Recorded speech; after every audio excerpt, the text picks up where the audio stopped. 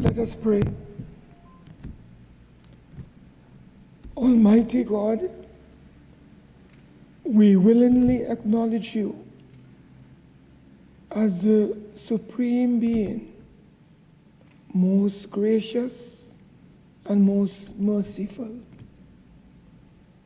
Look down, we beseech you, on us who are members of this Senate, and deign to assist us in the duties that we have to perform on behalf of our beloved country of Trinidad and Tobago. Open our eyes to see the truth and help us to accept it with all its implications into our lives.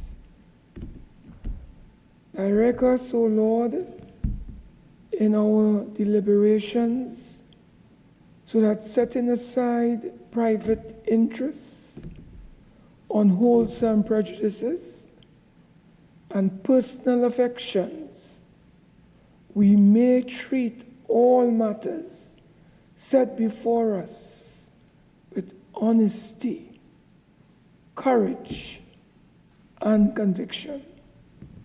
Through all we say and do in this Senate, may we give glory and honor to your holy name, inspire confidence in our fellow citizens, and make a positive contribution to the peace and prosperity of our nation. Amen. Amen.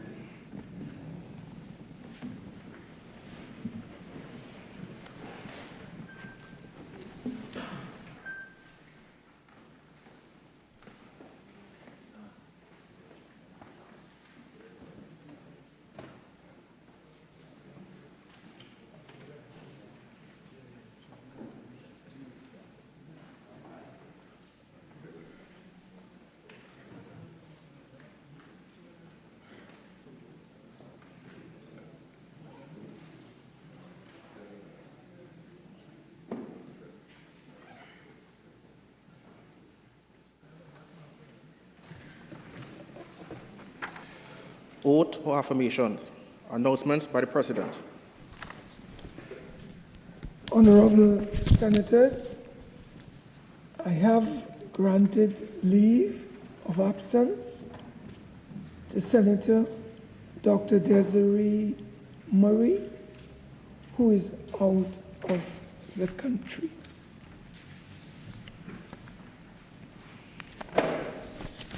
Honorable Senators, I have received the following correspondence from Her Excellency, the President, Christine Kala Kangulu, ORTT.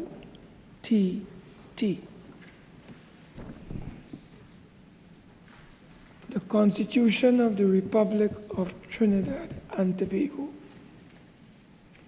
By Her Excellency, Christine Kala Kangulu, ORTT, President of the Republic of Trinidad and Tobago, and Commander-in-Chief of the Armed Forces.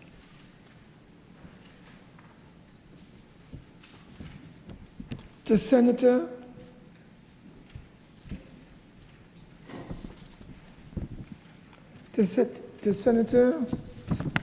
the Honorable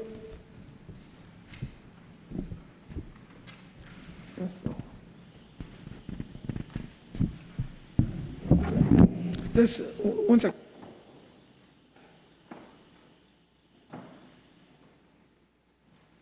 Yes. Apologize. To Senator the Honorable Wade Mark. Whereas by the provision of Section 43(2)(e) of the Constitution of the Republic of Trinidad and Tobago, the President, in exercise of the power vested in her,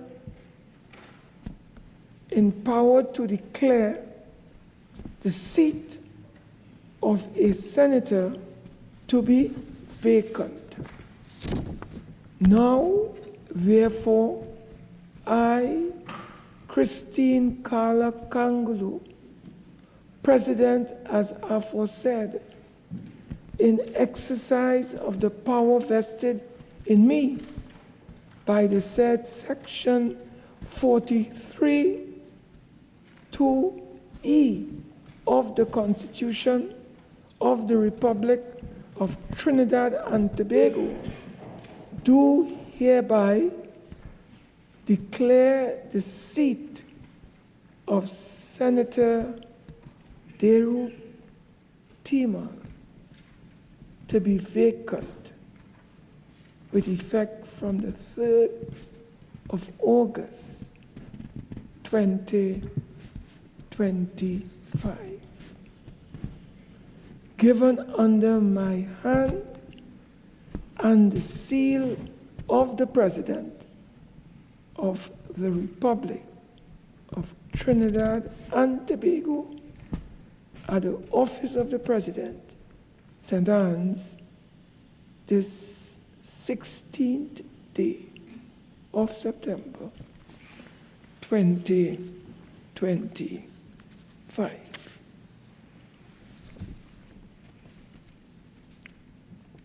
The Constitution of the Republic of Trinidad and Tobago, by Her Excellency Christine Carla Kangulu, ORTT, President of the Republic of Trinidad and Tobago, and Commander-in-Chief of the Armed Forces, to Mrs. Sophia Chote, SC. In exercise of the power vested in me by Section 42C of the Constitution of the Republic of Trinidad and Tobago, I, Christine Carla Kangulu, President as aforesaid, do hereby appoint you, Sophia Chote, a senator, given under my hand and the seal of the President of the Republic of Trinidad and Tobago at the office of the President, St. Anne's, the 16th day of September 2025.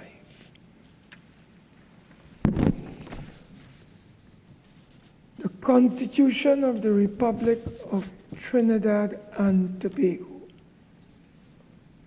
by Her Excellency Christine Carla Kangulu, ORTT, President of the Republic of Trinidad and Tobago, and Commander-in-Chief of the Armed Forces. To Mr. Wesley Arthur Gibbings, whereas Senator Dr. Desiree C. Murray is incapable of performing her duties as a senator by reason of her absence from Trinidad and Tobago. Now, therefore, I, Christine Carla Kangulu, President as aforesaid, in exercise of the power vested in me by Section 44 1A and Section 44 4C of the Constitution of the Republic of Trinidad and Tobago, do hereby appoint you, Wesley Arthur Gibbings to be a member of the Senate temporarily with effect from the 17th of September 2025 and continuing during the absence of Senator Dr. Desiree C. Murray from Trinidad and Tobago, given under my hand and seal of the President of the Republic of Trinidad and Tobago at the office of the President, St. Anne's, the 16th day of September 2025. Honorable members, can we all stand as 2 members are required to take the oath of office.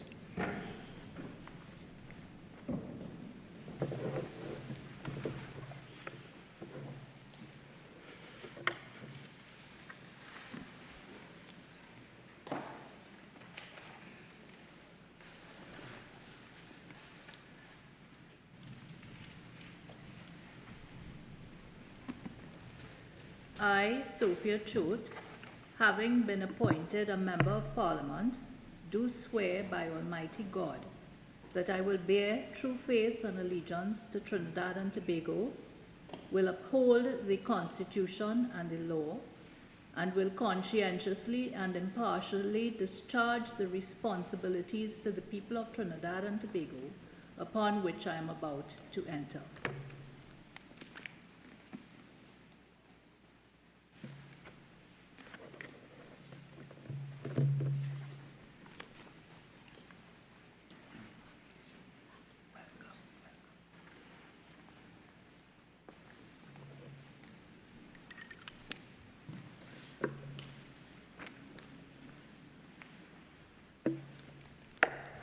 I, Wesley Arthur Gibbings, having been appointed a Member of Parliament, do solemnly affirm that I will bear true faith and allegiance to Trinidad and Tobago, will uphold the Constitution and the law, and will conscientiously and impartially discharge the responsibilities to the people of Trinidad and Tobago upon which I am about to enter.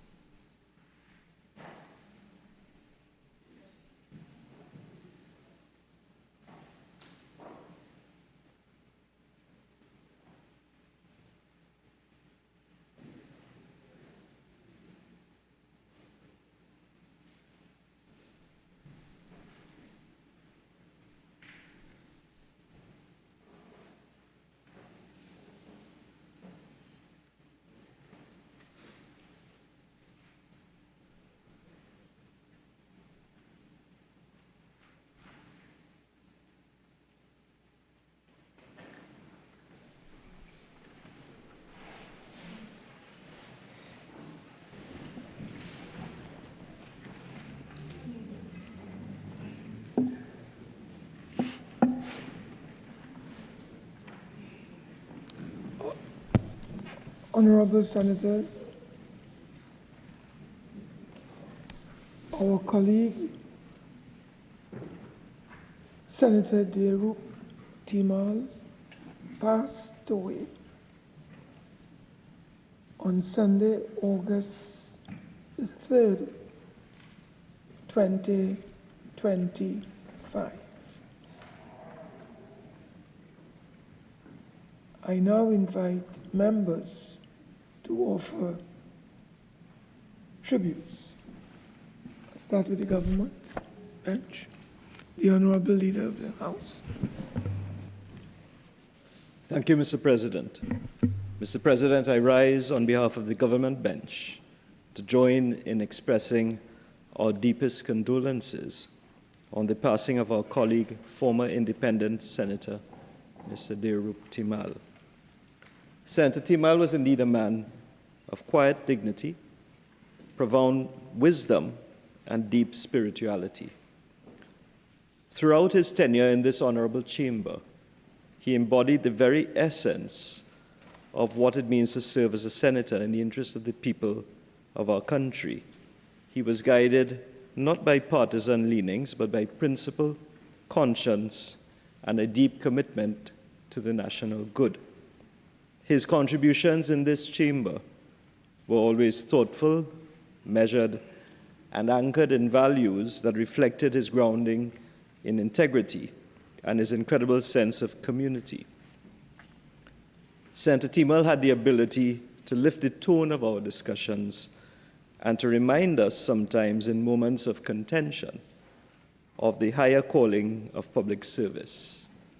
Mr. President, beyond these walls, he dedicated his life to service in the social and community spheres, and particularly in the area of culture, where he was widely respected as a leader and an elder, holding the distinguished post of President of the National Council for Indian Culture. Yet, Mr. President, his influence extended far beyond culture. His work in cross-culture dialogue and his consistent advocacy for ethical governance made him a bridge builder in a very diverse society. Mr. President, this nation has lost not only a former legislator, but a man of great moral standing, someone who was a voice of reason and a servant of the people in the truest sense. His passing, Mr. President, leaves a void, but his example of humility and service stands as a beacon for all who enter public life. On behalf, Mr. President, of the government of the Republic of Trinidad and Tobago, I extend our sincere condolences to his wife, his children, his relatives, and all who mourn his loss. May his soul find eternal peace, and may his family be comforted by the knowledge that his life was one of purpose, devotion, and national service. Mr. President, I thank you.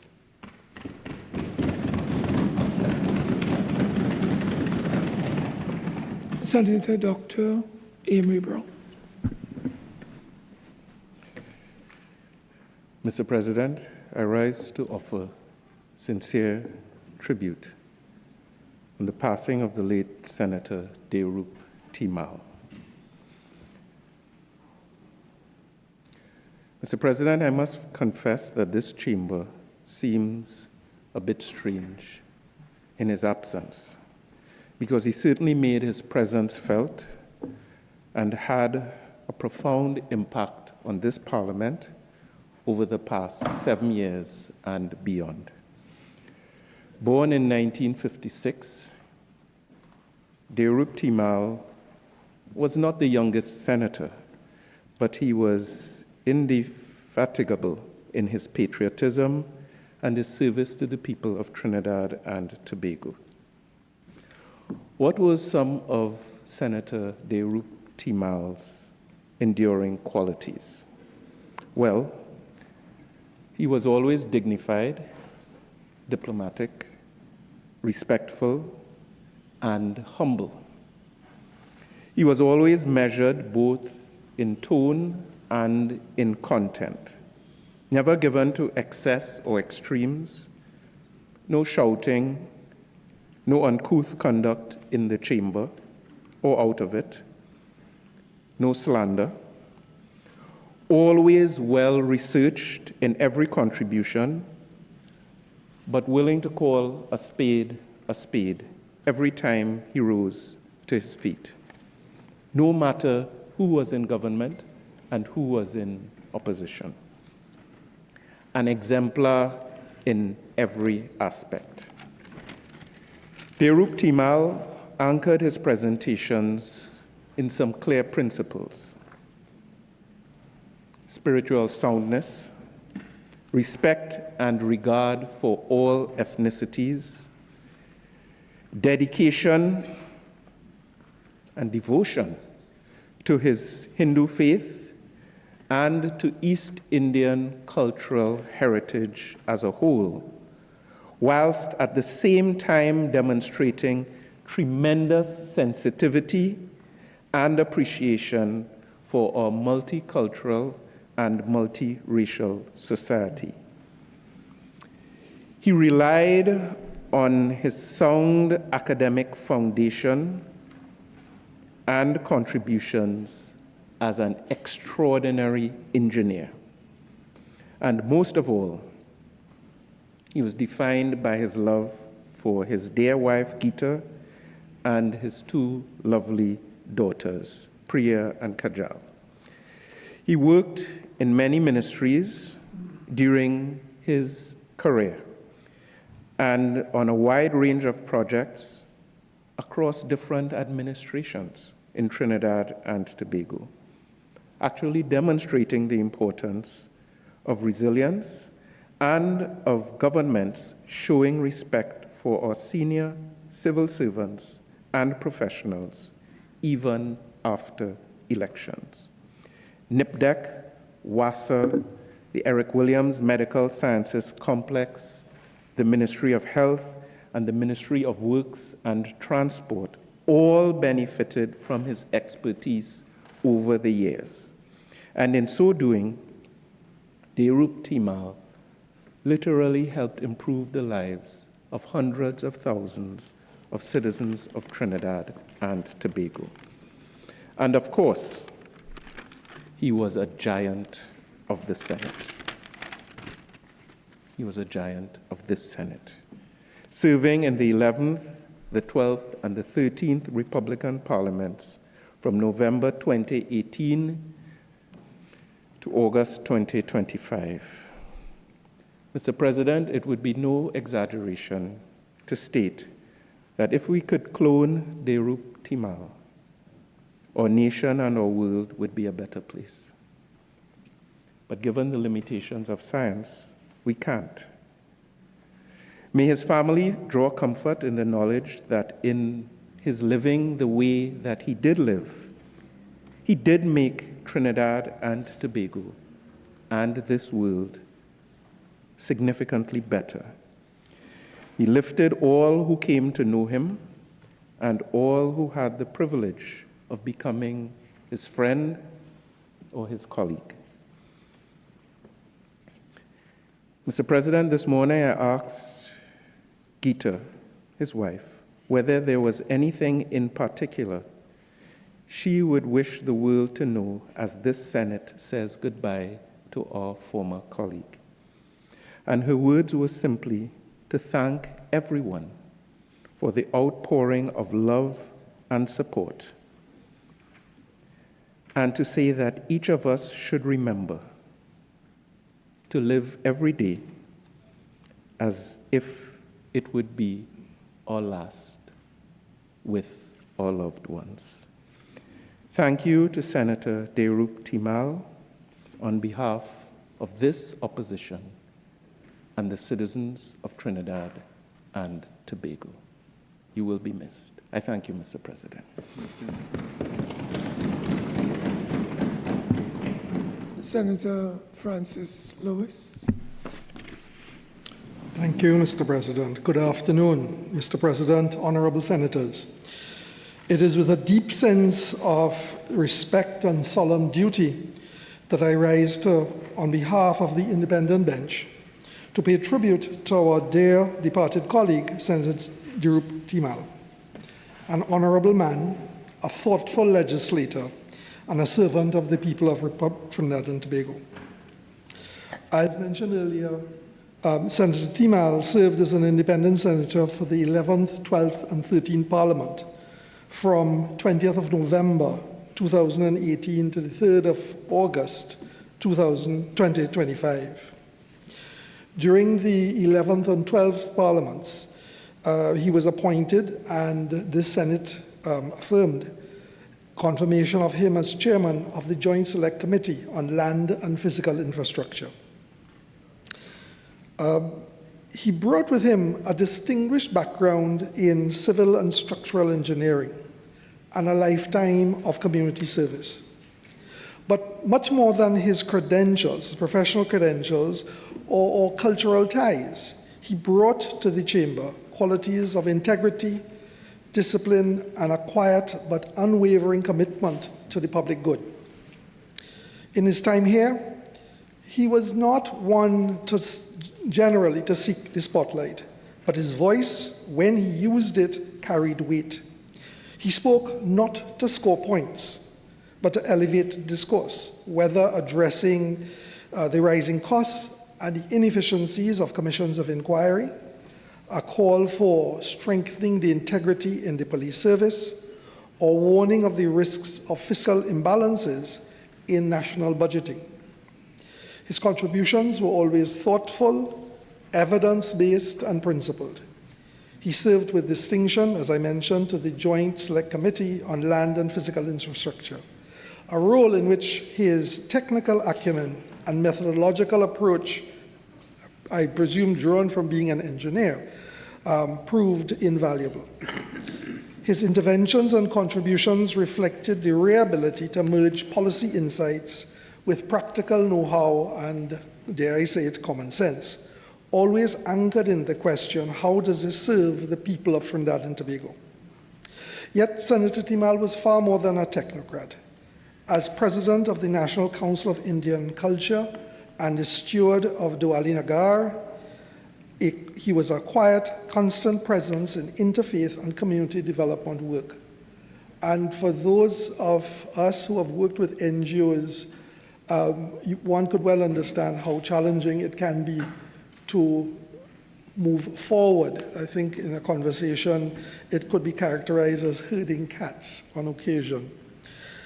His presence in the chamber reflected the very best of the independent bench, of what the bench strives to be calm in argument, to be measured in tone, firm in conviction, but always respectful of differing views. He was not merely independent in name, but in thought and in conduct. He brought honor to this bench. His passing leaves a void in our chamber, dare I say, in the engineering profession, and in the hearts of those who knew him. His legacy lives on through the transformative impact of his work and the respect he earned through his career. He leaves behind a legacy of humility in service, rigor in the deliberation, and decency in public life. In these times, these virtues are not merely admirable, they're essential. But these are conclusions. And if I may very briefly share a brief story of a conversation we had, and I'll try to summarize it very quickly. I had just joined the bench and trying to come to terms with what it meant to be an independent senator. And the conversation turned, as on my recollection, on how that role of independent is misinterpreted.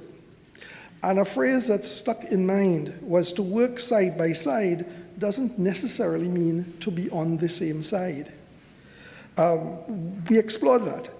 It's no mere play of words. It's a clear reflection of the nature of true independence within a parliamentary democracy. Independent senators do not caucus.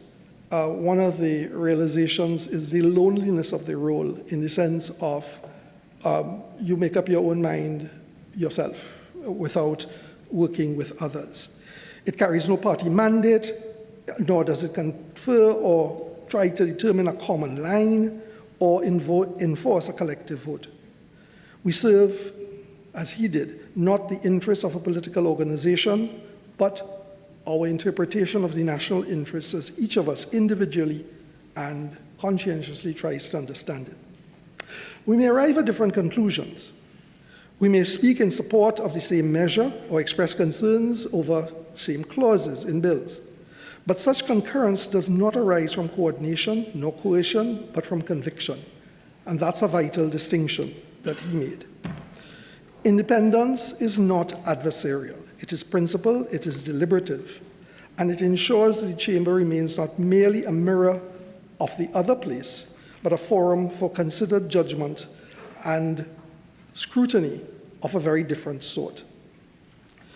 Working side by side in the chamber does not require that we be allies in a political sense. It makes us stewards, each in our own right, entrusted with a responsibility from the Constitution. And in that lies the strength that Senator Thimal brought to the independent bench. It's a strength not of numbers, not necessarily of unity of message, but of diversity of thought and the independence of mind that enriches the debate and strengthens the laws of the Republic. To put that in context, there are 200-odd countries and jurisdictions in the world. About 4 of them within the region have an institution called an independent bench. Beyond that, there are another 4 or 5. So call it 8 to 9 countries in the world. And that matters because the system of governance must work. And the servants of that system need to help it to work. And DO did that. So with that context and story, we offer our deepest condolences to his beloved family, to the communities he so faithfully served, and to the nation that he honored with his life's work. On behalf of the independent bench, I wish to thank his wife, his daughters, his family, for lending us your DO, to us and to the country. May his memory be a blessing, and may we strive in this Senate and beyond to live by the example he quietly but powerfully set. Thank you, Mr. President.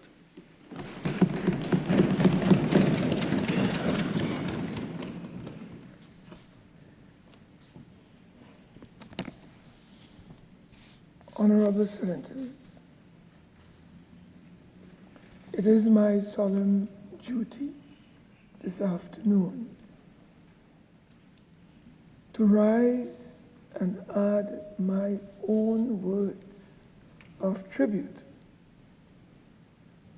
to our departed colleague and friend, former independent Senator Thimal, who passed away on Sunday, August the 3rd, 2025. We have already, as a parliament and a nation, paid respects to Senator Thimal at his funeral on Wednesday, August the 6th, 2025. But it is fitting that within this chamber, the place where his public service found its highest expression, we again pause to honor his memory, his work, and his legacy. Senator Thimal entered this Senate in 2018, appointed by the then President of the Republic, Paula May Weeks, ORTT. He was reappointed in 2020 by our current President, Her Excellency, Christine Carla Kangaloo, ORTT. For over 6 years, across the 11th, 12th, and 13th Republican parliaments, he served with quiet dignity and unquestionable devotion. As chairman of the Joint Select Committee on Land and Physical Infrastructure, former Senator Timan applied his formidable knowledge as a senator, in fact, as a senior civil and structural engineer, to some of the most pressing issues of our time. He led inquiries into WASA and TNTech, guided deliberations on flooding, landslides, road degradation, traffic management, climate change, and other matters that touched directly on the daily lives of citizens.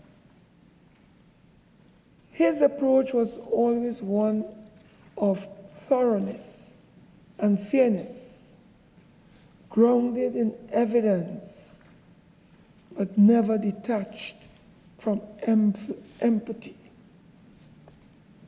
What set him apart was not only his technical expertise, but also the manner in which he carried himself. Respectful, measured, and deeply collegial. In a chamber often marked by heated contests and sharp debate, Senator Timal reminded us that one could disagree without division, and that persuasion and partnership were powerful tools of governance. Outside the walls of Parliament, he was equally accomplished as a leader in the National Council of Indian Culture, as president of the Hindu Swayamsevak Sangh for over 2 decades. Through these roles, he championed culture, faith, and values that strengthen our social fabric while remaining a steadfast and advocate for national unity. Honorable Senators, when I reflect on his service here, I recall a man whose contributions elevated not only our deliberations, but also our standards. His voice carried the weight of reason. His questions sharpened our oversight, and his presence dignified our proceedings. We are all better legislators and better citizens for having served alongside this honorable individual.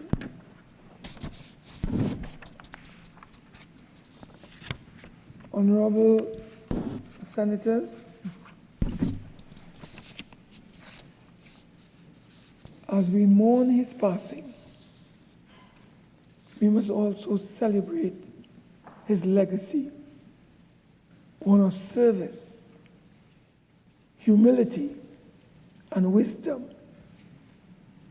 His example challenges each of us to be more thoughtful in our words, more purposeful in our actions, and more committed to the people whom we represent.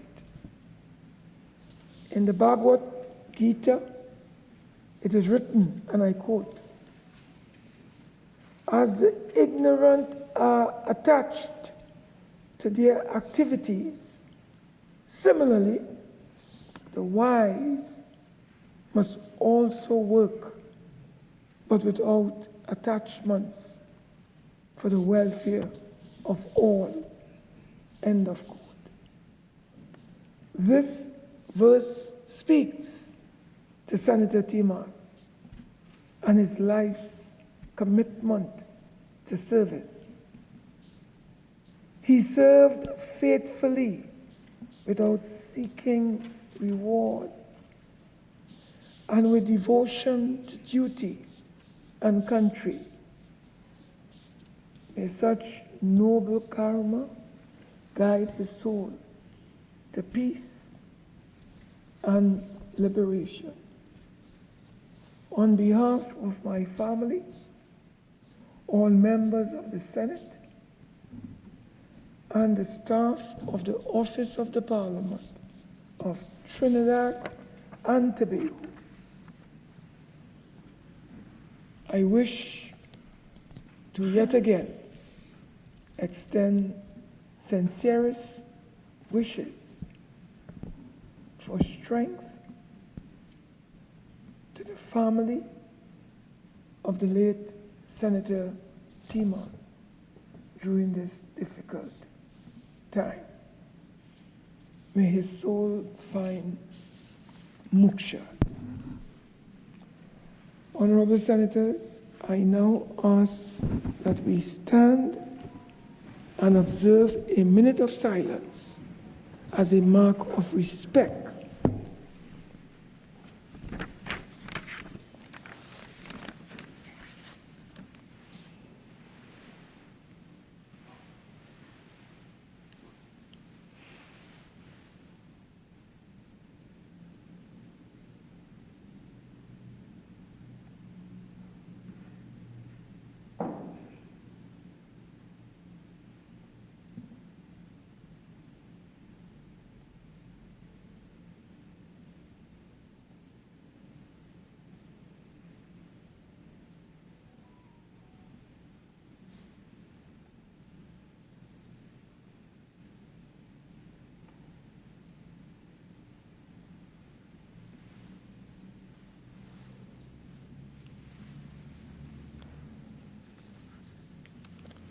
May his soul rest in peace.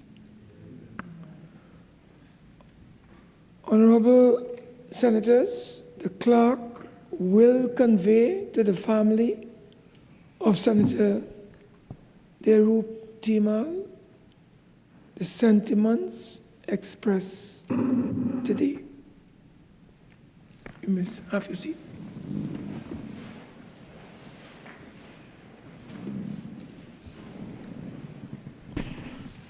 Honorable Senators, former Senator Dr. Lenny Seith, ORTT, passed away on Monday, August the 25th, 2025. I now invite members to offer tribute. The Honorable Leader of the House. Mr. President, I rise once more on behalf of the government bench to express our profound condolences on the passing of former Senator and Cabinet Minister, Dr. Lenny Seith, who was the recipient of our nation's highest honor, the Order of the Republic of Trinidad and Tobago. Mr. President, Dr. Seith's name is indelibly linked with public administration, governance, and national service in Trinidad and Tobago. In fact, Mr. President, Dr. Seth once held the position in which I have the privilege to serve today as Minister in the Office of the Prime Minister, as well as Leader of Government Business in the Senate, and this was during the 4th Republican Parliament. Dr. Seth dedicated decades of his life to the development of our country, both as a senior public servant and later as a government minister. His was a career that reflected competence, loyalty, and an unwavering commitment to the task of nation building. Mr. President, as a senator and a minister, Dr. Seth was never one known for grandstanding or unnecessary flourish.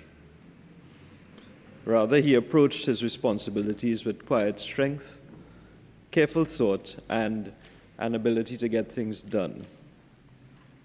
Many who served alongside him, the Honorable Attorney General included, who's not here now, recall his calm demeanor, his sharp intellect, and his capacity to manage even the most complex and challenging of national issues.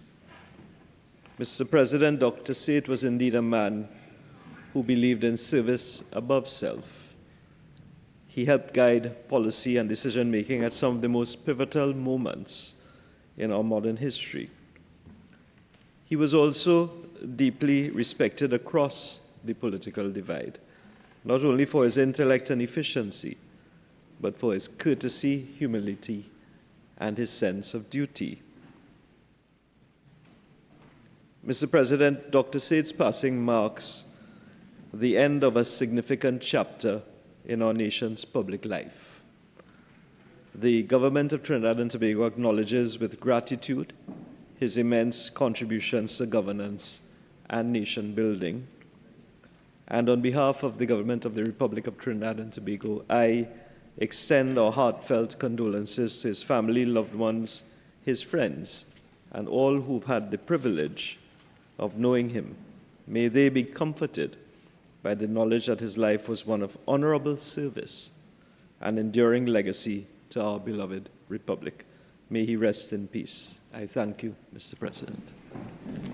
Senator Faris Al-Rawi. Thank you, Mr. President, and I thank the Leader of Government Business for his kind reflections. I have the unusual task of reflecting upon my uncle, Dr. Lenny Seth. He was married to my mother's sister, Radhika Seth, father to 2 daughters, Reshma, Melanie, grandfather to 1, Lekha. His humor was so dry that you sometimes wondered if he had a sense of it. He was disciplined beyond measure. He was balanced. He epitomized patience. He walked a road that few have the ability to stay in terms of course. He never wanted or associated himself with power, yet he managed considerable portions of it. He was a reluctant servant in some senses, but a devout servant in every other sense. His reluctance really came in the fact that he admired and cherished the need for national service, but really took no part or parcel in public accolade or sentiment. He was, in many senses, for me, the antithesis of a politician. At the family, he was renowned for having the ability to drown himself in newspapers in the middle of Christmas functions. We set our clock by how soon he would finish the paper and leave, so much so that we wondered who his successor would be. He said to me a few things in life that stood out. That facts are stubborn things, and that they will often exonerate you. You just need to have the patience to allow it to happen. His sense of devotion was born out of his very humble beginnings. He was one of 10 children, born to a laborer in Chaguanas, moved on to QRC. I was regaled with the stories of how he had to commute from Chaguanas to QRC and eventually stay there. He had a thirst for knowledge and a desire to reach out of his humble beginnings, but always had the tether to his siblings. Indeed, he ensured that he educated his 10 siblings. He moved from QRC to India, where he received a scholarship. And it was there that his love of India, his Hindu roots, took a hold of him. But it really brought him right back to his shores. He was at the University of Roorkee in 1958, where he received that Bachelor of Engineering degree. He moved on to a diploma in highway engineering from the University of Durham in 1960. He then moved to a Master's of Applied Science from the University of Toronto in 1968, a PhD in Transportation Planning from Toronto 1969. In 1994, he received the Doctor of Engineering degree from his alma mater, Roorkee. And in 2010, he was further honored with the Parvasi Bharatiya Samman Award from the Government of India. None of that really mattered to him in terms of being labels by which he saw himself. It was really his return to Trinidad and Tobago in insistence to work in civil society. In fact, in the reflections on Senator Timal, whom I mourn as well today, at some times I thought I was listening to the life story of Dr. Lenny Saith, equally humble, equally calm. He, in his service to Trinidad and Tobago, had a few incredible contributions. He, like Senator Timal, worked in public service. He worked in various ministries. He gave of his time as an engineer that way. By way of entrepreneurship, he then co-founded Trinto Plan. And in their successful work projects such as the Point Lisa Industrial Estate, the Ispat facility, which became ArcelorMittal, the Beetham Highway, the Lady Young Road, many landmark projects in engineering in this country came under his hand. Political life came into his existence, again out of service. In the city of San Fernando, he served as an alderman. He then, in the crushing defeat that the PNM suffered in 1986, in 1987, he found himself moving into the People's National Movement at a time when everybody was leaving it, when there was certain destruction foretold by everyone.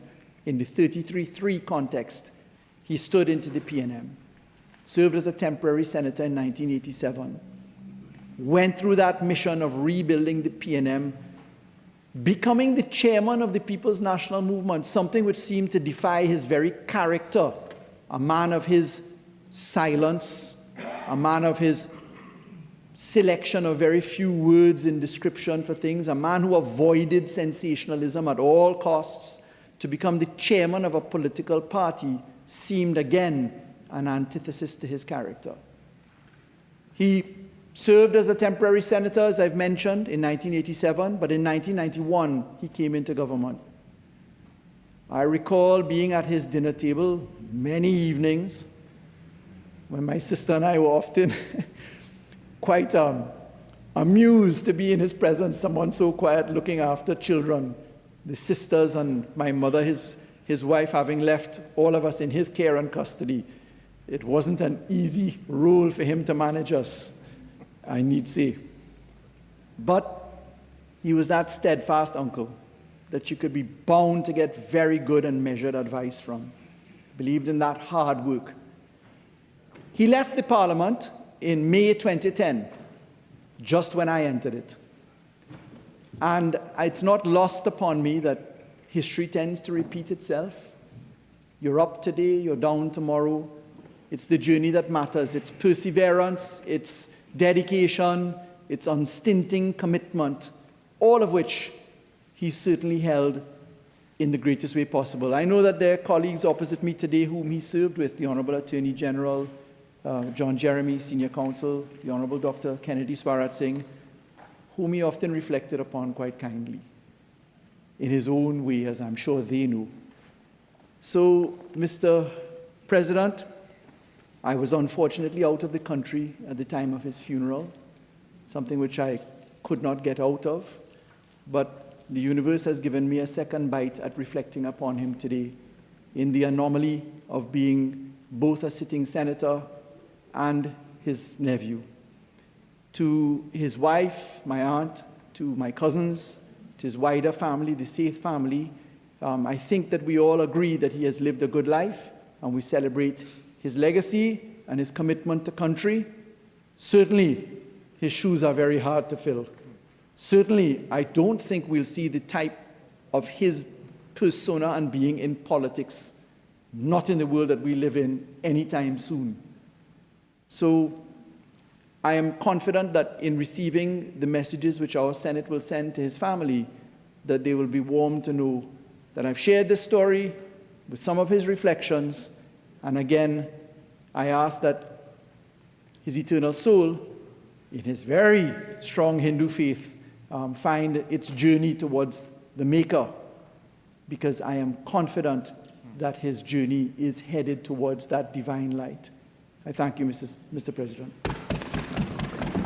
Senator Anthony Vieira. Mr. President, honorable senators, I rise to join in paying tribute to the late Dr. Lenny Saith, a distinguished son of our nation. I did not know Dr. Saith personally, but I had the privilege of meeting him briefly as a young man when I visited his home on a few occasions. My lasting impressions of him came mainly through his wife, Radhika, and his daughter, Rishma, whose deep affection and admiration for him spoke volumes about the man he was in private life. To me, he appeared a devoted husband and father, a quiet and reserved gentleman, highly intellectual, serious, and deeply private. Dr. Saith's public record speaks for itself. He was an engineer of note whose early professional work, as we have heard, helped to shape much of the modern infrastructure of Trinidad and Tobago. He was a founder of Trintoplan Consultants, providing opportunities for generations of engineers and contributing to projects that strengthened our industrial base. In public life, he served as a senator, minister, and leader of government business in the Senate, holding several important portfolios and acting as Prime Minister on numerous occasions. His contributions were recognized with the Order of the Republic of Trinidad and Tobago in 2017. Those who worked closely with him have described him as humble, soft-spoken, disciplined, and a man of great intellect and integrity. His daughter Rishma, in her own moving words, remembered him as one of the titans of our country, a man whose legacy was humility and service. As we reflect on his life, what stands out is not only the breadth of his professional and political achievements, but also the quiet dignity with which he carried himself. He was, by all accounts, a man who left an indelible mark on the national landscape without seeking the limelight. On behalf of the independent bench, I extend deepest condolences to his wife Radhika, his daughters Rishma and Melanie, and to all his loved ones.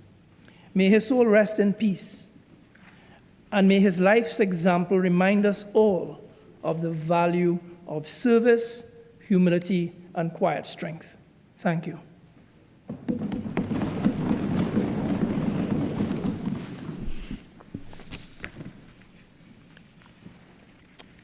Honorable Senators, It is with a sense of loss that I rise to join in paying tribute to the late former Senator Dr. Lenny Seith, ORTT, who passed away on Monday, August the 25th, 2025. I had the honor of serving alongside Dr. Seith in this chamber during the 4th Republican Parliament, when he served as leader of government business in the Senate, and I as member of the opposition. When I reflect on this time of interaction across the political divide, adjectives such as affable, soft-spoken, calm, and respectful come readily to my memory as representative of Dr. Lenny Seith. He created an aura in the chamber which promoted camaraderie, even when I raised tauntingly or in a taunting way matters as was my duty to do. I was never met with anything but sober, quiet response. His profound respect for the institution of Parliament was unshakable and unwavering. Dr. Seith's parliamentary career was long and distinguished. He served as leader of government business in the Senate for a decade, guiding the legislative agenda of the then government with skill and discipline.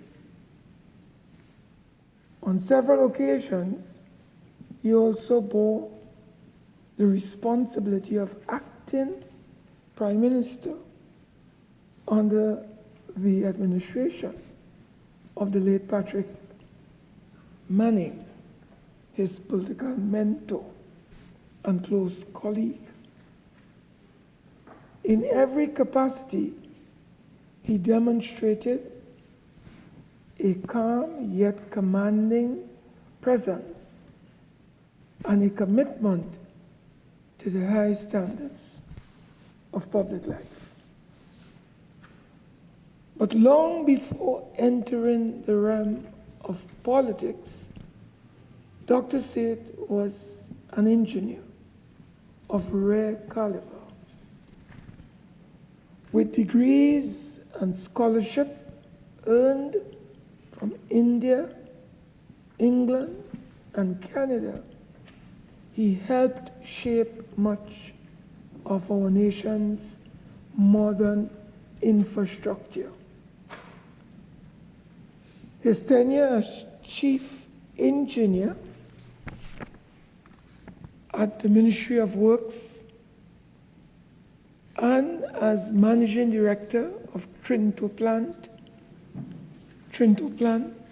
Consultants Limited left an indelible mark on the landscape of Trinidad and Tobago through the roads, highways, and industrial projects that continue to serve generations of citizens For these contributions, he was honored both at home and abroad. In 2010, the government of India bestowed upon him the Pravasi Samman Award, its highest honor for members of the Indian diaspora. In 2017, his own country, Trinidad and Tobago, recognized him with our highest national honor, the Order of the Republic of Trinidad and Tobago. These accolades spoke not only to his technical excellence, but also to his unyielding dedication to national service. And yet, for all of his achievements in engineering, politics, and leadership, Dr. Seth was also a devout family man. He shared a long and enduring marriage with his beloved wife, Radhika, and was immensely proud of his daughters, Rishma and Melanie.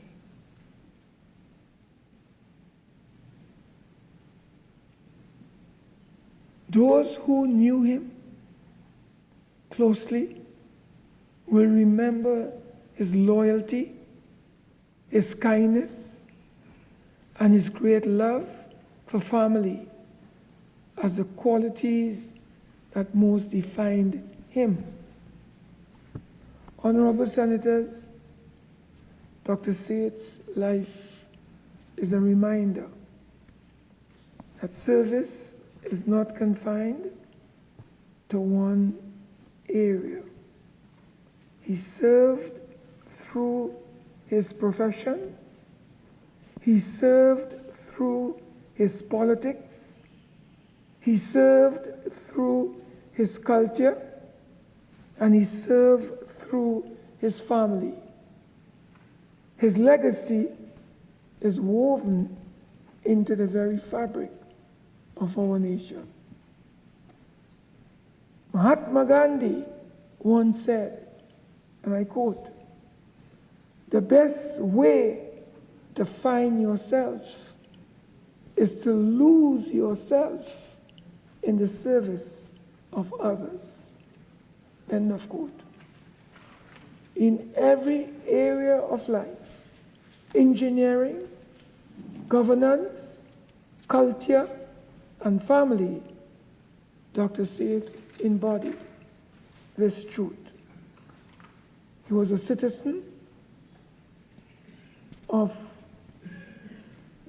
uncommon strength, strong in intellect, steady in conviction, and unwavering in his duty to Trinidad and Tobago. On behalf of my family, all members of the Senate, and the staff of the Office of Parliament of Trinidad and Tobago, I extend deepest condolences to the family of the late former Senator, Dr. Lenny Seth. May his life's work continue to inspire us all and generations to come. And may his soul rest in eternal peace. Honorable Senators, may I ask that we all stand and observe a minute of silence as a mark of respect.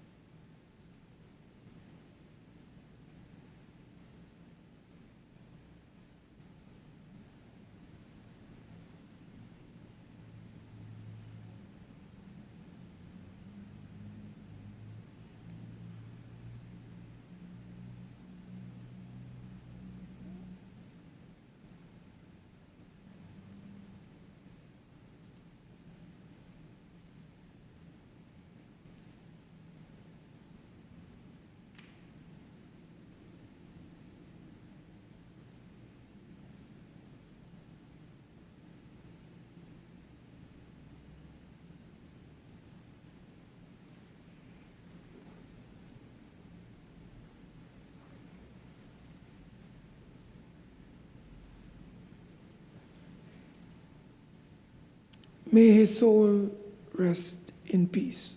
Honorable Senators, the clerk will convey to the family of the late Dr. Lenny Saith, ORTT, the sentiments expressed today.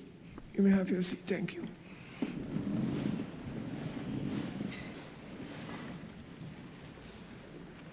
Clerk. Bills brought from the House of Representatives. On the supplemental order paper, the Constitutional Amendment Bill 2025 in the name of the Minister of Sport and Youth Affairs.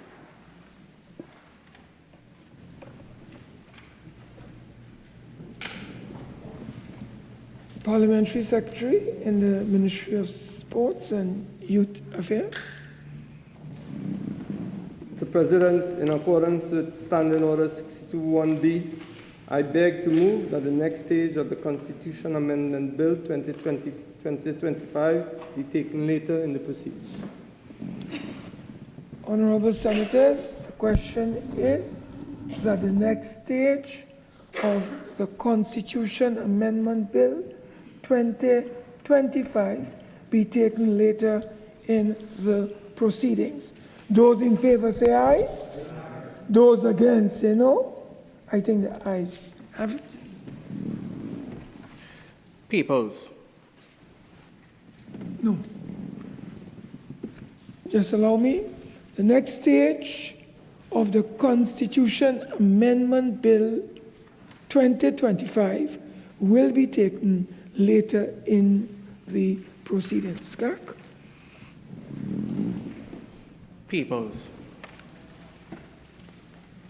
The Honorable Minister of Planning, Economic Affairs and Development, and Minister in the Ministry of Finance.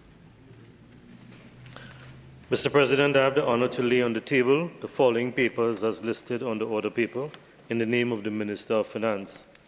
The reports of the Auditor General of the Republic of Trinidad and Tobago on financial statements as follows. The Mayor's Fund of the Chaguanas Borough Corporation for year ended September 30th, 2022. The second report on the Point 14 Borough Corporation for the financial years ended September 30th, 2005-2006. The Eastern Regional Health Authority for the financial year ended September 30th, 2018. The annual audited financial statements and annual administrative reports as follows. The Deposit Insurance Corporation for the year ended September 30th, 2024. The CPEP Company Limited for the financial years ended September 30th, 2015, 2016, and 2017.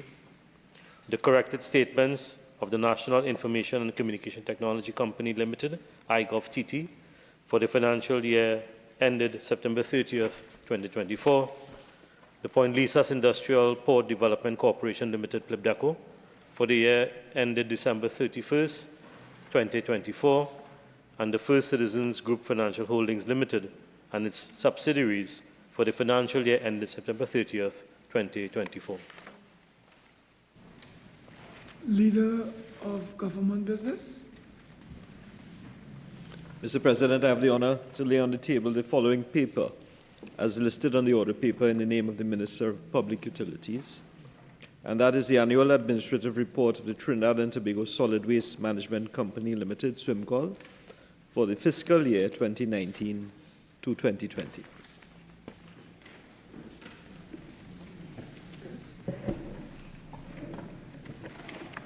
Questions on notice, questions for oral answer.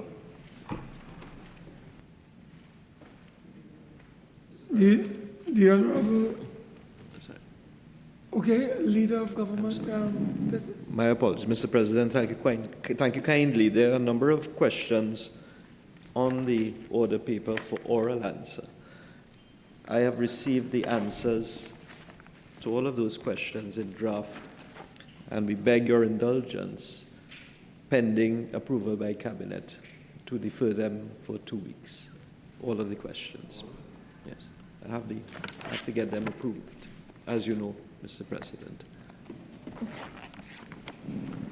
Okay. Honorable Members, senators, there are several questions on the order paper, and the leader of government business has proposed, in accordance with the standing orders, the standing order, that question number 4, question number 8, question number 9, question number 10, question number 11, question number 12, question number 13, 14, 19, 20, and 21 be deferred for 2 weeks. Approved. Let's go.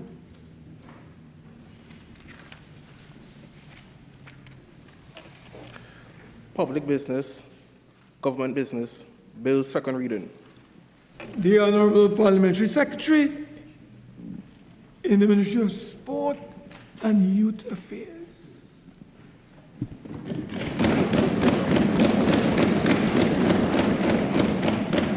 Thank you, Mr. President. Mr. President, I beg to move that a bill entitled An Act to Amend the Constitution of the Republic of Trinidad and Tobago and to make consequential amendments to the Citizenship of the Republic of Trinidad and Tobago Act, Chapter 150, and for other related matters be now read a second time. In the name of God, the most gracious, the most merciful. Honorable members, I rise today to speak in strong support of the Constitution Amendment Bill 2025, widely known as the Grandparents' Bill. This is more than legislation. It is a statement of national foresight, inclusivity, and pride. For decades, our Constitution restricted citizenship by descent to children whose parents were citizens, otherwise than by descent. In doing so, it excluded thousands of grandchildren of Trinbagonians living abroad, individuals who carry our culture, values, and spirit, yet could not claim their rightful connection. This amendment seeks to correct that oversight and recognizes the realities of our global diaspora.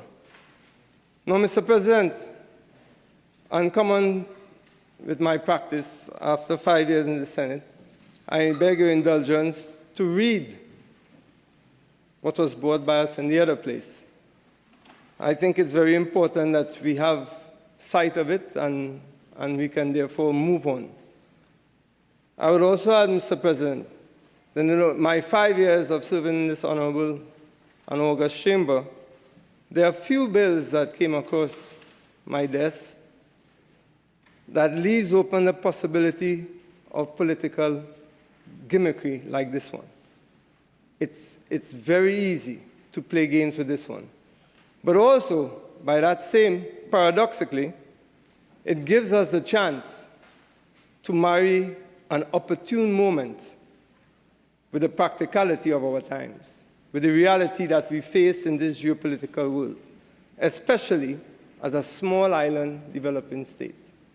And I think it's important that we seize that moment, and we shall attempt to do so while I dissect this in complete analysis.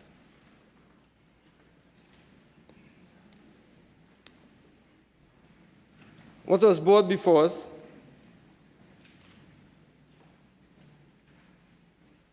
it first states the purpose of the bill, Mr. President. The Constitution Amendment Bill 2025, hereafter known as the bill, seeks to amend the Constitution of the Republic of Trinidad and Tobago, hereafter known as the Constitution, to allow persons to become citizens of Trinidad and Tobago if their grandparent was a citizen of Trinidad and Tobago at the time of their birth.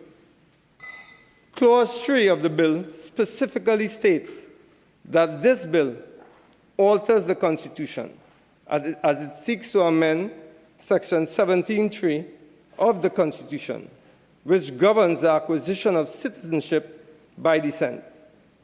Section 17.3 establishes a general rule that a child born outside of Trinidad and Tobago acquires citizenship by descent if, at the time of birth, at least one parent is or was, but for that, a citizen of Trinidad and Tobago otherwise than by descent. Key features of this bill. Clause 4 of the bill seeks to amend Section 17.3 of the Constitution to broaden eligibility for the acquisition of citizenship. Clause 4A, expansion of lineage. Amendment, deletion of the words, the parents is or his parents is or was, but for his parents' death, and the substitution thereof with the words, his parents or grandparents is or was, but for his parents or grandparents' death. Effect, a person can acquire citizenship by descent not only through their parents, but also their grandparents. Clause 4B, a broader inclusion of citizenship types. Amendment, deletion of the words otherwise than and the substitution thereof with the word including. Effect, the previous restriction that required the parent to be a citizen otherwise than by descent has been removed. A person can become a citizen through parents or grandparents who were citizens by descent. I will tell you later why, Mr. President, and this August streamer, why that is so important. Clause 2 of the bill stipulates that it shall come into force on such date fixed by the President by proclamation. Honorable Senators, when we examine a bill brought especially to alter the Constitution, we have to look at it, the intent, the possible negative effects on the population, and also the language. What we have here is a language so well drafted and compliments to our Honorable Attorney General that it ticks all the boxes that all our luminaries in legislation requires. And I go back way back as far as Edmund Burke, onto William Blackstone, onto Cecil Carr. It ticks, all the boxes are ticked. The language is strict, yet the intent expansive, given what we want to accomplish as a government. And that is important. Why? We all know the original intent of this bill was for sporting purposes. The idea was that our national teams, sporting teams, originally advocated by the TTFA in order to expand our talent pool. We have to be honest with ourselves. We have become a nation that has become less and less competitive in the international arena. And when you are faced with such a situation, you have to start thinking dynamically. I remember in this same House, the Honorable Senator Vieira stated on a bill that we cannot become sedentary. We have to remain nimble, especially when you are a small nation exposed to external shocks. And our external shock is that in the last 2 Olympic cycles, we have failed. An external shock also is the performance of our national teams. So for want of a better analogy, we have to be that midfielder or football player who, when faced with larger opponents, we have to be more nimble. We have to be light on our feet. We have to be that rugby player who is able to maneuver among the big giants on that field. We have to have that dexterity. And we must be allowed to exercise that dexterity in order to have our effect on the population of Trinidad and Tobago. So it's with the foresight of our Honorable Prime Minister that things were expanded. The original intent, sporting, was expanded. And there's also a reason for that. In Lebanon, my ancestral home, on my father's side, there's also such a bill. but it only relates to the paternal grandfather. In other words, they have made a bill that offends the ad hominem principle, meaning that anyone who has the lineage of the paternal grandmother can never receive Lebanese citizenship, while all those who have a paternal grandfather, they can receive that citizenship. That offends the principle of ad hominem. And what that does is signals out and discriminates against a particular class of people. By gender, some say by sectarian, especially the situation in Lebanon. So what our Honorable Attorney General did was to expand the intent of this bill to make sure that it passed muster. It's as simple as that. We could not only put it for elite athletes that could represent our national team. We had to make the bill in such a way we offended no one, and that's what we did. And I applaud the Attorney General for that piece of legislation that was brought forward.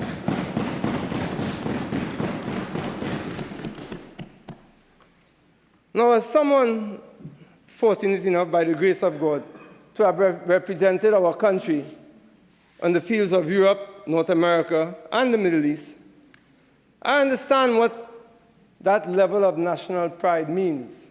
Not merely rhetoric.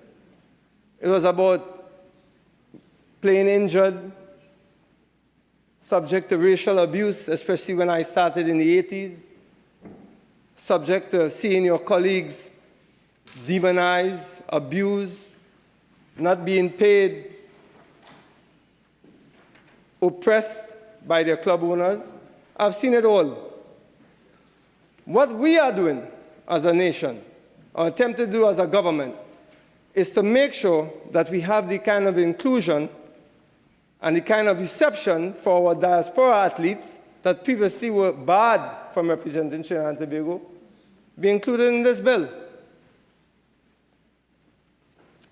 Now, given the legislation presented to us, there is no mischief. It would be hard-pressed to find mischief in the legislation or the drafting of it. Where do we find the mischief, possibly? In the scenarios that can be created around the drafting of the bill.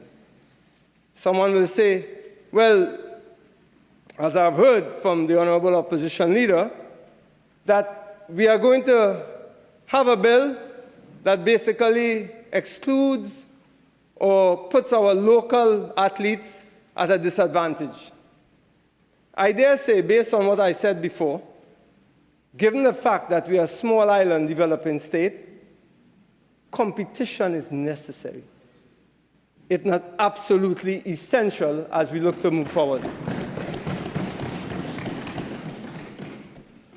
So although we have a bill that by intent started with the purpose of sport, what it gives us is the opportunity to marry that opportune moment and idealism, marry that with the practicalities that I stated before, that gives you a fertile ground so pregnant with potential that it will be impossible thereafter to obscure or to not realize our true potential across the diaspora. That potential, though pregnant, must be delivered. And that is what the UNC government is doing.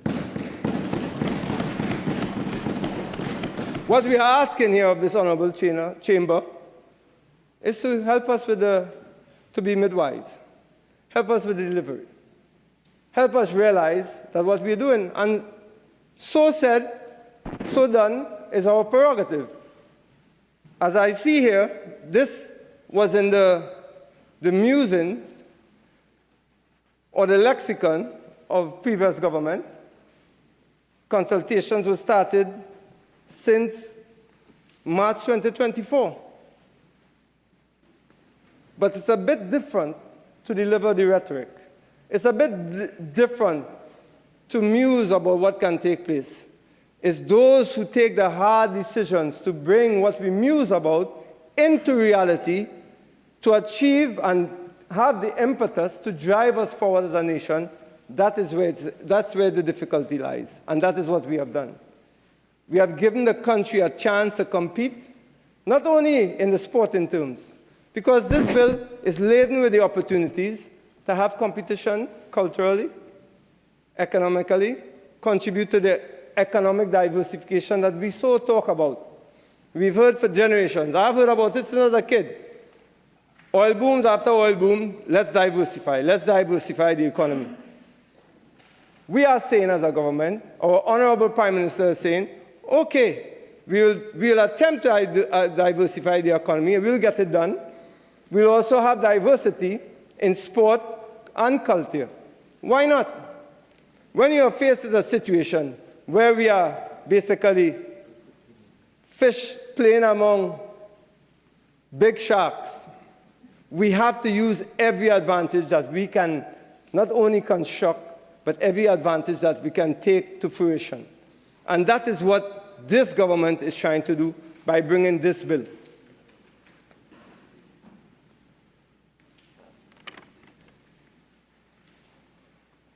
Sporting excellence is crucial to us. As I mentioned before, this bill, we should look past the political gamesmanship and look to see how we can maximize that potential across the board. Citizenship by descent was limited to children whose parents were citizens otherwise than by descent. Grandchildren of Trinbagonians born abroad could not automatically claim citizenship. Without citizenship, they could not compete in FIFA, World Football, ICC, International Cricket, World Athletics, or IOC competitions. This puts us at a serious disadvantage. We are a nation of 1.4 million. And having said that, the fear-mongering engendered that all of a sudden we'll have this deluge of people coming in. Well, there are safeguards to that. We don't only have administrative safeguards, we have legislative safeguards. And not only do we have that, we have innate safeguards. And what I mean by the innate safeguards, becoming a citizen of Trinidad and Tobago as third-generation lineage doesn't automatically mean that you're going to be placed on a national team. The coach is up to the discretion of the coach whether you are picked to play or not. That is an innate safeguard. You have to have the level that we accept that you represent the national team. It's as simple as that. While I play for the national team, and while I'm sure Senator Roberts coached the Olympic swimming team, we had multiple of athletes who came from abroad, who were born abroad, who could not make the national team. As simple as that. So that innate safeguard of whether you are excellent enough to displace a local player is already there in the selection or non-selection by the national coach. And we have to give them that prerogative, that chance to exercise their professionalism. The consequences of doing otherwise are clear. Talented athletes with Trinbagonian heritage in the UK, Canada, US, Europe could not represent our nation, limiting the depths of our national team and our competitiveness internationally. After this amendment, God willing, the landscape changes completely. The diaspora-born athletes can now claim citizenship, expand the pool, add to the competitive nature of our sporting level. And as I said before, having played at the highest level, that competition gives you that cutting edge that we need as a small island developing nation. We need that. Without that, we become, as I said before, we become bloated, we become comfort. And as the philosopher said, there's nothing that stifles innovation like comfort. When we become comfortable with ourselves, when we do not face that competition, we relax. We stagnate. This is the kind of legislation that further gives us the impetus, especially with a dwindling of resources, to move forward in every possible way.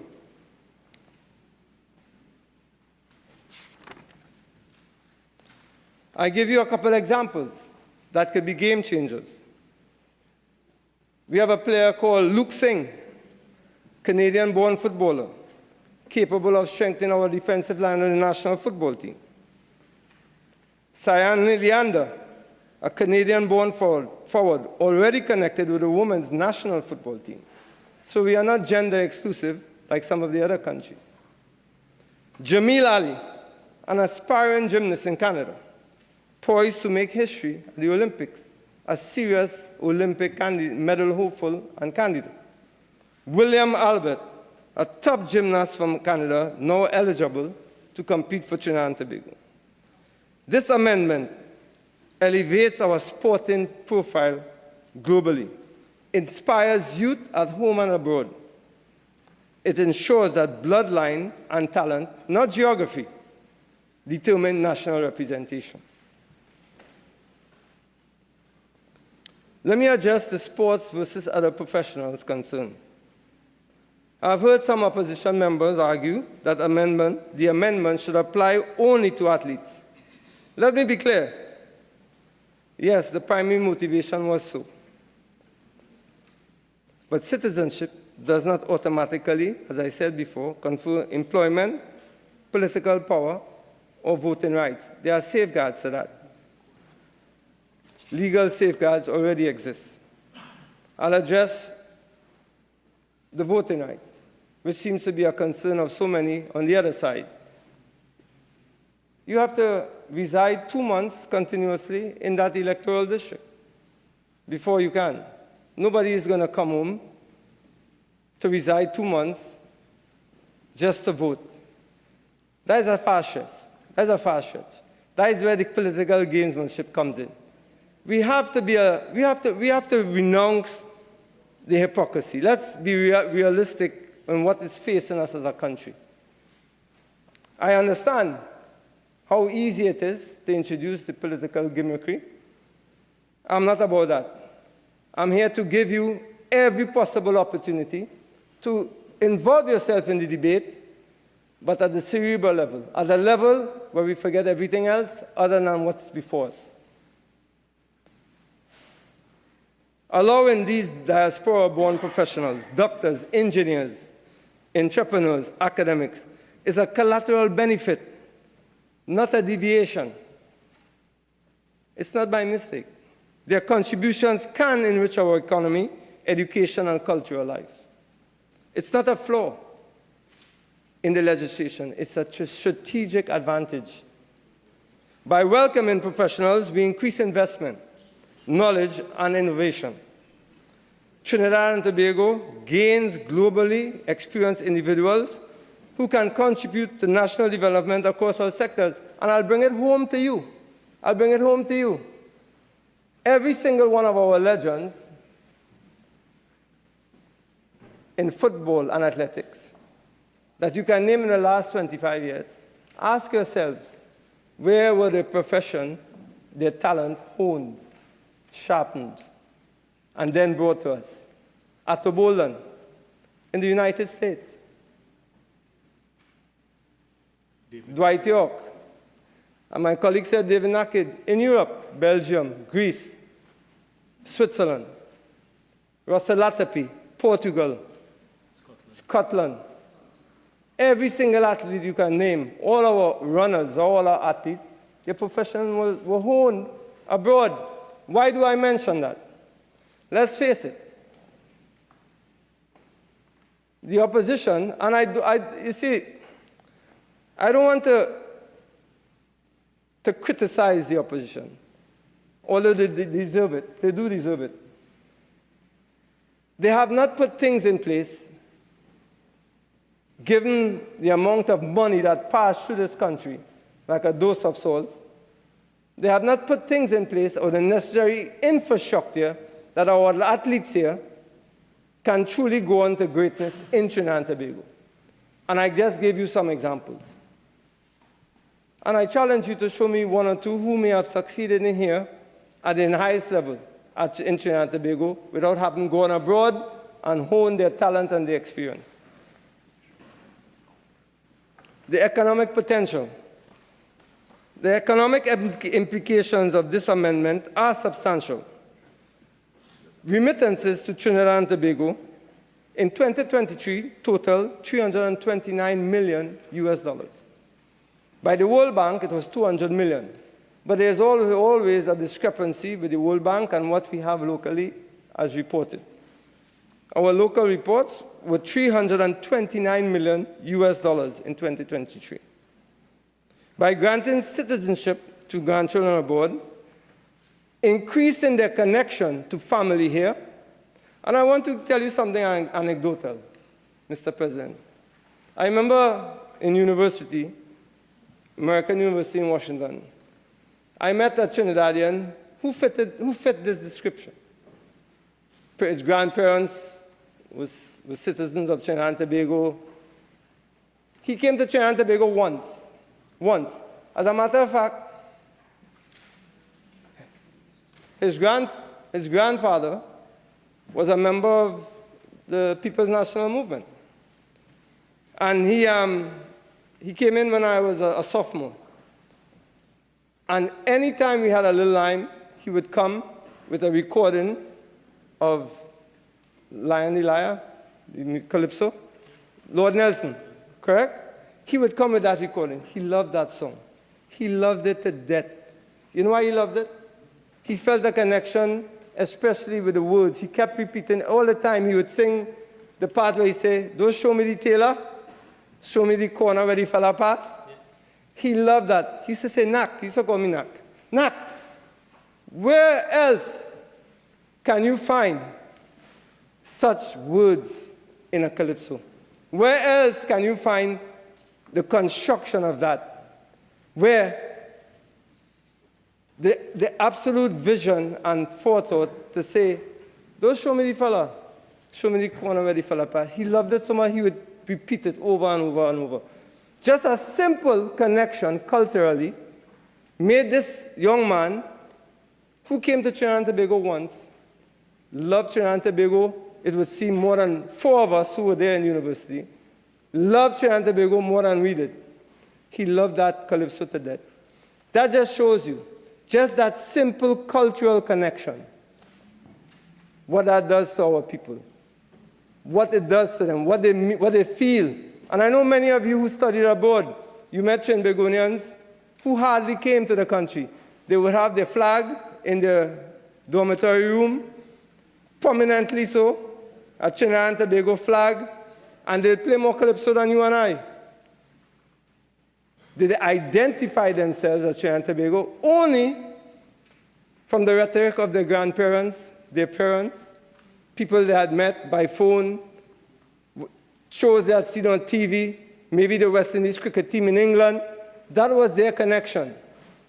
Then we ask ourselves, but why did they have this love for Trinidad and Tobago? And I understand it completely. I understand it completely.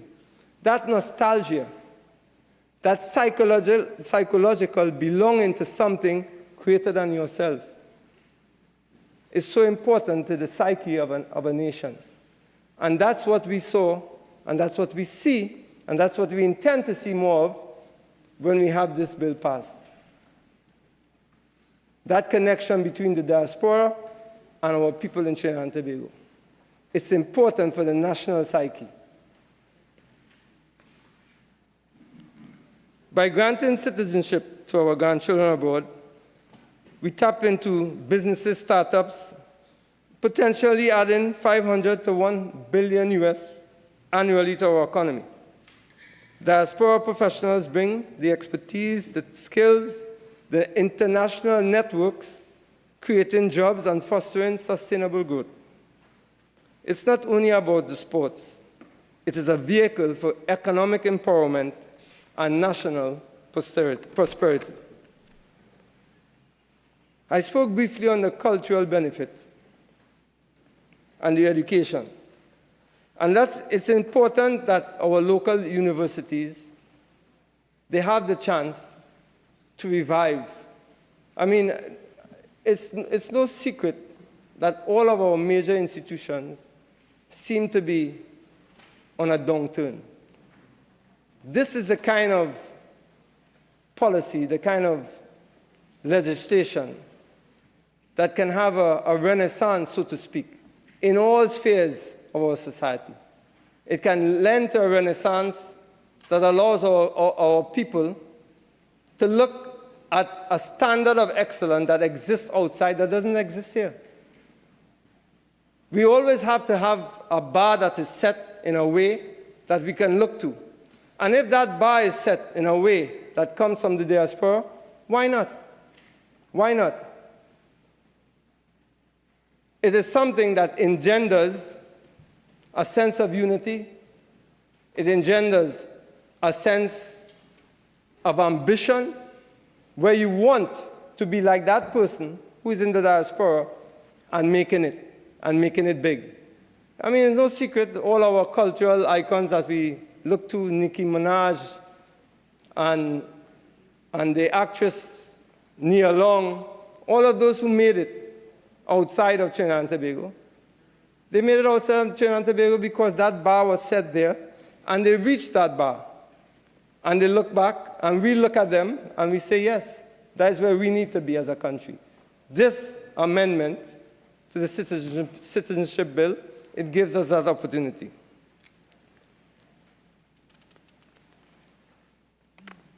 We are not the first in this regard, as you well know. As a matter of fact, we are probably among the last 5 in trying to enact this legislation. Ireland has done it, Italy, India, in their own way, Jamaica, Barbados, and all have strengthened their national identity, enhanced their economic growth, and fostered a kind of global influence. I mentioned briefly our status as a SID, as we call it SIDS, a small island developing state. I give you an example of Qatar, a nation smaller than us.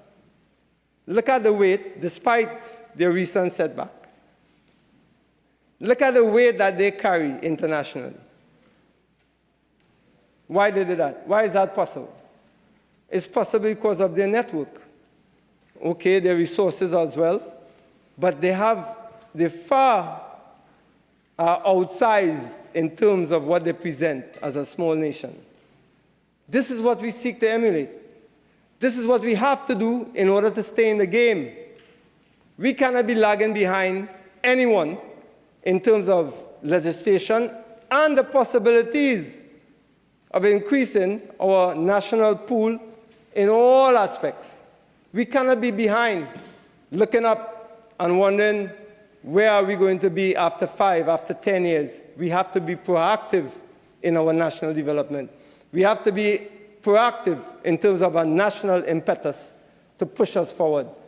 And this kind of amendment is that kind of impetus that we need at this point in time. The opposition members raised 3 major concerns. As I said before,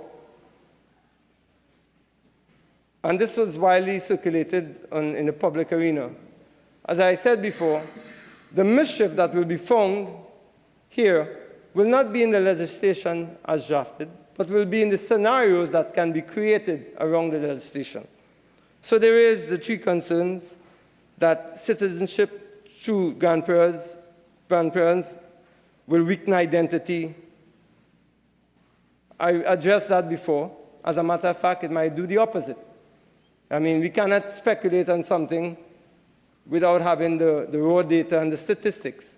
We believe, and we should be given the prerogative to exercise that through this legislation. They also believe that this was something that's citizenship for everyone. As I said before, it's not. There are legal, legislative safeguards. There are administrative safeguards. For example, even if someone applies, they're going to be vetted. And they're going to be vetted in a way that is strict and in line with all our administrations that are there. It's going to be something that's not going to be, okay, you apply and you get through. As a matter of fact, Ireland is experiencing that at the moment. They have over 96,000 people in the system right now, with 6,000 waiting for citizenship. They are being vetted, so it's a procedure that takes time. Although in some cases, especially with our elite athletes, it might be expedited in a way to fit what is what is before us.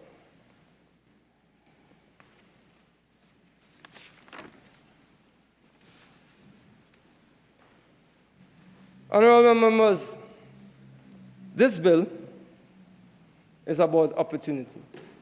It's about fairness. I think I stated to you exactly how fair we are where we do not offend the ad hominem principle. It's about vision. It enables our professionals to contribute, our athletes to compete, our young people to strive, and our economy to develop economically and culturally. We make it quite clear, evident, that no matter where you are born, if your roots are Trinbagonian, you belong. You belong. And we embrace you. We celebrate our heritage around the world, encourage investment, support our national teams, and embrace our diaspora. This is our time for Trinidad and Tobago's economy, culture, and sports. I implore every member to back this bill. Let's respect our history, improve our present, and ensure that every Trinbagonian, whether living domestically or outside, has the chance to fully contribute to our country in the future. And I leave you all with this, Mr. President. I remember the founding member of the founding father of the People's National Movement. He said, let there not be any more Mother Africa or Mother India, but let there be Mother Trinidad and Tobago. I think that is something that most of us know and remember. And that was quite poignant and quite appropriate. And here's why. This bill is saying, while we in Trinidad and Tobago, every Emancipation Day, put on our finest African robes, after not 2 or 3 generations, 7 or 8 or 9 generations, in Indian Arrival Day, the same, put on our finest Indian robes and try to connect with what?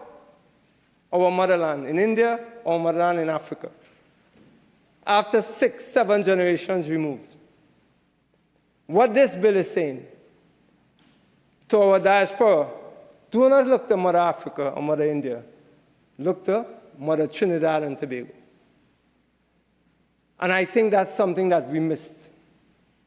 It is saying to all our grandchildren of the 3rd generation, do not look to Mother Africa or Mother India where you are.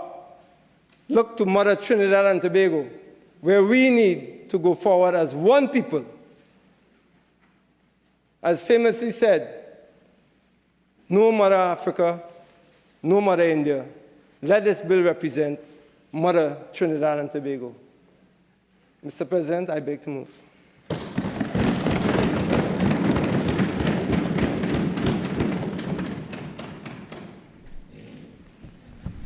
Honorable Senators, I shall now propose the question for debate. The question is that a bill entitled An Act to Amend the Constitution of the Republic of Trinidad and Tobago and to make consequential amendments to the Citizenship of the Republic of Trinidad and Tobago Act, Chapter 150, and for other related matters, be now read a second time. Before I call on Senator Faris Al-Rawi to speak, I would like to put on record my concern. And that has to do with what is amounting to be a disrespect for this chamber. Even though I have appealed to all senators to keep their phones on silence or vibration, many members continue to ignore and disrespect the chair. I am issuing a warning. If it continues whilst members are speaking, phones are going off because members are in a different orbit. They are not focusing on what is taking place in the chamber. It will not be tolerated. This is a final warning to members who disrespect this chamber and the ruling of this chair. Keep your phone on silent, please. Honorable Senator Faris Al-Rawi, the floor is yours. Thank you, Mr. President. Mr. President, I rise to contribute to this bill. I propose to be as succinct as I can be. The bill before us is essentially to amend two of our laws. One is the Supreme Law of the Republic of Trinidad and Tobago, in particular Section 17, which is the section of the Constitution that deals with citizenship. Secondly, it is intended to amend our Citizenship Act, which is a statute that we operate on. That's Chapter 150. There is a legitimate aim that has been put on the table by the Honourable Parliamentary Secretary, Senator Nakhid, which is one which we can all say, as it relates to that part, that we find accord. That is, the aim of ensuring that the persons who find themselves in the Caribbean, Trinidad and Tobago diaspora, who are now not citizens, find a way to access citizenship in a lawful way by a process of law so as to be included in a very important aspect of our culture and participation as a nation, and that is in sport and in particular in the genesis of football.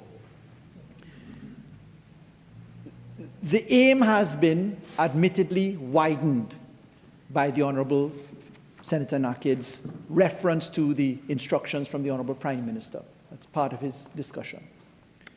There has been a reflection on an increasing of contribution by way of remittances, by way of potential foreign direct investment, coming now through local foreigners, if I could use that expression, persons who were once foreign but who now have citizenship in prospect of acquisition. One can see merit in that as well. The Honourable Senator sought to deal with the issue of mischief, as he called it, being the issue of electoral aspects, etc. But very interestingly, I thought it was quite fitting for Senator Nakhid to pilot this bill. He has served at the highest levels of sport and contribution. His reputation is well known in that regard.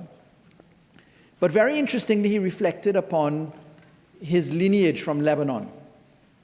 And I thought that that was a very interesting reference point, which I hope to develop in a moment, because Lebanon has a reflective comparison, I think, that is very germane to this bill in how its citizenship, or those who have descended, participate in their electoral system. And that's something that I was actually going to raise myself in one of the aspects that I would invite the members of the government to consider. There is always a mischief at law which legislation treats with. There is a legitimate aim as a requirement. You're addressing a mischief in that legitimate aim. In this case here, the mischief in part is described as the exclusion of persons by descent, and now the remedy that is being sought is for an inclusion.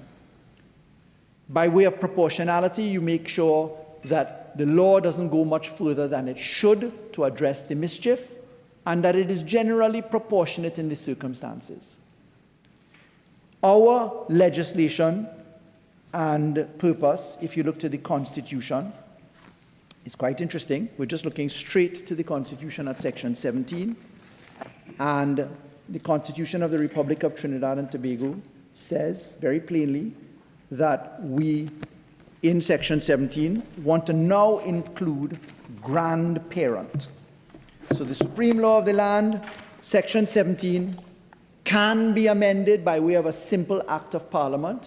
It is not entrenched in section 54 by way of reference to such a degree that requires either a 3/5 or a 2/3 or a 3/4 majority. We can do that by simple majority amendment. When we look to section 17 of the Constitution, it's under chapter 2, citizenship. Section 17 says, subject to subsection 2, every person born in Trinidad and Tobago after the commencement of this Constitution shall become a citizen by birth.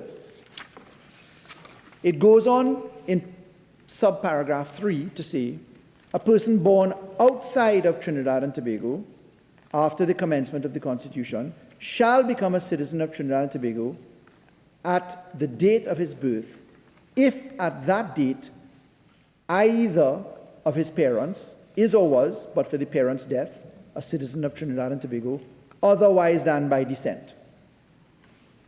It then excludes diplomats in service, etc., or treats with them in a different way. What we propose by this bill in section 4 is to add in grandparent right here into section 17, so that you have two sources from which you can flow as a person born outside of Trinidad and Tobago, that your parent or your grandparent is someone from whom you can acquire citizenship by descent. No problems. This section of the Constitution, without amendment, specifically says that that parent, now we're adding grandparent, should be born in Trinidad and Tobago. What the Constitution without proposed amendment deals is that it excludes someone who is a citizen by descent. So in other words, put quite simply, the child of a parent born in Trinidad and Tobago can acquire citizenship if that child is born outside of Trinidad and Tobago. The child of a grandparent who is born in Trinidad and Tobago can acquire citizenship if that child is born outside of Trinidad and Tobago. The proposed amendment that causes trouble is where we treat with the change from the limitation on citizenship by descent, now allowing for citizenship by descent. So put simply, a grandparent who is not born in Trinidad and Tobago, but who has citizenship, and there are many ways in which you can have citizenship: by naturalization, by registration, by birth, or by descent. So a grandparent not born in Trinidad and Tobago, you can assume that that is naturalization or by descent, can have a grandchild not born in Trinidad and Tobago from a parent who is not born in Trinidad and Tobago acquire citizenship. It sounds well and good, but there are other mischiefs to explore. And the purpose of raising these other mischiefs is incumbent upon an opposition, because the law will continue to speak. The Constitution continues to speak. We're amending the Constitution. We're changing the formula to remove the restriction on citizenship by descent as an origin being excluded. We're including citizenship by descent as an origin, that is grandparent or parent. But there are other consequences that we must consider. And we must therefore turn to consider what are the pros and cons, or benefits, or matters which are not benefits, the opposite of acquiring citizenship. A citizen of the Republic of Trinidad and Tobago, by virtue of our Constitution, is entitled to all the privileges, benefits, and obligations of citizens. Privileges would include health, education, rights that are enshrined in the Constitution in Section 4 and Section 5. Obligations would include, detriments would include compliance with our laws, because our laws may be such that extraterritoriality or other things attach onto you. So you have that in that social contract. You have in the laws of the Trinidad and Tobago's experience, you have pros and cons. But certainly, the Constitution recognizes the right to political activity, if I can call it that, using different wording. And certainly, we have the Constitution, which speaks to the manner in which our Elections and Boundaries Commission operates. And certainly, we have the Representation of the People's Act, which allows the formula by which we consider participation in the voting process. Currently, that is by way of reference to Section 36, Rule 36 of the election rules. It is by reference to Section 12 of the Representation of the People's Act. And Section 12 of the Representation of the People's Act is very clear. Senator Nakhid touched upon it, but permit me to put it into context here. Section 12 of the Representation of the People's Act says, that's election rules. Section 12 says, subject to this act, a person is qualified to be an elector for an electoral district at a parliamentary election, a municipal council election, or a THA election, who on the qualifying date has resided in that electoral district for a period of at least 2 months preceding the qualifying date. Senator Nakhid put that on record.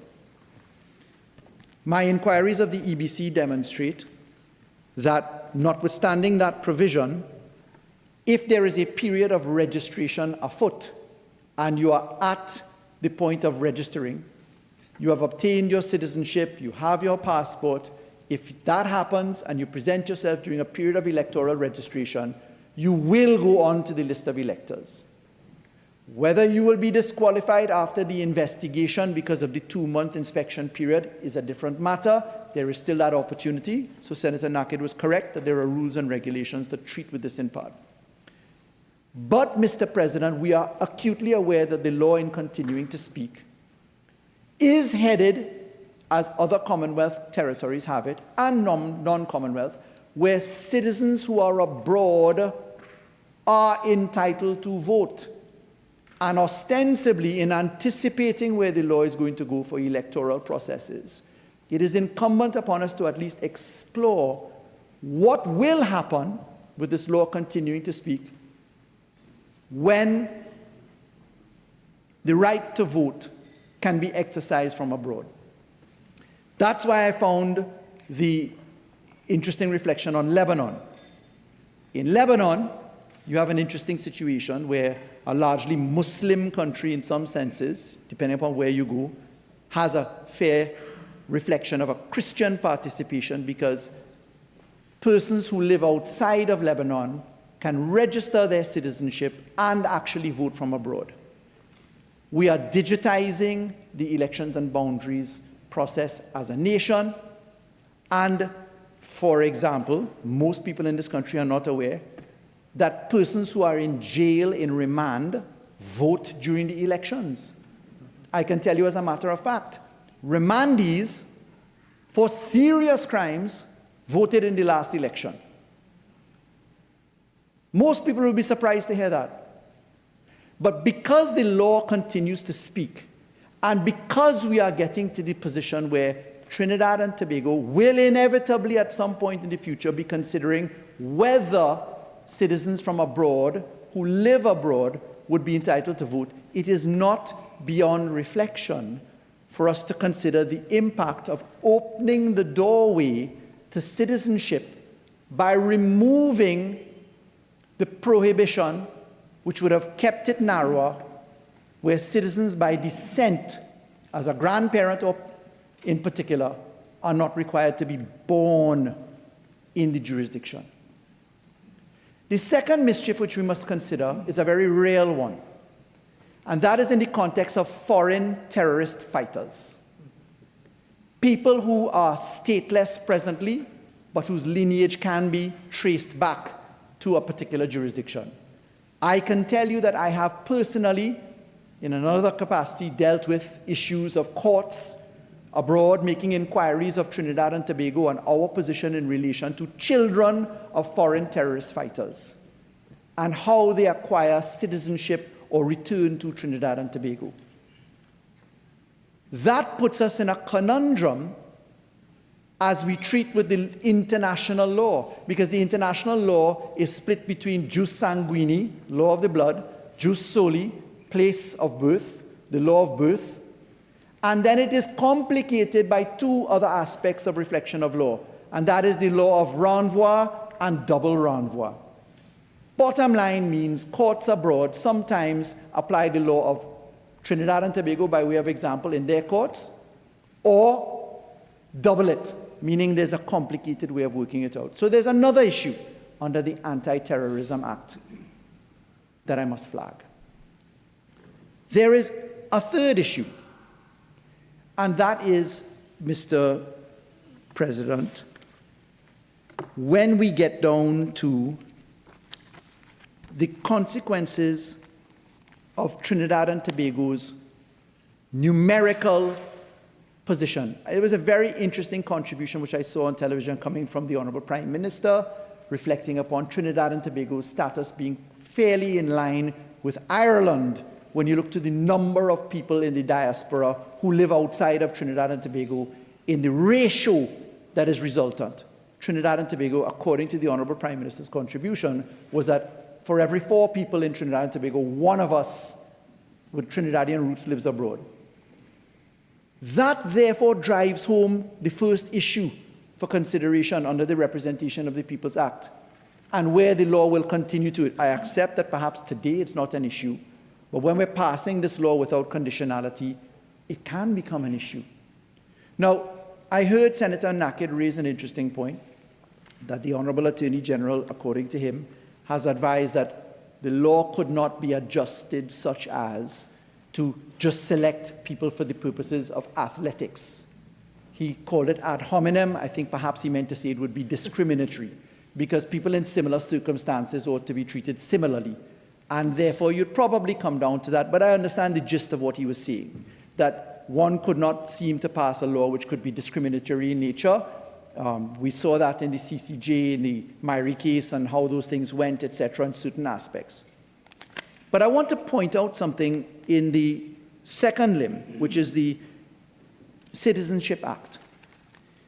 We are amending Section 5 of the Citizenship Act. And Section 5 of the Citizenship Act is an interesting one. It came about by one of the amendments to the law. If I'm not mistaken, when I pulled it up, I think it was in 1978. But forgive me if I'm wrong as to the actual date that did that. In the Citizenship Act, we're amending Section 5. Section 5 is acquisition of citizenship. The marginal note, albeit not for interpretation purposes, but just for aid, says citizenship by descent.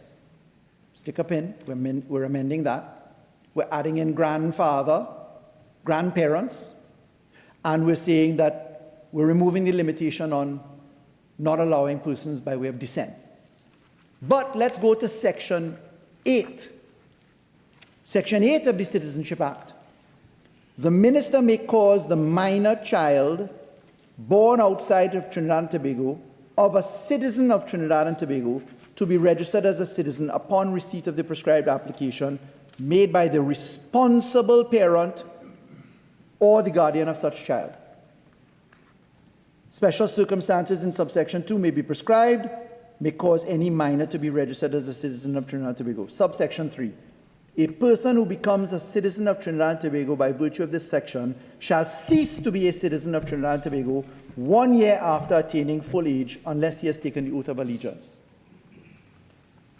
Section 8, registration of minor children.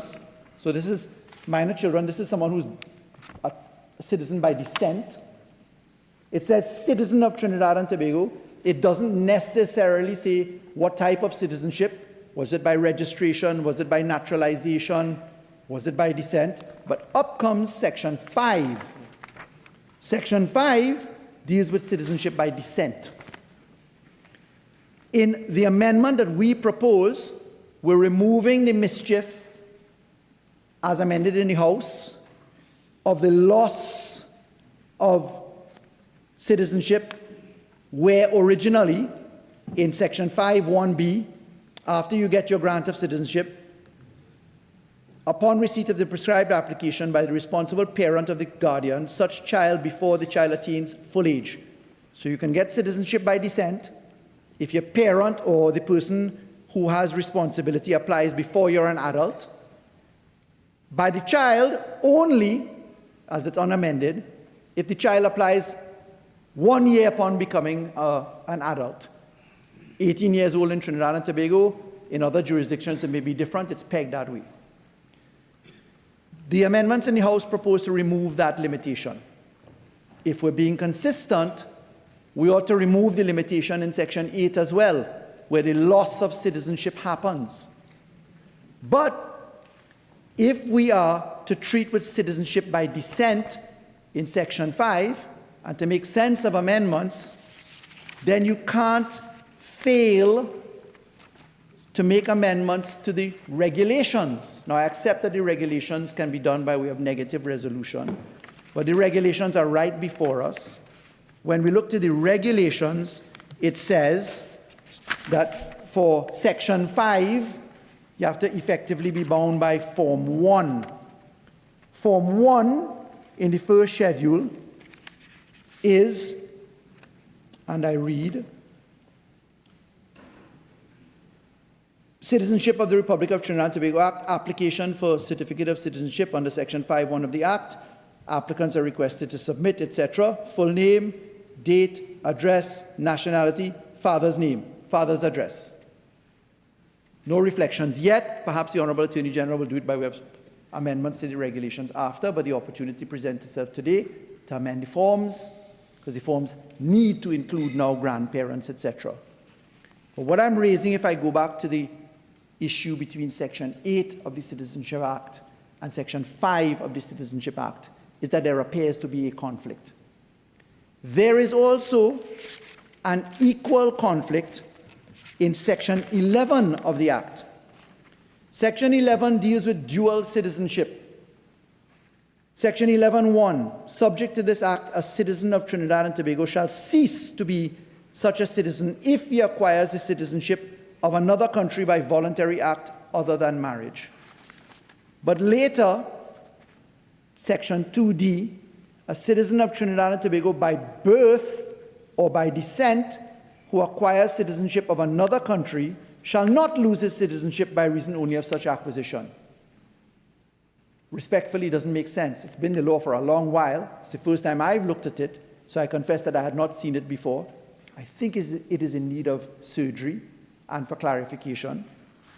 But when we jump back again, Senator Nakhid said that the law is treating in a better sense now. We're not dealing, he lamented that the descent in Lebanon is by way of paternal position, but our law is not far off.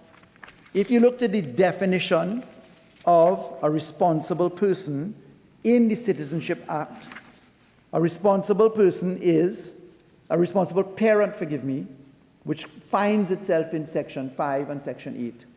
In relation to any child means the father, but where the father is dead, or where custody of the child has been awarded to the mother, or the paternity of the child is not admitted or established in accordance with Status of Children's Act, the expression responsible parent means the mother. But none of that takes into account the amendments we made to the Children's Act. Further, this law also repeats something which we abolished, which is that a married woman is deemed to be an adult. In other words, then it reflects upon marriages of minors, which is again something that we have treated with. So there is work to be done in the amendments if we take it forward. There is a live issue of whether we can really leave behind what has been a guarded cage of citizenship by descent, but it becomes very, very clear when we go to FIFA, because one of the main positions offered by the government the original intention, as the Honourable Parliamentary Secretary described it, was so that our footballers could qualify. When you go to FIFA, Guide to Submitting a Request for Eligibility or Change of Association, the last version that I found, I don't know if there's another, is January 2021 edition. But when you look at FIFA, according to the regulations governing the application of the statutes, a request for eligibility or change of association must be submitted to the Players Status Committee. And in particular, that deals with Article 9. When you go to the mandatory requirements, referred to as cumulative requirements, and you get to Article 9, paragraph 2b, the player must meet this directly as part of the cumulative requirements, meaning there are other requirements, but listen to this requirement. The player must meet one of the following requirements. The player was born on the territory of the relevant association. In this case, you had to be born in Trinidad and Tobago, you want to play for Trinidad and Tobago. Or the player's biological mother or biological father was born on the territory of the relevant association. Not adoptive. Our law allows for adoptive, if you look to our Citizenship Act. Or the player's grandmother or grandfather was born on the territory of the relevant association.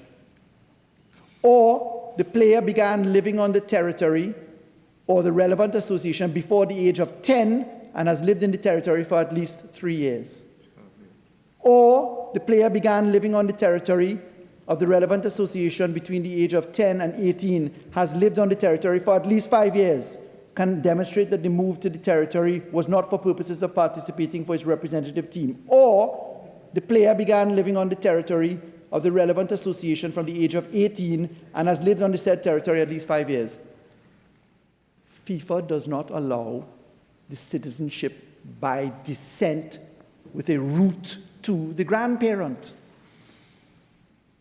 And I call upon the Minister of Sport, who was here a moment ago, and the Parliamentary Secretary, to tell us if there is something that has superseded this. Perhaps their research has found that. I have not. So if the original intent was to qualify, because there's so many people who can qualify because their grandparents have citizenship now by descent, well, you can't qualify for FIFA according to this. And I dare say my research has also shown that other entities have similar rules.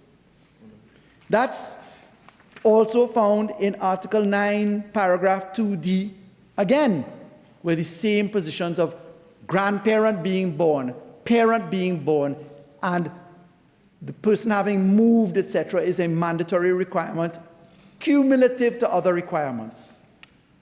So let me summarize as follows. There is a proposed amendment to the Constitution. There's a proposed amendment to the Citizenship Act. The Constitution is the supreme law. The supreme law is being amended by way of this proposal to include grandparents. No problems. The mischief for us comes about in the need for greater analysis of the impact of grandparents by way of descent. The analysis is required in consultation with the Elections and Boundaries Commission. The analysis is required with some of our international players as it relates to anti-terrorism laws. The analysis is required in respect of perhaps taxation laws as well, because right now, under our Global Forum requirements and our Financial Action Task Force requirements, you're looking at the issue of extraterritorial exposure to taxation, and therefore the avoidance, in a different category, the evasion of taxation, or the subjectivity to dual taxation or dual taxation relief, relief from double taxation, is an important point to at least have asked and answered. If we are not careful, Mr. President, we could buy the sound bites that I heard in the House, which is I heard a member of the House say while I was watching this debate, so you're telling me Russell Latapy is wrong and Dwight York is wrong. I don't know what they said, but what I do know is that what I've found so far, and I pray that I'm wrong, I pray that something has changed this FIFA regulation of January 2021, that edition. If the cumulative mandatory positions of FIFA as it relates to acquisition of citizenship by descent require the parent or grandparent to be A, biological, and B, born in the territory, then we have a problem. And we have a problem when you go to Section 14 of the Citizenship Act. Section 14 of the Citizenship Act deals with loss of citizenship. A citizen of Trinidad and Tobago who became such by registration or naturalization, or whose citizenship was restored by the minister in accordance with this act, shall cease to be a citizen if he is deprived of that citizenship by an order of the minister. So you can get citizenship and you can be deprived. Subject to this section, the minister may by order deprive such citizen of his citizenship if he is satisfied that his citizenship was obtained by means of fraud, false representation, or concealment of any material particular. In other words, acquisition of citizenship by descent is fettered only by fraud, false representation, or concealment. You could be a criminal. You could be within the category of undesirable persons under Section 8 of the Immigration Act, as is referred to elsewhere in the in the Republic of Trinidad and Tobago Citizenship Act. But you don't have a discretion to say the person is undesirable, because there is no reference to undesirability by linking it to a class of prohibited persons, as is done in reference to Section 8 of the Immigration Act. That means step outside of the noble and proper purpose of sport. Criminals, deportees, stateless persons, potential foreign terrorist fighters are all receiving an open floodgate to Trinidad and Tobago. The government may not like to hear what I have just said, but I am obliged, in having seen these flags, to raise them here. There was a very noble purpose in the Administration of Justice Preliminary Inquiries Act, indictable proceedings. We had a clause called Section 34. It looked good. We asked for certain undertakings. It turned out to be difficult and obnoxious in the manner in which it came to life. I say that only to say that what appears to be good today requires deeper reflection. In any event, there are aspects of the Citizenship Act that have to be amended. Surely the responsible parent can't stand as just the father, now that we've seen it. Surely the issue of child marriage and child brides has to be reflected upon. Surely the issue of the forms referring only to father and not to grandparents or mother has to be treated with. So when you put that against what appears to be a FIFA position, which has no conformity with the submissions made by the government, the question is, what's the rush? What is the rush? Send it to a Joint Select Committee if you want. Press pause and fix it if you will. But I would very much like to hear from the EBC. I would very much like to understand, once you're registered and living abroad, where you register people by 10s or 20s or by 100 could be the difference in an election outcome or not. Not that there's something wrong with that. Citizens should be entitled to vote. But democracies have to pay careful attention to the details, lest we are enticed by jewels and barbs when there's jeopardy behind us. I ascribe no sinister purpose to the members of the government. I don't at all. I'm raising these as concerns of mine in reflecting on the law. I don't think that anybody across us there has the intention to do anything nefarious in relation to this law. So please, Mr. President, I want to be crystal clear that I'm not raising that for the sake of being difficult or throwing barbs at the government. I'm asking questions which I pray will be entertained and perhaps answers can be given that could give assurances that could allow us to find some support for this. I don't think that there's much more to expand upon at this point, Mr. President. I thank you for the opportunity to contribute. Senator Anthony Vieira, please. Are you speaking? Oh, Senator Marlene, please. Thank you.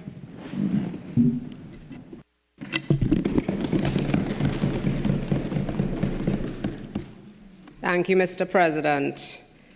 I was so caught up in the presentations by the Honourable Senator Nakhid and then, of course, by the learned Senator Faris Al-Rawi that I was caught almost off guard. But I thank you for this opportunity to stand and contribute what is actually my maiden contribution in this House.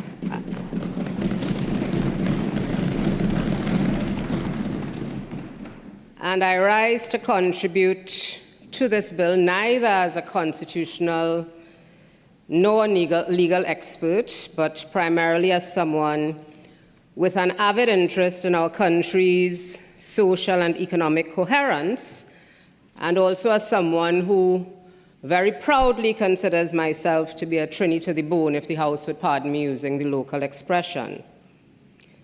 And in that vein,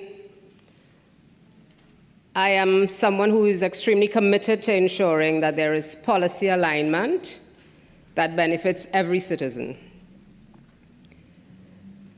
The bill before us seeks to extend citizenship by descent to grandchildren of nationals.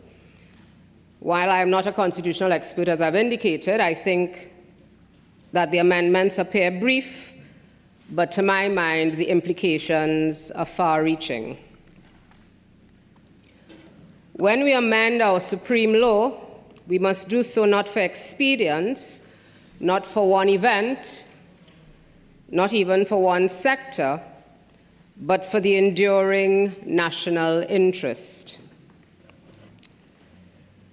The Honourable Minister of Sport and Youth Affairs, Minister Watts, indicated in his presentation that this amendment is not simply a tidying up exercise, but it represents a shift away from piecemeal, reactive adjustments towards a strategic recasting of who belongs and who may claim the rights of citizenship and how this links to our national development agenda. It is my concerted view, therefore, that our duty in this chamber is clear. We have a responsibility to interrogate and ensure the amendment is not just expedient, but coherent, not just aspirational, but implementable, not just symbolic, but beneficial to Trinidad and Tobago. To all those who consider themselves Trini to the bone, for generations to come. Let me begin by situating this bill in the broader policy context, and certainly borrowing from how the Honourable Minister Watts himself has framed its intent. I appreciate that during his presentation, Minister Watts presented and framed this bill as a two-phase strategy. Phase one, the immediate facilitation of grandchildren timed to meet sporting opportunities such as the 2026 FIFA World Cup. Phase two, Minister Watts indicated, was a wider remit to consider citizenship under other skill categories, investment and professional expertise, what Minister Watts described as talent acquisition through citizenship. While this phased approach is welcome, in my view, the government should situate the proposed amendment within a coherent diaspora policy. My question, therefore, is this part of a comprehensive plan to harness diaspora skills and networks and capital, or is it primarily a one-off gesture responding to sport and short-term pressures? And I note the Honourable Senator Nakhid said that while the original intent was for sporting purposes, it has since been expanded. But throughout his presentation, the Honourable Senator made repeated mention of football and skill and sport. So I still get the impression that the primary intent is to satisfy the sporting requirements. The Minister is correct, Minister Watts that is. Citizen reform has the potential to turn brain drain into brain gain, but I respectfully submit that without the necessary policy framework, such as skills mapping, investment incentives, and cultural reconnection programs, such an initiative as being proposed risks collapsing into an ad hoc, piecemeal strategy rather than a genuine instrument of development. Mr. President, I note that the considerations related to the constitutional amendment bill have been dealt with a great deal of depth and expertise by the opposition senator, and I suspect there will be greater detail offered by the legal luminaries in this House. Mr. President, I wish to suggest that the noble intentions articulated in this bill must be matched by administrative capacity. And it is here I wish to respectfully raise some very practical concerns. Minister Watts in his presentation last Friday, and Senator Nakhid again today, promised rigorous vetting. Minister Watts spoke to biometric and biographic screening, interagency collaboration, full background checks, and integration protocols. I applaud these commitments. Indeed, the updated use of technology in this space and for the purpose outlined in the bill could also strengthen our hand in other areas, particularly crime fighting. We have all read reports in the media about what I choose to describe as imported criminal talent that has found its way into our society, perhaps with the kind of rigorous vetting now promised for new citizens, as Minister Watts and Senator Nakhid have articulated in their presentations. We might also improve the screening of those who enter through legal channels. And if that helps us to detect not only potential citizens, but also those who might bring harm to Trinidad and Tobago, then we will all be safer and better for it. But I posit, Mr. President, that noble assurances do not administer themselves. Without breaching any national security protocols, I think this Parliament is entitled for some clarity. We should be clear what standard operating procedures will guide this vetting process. We should be clear on what data sharing arrangements exist between immigration, national security, foreign affairs, and our overseas missions. And most importantly, we should be clear on what is the resourcing plan to manage what could be hundreds and thousands of lineage-based applications without grinding our system to a halt. Mr. President, I suggest that these are not academic questions. They are the difference between a promise on paper and a process that actually works. In local parlance, we say that a promise is sometimes a comfort. The fact is, our immigration division is already strained.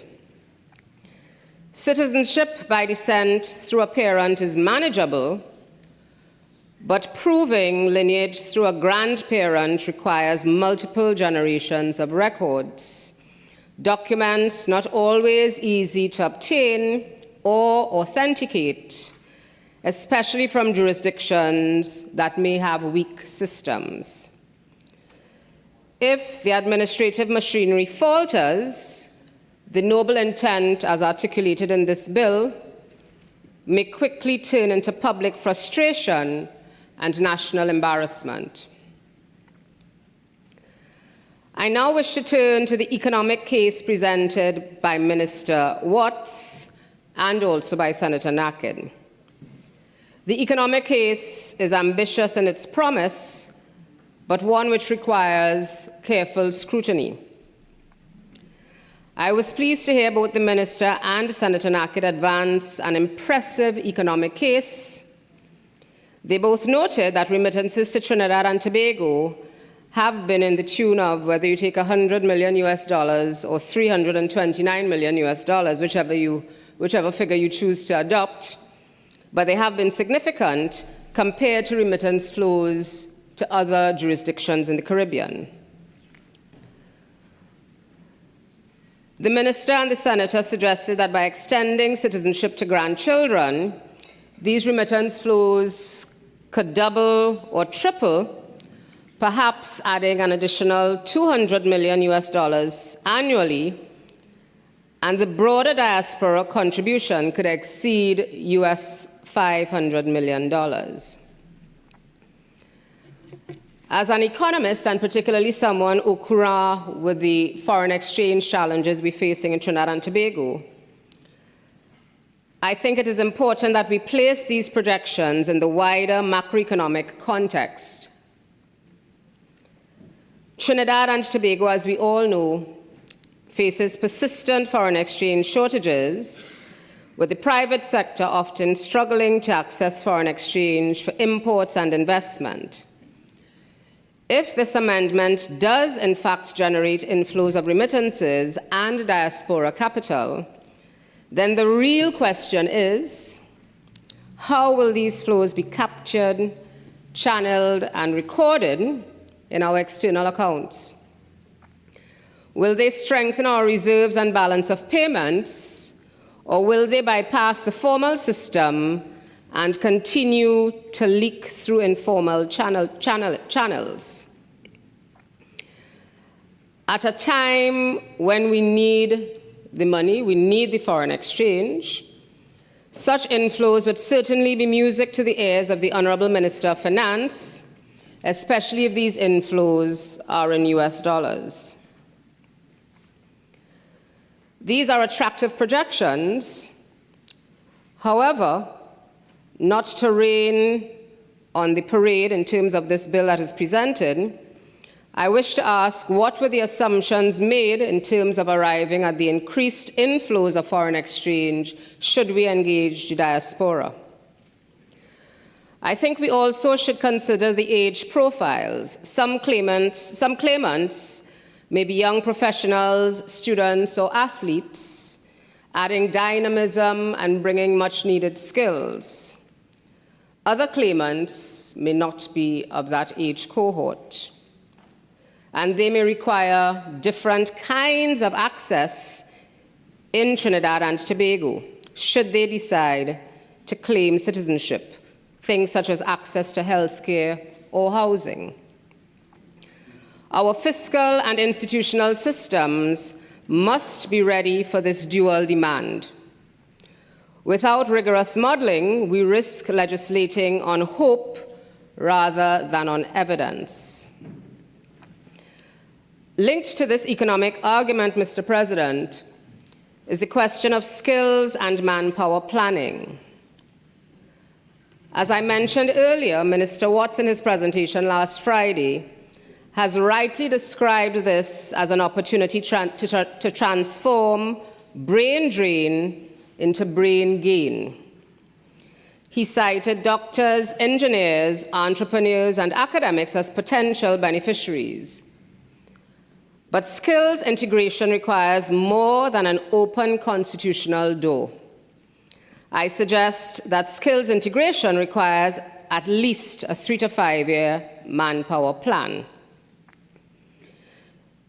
I have to ask, in tabling this bill, has the government considered internship spaces for doctors, credential recognition for other professionals, and potential labor market impacts on wages and employment? We cannot absorb an influx of professionals without readiness. Otherwise, we risk frustration on both sides, new citizens unable to practice their craft, and locals fearing displacement or wage depression. And I am sure the Honourable Minister of Labour would himself be hesitant to support any change that results in convulsions in the local labour market. Mr. President, I suggest that the issues of fairness and equity, which I raise in this contribution, and I also note that Senator Nakhid spoke on the issue of fairness, these must also be examined closer to home, in how we treat children born right here in Trinidad and Tobago to migrants. As we debate extending citizenship rights to grandchildren living abroad, I respectfully suggest that we also confront a reality much closer to home. In recent years, thousands of Venezuelan migrants have crossed our borders. Many of their children were born right here in Trinidad and Tobago, children who by birth are Trinbagonians. Yet too many of these children born in Trinidad and Tobago continue to face barriers to access something as basic as education and healthcare. It would be inconsistent, even hypocritical, Mr. President, for us to suggest and celebrate citizenship access for grandchildren in Toronto or London or Brooklyn, while migrant children in Tunapuna or Couva cannot even enter a classroom because of bureaucratic hurdles. If this constitutional amendment is truly about fairness, belonging, and national development, then equity demands that we also have a clear, humane path for those children who are already here, who sing our anthem, play in our schoolyards, and who will shape the Trinidad and Tobago of tomorrow. Our Constitution must not only consider extending rights outward to the diaspora, it must also uphold rights inward to children already within our borders. Anything less could potentially erode public trust in the very justice we seek to advance. Mr. President, another crucial issue I wish to raise is the question of safeguards. Senator Nakhid today assured this House that there are the required administrative, legislative, and innate safeguards in place. I suggest that if citizenship is to be extended, it must be done with strong guardrails. Honourable Minister Watts pledged in his contribution robust vetting and integration protocols. I say let us codify these safeguards and not leave them to ministerial discretion. Other small states and countries that have broadened descent-based citizenship impose residency periods before entitlements, they maintain foreign births registers, and they deploy strong anti-fraud mechanisms, including DNA testing.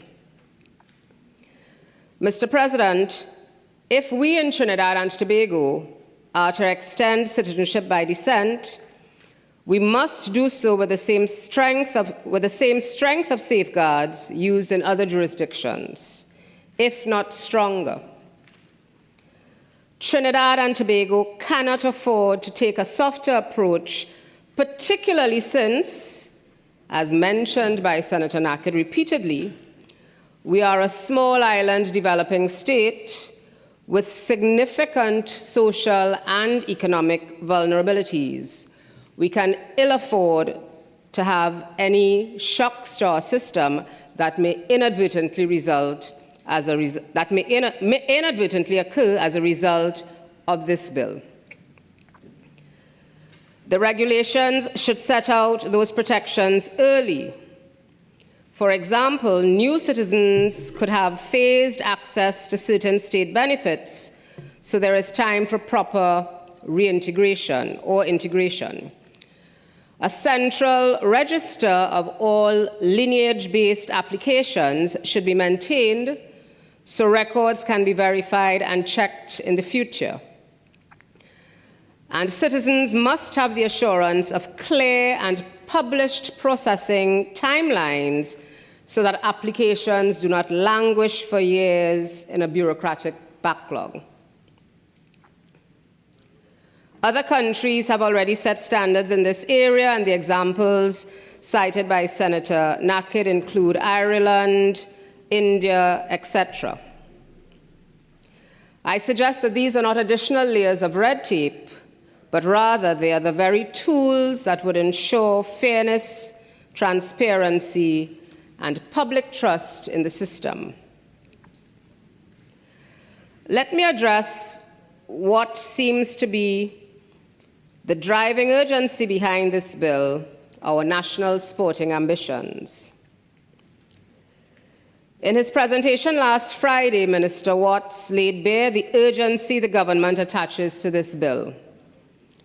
Minister Watts highlighted the expanded 48-team FIFA World Cup, the 6 CONCACAF slots, and the competitive advantage of early action. He said passionately, and I quote, that we need every eligible Trinbagonian on that field to compete effectively. But, Mr. President, while sport may be the immediate spark, citizenship reform ought not to be kicked about like a football, lest we score an own goal in the process. To Senator Nakhid, I do know a thing or two about football. The decisions we make here will shape our laws, our identity, and our economy for generations to come. Sport is important, yes, but it must sit within a larger national vision. Minister Watts, and repeated today by Senator Nakhid, they both pledged that diaspora athletes would not displace locals, noting commitments to digital talent registry, expanded coach training, and grassroots facility upgrades. These are encouraging signals, Mr. President. But again, I wish to ask, what are the measurable outcomes? What share of national squads will be sourced from domestic leagues? How many grassroots facilities will be upgraded each year? And how many national coaches will be trained so that they too, our homegrown talent, have the opportunity to make it to the international stage? If we are to inspire confidence among our young athletes, rhetoric must be matched by metrics.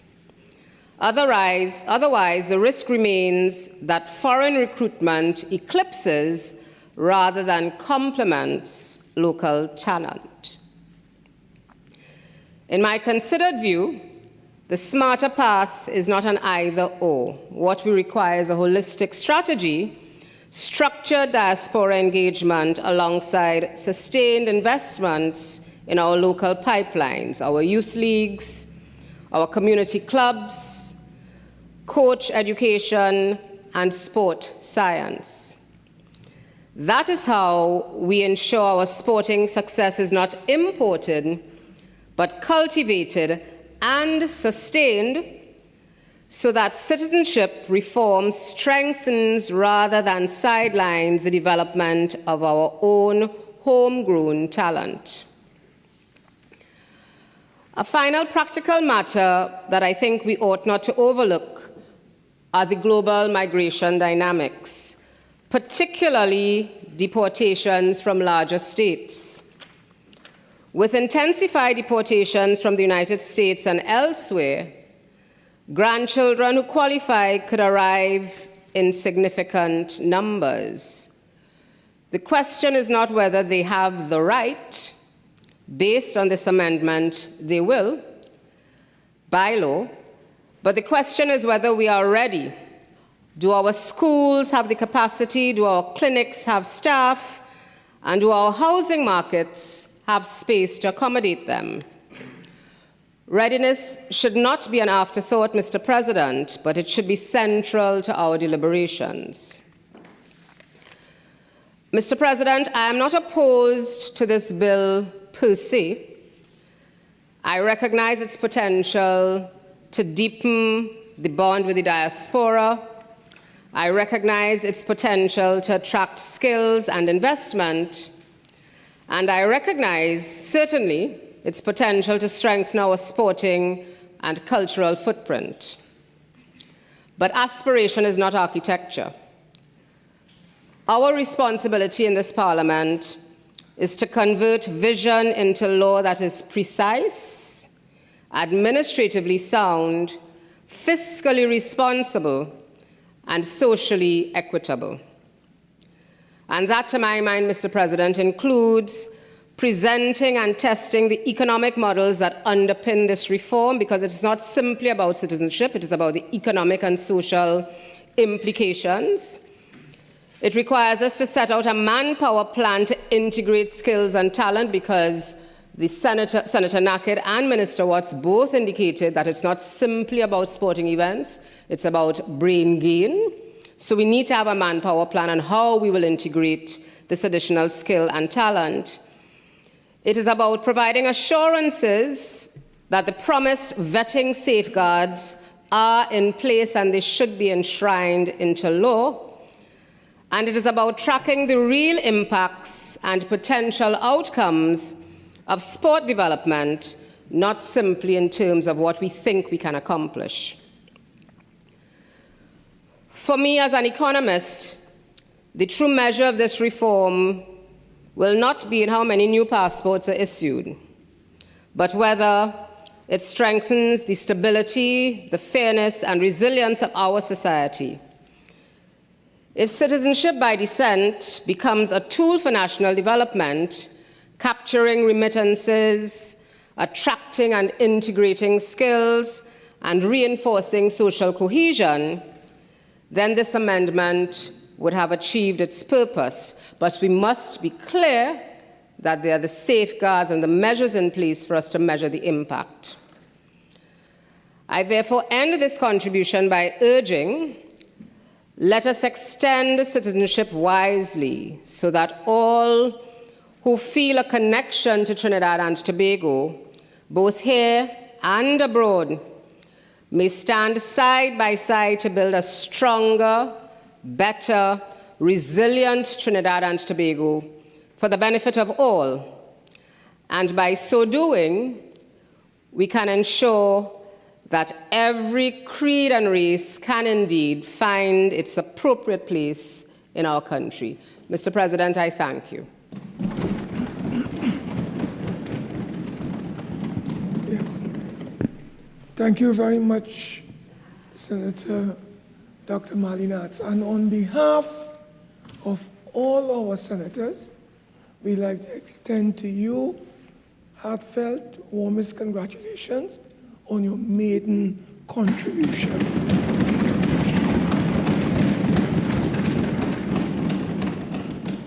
Honorable Senators, I think it's a good time for us to pause for a cause and let us have some light refreshments. So we will suspend our proceedings until 5:15 p.m. This sitting is now suspended until 5:15 p.m.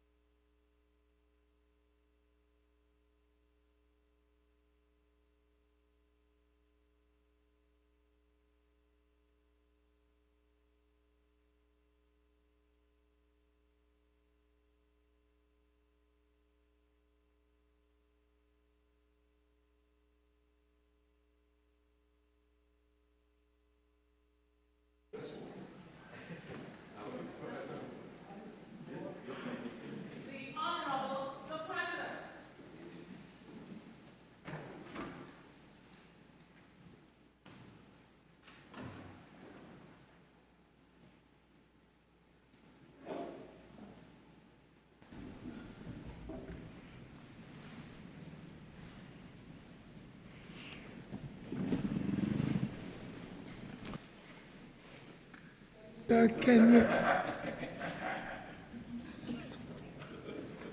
Oh, you're Senator Anil Roberts, Honorable Minister in the Ministry of Housing. Thank you, Mr. President.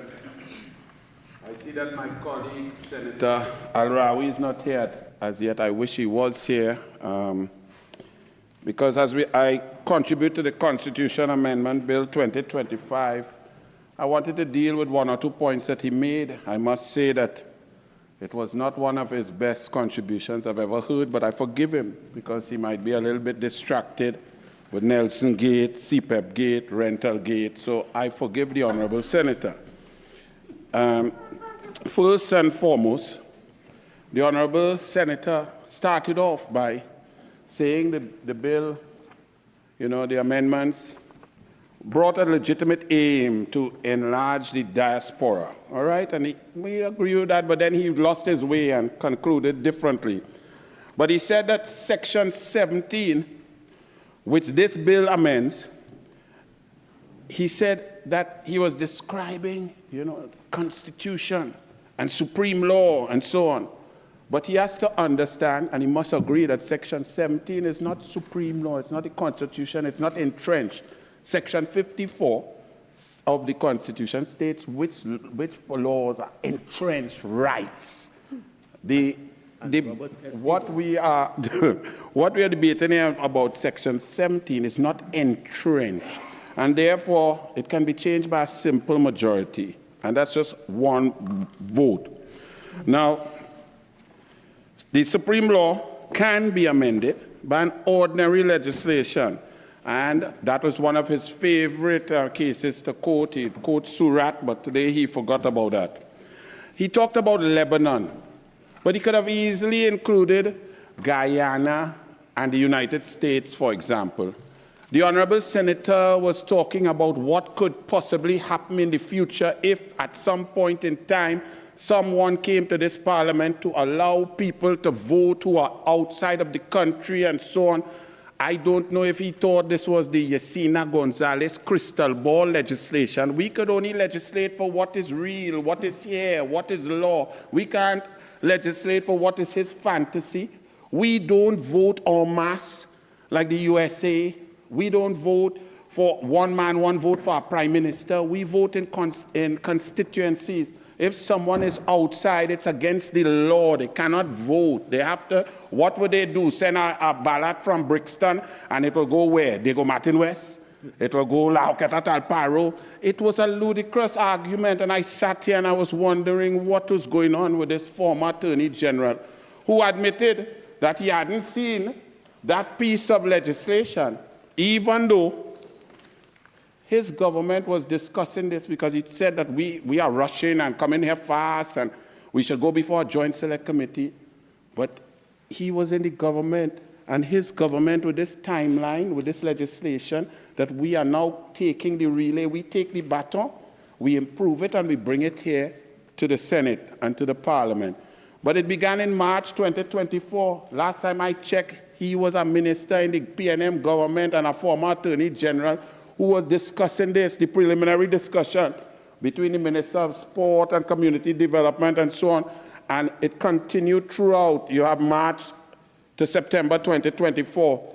And then in February, before the election, that the people realized that those on that side didn't deserve to be there, February 12, 2025, because the Honorable Senator also attacked my colleague, and tried to laugh and make a joke to say that he talked about ad hominem and that he should not have done that. And Senator Al-Rawi is normally the one that he may contribute in Latin, because he's so trying to impress other senior counsel who brighter than him that he comes here with a plethora of Latin for us, right?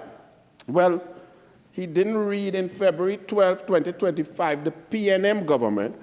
There were comments from the then Ministry of National Security under the PNM that they received the policy brief, and they said that the constitutional amendment will offend against the ad hominem doctrine as it applies only to high-performing athletes.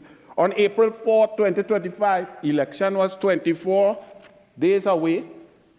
That I can forgive him. He was busy making sure that the CPEP board encouraged and enhanced contracts and extended to 2029, so he didn't have time to study this.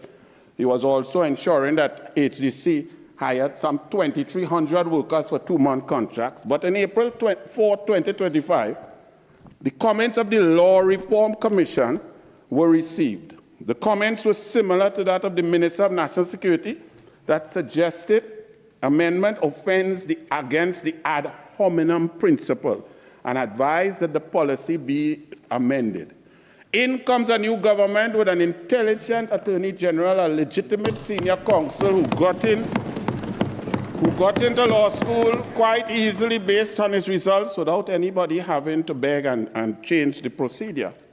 And immediately, amendments were made, adjustments were made, and this is not specifically for sport alone. So it's not ad hominem. There are other aspects to it that we could affect the brain drain that has been existing. We could encourage investment, bring back our doctors, our professionals, enhance our diaspora, and increase the talent pool from which Trinidad and Tobago could continue to be built. So therefore, we have gotten away from the ad hominem original intent, which was simply for sport and sport success, which would be expedient.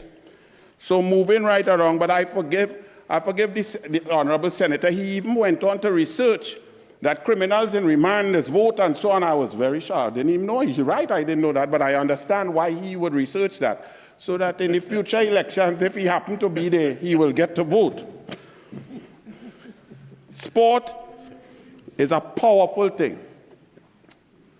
Sport is so powerful, countries globally have policies of sport to improve and to create a geopolitical situation and a power position to let their ideology be known, to get and market their countries, to show their superiority, to encourage countries to take them seriously. Some examples of this would be back in the day, East Germany. East Germany, when the wall came down in 1989, the world found out that East Germany was so intent on showing the world that their socialist structure was superior, that they had a secret plan, as secret as their nuclear defense, to show the world their superiority in sport through enhancement from doping, steroid use across the board. Those who are older would remember 1972, Cornelia Ender, swimmer, coming and winning 7 gold medals, talking deeper than my voice, stronger than me, and beating an American swimmer called Shirley Babashoff, who ended up with 6 silver and 1 gold.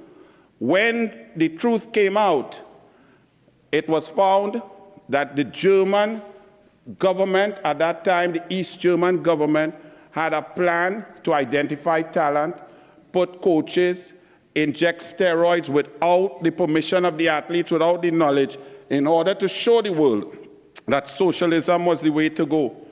If you're talking about the power of sport right here in Trinidad and Tobago, all of us could remember where we were if we are old enough.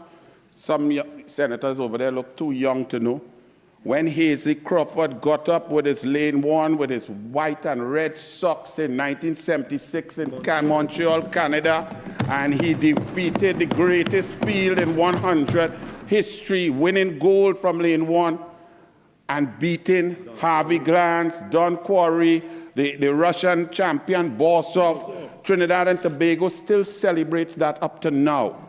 In 2005, in Bahrain, when Dwight York took that corner and Tallest headed it in, we could still feel goosebumps now because the national pride, how we felt, the unity. Everybody forgot who was African and Indian, who was mixed up, who was rich, who was poor, who was lawyer, who was on the street, and everybody celebrated.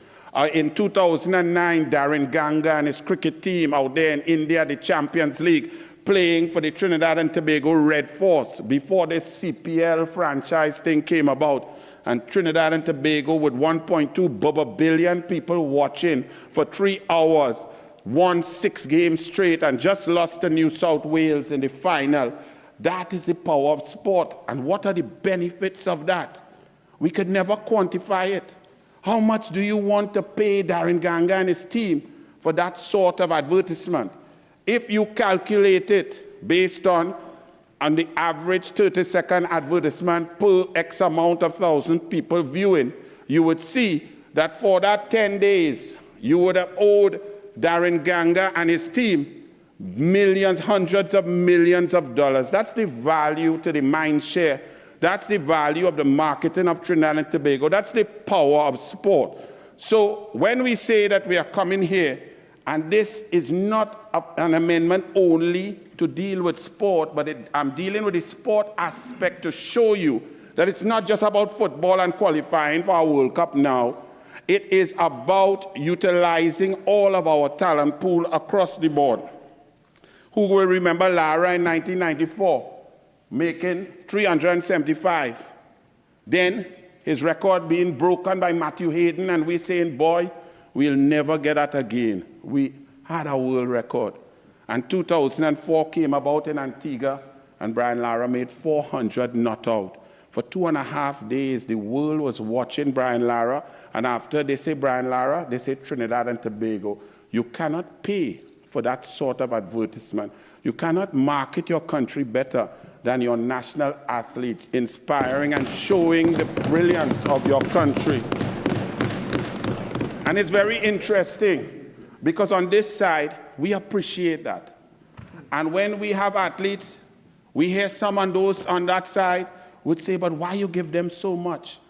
Do they deserve that? When Keshawn Walcott in 2012 threw 84 meters, 58 centimeters, and we sat there waiting as one after the next, throw after throw, nobody beat him, even though 2 days before, someone had thrown 87 meters.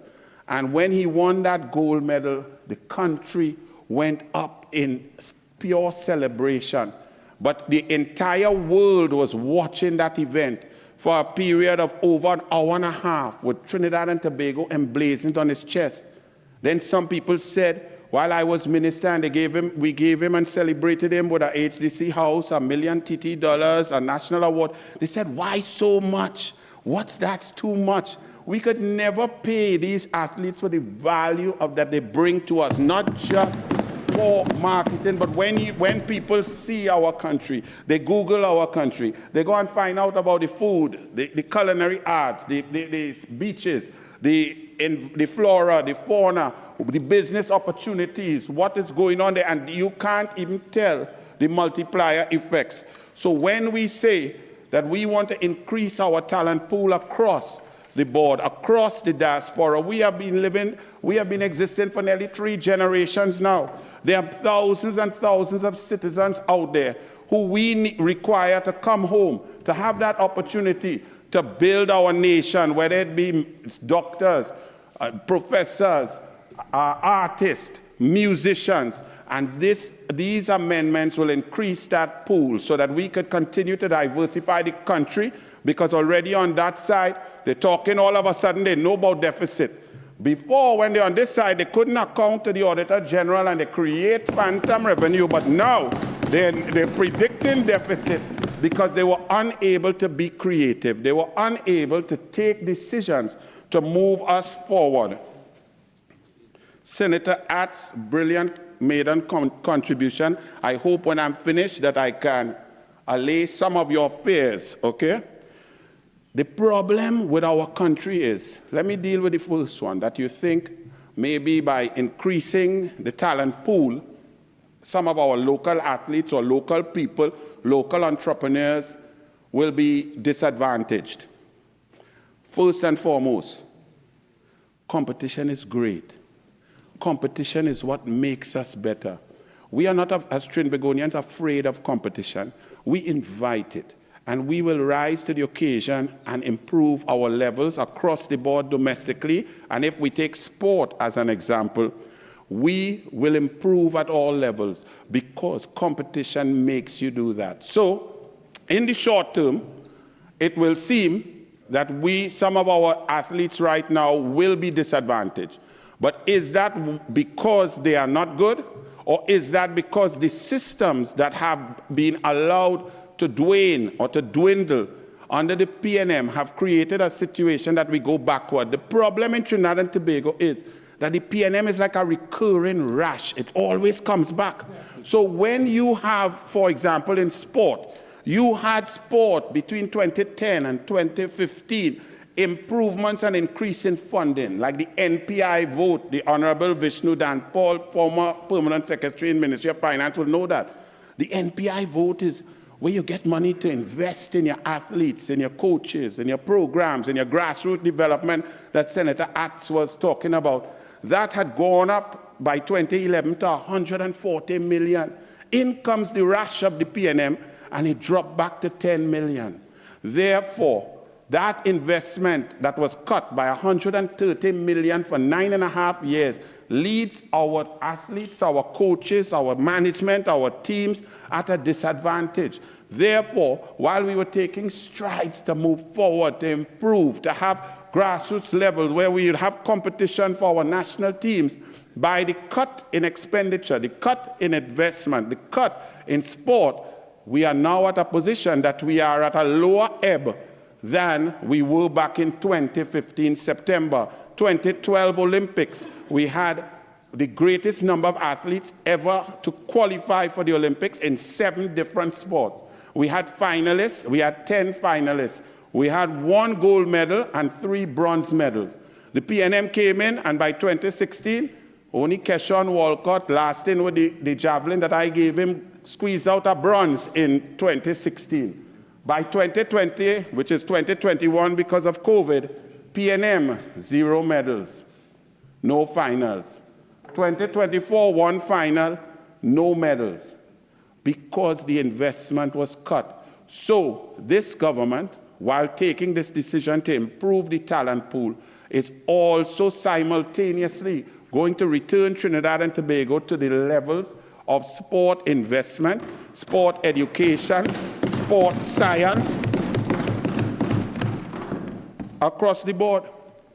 The PNM, I have to go in detail to let you all know, because if you don't believe that sport is powerful, you come into power and you put a minister of sport who says, well, I'm the minister of sport. I played tennis a bit when I was 7, and I walk half marathon. Now, people might think that's funny, but would you go for brain surgery with somebody who said, well, I took 2 Panadol and I dealt with my child who had a fever? Or would you want somebody who is expert, who understands the importance, who understands the revenue streams, who understands the diversification that is possible to lead the sport ministry? So unfortunately, the PNM does not talk or does not care about sport, and that's what happened. There were 75 sport development officers there in September 2015. The PNM fired all and cut all. There was a rural coaching caravan which took the best coaches with scientific knowledge of talent identification. The PNM cut that. I already told you how they cut the MPI vote. In football that we're talking about now, the investment in football in the TT Pro League, the UNC Government-People Partnership at that time was pumping $15 million per year into the Pro League. There were 4 separate competitions, $2 to $3 million into the Super League. All of that was cut. Where our professional football leagues were struggling, teams are struggling, the salaries of players and managers are cut, and therefore the level of performance goes down. So in this stopgap measure with a government who needs to move forward, you have to have a short-term plan, a medium-term plan, and a long-term plan. This, for sport as well as other areas of diversification, is an immediate short-term plan to try to get some results, because the PNM has left our sportsmen and women suffering. We had no hockey turf for 9.5 years. Our national teams could not prepare. The aquatic center went green 3 times. I swam in an aquatic center in Fort Lauderdale in 1979. The Hall of Fame Aquatic Center, which is still in existence, it has never gone green. The PNM put our aquatic center green. It could not maintain the complexes. Furthermore, the policy of the PNM to lock the people out of their facilities ensures that the talent pool cannot get access to these facilities in order to compete, in order to be great. The 0 medals, 0 finals is not a fluke. It is a well-designed failure of the PNM across the board for 10 years. They cut down elite funding. They cut down the SOSA Awards. Some people wouldn't even know what that was. Spirit of Sport Awards. It's an award that recognizes achievement. Media, sports writers, grassroots coaches, development, physiotherapists. PNM come in. That's not important. Don't worry with that. There was a growth pole in Couva that was meant to diversify the economy. Part and parcel of the program and plans and cabinet note that were there in September 2015 were that these facilities where we have the Atto Bolden Stadium, we have the National Cricket Center. I started the aquatic center that was completed late, but by the PNM, and the cycling velodrome. And then the BMX center was supposed to go there. If you open these facilities and allow parents to bring their children in their thousands, what it would have done is attracted business. You would have attracted an entrepreneur who would build a hotel. You would have a little mall with a health shop and a restaurant and a massage and a dentist and so on. But by the PNM coming in and locking these facilities and saying only those who ask for permission could go, they defeated the purpose. The second purpose of that was to encourage sport tourism. Why do we want to qualify for the World Cup? Yes, I love football. I love to win. I don't like to lose. But the real benefit of high performance, elite performance is the marketing of your country, the marketing of your brand. So sport tourism with all these fantastic facilities, if they were maintained properly, because now we have to find money to go and maintain them, to refurbish them, and to get them going. For 9.5 years, the PNM did nothing with sports tourism. They asked for a sports tourism master plan. They sent out an RFP in 2023. The outer government, and I don't think the RFPs have been analyzed or evaluated yet by the Ministry of Tourism, which now don't even exist. That is what the PNM does. But sport tourism is a method to earn foreign exchange. Our system, our place on the globe, where we exist, Trinidad and Tobago, southernmost Caribbean, in the middle between Canada, USA, Central America, South America, connected with the fantastic facilities, the great climate that we have, the food, the beverage, the cheap oil and gas, so low electricity rates, low cost, plus our Caribbean airlines, our own airline. Sport tourism was the way to go. There was a plan and a program and a cabinet note that was there to turn all of our students, all of our children. We were suffering from brain drain. One of the ways to utilize our existing human resource out there, whether they were studying economics or medicine or law or social work or politics or political science, social work, in any country, we were going to make our children out there agents of Trinidad and Tobago. So if you're at a university, say you're at the University of Florida, and you get your Florida swim team of 24 people to come to train for 2 weeks at the aquatic center, stay at the Hyatt, pay money for taxis and so on, eat food, you would get a percentage of that as a salesperson. We would have had approximately, at that time, 755 agents selling Trinidad and Tobago, but in came the rush, which is the PNM, and that was thrown away. So we are here today, beginning once again. There was also a National Football Development Plan, Senator Attzs, that was there. It would have costed $87 million per year. In 14 corporations and Tobago, we would have had a technical director, a coach, a physiotherapist, an equipment manager for girls and boys teams from under 10, under 14, under 17, working and training all year round, from which the TTFA could then hold their trials through competitions in the corporations, and coaches on the national level through TTFA could have seen talent, spotted talent, shortlist talent, and bring them into the national team. That was thwarted 10 years ago. Therefore, our athletes are now at their lowest ebb. We are producing the lowest level that we have in the last 50 years. Back in the days when you saw in Point Fortin and so on, Leroy De Leon and players of such a great ilk, they were playing football, not really being coached in institutions and by coaches, but just the mere fact that there were competitions running. The younger boys who were skillful would play with the older boys. You have Senator Nakhid here who would tell you, now Our players do not have that level of skill. It takes a scientific intervention. It takes an intervention of leadership that will understand. Part and parcel of what we need to do now is we need to find talent while we put back the systems in place to give our primary school children, secondary school children, and children across the board the opportunity to build their talent and to achieve their dreams. We cannot sit back and just leave our children and say, oh, we are not doing very well. Let's tell them that they're doing good. Life is about competition. We must lift our level and we must improve and give our children the opportunity to succeed. Unfortunately, the PNM has put us underground, and we in the UNC, we will take us from underground. We will dig ourselves out and create the programs to deal and to improve our athletes. But for right now, we need to get talent wherever it is, whether grandmommy, granddaddy, across the board. There was also the UE Spec Sport Management producing graduates every year.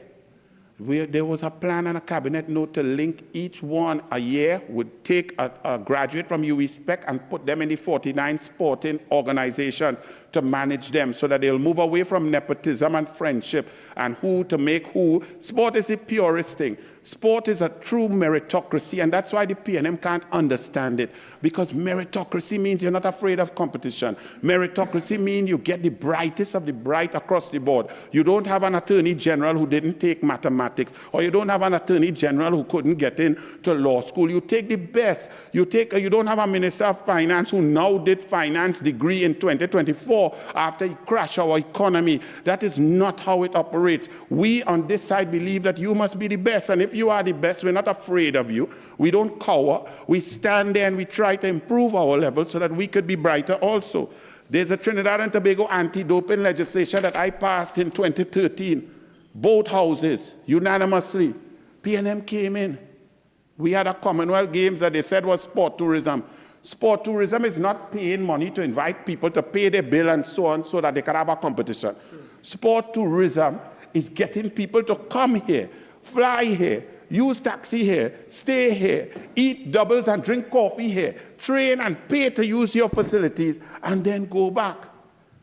But they didn't even have a TADO, a Trinidad and Tobago anti-doping organization 12 years later after it passed, because sport is not important to the PNM. So now we have to go dust off that legislation, put things in place, get a TADO board, get a lab, get accredited, get testing. We don't know what's going on across our country. Also, it's very irresponsible, because if you don't educate athletes about the deleterious effects of doping, it could impact your country's legacy. If we have 2 or 3 athletes that test positive for steroids and so on, do you know what they will question? They will question McDonnell Bailey, 1952, bronze medal. He didn't run for Trinidad and Tobago because Trinidad and Tobago wasn't ready to let him go yet. The first medal we got was Rodney Wilkes, 1948. Yes, it wasn't the red, white, and black flag. It was TRI, and it was a British kind of flag, but it was Trinidad and Tobago. But they will say that Rodney Wilkes, McDonnell Bailey, Hasely Crawford, Atto Bolden, Keshawn Walcott, were all, Wendell Motley and the relay, the world record with Roberts, that they took steroids and we are drug cheats, and that will impact our brand. So we have to be very careful and very serious. But the PNM didn't care. So for 10 years they're in charge, and there's no anti-doping agency, no anti-doping board, nothing. But I'll now move on. I heard some points from Senator Al-Rawi made it a little bit, and I heard it from the PNM, something about voter pardon and so on. Let's deal with that carefully. The mere fact that you would see some amendments to legislation to improve the caliber and quality of human beings, the intellect, to put all brains on deck, and your mind will go to voter pardon. Why and how would your mind reach there? And I proffer to you that that has been and will always be the modus operandi of the PNM, because they are about voter pardon. Why? If politics is about masses of people thinking that you perform well and you did well, and you perform well, and you implement policies that impact the masses, and they feel good, they have money in their pocket, they feel safe, then it follows logically that they will vote for you. However, the PNM has never been of that. The PNM has never been there to perform well for the masses. What they have been there to do is to control the masses, to gerrymander boundaries, and to vote apart, because anybody who could see voter padding in this legislation, someone needs to look within themselves, because they're thinking absolutely wrong. Secondly, well, on that point, since 1962 at Marlborough House, the PNM told Capildeo, that who had a serious problem with the boundaries, Dr. Williams said, oh, sign it now, we up here. When we go home, we'll adjust that and we'll make it fair and representative of our melting pot. Well, it never changed, and it got worse. The PNM even brought voter machines. In one constituency, when they brought on the voter machines, which led to eventually a no-vote campaign, and PNM win all the seats. But in one of those seats, they had more vote than electors, you know. That is the history of the PNM. So when they talk voter padding, they know about voter padding. The UNC, the ULF, the opposition does not know nor care about voter padding. We believe that we will perform well, and the people will vote for us across the board, across the races, across the constituencies. The PNM controls the EBC up to now. Everybody knows it's even gotten worse, where the friends of PNM ministers is head of EBC. The UNC is not of that. We are about fairness and competition. We're not afraid competition. Tobago, but the PNM didn't even learn the lesson. They tried to gerrymander the electoral boundaries in Tobago, and the Tobagonian people vote them out. They add on 3 seats, change it from 12 to 15. Under some constitutional amendment, did nothing to the constitution, did not amend anything, no powers and nothing. Tobago cannot even see about their own boundaries and national security, but the people saw it and they dealt with the PNM. So get this voter padding nonsense out of your mind. It just doesn't happen and cannot occur, because think about it, you're talking about if you're a naturalized citizen, that somehow you will some way come down to Trinidad and Tobago, not to invest, not to set up a business, not to represent the country, but to come and live in a constituency for 2 months, and then you will go and register in the EBC. That is a headache to go in that office. Anyway, I don't know who want to go in that office. And then you will sit down there for 2 months so you could come and vote apart. There is no need for vote apart. You all have been beaten by a landslide and will be beaten again. So get comfortable over there. Nobody need voter pardon. Is when you think it going to be close. There is nothing going to be close. We will fix the deficit that was left here by Senator Dhanpaul, the last Minister of Finance, who lasted a kobo sweat of 1 month. We will fix that. We will fix the revenue streams. We will fix the energy sector. We will diversify. We will improve sport. We will get our nationals out there. We will increase competition. And the country will develop without the PNM.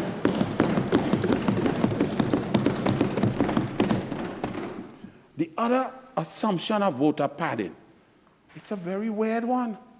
It's like the PNM almost is admitting subconsciously that anybody who has the wherewithal to be independent-minded and to live outside will never vote PNM. You see, you have to assume that, because if you think voter padding and we want people to come, it means that we know that people are going to come and vote for us.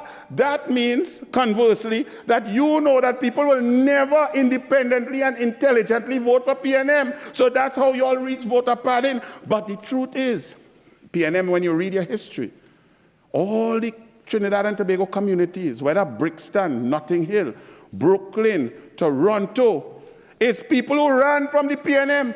PNM, you all chasing people since 1956 into 1962 away from this country. There was a Black Power revolution because people couldn't get opportunity for under the PNM. Only certain people were getting benefits. So when you see people out there, you all might be correct. They might never want to hear the 3 letters PNM in any form or fashion. So that's where you get this concept. But then you should change your ways. But you got worse, because in the last 10 years, all your policies, your policy of recusal, your policy of contract. You have ministers getting up every day to say, no, my family get plenty contract, but I didn't do nothing. I recused myself 80 times, but I didn't do nothing. That is not inspirational to the people. The people are fed up of that. The UNC is here to give everybody a fair shake, everybody a chance to take part in the national pie. So you're correct. The people will not vote PNM, but it's not voter pardon. It's just that the PNM is not good. Ooh. Meritocracy. PNM is anti-merit. I already talked a bit about that. So I won't go in and bore you all, right? Because you all had a Minister of National Security who both he took 6 subjects and failed 5. I can't imagine my daughter, my son, somebody coming home and tell me, Daddy, I take 6 subjects, I failed 5. I don't know what I would do. I feel all you might have to send me in remand to see if I could vote in the next election if my child tell me that. You understand?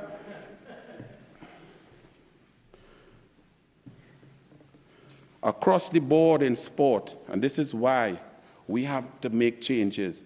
The PNM lack of merit, lack of competition, nepotism and corruption spread its way across sport. So when you see the Olympic Committee, for example, the last few presidents, Brian Lewis, screened for PNM, Port of Spain South, waste of time, no development, no science, no encouragement, no funding, no development. Therefore, our children are suffering.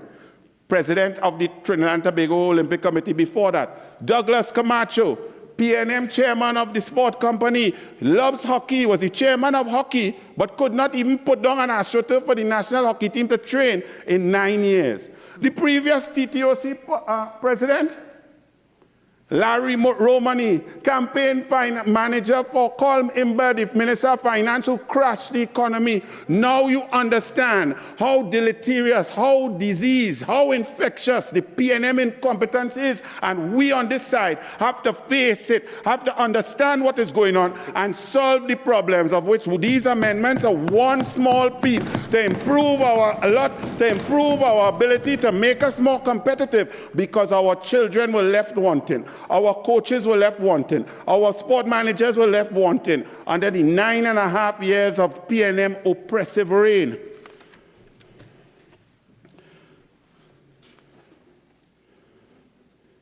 Now we must be careful, Senator Attzs, you're correct. We have to have systems in place to vet, to understand who's coming, who wants to represent our country. We will have to get protocol officers, community service officers and so on to teach, to interview, to understand, to let them know who we are. Because just having a talented athlete who don't really care about the place is useless.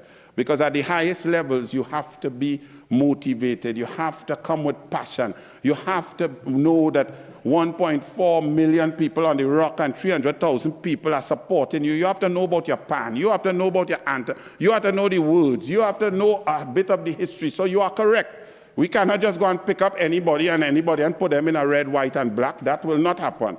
And it must not happen. But we must also understand that sometimes even the best laid out plans fall by the wayside. 1991, Pan Am Gold, Trinidad and Tobago, celebrated 50-meter freestyle, swimming, Mark Andrews, red, white, and black. And then he did an interview the next morning. And he had been born in Canada, adopted by Trini parents, naturalized here and swam for Trinidad and Tobago since 1976. And he said, I won the medal for the wrong country. We can't deal with that. We don't want that. But that happened from someone who grew here, lived here, trained here, went in the gym here. So yes, it is a serious concern, especially when you're increasing the pool, that we have to get people like Chris Burchell, who came down, his mother was Trini, and he was the most passionate midfielder, running 5 kilometers per game, tackling and scoring and really moving Trinidad and Tobago forward as we qualified for the World Cup in November of 2005. A few seconds. We also have to be careful because especially under the PNM, we've had great athletes who get no support, no love, no respect, and they go and run for other countries, like Keron Clement, Olympic and World Championship 400-meter hurdle gold medal. He's a Trinbagonian. But you heard the Star-Spangled Banner when he received his medal. So this, I commend and I ask all of you to support. It is not the be-all and end-all, but it will be a start to increase the ability and the capability of our nation's athletes, business people, and solve the problem of brain drain. I thank you, Mr. President. I wish I had more time. Senator Foster Cummings.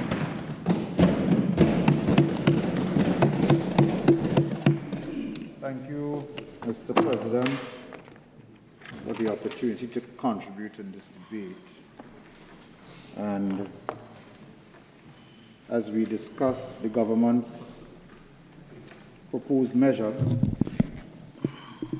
aimed at, in the first instance, as spelled out by the government and the speakers who spoke earlier, at allowing athletes with ancestral ties to Trinidad and Tobago to acquire citizenship and thereby become eligible to represent the country in international competitions. Now, Mr. President, during Senator Nakhid's contribution, he did indicate that initially that was the intention of the proposed measure, but that by the urgings of the Prime Minister, that they intended to expand what the purpose of the amendments, initial purpose of the amendments, and to, as he put it, increase or make an appeal to persons from within the diaspora to come back to Trinidad and Tobago and to expand our talent pool, if I think I got it correctly. Now, Mr. President, the opposition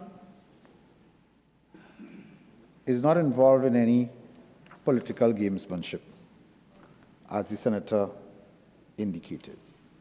We have a responsibility as part of our democracy and our system of government that the government proposes legislation. In the Senate, there is an opposition bench, and we give our position on what we think or how we, some of the things that we think the government may not have looked at. And there's an independent bench who will also give their independent positions. It's not about gamesmanship. It's about looking at the proposals brought to the Parliament and saying to the government, maybe you did not look at this. Maybe you omitted X, Y, or Z.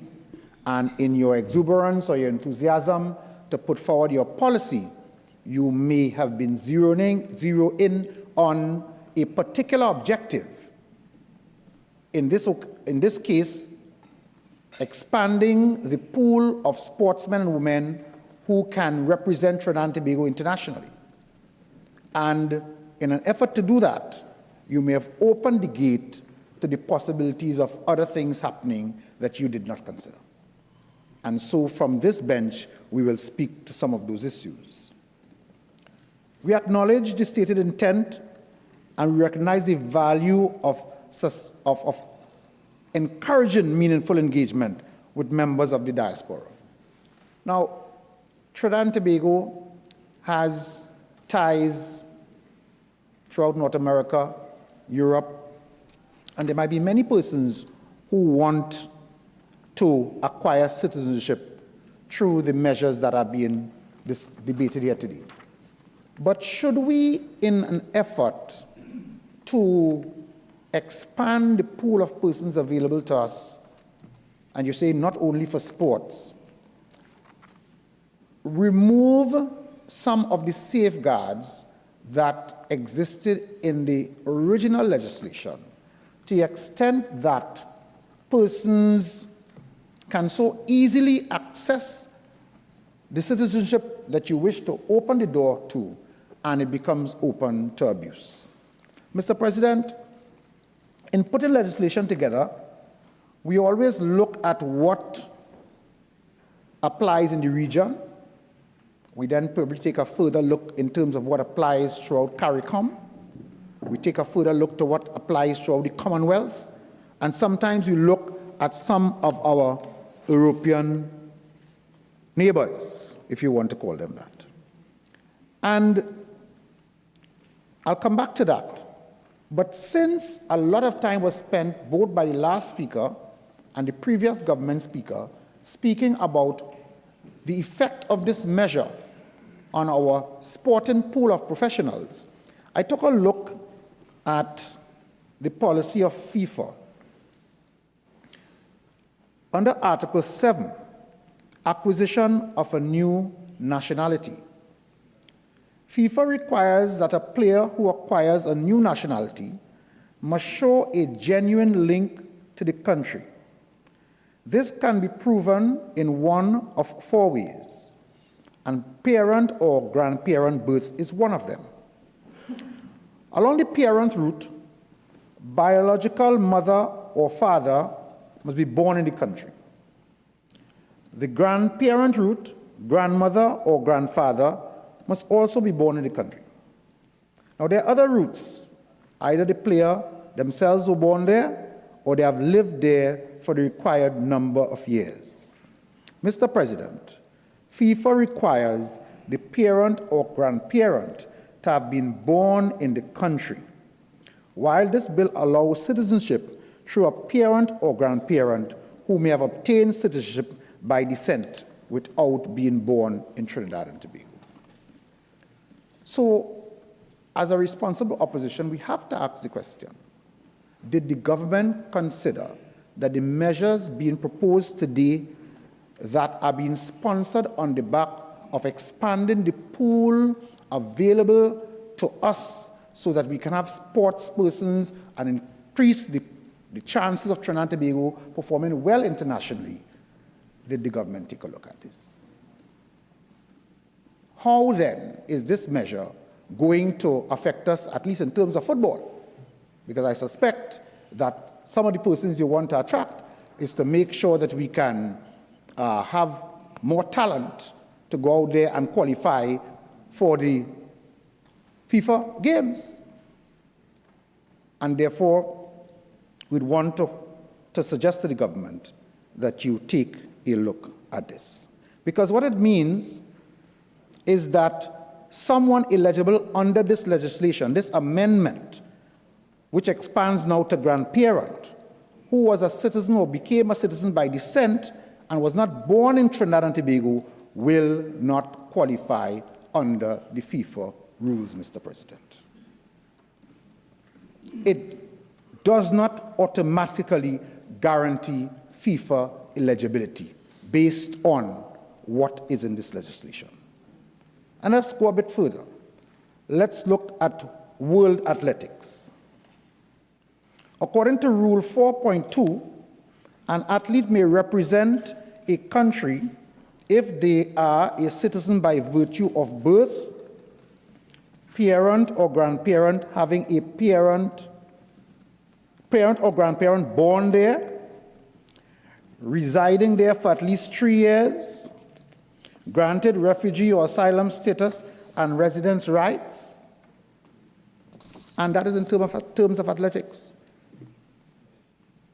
So again, I have to ask the question, how is this particular piece of legislation, based on how it is drafted and put before us, going to increase the pool of persons in terms of FIFA and in terms of persons taking part in the athletics?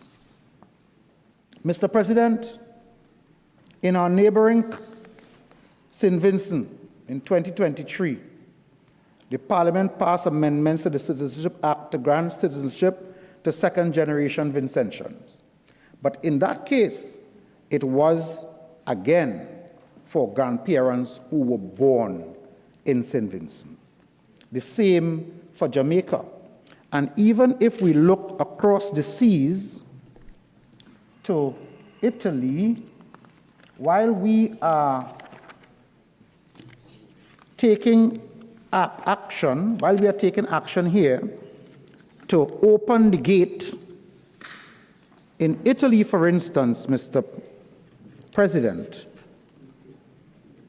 if we look at IMI Daily, an article on March 29th, 2025, the Italian government adopted Decree Law number 36, introducing urgent measures concerning Italian citizenship. This intervention marks a radical turning point in the right to citizenship by descent. Until now, foreign-born descendants of Italian citizens could claim citizenship through generational limits without needing to demonstrate any actual connection. And the Italian government has now sharply curtailed that model. Under the new rules, citizenship by descent is no longer guaranteed indefinitely across generations. And that government would have taken action, Mr. President, because of abuse of the system.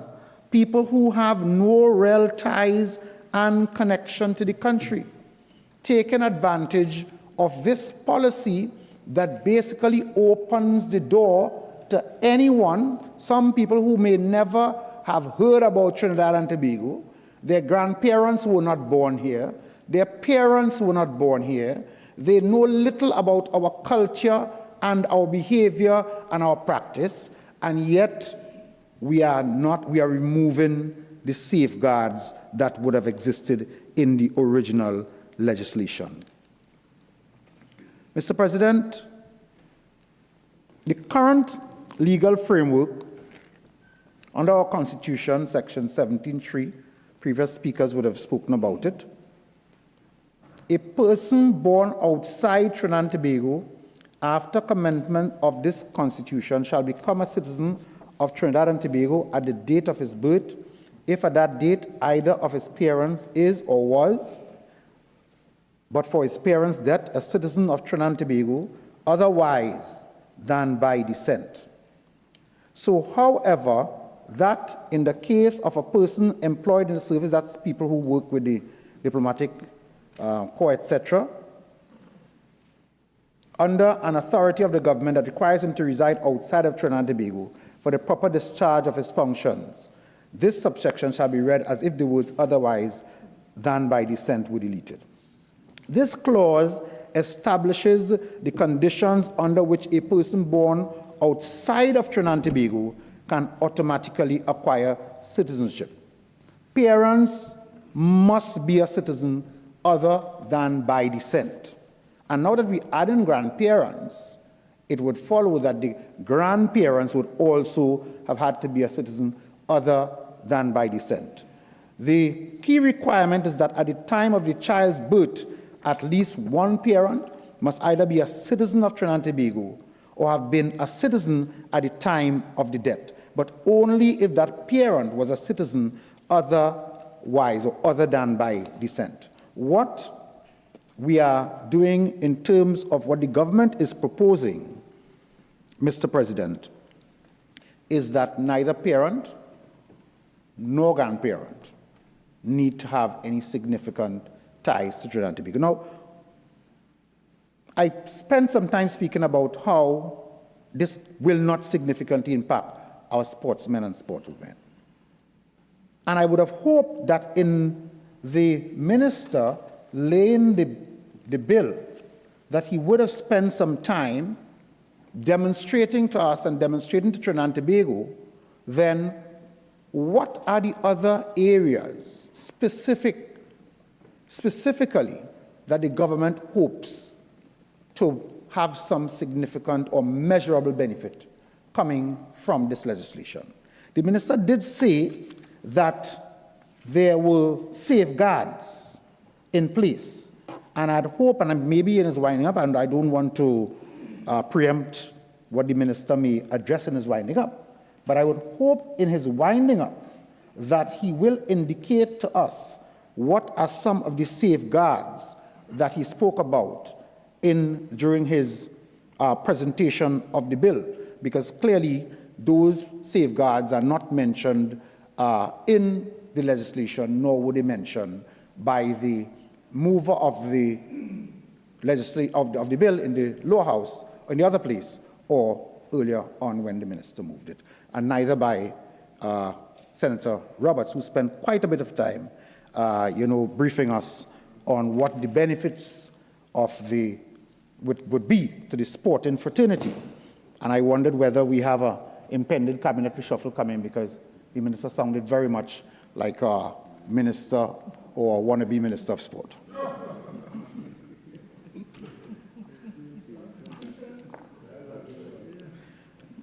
Mr. President, the minister spent some time, the real minister of sport, spent some time.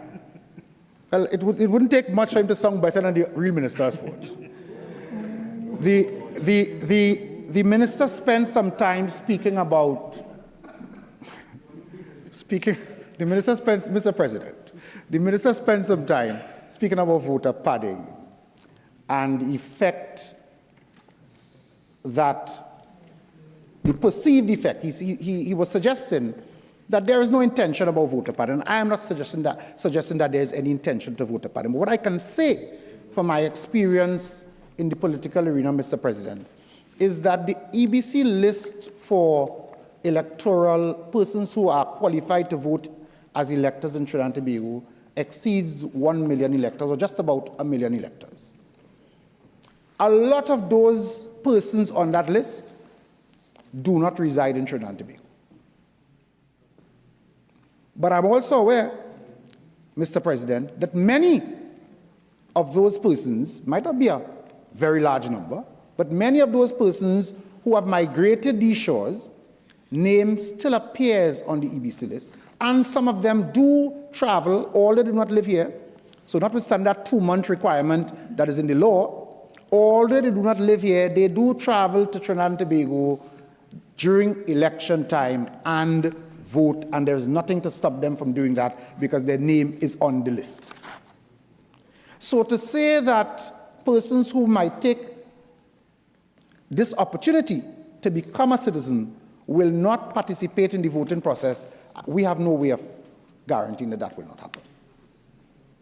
Right? Persons may come, persons may take advantage of this opportunity, persons will get their name on the electoral list, because by the time, from the minute they are allowed to be a citizen and they get a national ID card, they will become an elector, and they can then return to the country where they have lived all their life.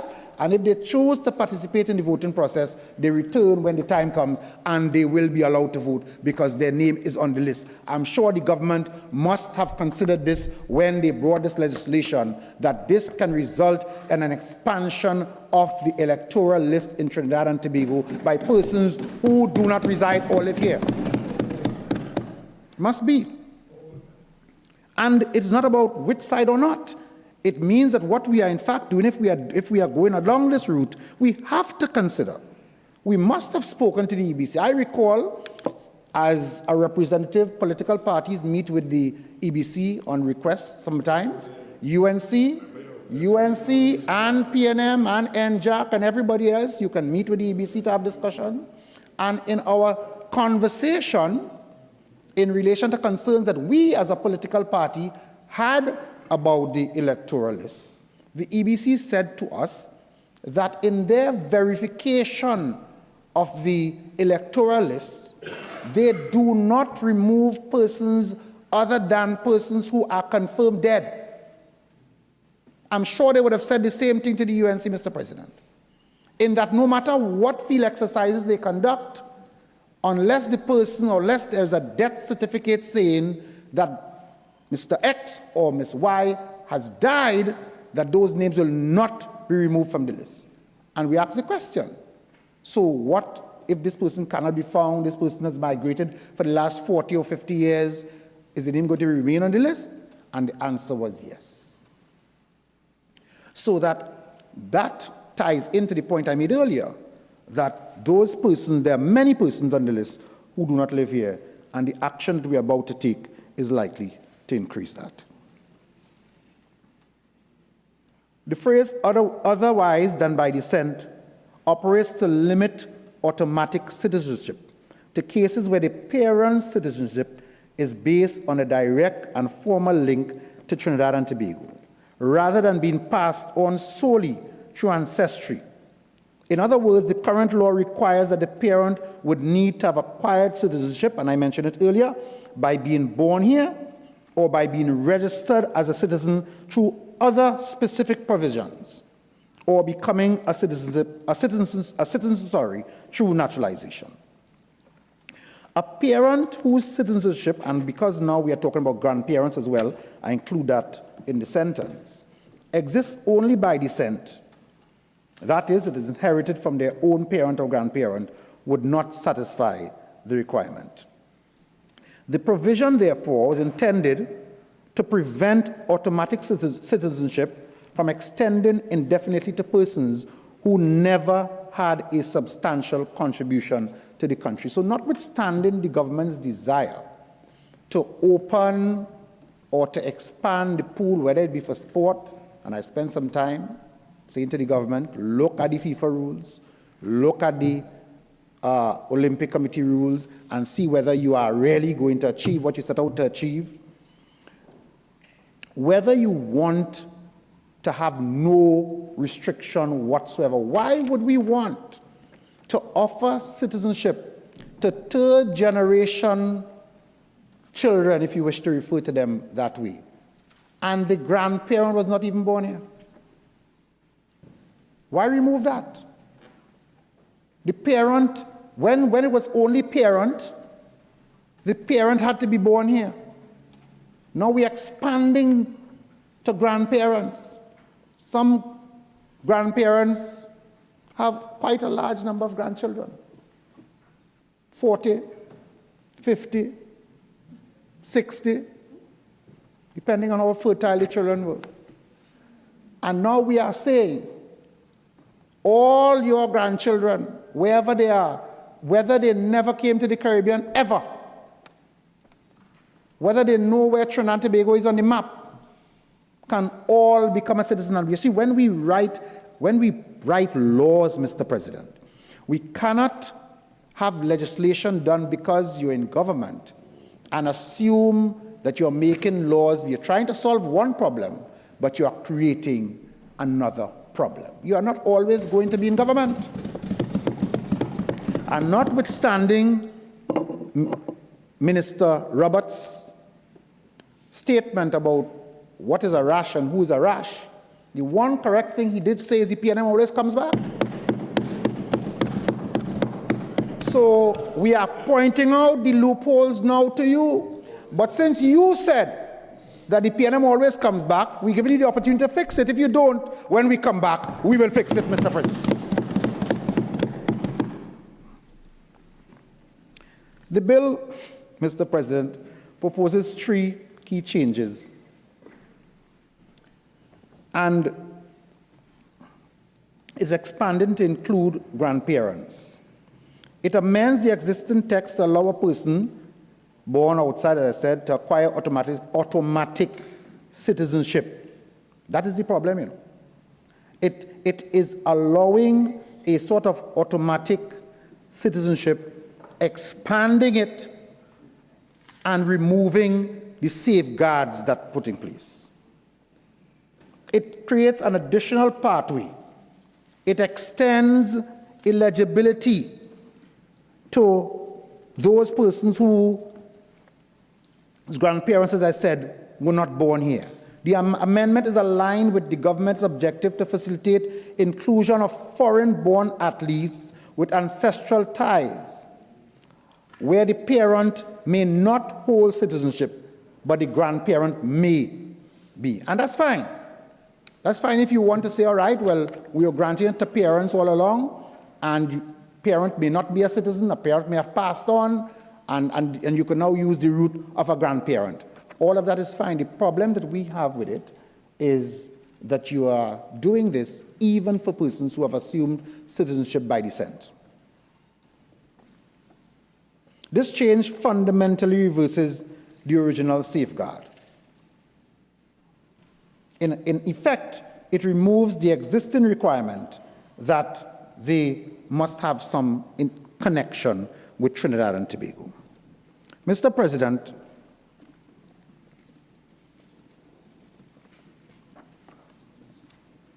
I don't want to just pause because I don't want to repeat that, Mr. President. Yes. Mr. President, the opposition considers clauses 4B and 4C unnecessary because the current law already accommodates children of citizens by descent through a controlled registration process. The automatic entitlement proposed by these clauses is disproportionate and unjustified expansion of our citizenship. And, you know, in terms of governance and government, Mr. President, you want to make sure that you don't create law that can be open to abuse. Because the Trinidad and Tobago passport is a treasure. It is only because of some citizens who have misbehaved themselves in recent time in certain territories that we now require a visa to go to certain places. But before that, and even after that, the Trinidad and Tobago passport is one that people want to have as a second passport. So you really have to ask yourself, is this measure going to achieve the intended benefit, or is it that somebody said, look, if we do this, we could get a couple more footballers to come and join the national team. And nobody considered, well, could we look and see whether in fact, if we allow persons whose grandparents were not even born here to get the citizenship, whether they will in fact qualify according to the FIFA rules? I'm sure Senator Nakhid will take some time to address that in his winding up.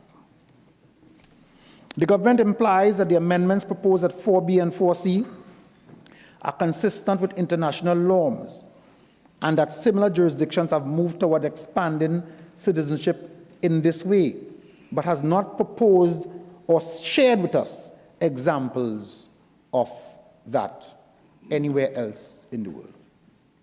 And I suppose for the benefit of all of us and for the benefit of the citizens, if the government has such information, it should be shared with us. I have not been able to find any in my research. A review of international citizenship regimes reveal a consistent global trend toward limiting automatic transmission of citizenship by descent, particularly across multiple generations born abroad. Countries such as Italy, Germany, Norway, the United Kingdom, Canada, Mr. President, Australia have all implemented frameworks that restrict and regulate descent-based citizenship in order to safeguard national identity, manage migration, and ensure a meaningful connection to the state. These measures reflect a deliberate policy orientation that prioritizes proximity, residency, and civic participation over remote ancestral claims. What we stand the risk of doing, Mr. President, is watering down the respect of the coat of arms on a Trinidad and Tobago passport. If every Tom, Dick, and Harry is around the globe-trotting with a TNT passport, we can end up expanding the kind of visa requirements and restrictions being placed on Trinidad and Tobago, Mr. President. That is something that the government must take account of and must look at seriously. I'm yet to hear from the government side, what are these measurable benefits that will come? You talk about doctors, lawyers, other professionals. The current legislation accommodates that. The current legislation accommodates that, and if you include grandparent, then fine. But when you remove, when you say that they don't have the grandparent didn't need to be born here, the parent didn't need to be born here, you just really open the floodgates too much. And it's something that you really need to look at very, very seriously.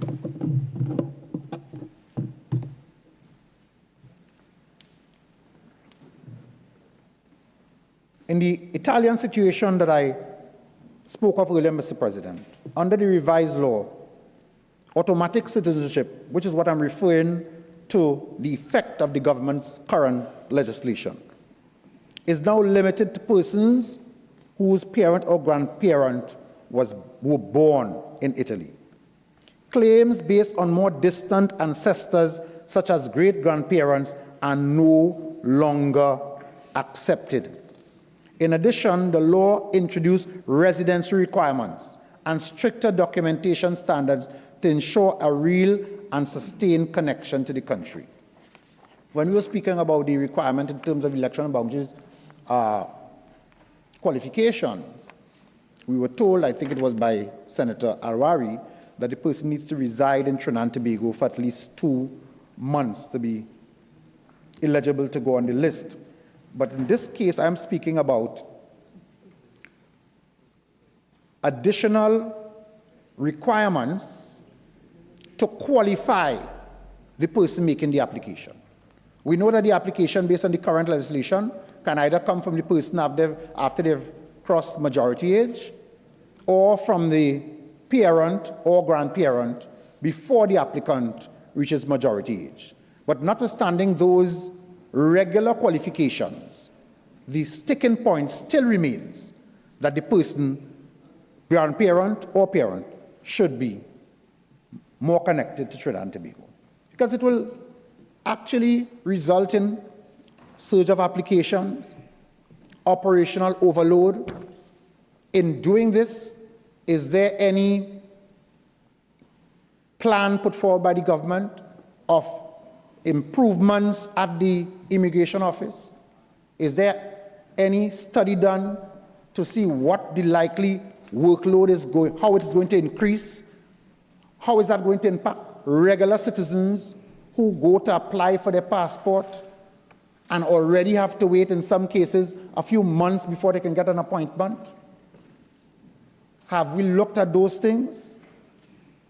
The concerns about loyalty and national identity and integration. A previous speaker spoke about the possibility of importing, sometimes you open the door, you import both the good and the bad. Persons who may have criminal intent or criminal records. And, Mr. President, what are some of the implications for us? The experience in Italy provides a clear warning against expanding citizenship in this way. And if adopted, if Clause 4, B, and C is adopted, it can produce far-ranging unintended consequences for the citizenship system and the broader democratic framework of Trinidad and Tobago. Mr. President, what are the strategic advantages, the economic strategic advantages? I would really like for the government to expand a bit on that, because I'm not clear that it's going to assist us in terms of the sport, and I'm also not clear in terms of what other advantages will come. It appears, Mr. President, that someone somewhere in the Ministry of Sport came up with an idea, did not think it through properly, did not research it, did not look at the downfall of opening this gate. It appears that somewhere in the Ministry of Sport there needs to be some assistance in terms of research and how do we put legislation together that does not affect us negatively. So we may have to recommend that reshuffle sooner rather than later.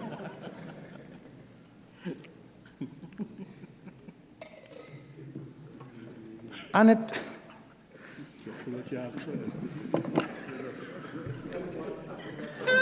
What is going on here, Mr. President? What is really happening here? The risk...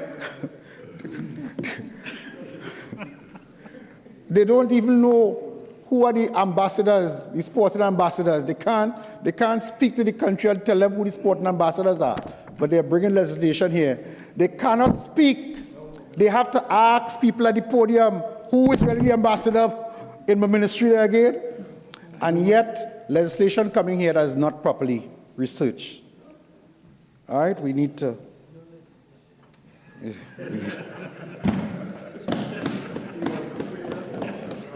Samuel Badi. Right? Wrong name of ambassador. Samuel Badi. And somebody pick up the wrong draft of the legislation and give it to the Attorney General. Right? Right? Right? I think they sent the wrong copy to the office of the Attorney General. And I'm sure the Attorney General, with the experience he has, Mr. President, I'm confident that the points being raised by the opposition, which I said is not political gamesmanship, we all love Trinidad and Tobago. We all love this country. We want what is best for our country. We want when a government minister travels to a first world country and presents his diplomatic passport with the coat of arms on it, the officer receiving it would look at it with some level of respect, and it would not be every Tom, Dick, and Harry from everywhere who never visited this country before walking up with a passport. We don't know their conduct across the world. We don't know those who may have, somebody spoke about people who have been going to fight wars in places that do not concern us. And they have connections through grandparents and parents to Trinidad and Tobago. Some of them have never become here. And nobody should speak about gang who supervise live sport. Nobody who supervise live sport should talk about gangs. Nobody, right? Mr. President, what we want is responsible reform. The opposition supports Clause 4 insofar as it reflects the government's intent to facilitate participation by foreign-born athletes who share a familiar link to Trinidad and Tobago. Not for someone who has absolutely no connection with us whatsoever, and based on, for the third time, Mr. President, before I'm accused of repetition, for the third time, the FIFA rules do not allow those persons whose parents or grandparents were not born in Trinidad and Tobago. And I dare Senator Nakhid or Senator Roberts to tell me that the FIFA rules I'm reading from is wrong, or that the government did not consider this, or that they did not forward this as part of the file to the Attorney General's office in consideration of this legislation, because it must be that there was some mishap, fall down, or lack of research at the Ministry of Sport in not putting forward a proper proposal to the Attorney General's office. This is really an embarrassment. This is really an embarrassment. And therefore, Mr. President, we will not support reckless, unnecessary, and destabilizing legislation. We will not do that. We will not do that. The former speaker had his turn. He spoke at length about what he did in the Ministry of Sport, what he didn't do, what he wanted to do, and what he would have done if the Prime Minister had returned him to the Ministry of Sport. But we are not here debating the efficiency of the Ministry of Sport. What we are debating is citizenship for Trinidad and Tobago, and how do we protect our state from intrusion by persons who may not have our best interests at heart. And therefore, we urge the government to make sure that they look at this legislation again. Now, no government likes to hear an opposition coming and schooling them about what they should do and should not do. You're in office and you're supposed to be governing, but please, let us not water down our requirements for citizenry or citizenship because we're trying to be expedient, because we're trying to score a point in the sports fraternity, because we're trying to appeal to certain people. Let us make sure that what we are doing can stand scrutiny and withstand the test of time. Because as I said earlier, you are not always going to be there. And when you are making legislation, you have to make it for all time, for the best interests of all citizens of Trinidad and Tobago, and for the best interests of our country that we all love dearly. Mr. President, I thank you. Senator Anil Vieira.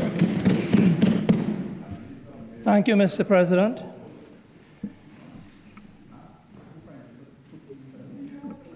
when we think about citizenship, what comes to mind? For me, it's about active participation, mutual responsibility, and the protection of shared values. A strong nation depends on engaged citizens contributing to the common good and upholding democratic values. Mr. President, we should never take the privilege of our citizenship for granted. It is a glue that binds us.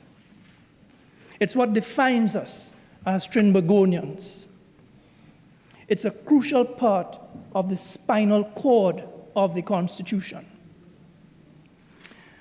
When I first became aware of today's sitting last week, and that it was government's intention to introduce and carry this bill through all its stages, I was flummoxed. Where does this come from? The bill proposes to amend Section 17(3) of our Constitution to allow a person born outside Trinidad and Tobago to acquire citizenship not only through a parent, but also through a grandparent who was a citizen at the time of that person's birth. This bill comes to us entirely out of the blue. As far as I'm aware, there's been no national consultation, no green paper, no white paper, no official policy pronouncement on the need to widen the net of citizenship. No context has been provided. The bill makes no mention of sport or to the possibility of recruiting elite athletes in our hunt for Olympic gold and other glittering sports prizes. I only learned of this dimension watching the news on Friday and today in this chamber. There's no reference to it in the explanatory note. So devoid of context, I began my research for today's contribution on a clean slate. No preconceived notions, whether as to sports or otherwise. All I knew is that the government wants to change the Constitution by widening the net for citizenship. So, as with all bills falling for consideration, the first question I ask myself is, what are we seeking to remedy that previous law does not cover? What is the scope of the mischief that this bill has set out to remedy? I later discovered, via an article in the ACP News by Parliamentary Secretary in the Ministry of Trade, Dr. Neil Gosine, that this legislation, and I quote, is intended to correct a long-standing gap in our laws. There's a belief that our outdated restrictions are costing us some of the best sporting talent of the diaspora. That this is not just a sporting measure, but one that would strengthen our competitiveness internationally while reconnecting our families abroad to the homeland, end of quote. Senator Nakhid spoke about expanding our talent pool, regaining our competitiveness, and the need to diversify sport and culture. These are all laudable goals. They have a ring of plausibility until we examine them more closely. Now, don't get me wrong. Like everyone in this chamber, like everyone in the country, I am delighted when we do well at sports events. This is a sports-loving nation. Sports can play an instrumental part in effecting positive change in individuals, communities, and our society. Sport transcends borders, religion, politics. Sport fosters national pride. I agree with Senator Nakhid. Sporting excellence is crucial. I agree with Senator Roberts. Sport is a powerful thing. The vision of elite athletes getting glittering prizes on international sports podiums is alluring. And the provision of an eligible pathway for athletes who trace their lineage to Trinidad and Tobago to be able to wear our colors is at first glance unobjectionable, even intoxicating. Regrettably, that vision is based on assumptions that may not hold true. In any event, whether vision or illusion, as legislators, we are not rubber stamps. We are required to consider the broad range of possibilities, the broad range of possible outcomes, assessing the best and the worst possibilities. We are required to ascertain whether there may be unintended adverse consequences. As you know, the law of unintended consequences is an economic principle that describes the effects of policy that are unforeseen or ignored. In other words, we are required to consider whether this legislation, if put into effect, carries any risks. The excitement about the prospect of Olympic medals should be tempered with a large note of caution. We are proposing to change the Constitution for an athlete eligibility policy. Let that sink in. Now, I'm going to come back to the athlete eligibility dimension. But first, it may be worthwhile comparing the proposed legislation to what obtains elsewhere. Given that this bill is being touted not just as a sporting measure, but as a national developmental tool representing progress on multiple fronts, including trade, tourism, and national pride, and as part of the larger project of modernizing our laws to keep pace with global standards. So I ask, is there a long-standing gap in our laws? Are the current restrictions outdated? Will this legislation bring us up to speed with the rest of the world? Is this bill innocuous and relatively standard fare? As it turns out, when we compare this legislation with international practice, we see that it is far from ordinary and not in keeping with global standards. In Canada and in the United States, citizenship by descent is strictly limited to parents. There is no automatic grandparent provision. Across the Caribbean region, Jamaica, Barbados, Guyana, and the OECS states, the rule is likewise parental descent only. This bill is outside the mainstream of both North American and Caribbean practice.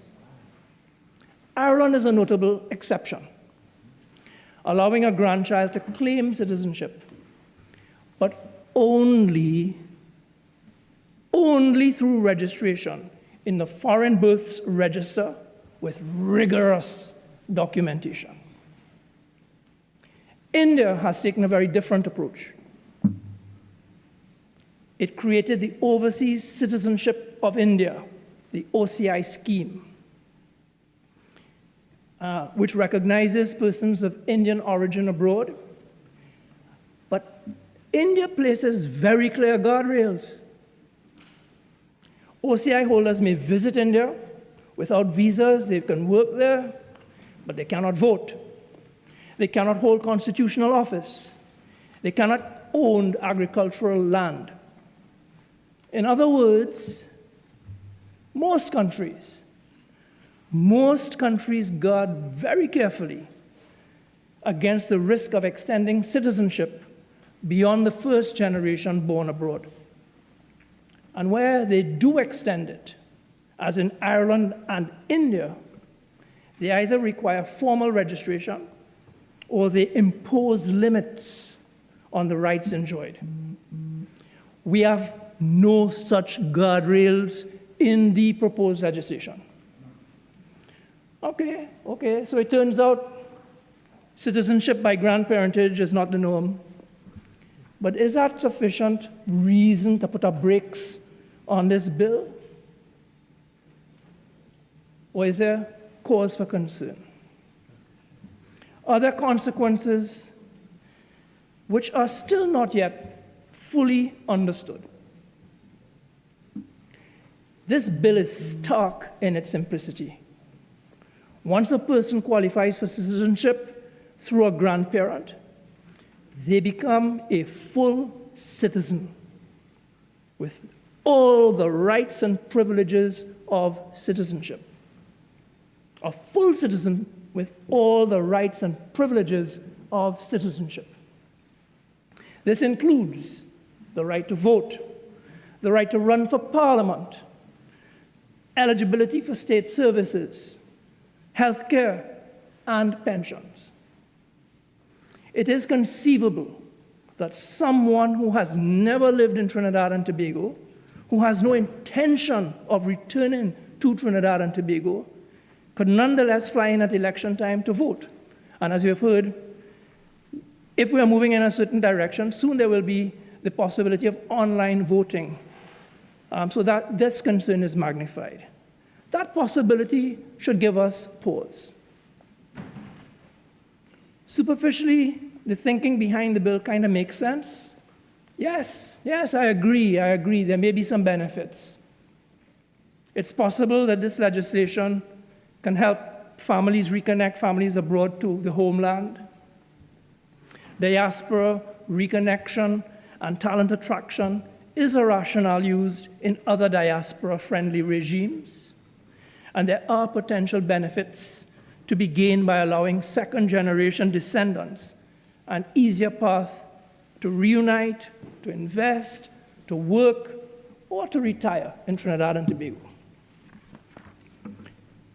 It's possible that this legislation may attract returnees with skills, investment, and cultural links. There may be an economic upside in that more citizens can deepen remittances, skills transfer, and offer cultural, creative links. It's possible that if we grant citizenship to an athletic grandchild, that player, once a citizen, could be eligible for the Trinidad and Tobago team. But the risks are also equally clear. Citizenship is not just a passport. It's a bond of loyalty and obligation. Is it unreasonable to ask whether this legislation might dilute genuine links to our beloved nation? What happens when citizenship is granted to those who have no shared values or standards? This legislation, as we have heard, raises electoral integrity concerns, as it will enable individuals with no practical connection to our society to exercise political rights. Remember, we're not just opening our doors to sportsmen. We are opening our doors to grandchildren across the globe. We are already struggling to keep pace with the burden of funding a large aging population with pension benefits and the need for health care. Not just newly minted citizens, but their spouses and their children will also benefit from this legislation. When this bill widens the eligibility net for pensions, health care, and other services for people who have no history of contribution, we are raising the risk of further fiscal and social burden on an already overburdened treasury and other state resources. Tracing lineage to grandparents abroad also raises complex documentation issues. And we need to guard against the possibility of fraud, especially when it's so easy to forge documents today using AI and the like. Even though I'm a member of Parliament, I don't get to walk through the member's door with my arms swinging. There is screening and security checks. But this bill doesn't just open the door, it leaves that door wide open and unattended. That can't be right. Not in the dangerous world in which we live today. Senator Al-Rawi referred to the Anti-Terrorism Act. I share that concern. Last but not least, since this bill is being touted as an important sporting measure, it behoves us to consider what citizenship by grandparent reform would and would not do for sport. Senator Nakhid spoke about administrative, legislative, and innate safeguards, but he offered no real and substantial particulars. As a general rule, an athlete must be a national of the country he represents. However, if that athlete has represented another country, he can only switch after 3 years since last representation. In other words, this legislation does not and it cannot override the rules of the various international sporting federations, including applicable transfer weighting rules. Another elephant in the room is the assumption that dual nationals will choose Trinidad and Tobago over the United States, Europe, or other first world country. My sense is that if they are capped abroad, they will represent that country. Trinidad and Tobago will only be a fallback position if they don't make the cut there. But I could be wrong on this. As mentioned earlier, it's not enough to be a national and to just hold a TT passport. We have heard that FIFA doesn't allow citizenship by grandparent descent. And many international sporting federations have specific ancestry and residency conditions to be met, including compliance with any transfer of allegiance and waiting period rules, and these all apply on a case-by-case basis. In other words, the grandparent rule is just a start. It does not guarantee a finish. While the proposed legislation would allow a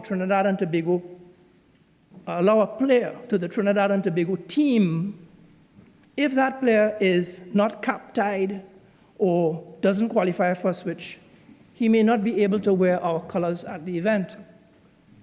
Long story short, in the world of world athletics, an athlete must be a citizen and he must also satisfy eligibility and transfer of allegiance rules. And here it is worth pointing out that many of those rules are being tightened to guard against the very thing we are looking to promulgate. Transfers are controlled with waiting periods and nationality review oversight to curb opportunistic switches. This bill, if passed, may open a door for foreign athletes to get a pick on our team, but security at that door may block that person from competing. The amendment to our Constitution cannot bypass applicable waiting periods, cap, tie rules, or naturalized player limits. But here's my real concern. Mr. President, I am not aware of any other country amending its constitution for an athlete eligibility policy. And as such, we are constrained to consider the proportionality of constitutional change. We have to consider fundamental law versus tactical gain. Constitutions are meant to enshrine the enduring framework of governance and citizenship. To alter the Constitution for the instrumental purpose of broadening an Olympic talent pool risks cheapening constitutional sanctity. Now, I don't want to suggest that this legislation is gripped by a flawed belief, but I am very concerned about treating the Constitution as a secondary consideration. And I also wonder whether we are not being guilty of overreach. Other countries who offer pathways for diaspora athletes, Ireland, Israel, Italy, they don't do so by rewriting their constitutions, but through ordinary nationality legislation or immigration policy. Couldn't we achieve the same objective using less extreme measures? For example, by amending the Immigration Act and regulations, or through the passage of specially tailored legislation. In any event, whether it's about unlocking benefits for sports specifically, or about opening the country to its diaspora generally, this bill raises a central question. Shouldn't citizenship acquired under this amendment be accompanied by appropriate guardrails? India's example shows that one can embrace the diaspora without opening the door too widely. The Foreign Investment Act sets out clear conditions before a foreigner can acquire land. You need a license, there are restrictions on use, there are reporting and compliance obligations. So in similar vein, can we consider amending the proposed legislation to include guardrails such as requiring registration in a special register? Citizenship should not be automatic. It should require proof of lineage and good character via a register akin to Ireland's Foreign Births Register with prescribed evidentiary standards. We should require a substantial connection, such as a period of residence in Trinidad and Tobago. We can borrow from Canada's 2025 proposal, for example, a period of Trinidad and Tobago at any point, say 1 to 3 years, or regularized citizen to be registration before a certain age to demonstrate a living link. We could place limits on political rights, such as voting or holding public office for citizens who reside permanently abroad. Can we clarify the entitlements in relation to pensions and social benefits to ensure equity for those who have lived and contributed here?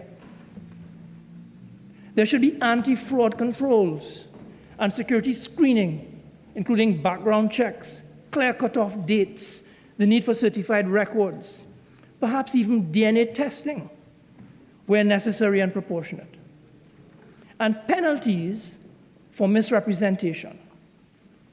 The systems around us are advanced and complex. We need to failure-proof them. There should be published, projected, eligible population and processing capacity.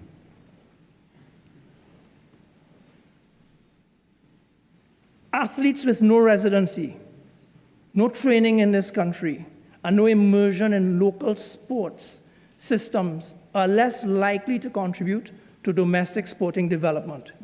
Yeah, they may deliver a result in the short term, but leave no legacy in coaching, youth mentorship, or community engagement. If this legislation is to yield fruit, we should adopt selection policies that require a genuine and ongoing connection to Trinidad and Tobago. For example, minimum domestic training camps, participation in national programs, or residency periods once they do not conflict with the rules of the particular international sporting federation. What about having a documented commitment clause in athlete agreements?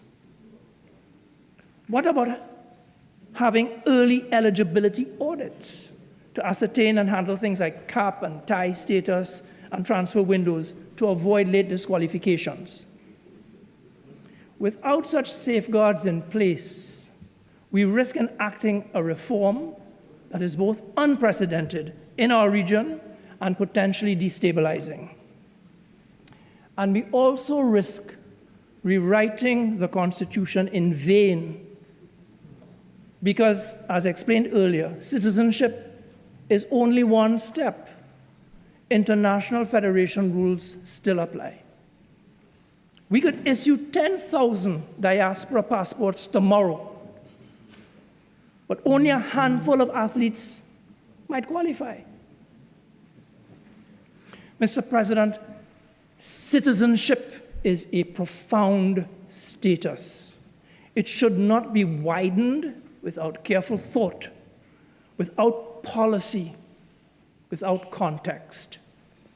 This measure is not the international standard. Most countries limit citizenship to 1 generation abroad. That is the global standard.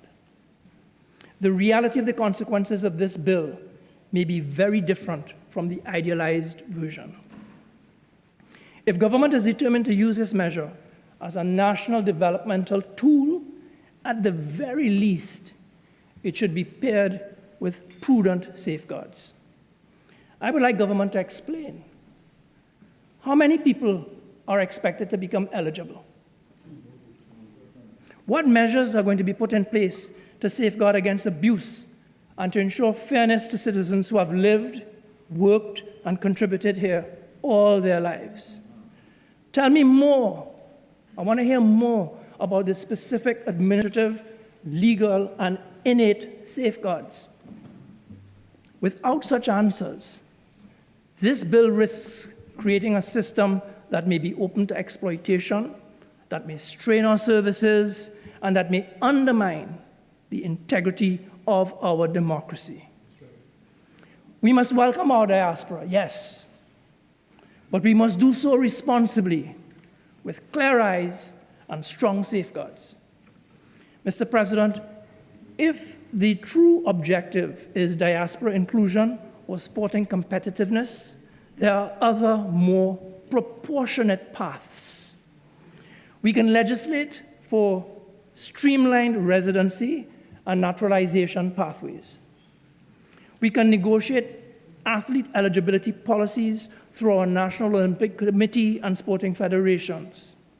We can establish diaspora engagement programs that encourage overseas-born children of nationals to connect, train, and contribute without altering constitutional fundamentals.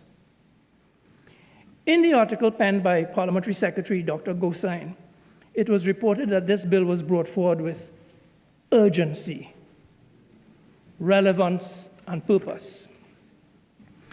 But constitutional change is a matter of the highest legal and political significance. Because the Constitution provides the supreme framework within which all other laws and institutions operate, the process of amending it should not be rushed on an urgency basis. Rather, it should follow broad consultation and careful deliberation. Constitutions are not playthings. They are the bedrock of our country's sovereignty. They require stability, and frequent or hasty changes risk undermining public confidence and the rule of law. To alter citizenship provisions for short-term or tactical reasons is to risk far more than we stand to gain. Let us embrace our diaspora. Let us strengthen sport, certainly.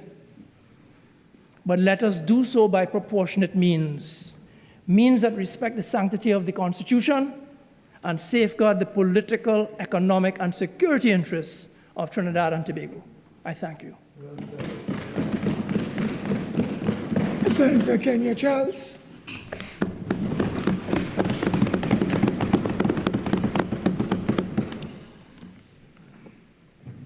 Mr. President,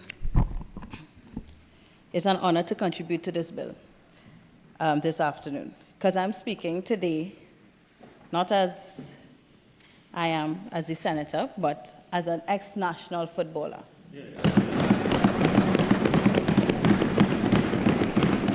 I have represented this country since I was 15 years old. So many of you all don't know that I played football. And I would like to let, Senator Amery Browne know, because I see he's been playing lately, that he can't pass me no day, no time on football.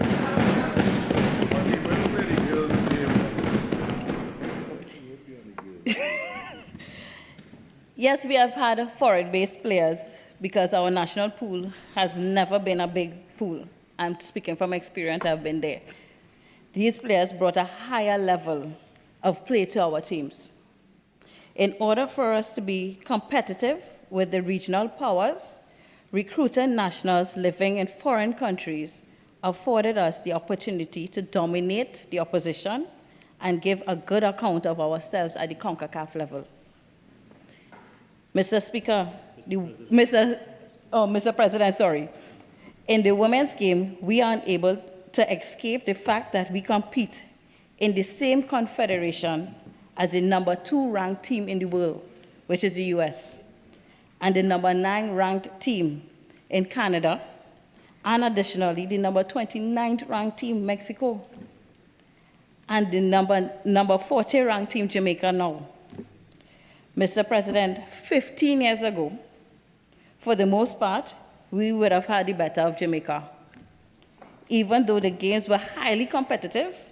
However, in the past 10 years, as a result of utilizing the players born and raised in developed countries, Jamaica senior women's team has surpassed us. We are nowhere competing with Jamaica right now. And Jamaica has even surpassed all the teams in the Caribbean and Central America. This is highlighted by the fact that they were top-ranked team in the Caribbean, and they made it to 2 Women's World Cups. Not 1, but 2. On the male side of the game, recruiting foreign-born nationals have been even more widespread. With that, top-ranked teams in the region, in the US, Canada, Mexico, Costa Rica, El Salvador, Honduras, Suriname, Curacao, and Jamaica, actively making their roster open to eligible offspring of nationals living abroad. As a matter of fact, the Curacao and Suriname teams are made up of most players whom are born and raised in the Netherlands. So the Curacao team that we played on September 5th, if you watch their roster, most of them are playing in the Dutch league. So our league is nowhere compared to the Dutch league in Trinidad and Tobago. The US, with all the resources it has, financial, 14 million registered players, and 4 professional leagues, have been recruiting players for their senior national teams, all the way to the under 15 national teams, making it more difficult to compete with them. So if the US doing this to recruit to get players for their national team, I don't see what is the issue with us doing it for our national team. I honestly believe by amending this bill to allow words with his parents or grandparents is or would definitely help us in sports. Firstly, Mr. President, to be able to compete, we have to be on the same level as these other countries, and implementing this bill somewhat evens the playing field. This opens the access to a larger pool of athletes.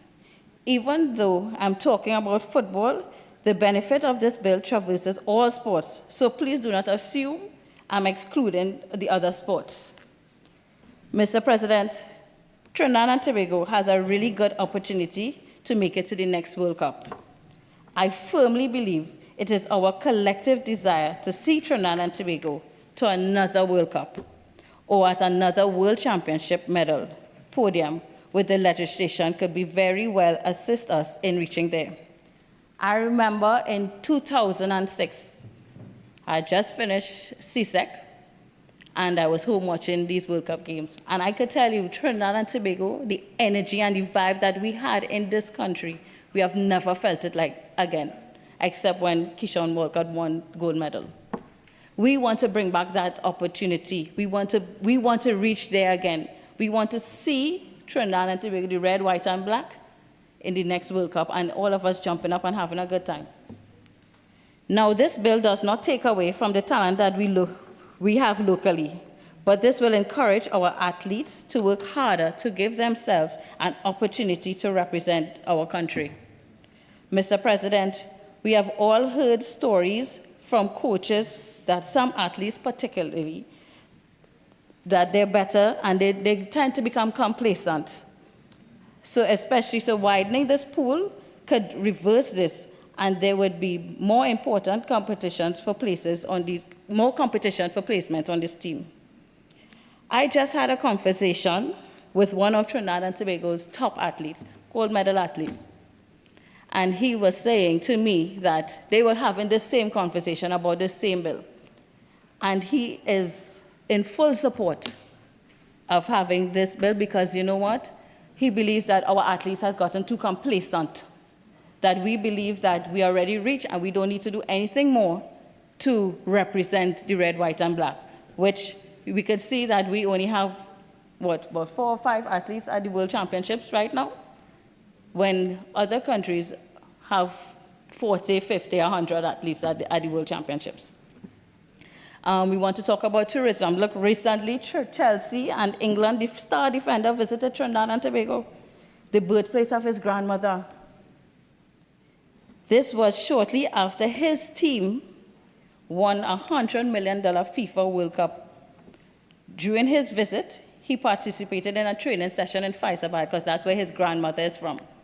He has and visited our national under-15 team.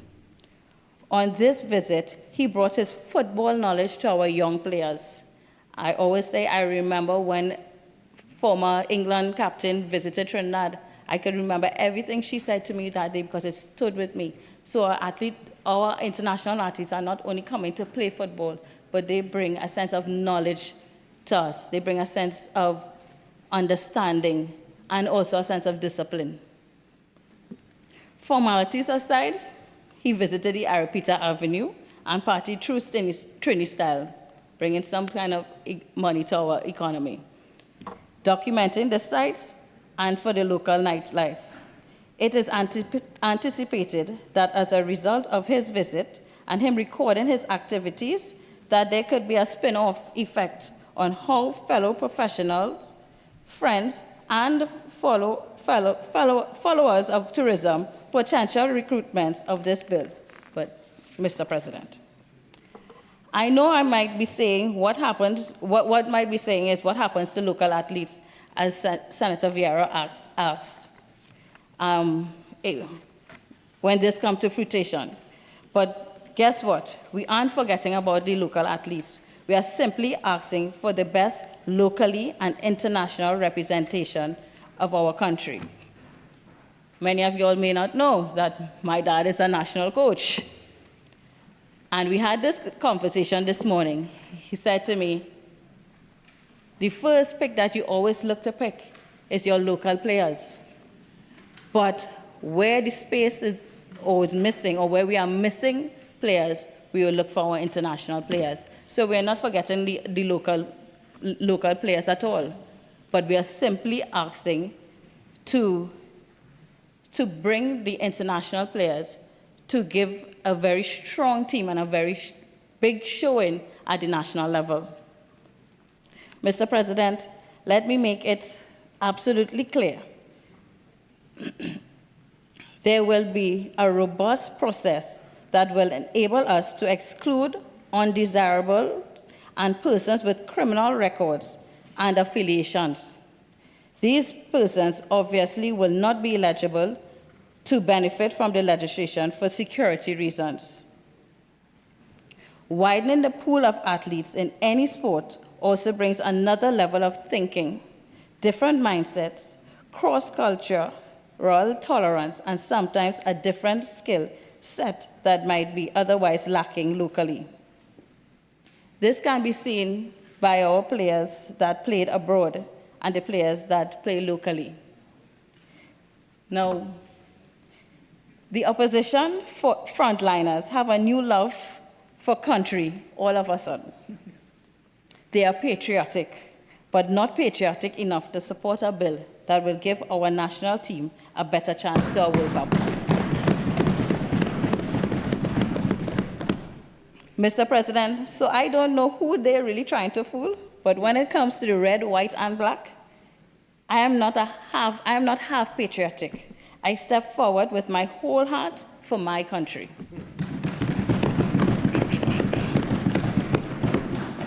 As mentioned before by my colleague, Senator Roberts, we should have known that they don't care about the country and sport, you know, especially as they decided to put the Nobody Lives Here MP as the Minister of Sport. The minister also, and as he said, the minister admitted that sport was not her forte. And you can find this in the Express article dated April 2018, in case they forgot what she said. Now, if they had any idea, we would not be debating this bill today and playing catch up to the other countries. We would have already had this in place. As mentioned by Senator Nakhid, we are only one of 5 out of the 211 countries registered with FIFA that isn't utilizing this type of legislation. Again, I will say, how do we expect to compete with the rest of the world and we are not on the same level with them?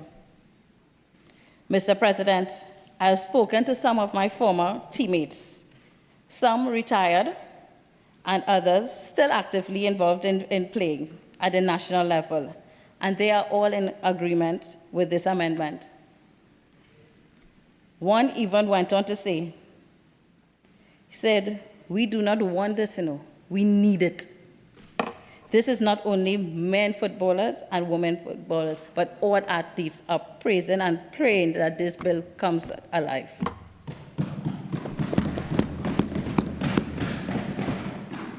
And I would like to say, I did not forget my teammates from Tobago. I called and I messaged them and I asked what they thought about this. And they are all in agreement with this bill. I have friends who are coaching at the national level now, Mr. President. They are very much in support of this. They are not saying we do not have the local talent, but we need to expand our pool to better compete.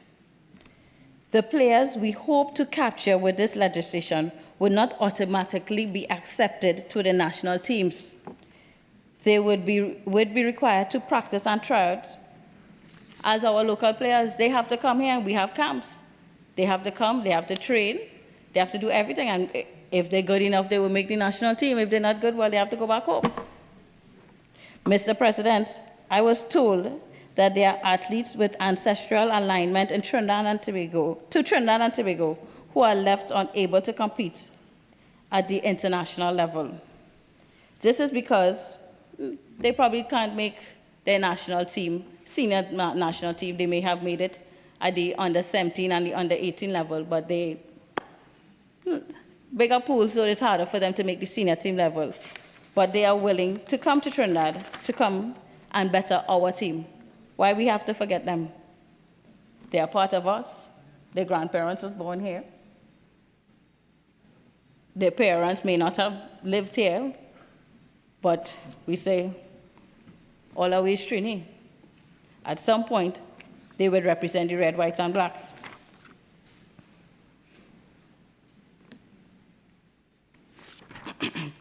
I was also reminded by Senator Alaha, we have a bona fide diaspora now. A generation is 30 years. We have 3 generations of Trinbagonians now. We have grown up as a nation and no longer depend on Commonwealth identity or a regional CARICOM identity to define us. It cannot be that Commonwealth citizens and CARICOM nationals can have a greater right to apply for citizenship after residing here for a requisite number of years than a grandchildren of our overseas citizens, our diaspora. We are growing up as a nation. There will be growing pains. Our foreign policy is now directed towards our sovereign interests. Regional corporations is all fine and good, but sometimes a regional position which tries to please many different countries ends up being a compromise that is ineffective. I'm sure, and I'm talking from a football point of view, I am sure the likes of Dwight York, Russell Latapy, Derek King, Ross Russell, Anton Cornell, Kieran Edwards, and all the other coaches and officials of our national sporting organization in the country are excited about the merits of this legislation. Let us give ourselves the best chance of a sporting excellence. Let us give ourselves the best chance of reaching another Men World Cup 2026 and another woman, and so our first Women's World Cup in 2027.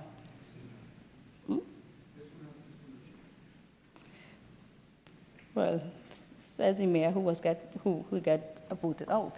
Anyway, Mr. President, as I say, I hope that we can get the support from the members on the other side and our independent senators.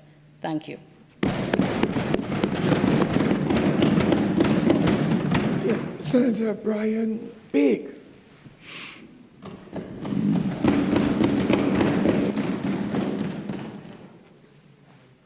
Thank you, Mr. President.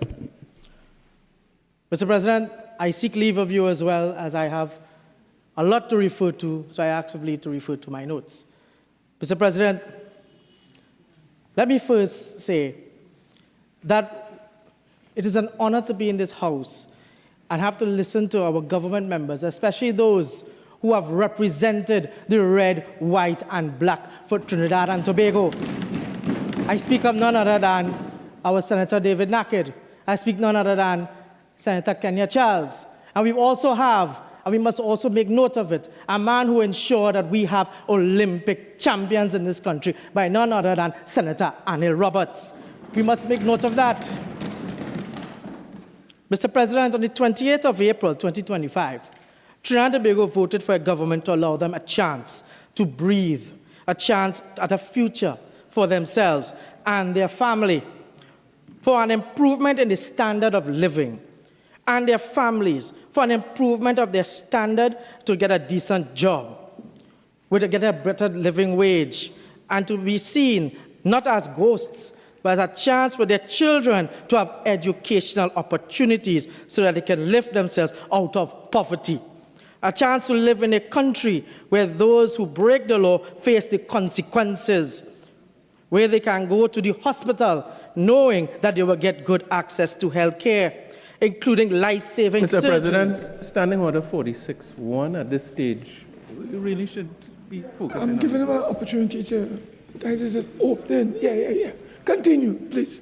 Thank you, Mr. President. Thank you. Don't worry, no, man. I commented. Relax. Yes. So, Mr. Speaker, we have a government that is transparent and people-friendly. We, Mr. President, on this side, will not let down the people of Trinidad and Tobago. Mr. President, I must remind this nation, between 2010 and 2015, sports was seen by the Honorable Prime Minister Kamala Prasad Bisesa, SC, as a critical role for development of youth, regardless of socio-economical background, and this is why the UNC government invested in a national cycling velodrome, the National Tennis Center, a National Aquatic Center, as well as renovating and expanding a number of recreational grounds. After that, Mr. President, we all saw what happened. They were abandoned. They were not even used. In fact, they got to the point where people were using it to play all fours. But now, with this government, we shall ensure that those centers shall be used to ensure that our sporting facilities shall be used proper. Mr. President, the Constitution Amendment Bill 2025 seeks to amend the Constitution of the Republic of Trinidad and Tobago. It allows for persons to become citizens of Trinidad and Tobago if their grandparents were a citizen of Trinidad and Tobago at the time of their birth. Today, we are here not to debate whether Trinidad and Tobago should join the modern world, but is to declare that we cannot afford another day of legislative paralysis while our competitors harvest our human capital. We stand at the crossroads, Mr. President, where legal frameworks and institutional capacity must align to unlock Trinidad and Tobago's full potential, sporting otherwise. Today's constitutional amendment represents more than legislative housekeeping. It signals our commitment to systematic reform that addresses both immediate competitive needs and long-term structural deficiencies in our sports ecosystem. Every one of us in this chamber and every citizen listening across our twin island nation can recall those transcendent moments when we were not defined by our differences, but were united as one people under one flag with one voice. I speak of those moments, pure and unadulterated national pride. Senator Roberts talked about it in 1976 with Hasey Crawford. Well, I was not around then, because I was in 1976. But I listened to my grandparents and my parents talk about that day, and just hearing them, I felt a national form of pride.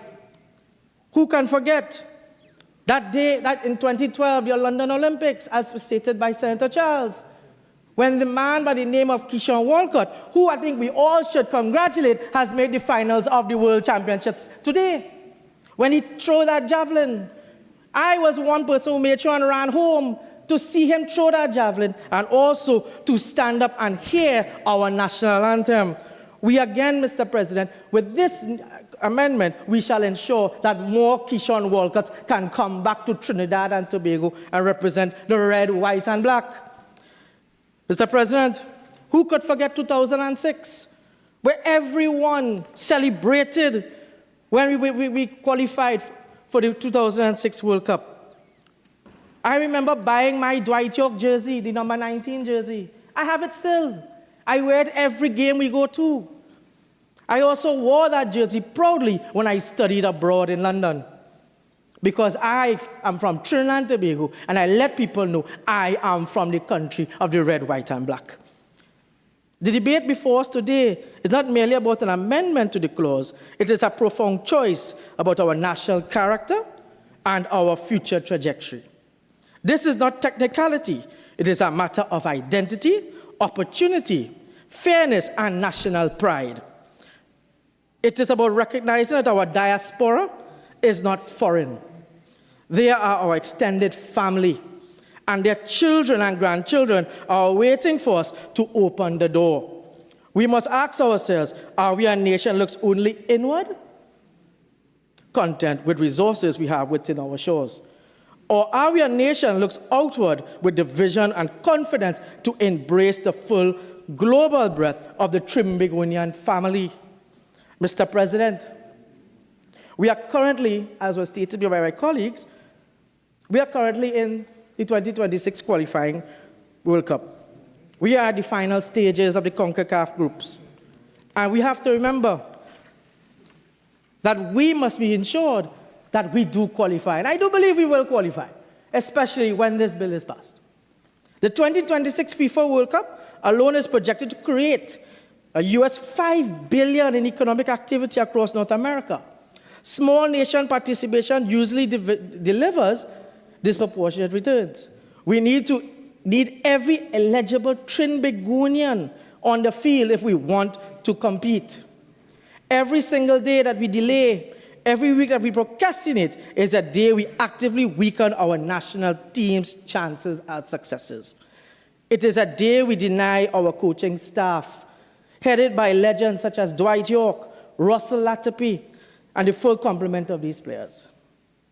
Mr. President, FIFA, World Athletics, the International Cricket Council, and World Rugby explicitly require citizenship documentation or passport evidence. Administrative naturalization process create timing, uncertainties, incompetence with international competition schedules. This is not a matter of endless debate in committees. It is a matter of decisive action on the floor and the Parliament. Inaction in this context is not a neutral stance. It is an active choice to forfeit a competitive advantage, Mr. President, and to tell these young men and thousands like them. The person whose phone went off, could you just leave the chamber and settle for 15 minutes and then return? Please. Continue, please. Thank you, Mr. President. Mr. President, this amendment, it allows us to seize the opportunity to strengthen not just our football team, but our talent pool across all sporting disciplines. International sporting organizations, as I said, like FIFA, World Athletics, and Rugby, explicitly recognize grandparent eligibility rules. Mr. President, at the last 5 Olympic Games, over 30 Caribbean medals were won by athletes who either trained abroad or came from the diaspora roots. Trinidad and Tobago have a diaspora pool of over 300,000, which was mentioned earlier. Eligible third-generation descendants abroad. Even if 0.1% had elite sporting talent, that is 300 potential elite athletes, Mr. President. In contrast, our current national pool of athletes considered elite based on world ranking, including team sports, is around 200 athletes. The scale speaks for itself. This is the best solution, Mr. President, for our athletes, ensuring we can field our strongest possible teams for the next upcoming cycle of Olympic and World Championship qualifiers. It addresses the urgent without getting bogged down in the complex, securing a quick, tangible, or popular win for the nation. Mr. President, the benefits of this policy extend far and beyond the field of play, with profound economic, social, and cultural implications. Therefore, this process will allow the extent the same facility of third-generation citizenships for other foreign-born individuals. We will develop the rules, Mr. President, that will guide access to citizenship for those who can bring investment, specialized skills, and other benefits to our nation. We will transform reactive citizenship processing into proactive talent acquisition. Our gradual approach ensures quality control, Mr. President, while building institutional confidence. This learning approach ensures our systems evolve with changing international standards. Mr. President, this amendment is not a leap into the unknown. It is necessary and overdue step to keep pace with our neighbors in a competitive Caribbean region. To fail to act is a choice to be left behind, Mr. President. And we do not want to be left behind. We must never forget that Trinidad and Tobago, as a sporting nation, we were once #1 in the Caribbean. We are no longer #1 in the Caribbean, Mr. President. Our Caribbean brothers and sisters have already recognized the immense value of their diaspora. You would like to know how? Let me tell you how. In St. Vincent and the Grenadines, I heard Senator Foster Cummings talked about St. Vincent and the Grenadines. He told you one part. He didn't tell you all the parts. So I'm going to give you the other part he leave out. The St. Vincent and the Grenadines, their parliament approved a citizen amendment bill in 2023, explicitly allowing citizenship for grandchildren. Their Prime Minister, Honorable Ralph Gonsalves, I would like him to listen to this, noted this was in response to requests from people involved in sports, athletics, football, and bodybuilding who wish to represent their nation. In St. Lucia, just last year in 2024, they amended their Citizenship Act to state that a person becomes a citizen at birth for their father, mother, grandfather, or grandmother is a citizen by birth. A clear, unambiguous embrace of the grandparent rule. In Jamaica, here the country, Jamaica, the Nationality Act has long recognized their third-generation individuals driven by the strategic need to maintain ties of the Jamaican diaspora. In Guyana, their Citizenship Act similarly provides an opportunity for second and third generation individuals with Guyanese lineage. Mr. President, so there's evidence. So it is clear from Kingston to Castries, from Kingston to Guyana, which is Georgetown, they are way ahead of us, and we must not be left behind, Mr. President. We cannot be allowed to be left behind. Thank you. They are proactively acting, and so why should we wait? Now is not the time. The time is now, and we must do it now. Imagine, Mr. President, just last week, we played Jamaica. We were defeated by Jamaica. The man who scored the goals for Jamaica, his name is Bailey Parliamentary and John Russell, both of whom were born in England. Mr. Parliamentary is a former England under-19 player who became eligible to represent the Reggae Boys because of his paternal grandfather in Jamaica. We are at a competitive disadvantage. Is it that we are going to allow that? No, we should not allow that. We must have a level playing field. So when they come back here, it's licks down the line for them. Trinidad and Tobago must be part of the world, and we must not be left behind. I say that again. Mr. President, with this amendment, we can have players such as Jadon Sancho can come to play for Trinidad and Tobago. He has Trinidad and Tobago lineage. And I would love to see that. I'm nonetheless a supporter of Manchester United, even though we put them on loan. Mr. President, if one looks at the bill before us, Clause 3 of the bill specifically states that the bill alters the Constitution as it seeks to amend Section 17.3, the Constitution which governs the acquisition of citizenship by descent. Section 17.3 establishes a general rule that a child born outside of Trinidad and Tobago acquires citizenship by descent. If at time of a birth, at least one part is but for death. As citizen of Trinidad and Tobago, otherwise that by descent. So it is a very simple amendment, Mr. President. When you look at Clause 17.3 of the Constitution, as I read and stated and clarified, and I will clarify yet again, it states a person born outside of Trinidad and Tobago, where they would have now the amended, they would have their grandparents. So, Mr. President, as I move on, I know one of the concerns raised is the abuses of the system. I will get to that later on in my contribution. Mr. President, I would say that to be against this bill, you are against and rejecting our talent. Why do you want to reject our talent? This bill is not just about sports or passports.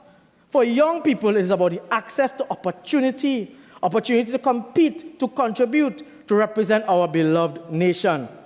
It means having a chance to represent your heritage on the world stage. It means stepping into a system that sees your potential and gives you the tools to achieve it. So we must understand that. By widening this to our grandchildren, we are cultivating a larger community to young people. We are giving the chance for them to cultivate and to move further with our diaspora. This is especially critical for national sports. Mr. President, this is not a new or sudden request. Media reports highlighted this. In fact, our national coach, Mr. Dwight York, has indicated that he is all for this. Our former national coach, Mr. Angus Eve, is also saying that he is all for this. So let us give them what they desire. Let us give them what they need. So let us all support this. I want to remind colleagues, I'm sure you all have heard about some great footballing stars, one such as Miroslav Klose. He's a German striker who holds the record for the most goals at the World Cups. Do you know that he was born, Mr. President, in Poland? And believe it or not, we have a Polish man playing in Germany. I want to also remind you of a man by the name of Ivan Rakitic, born in Switzerland. And he's playing for who? Croatia. Why? Because of Croatian grandparents. You understand? So these persons, they are qualified because they were able to play for these countries because of their lineage of their grandparents. So we are seeing worldwide that this is nothing new, Mr. President.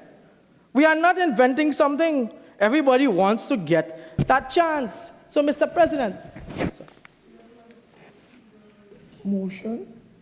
I call on the leader of government. Business. Thank you, Mr. President. Mr. President, in accordance with Standing Order 14.5, I beg to move that the Senate continue to sit until the completion of the business at hand. Honorable Senators, the question is that the Senate continue to sit until the completion of the business at hand. Those in favor say aye. Aye. Those against say no. I think the ayes have it. The business of the Senate will continue until its completion. Continue, Senator Baig. Thank you, Mr. President.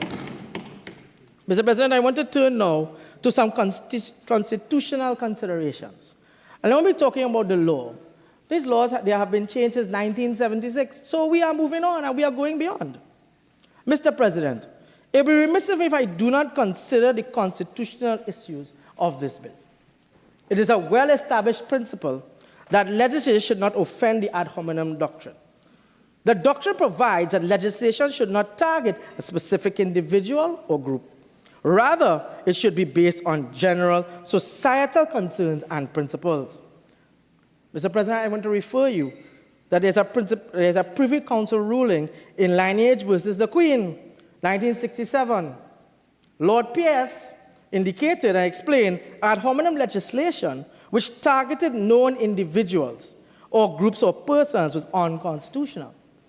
However, his lordship reasoned that the law should be intended for the generality of the citizens or designed as any improvement of the general law.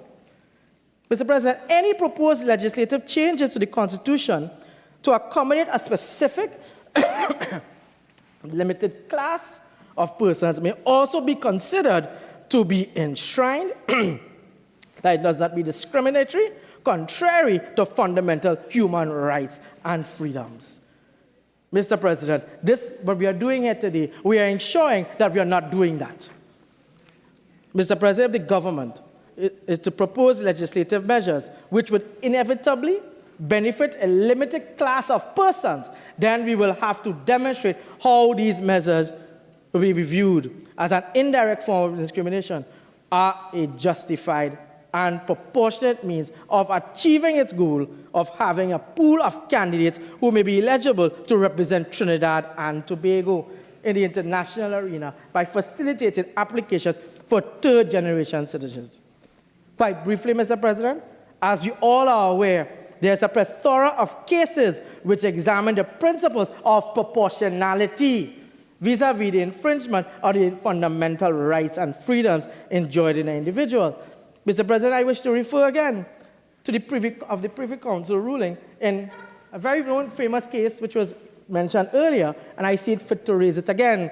Is Kenneth Surratt and others versus the Attorney General of Trinidad 2007. I'm surprised I must agree with my colleague, Senator Roberts. I'm surprised I didn't hear Senator Al-Rawi raise this. That he was famous for that, to quote this when he was in government. Surratt and others, Attorney General, has confirmed that a proportionality test is to be used when balancing enshrined individual rights, legislative measures which may curtail those rights having regard to the overriding public interests.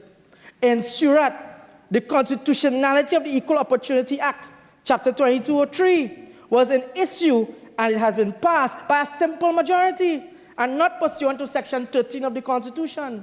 The Privy Council, applying a two-step proportionality test, held that the act was constitutional and there was no inconsistency with Section 4 of Rights and Freedoms. The two-step test applied in Surratt was, does the limitation of the fundamental right pursue a legislative aim? And if so, is that limitation proportion to the aim? In Suraj, the appellants claimed that regulations made in response to the coronavirus pandemic, which inter alia limited gatherings of people, were unconstitutional, since the regulations were inconsistent with fundamental human rights protected by the Constitution, including the right to respect for private and family life, freedom of movement, freedom of conscience and religious belief and observance, and freedom of association and assembly. In determining whether the restrictions implemented by the Public Health 2019 Novel Coronavirus Regulations 2020 were constitutional, a central matter considered by Privy Council was whether ordinary or subsidiary legislation can impugn upon the fundamental rights and freedoms set out in Section 4 of the Constitution, as long as it pursues a legitimate aim and to proportionate to the aim, as stated by Baroness Hale of Richmond in Surat. The Privy Council reaffirmed, Mr. President, that the rights in Section 4 are qualified by a proportionality test and are not absolute. Additionally, the Privy Council noted at paragraphs 71 and 93, respectively, that to interpret the rights in Section 4 as absolute would conflict with the nature of Trinidad and Tobago as a democratic state. So,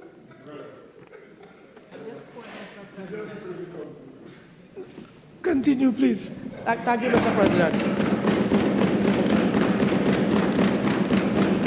You see, Mr. President, when the PNM is being edified, they could never accept being edified. So, Mr. President, with this learning in mind, I would like to put it on record, Mr. President, that this bill does not focus on any particular person, group, or persons, but rather it applies to any person with third generation lineal ties of Trinidad and Tobago throughout the globe who desires to represent TNT in any way and any value or any avenue, Mr. President. You want to raise our next standing order now? I hope you're edified. Thank you, Mr. President. Mr. President, I want to bring now to the point of ensuring national security. Mr. President, let me clear the air on national security. This expansion of our national family will be built on a non-negotiable pillar of rigorous security. Authentic lineage requirements will eliminate mercenary arrangements. Applicants must prove direct grandparent ties to Trinidad and Tobago citizens, not financial capacity or sporting achievements alone. We are opening the door to our diaspora, but not compromising the safety of Trinidad and Tobago. We are a responsible government. The amendment will be complemented by robust security screening procedures developed in Constitution with consultation with that of the Ministry of Homeland Security. I hope I have raised and answered the issues by Senator Vieira. Every single applicant under this new provision will be subject to the most stringent and comprehensive vetting and background checks. We will also be consistent with our international best practices, facilitating legitimate opportunities. This will include biometric and biographic screening, interagency checks with our law enforcement and intelligence partners, and through a thorough review of each individual's history. Integration protocols will ensure new citizens understand their responsibilities while maximizing their contributions to national development in Trinidad and Tobago.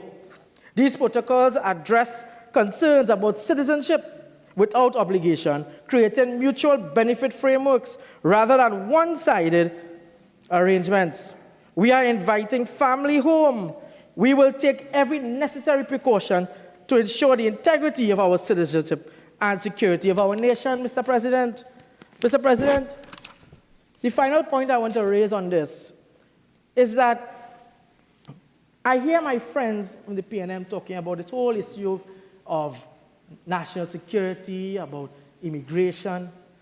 But you know what I see when I hear that? It reeks of PNM hypocrisy, and I'll tell you why. I speak of a Newsday article dated Tuesday 9th, July 2024, where it says, Hines, national security, not Hans, Hines, very open to review citizenship laws to benefit sports. Their own national security minister at that time, the worst national security minister they ever had. He said that they were willing to look at it, willing to open the door. But the PNM now is against this. And this is why on April the 20th, they were voted out of office. Because 1 minute, only talking something good, and then only against it. Only never cared about people. Only never cared about the nation and the people of Trinidad and Tobago. That's why the PNM, Mr. President, stands for people never matter, Mr. President. Mr. President, imagine the same PNM want to come here and talk about this. You should hold your heads in shame. You should hold your heads in shame. Mr. President, I will close by saying the UNC is here, led by Kamla Prasad Bisesa, to ensure that the people of this country will get proper governance. We are a governor will listen, I will then act. I will say it again, that when the UNC wins, our footballers will win. When the UNC win, our athletes will win. When the UNC win, Trinidad and Tobago and our nation, we will win. Mr. President, with these few words, I thank you. Senator Vishnu, Dhanpaul.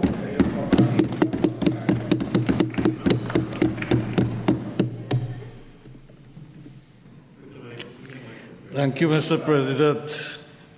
Nice to see you again.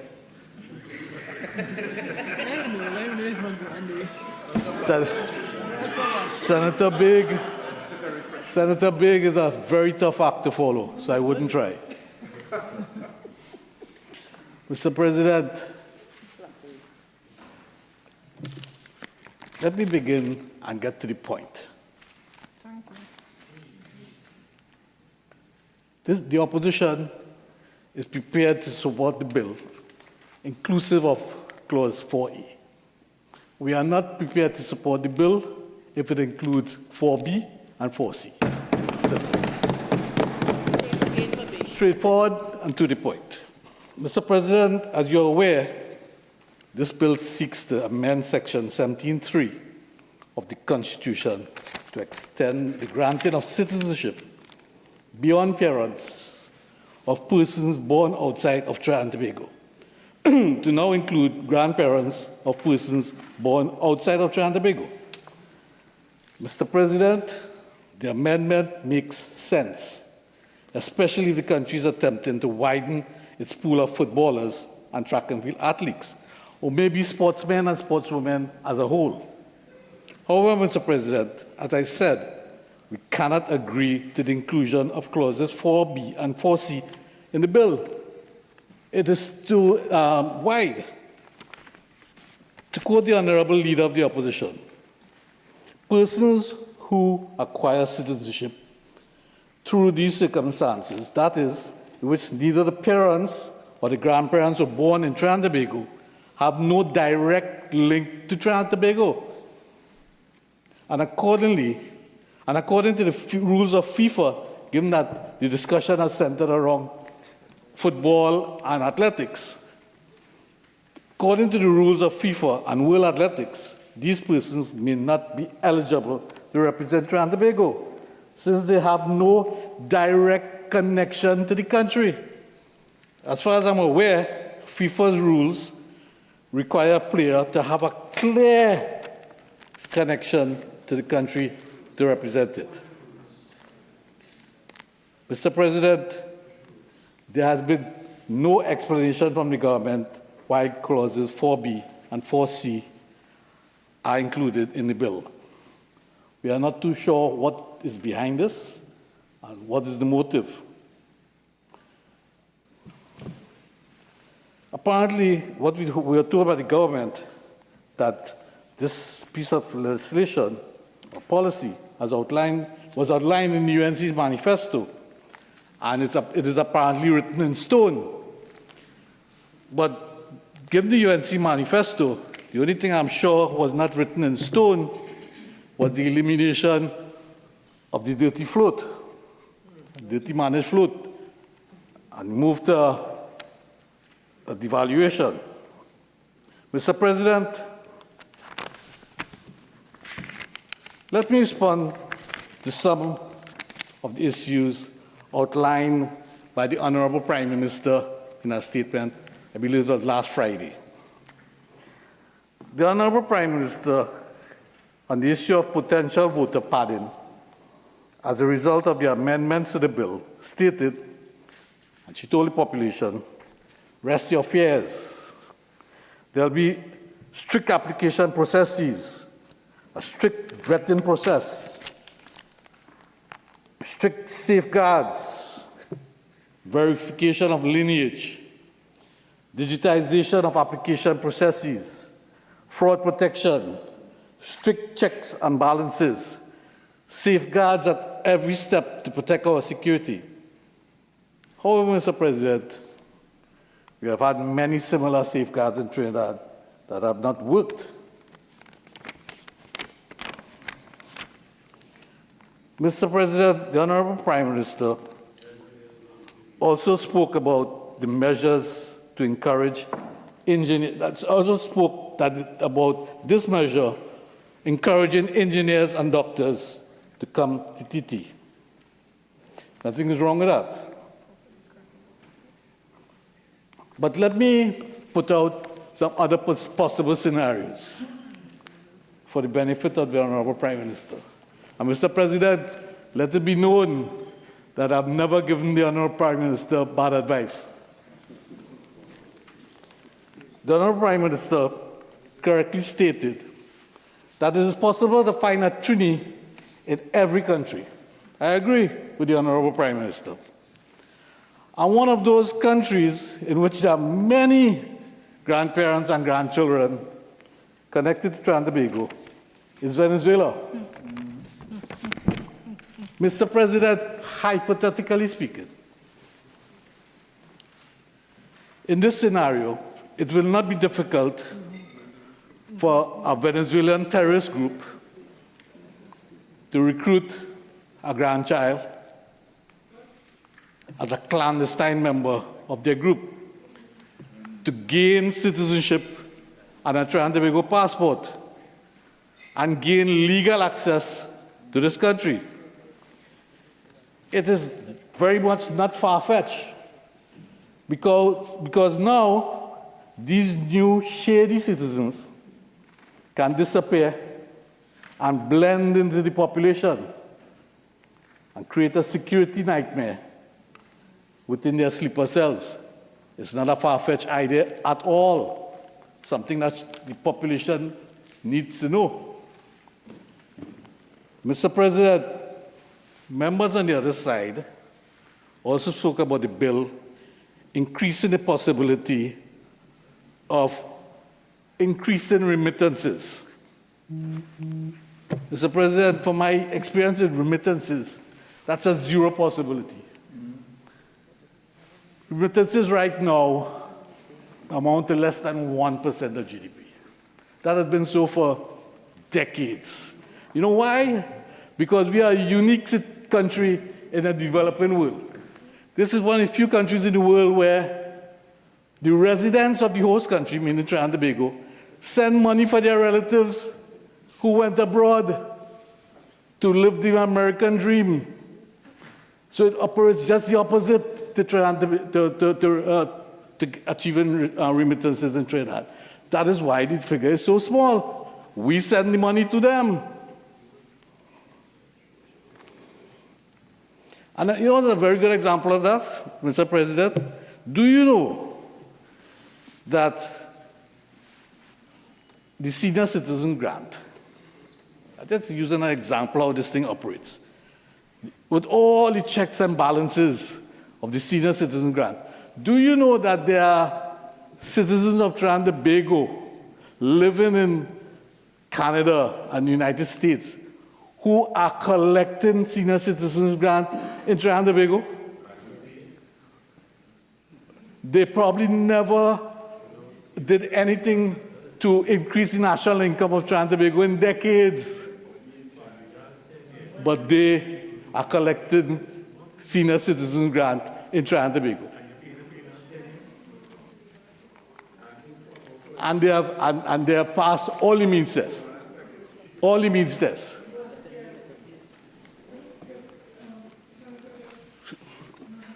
I'm trying to hear.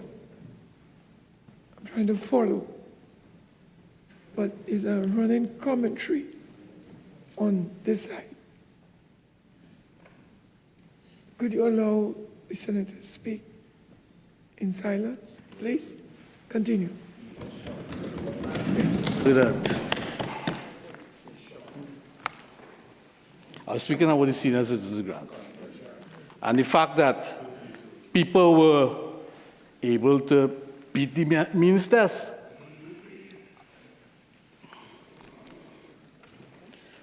But just some more advice for the Honorable Prime Minister.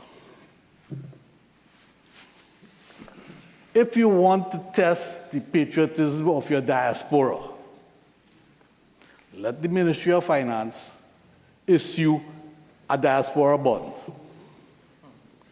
Okay? Let us see the appetite for that issue among the diaspora. I will tell you this.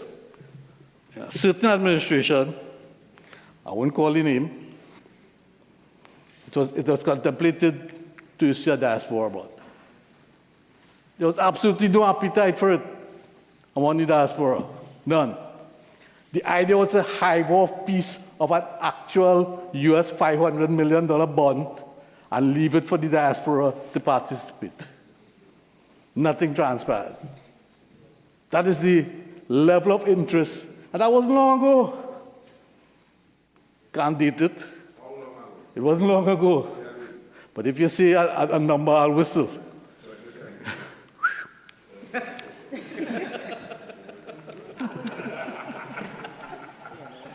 So, you know, Mr. President, these fellas, I stay very quiet when they're speaking.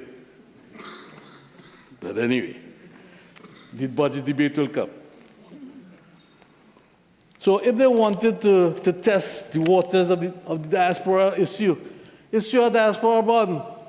Let's see the interest of the diaspora in the domestic economy. And it could be twofold. You will see the interest of the diaspora in the domestic economy, and this is something Senator Saratsing wouldn't know about. It will help the budget. It will help finance the budget. Piece of advice for the Prime Minister. And it's not a novel idea. It is nothing new. Try it. I have one question for the Minister of Sport, or the proxy, or the Parliamentary Secretary. Obviously, the athletes attracted to Trinidad and Tobago will want to participate in the Elite Athlete Assistance Program. Is it possible that an athlete could access the assistance from the Elite Athlete Program and then disappear? What you have to remember, Mr. Speaker, is that the people involved in this, or the participants after, if this bill is approved, each person involved will have 2 passports.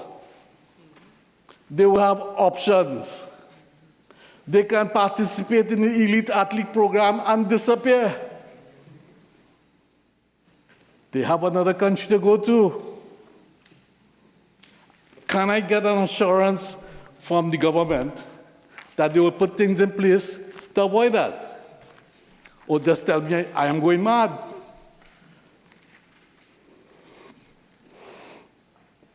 The second thing is, these individuals will also have access to the government assistance for tuition expenses. GATE. Again, Mr. President, I want you to keep in mind that these individuals they will invariably have 2 passports. It is highly possible that these new citizens will access GATE, become lawyers, become doctors, become engineers, become accountants, free of charge. And with the second passport, guess what? Disappear. There is nothing to keep them here. There's no contract. How do you avoid this situation? I like some feedback from the government, please.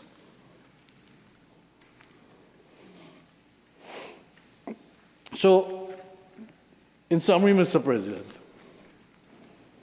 I cannot envisage any great impact of this bill on remittances. I cannot envisage a brain regain, as coined by Marlene in 1994.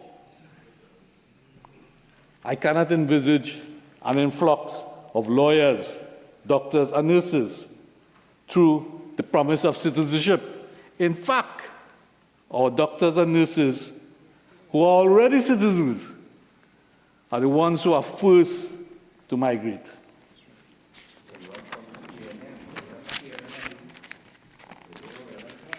In closing, Mr. President,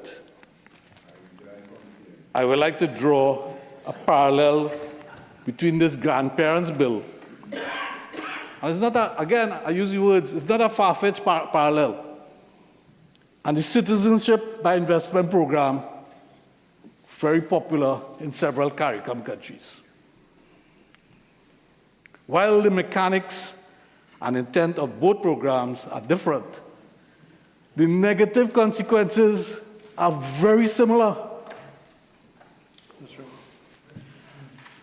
The citizenship by investment program stated intent was to provide citizenship for a certain level of investment into the country. Mr. President, the program started innocently enough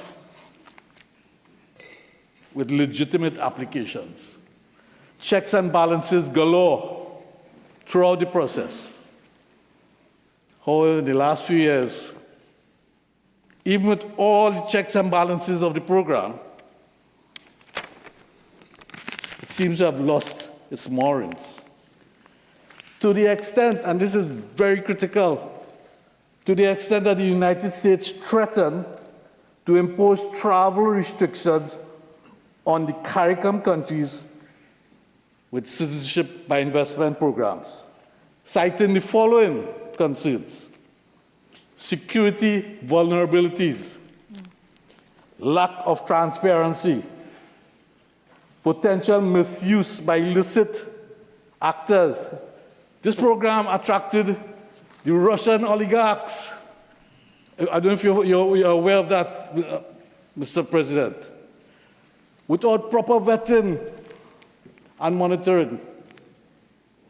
Mr. President, the Trinidad and Tobago authorities need to take a bigger, better look at this and take careful note of the response of the United States to the failure of the citizenship by investment program. Thank you very much, Mr. President. Senator Michael Simon de la Bastide.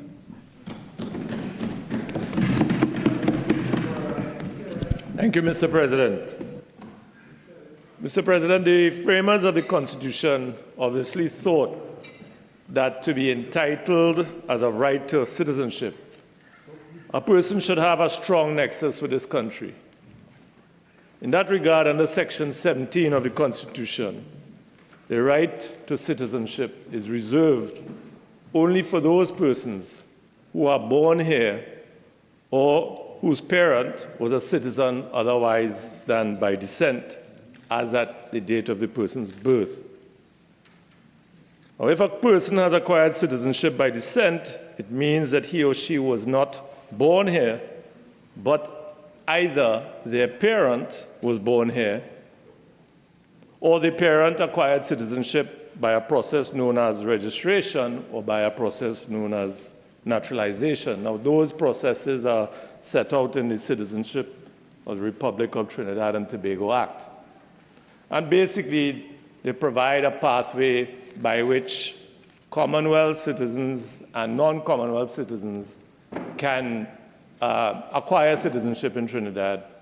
But one of the things they must show is that they have either worked here or lived here or worked here under the government or lived here or a mixture of both for a period of, I believe for the Commonwealth citizens by registration it's 5 years. And for the alien, the non-Commonwealth citizens, it's 1 year living here and then 5 years, within a period of 7 years, 5 years of living here or working for the government. So in effect, in order to be entitled to citizenship under the Constitution as of right, you either have to be born here or your parents were born here or your parents either resided here or worked for the government or both for a period of time. Now it seems obvious that the persons who are born here ought to be entitled to citizenship as of right, not simply because of their connection with the country, but by virtue of the fact that these are the persons who will make up our population. These are the persons that give our state life. They make the state a viable state. It is these persons, the persons who are born here, that contribute to the state simply by living here, working and producing here, earning their income here, spending their money here, and paying taxes here. Without the people who are born here, we have no economy, and without an economy, we have no state. People who are living abroad, whether they are grandchildren, they are not the persons who form our population, and they are not making the contribution that persons who are born here do. Now, of course, people who are born here, their contribution goes beyond what I have described. They are the people who are here participating and supporting our charitable organizations and our social programs. They are the ones who create our culture, and they are the ones who develop our culture by participating in our cultural and religious celebrations. Carnival, the Steel Band movement, Parang, and all of the religious celebrations, whether it's Jose, Pagua, Diwali, Christmas. It's the people here who are born here. These are the people who have to stick with the country through thick and thin. They are here for better, for worse, for richer, for poorer, and in sickness and in health. Some will leave, but the fact remains, Mr. President, that it is those, the majority will stay, and it is they that form the population. They are not here for holiday. They are not here to spend their retirement away from the cold, and they are not citizens just for a convenience passport. And therefore, it is only right that the Constitution should confer on them as a right citizenship of this country, and it is only right that the Constitution should confer on their children citizenship, even if those children are not born in the country. Now, the Constitution Amendment Bill 2025, if passed into law, will extend the category of persons on whom the Constitution confers citizenship as of right. First of all, we have persons who are born outside of Trinidad and Tobago who have a parent who acquired citizenship by way of descent. So it means, Mr. President, that those newly created citizens acquire citizenship automatically, notwithstanding that neither they nor their parents were born in this country. And then the other category that will become citizens under this bill, if it's passed, are persons who are born outside of Trinidad and Tobago and whose parents were not citizens of Trinidad and Tobago at the date of their birth, but whose grandparents are citizens, including by descent. These persons will also acquire citizenship as of right. Now, it does seem that that after a few generations, Mr. President, it will be the case that no person will have to rely on the citizenship of a grandparent to acquire citizenship. as by then all parents, whether they have been born in or out of the country, will have acquired citizenship from the grandparent and will be able to pass that on to the children. So eventually there will never be a case where a child's parent did not have citizenship, but his grandparent did have, except perhaps where the parent may have renounced their citizenship. So, in summary, neither the persons in this new category of persons who receive citizenship automatically, nor their parents will have been born here. And it is therefore very likely that their parents will have never lived here. And if they are not born here, these persons that are now acquiring citizenship, and their parents were not born here and never lived here, then it is very likely that these persons will never seek to live or work here or to make Trinidad their home. It is very likely that they will not seek to make any contribution to this country. And that is reasonable to expect, because this is not their home, and this is not their parents' home. Indeed, in cases where a person acquires citizenship from a grandparent who has acquired their citizenship by descent, it will be the case that neither the person's parent nor the grandparent were born in Trinidad or ever lived in Tobago or ever lived in this country. And therefore, never made any contribution to this country. And we have, in that case, I'd just like to say this, Mr. President. In that case, the most recent ancestor of that person to have lived and worked here and made a contribution to this country may be their great-grandparent, who may have lived here but left here over 100 years ago.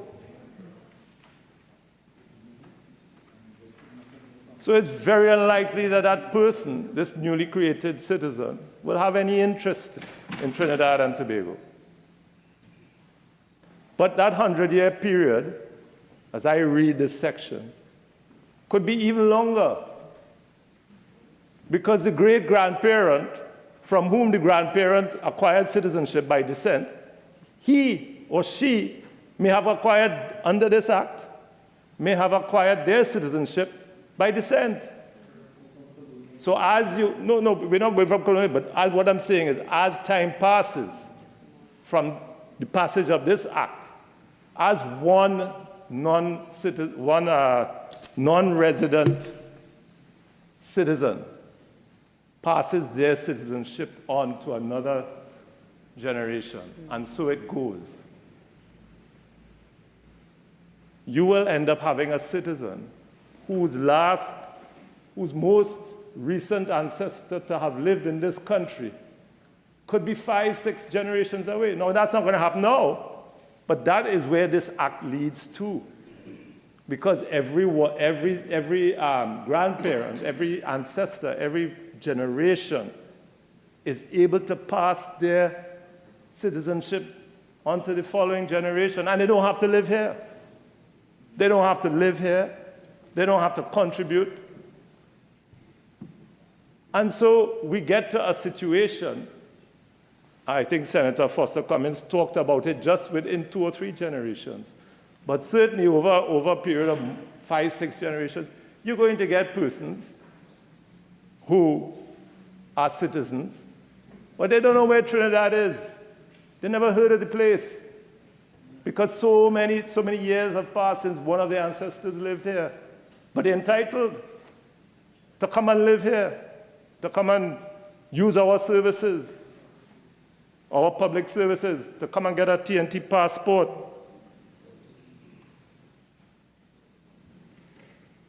And I say they wouldn't know what Trinidad is, they wouldn't know where it is, because when I go abroad now, people still don't know where Trinidad is. They're still not the most educated people I know, but they don't know where Trinidad is. If you're lucky, they ask you, is that in Africa? Is that in Jamaica?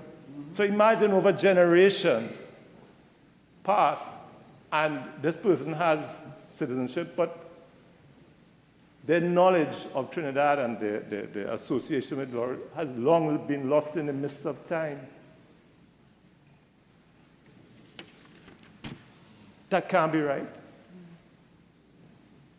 So needless to say, Mr. President, I think it is plainly wrong to confer automatic citizenship on a particular category of persons when it is almost certainly the case that at the very least, the majority or a substantial percentage of persons in that category will not live or work here or make any meaningful contribution to the country or have any real connection to or interest in the country.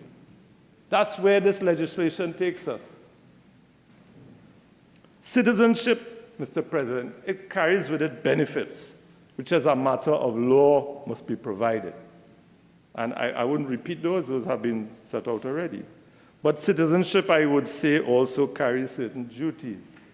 Perhaps the most important of these is to contribute in some way to the good of the country. However, those duties are not usually legally enforceable. It's up to the citizen himself or herself to fulfill those duties.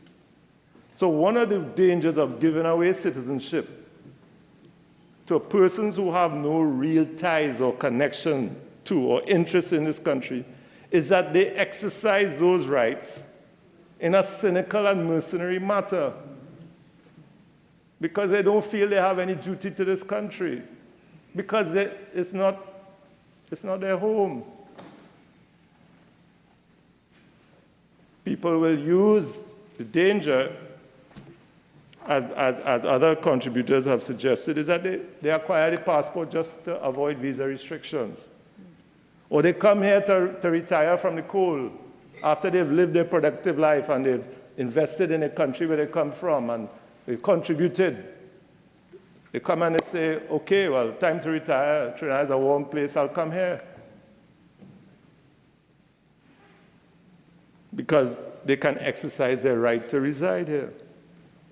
So, Mr. Speaker, Mr. President, forgive me.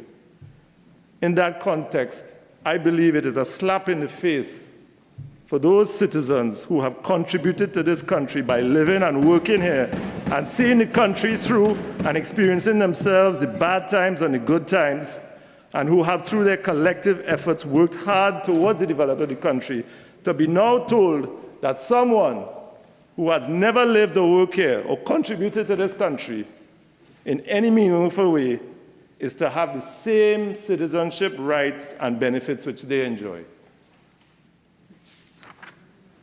I am not against providing those persons with a grandparent who was born here or a parent who has acquired citizenship by descent from a grandparent who was born here a pathway to citizenship, provided they can show that they have real and substantial ties to this country and or that they are likely to make a contribution to the country, even if it is simply by coming here, living here, working here. What I am against is conferring citizenship automatically on persons who fall into that category, or even into the broader category of persons entitled to citizenship, which will be created by this bill, if it is passed into law. The pathway I referred to, by which that this can be done, can be created legislatively in a number of ways. One is to pass legislation which provides for persons who have grandparents born here or parents who have acquired citizenship by descent to apply for citizenship provided they meet a certain criteria. The criteria can include, for example, that they intend to live and work here for a period of time, or that they own property here, or that their immediate families reside in the country, or a combination of all of those things. If the application is made on the basis that they will do certain things in the future, say to live and work here for a period of time, then the legislation can provide that the person is entitled to live and work here for a period of time, after which, if they have in fact lived and worked here, they can apply for citizenship. And this is a model that I'm aware that the United Kingdom certainly had in place. I'm not sure if they still have it. But if you had a grandparent in the UK and you wanted to come and settle in the UK, you got a work visa for 5 years, at the end of which you were allowed to apply for citizenship. Still exists. Still exists, I'm told. So that would show that you have an interest in the country. You're willing to commit. You're willing to contribute. So I have no problem with that. If the diaspora want to come and contribute, legislate for that. I can't say that I've heard any good reason for the type of amendment that would grant citizenship to the over generations to people who have no contact here. It is said that the legislation, we've heard a lot about sports, but about having it facilitating, elite sportsmen to represent this country. Well, assuming you're okay with people who are not connected here really, representing your country, simply, if you want them to be citizens, simply legislate a pathway for that. You have a pathway for Commonwealth citizens to become citizens. You have a pathway by registration. You have a pathway already for persons who are non-Commonwealth citizens to become citizens. We'll have a pathway for persons who have indicated that they want to represent the country, and the minister is satisfied that they have the requisite skills to do that on an international level, and that they have a grandparent who is born here. I heard this thing about ad hominem, that the suggestion that the legislation will be ad hominem, and I think people misunderstand the ad hominem objection to laws. It was raised when we had the Pension Act. It was raised by the opposition. And I said then, ad hominem legislation is legislation which is passed to try to, if you like, skew the result of court proceedings, to try to make sure that somebody is convicted. This has nothing to do with court proceedings. I don't know how this could be unconstitutional. We already have a legislation that, as I say, creates a pathway for Commonwealth citizens and a different pathway for non-Commonwealth citizens. So I'm not sure that there is any merit. I don't think there is any merit to legislation, that legislation would be unconstitutional, that legislation providing for a pathway for persons who have grandparents that were Trinidadian that want to come and represent Trinidad internationally. They say it will increase, the less legislation will increase remittances. I really can't see how that would be so. It seems obvious to me that people send money back to this country to the extent that they do, out of family bonds, the bond of love, family. I don't see how that is, because I'm a citizen, all of a sudden I'm going to start sending money back to the country. I can't see that. So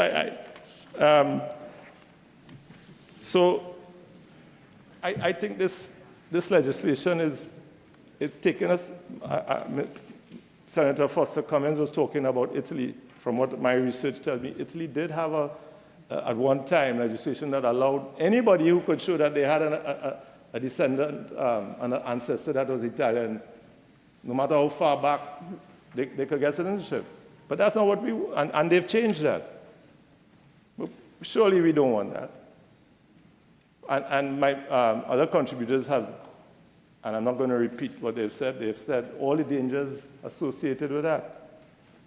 Finally, Mr. President, there seems to have been little analysis carried out to determine what are the practical implications of conferring citizenship to this new, broad, ever-growing category of persons that under this bill will get citizenship automatically. We live in an increasingly unpredictable world. We've had the pandemic, and no doubt there is a risk of something like that happening again. We have conflicts occurring in unexpected places. I'm referring here to the war in Europe between Ukraine and Russia. The point is that it is entirely possible that world events may occur which suddenly make this country an attractive place to seek refuge. Or we may go through an economic boom at the same time other countries are suffering economically, causing newly acquired citizens to migrate here for economic reasons. So it's not far-fetched. You know, people may think, well, yeah, give them the citizenship because they're not really going to come here, which in itself is an argument not to give them. But if they do decide they're giving them, if they do decide to come here, do we have, in large numbers, do we have a reliable estimate of how many new citizens will be immediately added to our population as a result of such an amendment? If a significant percentage of those new citizens were to choose to move permanently to this country, do we know how that will impact our economy? Do we know how that will impact our national infrastructure, our public services? It seems to me, in addition to all the other reasons that I've given why I don't agree with this bill, it seems to me that if you're going to change the criteria under which people will get, persons will get citizenship automatically, you have to carry out some kind of analysis of the type that I've described. Certainly if it's going to lead to a large number of new citizens. So, Mr. President, for the reasons I've stated in this contribution, I am not at present in favor of the bill before us today. Thank you, Mr. President. Okay. I'd like to suggest that we suspend for another period of 45 minutes. Or you all find 45 is too much? All right, well, let's say half an hour. Take a half an hour. And we come back at 2 minutes past 9. This sitting is suspended until 2 minutes past 9.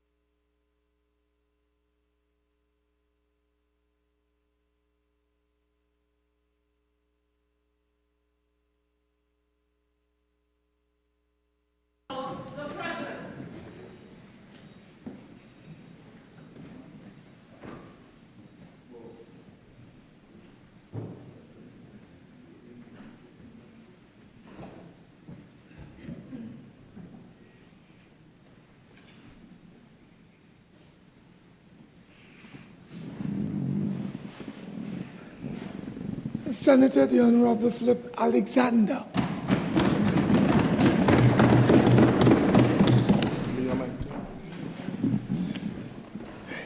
Mr. President, thank you very much for this wonderful opportunity to stand here today in my pink suit, according to my colleague, and contribute to this most worthwhile piece of legislation. And I'd like to thank the Honorable Prime Minister Kamala Prasad Bisesa for having the vision to see this through. We have information from that side that they wanted to do this. This was their plan. They wanted to do this, but couldn't. And wouldn't. We are doing it. Mr. President, before I get into the substance of what I want to say, I just want to address the honorable senators on the other side. And I wanted to deal with Senator de Bastide's worst-case scenario of people with no ties to this country running to Trinidad because we passed this law. Now, Trinidad has, for all intents and purposes, and has had for quite some time, a negative population growth. Our experience has been of people fleeing this country. So to say that we are going to pass a law today and tens of thousands of people are going to run back to Trinidad and Tobago, that's not necessarily a bad thing. That's bringing our people home and contributing to the tax collection that we've been talking about and making Trinidad and Tobago a better place. We're viewing this bill through the narrow lens of sport and forgetting the other massive contributions that Trinidadians and Tobagonians have made to this world. And that, to quote that song, Trinity the Bone, there's no place like home, some people say, but some have to leave to make their way. And that has been the experience for a lot of people. That has been the experience of my brother. And my brother ended up in the White House in the United States of America. Trinidadians operate at the highest level all around the world. But they don't want to be away from home. It's just circumstances for people related to all of us, warranted that they go somewhere else to maximize their abilities. Along the way, their children born outside. And those children should have a claim to where mommy and daddy come from. Viewing it just as a sports bill, while it would have, in that narrow confine, a massive impact, because in 2023, Soca Warriors head coach Angus Eve said, Chapter 2, Section 17(2) of the Constitution states that a person shall not become a citizen of Trinidad and Tobago if at the time of his birth, A, neither of his parents are citizens of Trinidad and Tobago. This law, Angus Eve said, is detrimental and hampering the expansion of Trinidad and Tobago football and its player pool, while smaller nations capitalize on available players and move forward. That's just the narrow lens of football. But this will impact every other type of sport. Basketball, somebody was talking about basketball, tennis, a lot of our tennis players, our swimmers. We have people that are functional in every sport all around the world. This will open the door to those who, for want of a better term, needed a help to get back here, and it will help us. It will take us higher on the global stage, but it will also bring other people in other skill sets, other disciplines that would assist in the development of Trinidad and Tobago that, for the most part, has been stunted. I compare Trinidad and Tobago with Singapore, and I've compared those two countries for almost a decade. In 1962, both those countries' stories started. Singapore was expelled from Malaysia, and Trinidad and Tobago got independence. And we had a population of 880,000, and they had a population of 1.7 million. But Trinidad and Tobago is 7 times the size of Singapore. And Singapore's population is 5 times the size of Trinidad's population. Because they knew that to be able to play on the big stage, they had to show up in numbers. Trinidad's population could easily be 10 million people. Easily. And function, take us to that level, develop us to that level. We do ourselves a disservice if we continue to view Trinidad and Tobago as this backward little backwater of 1.4 million people. It's time for us to think bigger. Senator Dhanpaul spoke about Venezuelans using this bill to create sleeper cells to detonate themselves. But I just wanted to ask, under the last administration, their government, tens of thousands of Venezuelans were legitimately allowed into this country and they could be detonating themselves every day. What's to stop them? They don't need this bill. They're here already. They're here already. And there was no vetting. They were here, they came in, however they got in, and they gave them ID cards. What is to stop them detonating themselves? This was not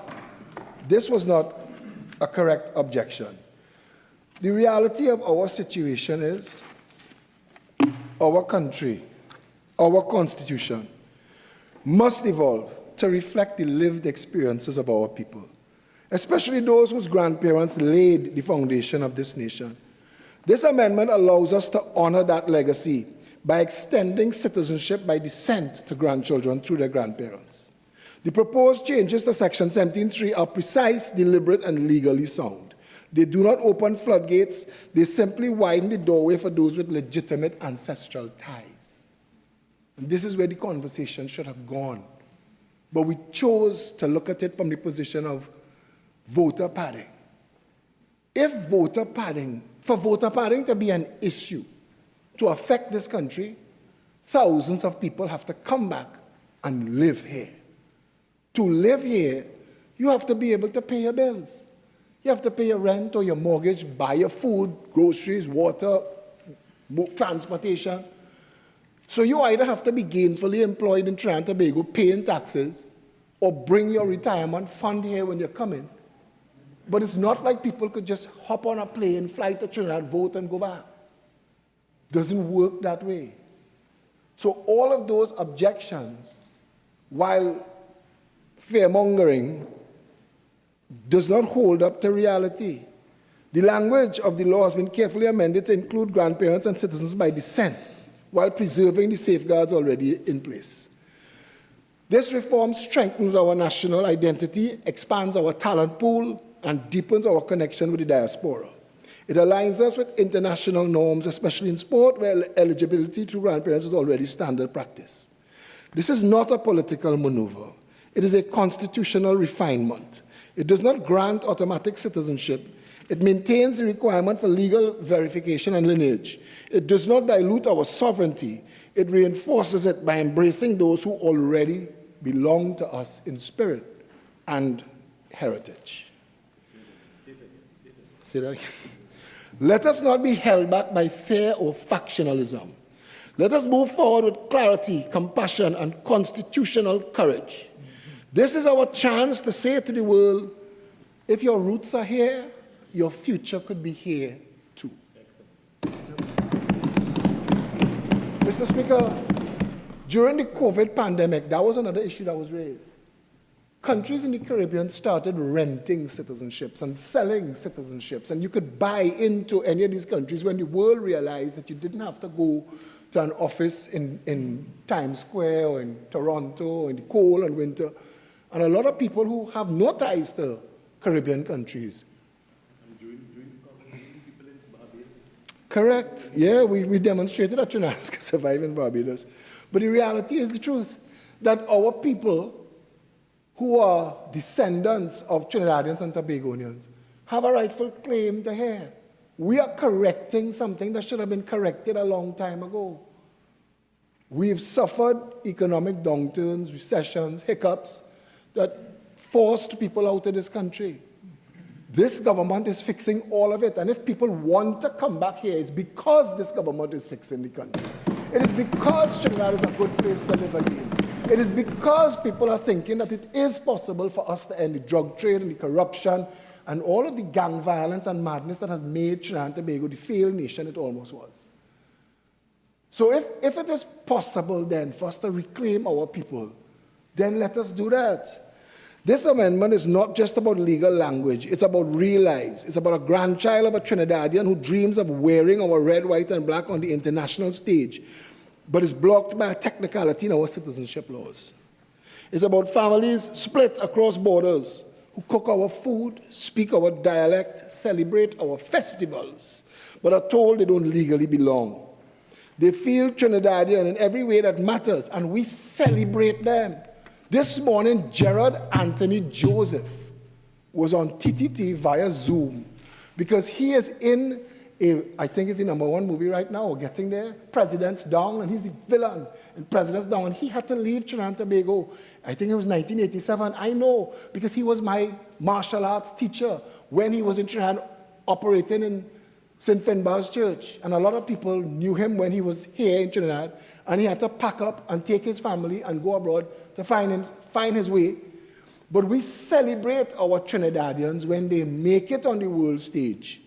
Why can't we then make it possible for our Trinidadians to come back home and celebrate themselves here as well? This law personalizes the policies. Senators aren't just voting on a clause, they're voting on someone's future. It builds moral urgency. The law is outdated, and real people are paying the price in a time when the world is trying to erase borders. We should be doing the same. It invites empathy across party lines. Everyone has family. Everyone understands legacy. All of the above and more. I rise today not merely to speak to a clause in our Constitution, but to speak to a principle, one that touches the very heart of who we are as a nation. This is not about party lines. This is about modernizing our citizenship laws to reflect the realities of our diaspora and global families. Mr. President, we're here today to do good work. We are here today to right a long-standing wrong. For too long, we've been wandering tribes. For too long, it meant nothing to be a Trinidadian and a Tobagonian. For too long, it was too easy to have nothing to claim. This law, these few lines, this much effort today fixes that. All through this world, people could point to countries and claim belonging to a Mother India, a Mother Africa, a Mother China, a Mother Syria. But the Trinbagonians, one generation, 2 generations later, disconnected and left to wander with no claim. This law fixes, this bill fixes that. Mr. President, we are here to do good work. All of us who take pride in being a Trinidadian and Tobagonian, and make no mistake, the #1 reason for all of us being in this house doing this work requires pride in this country and love for this country. And this work we do today, these few lines of this bill, gives Trinidadians and Tobagonians, far-flung all over this globe, a connection back with home, with Mother Trini. This bill creates the opportunity for Trinbagonians who have no place else to call home, home. And when it's time for a family to look to home, this bill gives them that connection. It's not just about footballers, cricketers, netball players, tennis players. It's not about sports people. It's not even just about doctors and lawyers and every type of discipline that can advance our stake in the world, but it's about identity. This is about unifying a culture. This bill, these few words, can end the separation that politicians have used to divide us by creating an identity that now unites us. We all come from somewhere. Yes, our foreparents came from other places, but this Trinidad and Tobago is our home. And for our children and the other generations born at sea and the generations born in other lands can now apply to claim Trinidad and Tobago as home. Mr. President, that is good work. For all of us in this house, we get to have pride in our identity. This small island, we treat it with such scant courtesy and disrespect. Mr. President, I know that very few opportunities will present themselves to us to vote together for something good. This bill allows us to do that. This bill could unite this house in doing good work today. And I hope that everyone here that loves this country, that feels pride in Trinidad and Tobago, takes the opportunity here to send a message to all our people far-flung all across the world. You could come home. Thank you, Mr. President.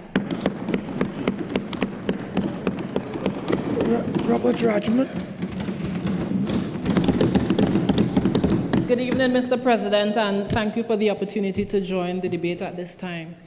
You know, Mr. President, as I sit and I listen to those on the other side with, it seems somewhat like a false sense of patriotism that's somewhat founded itself on the other side, and some sort of commitment to the red, white, and black, as they call it. And I can't help but wonder, since when does love of country become such a thing of convenience?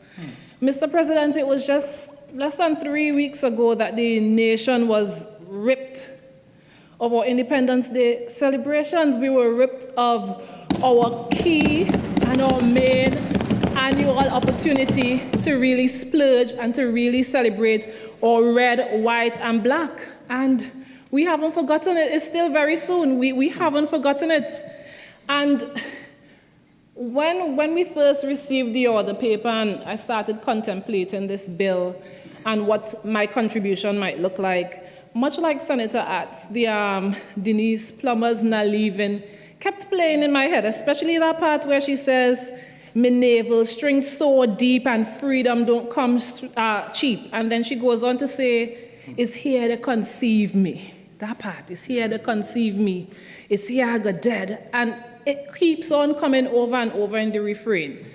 And I had to pause and think to myself, really and truly, what makes a person, just in a very general sense of speaking, a citizen of a country? Is it really just a legal device of sorts, some sort of status that's documented within a passport? Is it a transactional designation, something that we just hand out for convenience? Is it something that we just give to someone with maybe a remote tied to the country?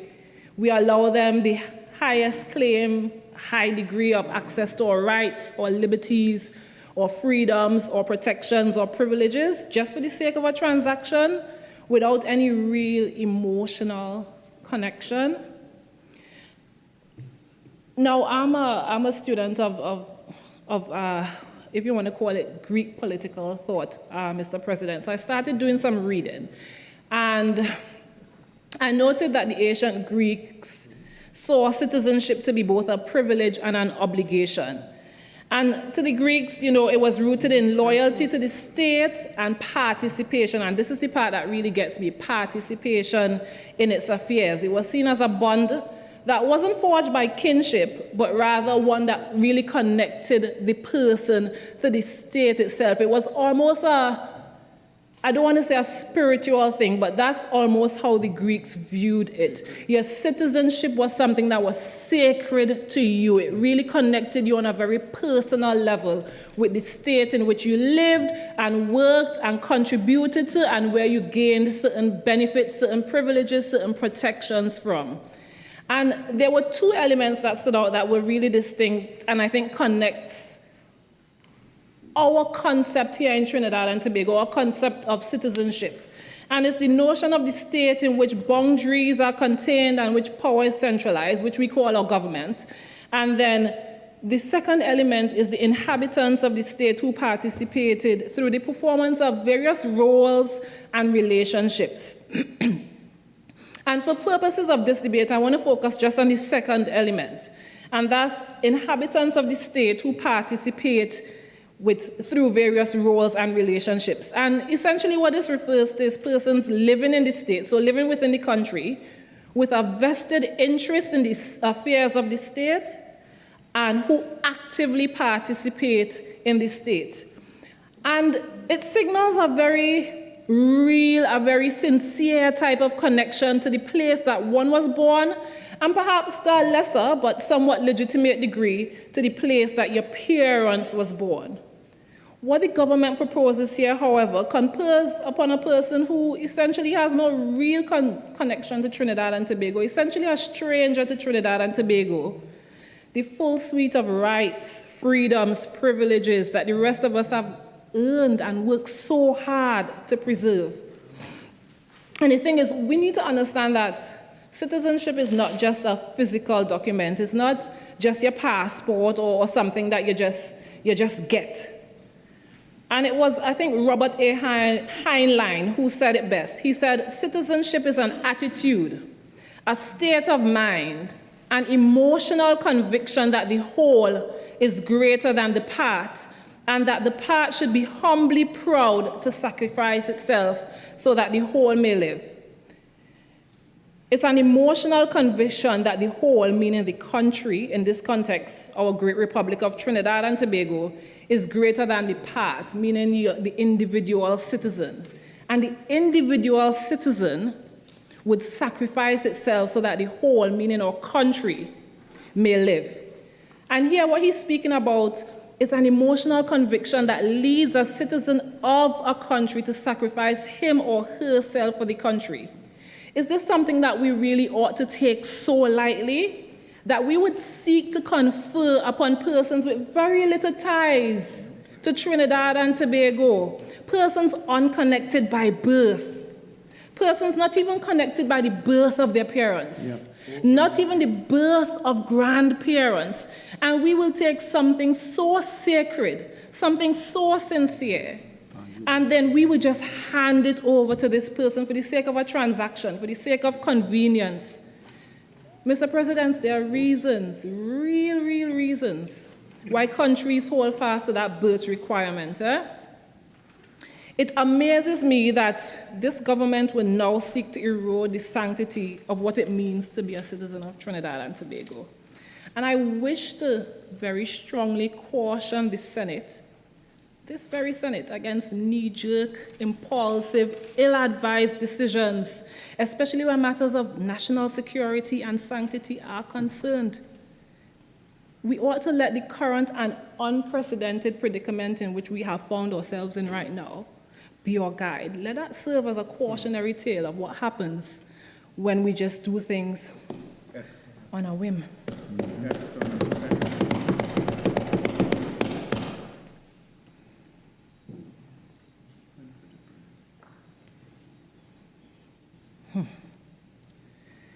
Now, Mr. President, even if we moved away from the sort of feel-good and emotional arguments that many of us have spoken about today, and if we decide to turn away from what we'd call the emotional, the geographic, and the cultural facets of citizenship, I would urge us at least to look at the practical realities of what this bill purports to do.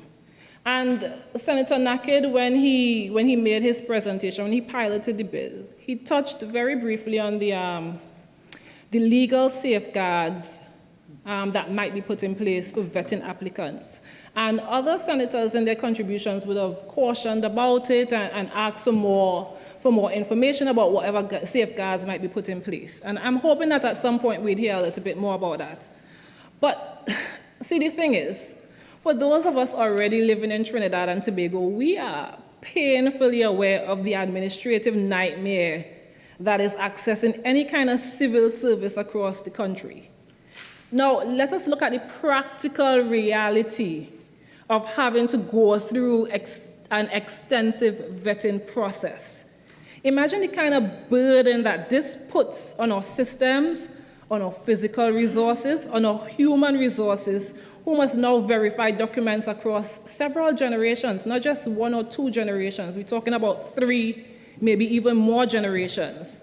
Consider the practical issues around missing records, fraud, forgeries, unable to verify information properly, that the civil registries, the courts, all of our systems now have to contend with. And Senator Attzs had put it actually quite eloquently when she spoke about the frustration and embarrassment that might arise from placing this kind of strain on an already not so efficient system. And while we're talking about the strain on resources, we also have to consider the risk of financial strain. And several senators would have also pointed to that as well. Mr. President, if I could make my contribution without disturbance, thank you. And I remember Senator Nakhid also, he mentioned in his contribution the term external shocks, and maybe it wasn't the best context there, but the term does have some relevance in this debate. We are, as a nation, very vulnerable to external shocks. We are a rentier state, if you want to call us that, and we are all very aware of the fiscal impact that our reliance on hydrocarbons have had on the economy. Even this government has continued to belabor our financial position at this time. How then, considering the state that we are in at this present time, can the government advocate for a constitutional amendment that directly leads to the widening of the pool of persons who now have a direct and unchecked right to access the free health care, the free education, and all the other public services that our government has to fund, and now at an increased cost, and might I add, without any proportional increase in tax revenue? Now, connected to this point is the fact that with these amendments, what this government is doing or seeking to do is also recklessly provide those abroad with the advantages that citizenship brings without expecting them to share in the burden and the burden of what we call civic life, daily life, living in Trinidad and Tobago. And again, other senators would have alluded to it. And I'll wrap it up by saying this. And this quote comes from the great Theodore Roosevelt. The first requisite of a good citizen in this republic of ours is that he shall be able and willing to pull his own weight. You see, it's very easy to connect with the fun aspects of being Trinbagonian. Everybody loves our music, they love our culture, the vibe that we have, our food, you know, it's nice. Everybody likes Trinidadian accent, the slangs. It's easy to connect with that. It doesn't take somebody with even a grandparent from Trinidad and Tobago to connect with that. But at the end of the day, you had to ask yourself this. When the soca stops, the doubles run out, and the lime done, who really and truly is left waving our flag? It's really us. And the coffee done too, or the coffee get cold. Really and truly, it's us that's left waving our flag. And to be fair, Mr. President, it's not lost on me the stated outcomes that the government hopes to achieve. They're legitimate outcomes if they are what they say they are. And you know, if we take those intentions as being pure, and I am having some difficulty believing that the intentions are pure, especially given Senator Al-Rawi's very careful presentation of FIFA's eligibility rules. I would think that that would be something that the government would have considered, especially saying that this bill was initially piloted to address the issues of widening the pool of applicable athletes. But nonetheless, if we were supposed to still give some benefit of the doubt, then perhaps we need to ask ourselves, is there a more appropriate way of realizing these outcomes? Now, the government would have spoken about remittances and foreign investments and that kind of thing. But can't we achieve a similar outcome through the development of maybe a more modern, more investor-friendly legal and regulatory framework? It was just a few months ago that we sat here and saw the government repeal the TTRA, whose mandate, among other things, was to address deficiencies such as this. The TTRA was brought into being as a result of a real recognition that we needed to improve our anti-business rules and regulations here. The government voted to repeal the TTRA. Senator Vishnu. Mr. President, 46-1. I wouldn't uphold that, but what I would advise is that we cannot revive in accordance with the standing order a decision that has been taken by the Senate, and that is the repeal until 6 months after. So I would ask you to be very cautious when you're going on that road. Thank you for your guidance, Mr. President. The idea is not to revive it, but just to say that there are other means of reaching the outcomes that the government hopes to reach by introducing this amendment. There's other ways to get there. That's the point I'm making.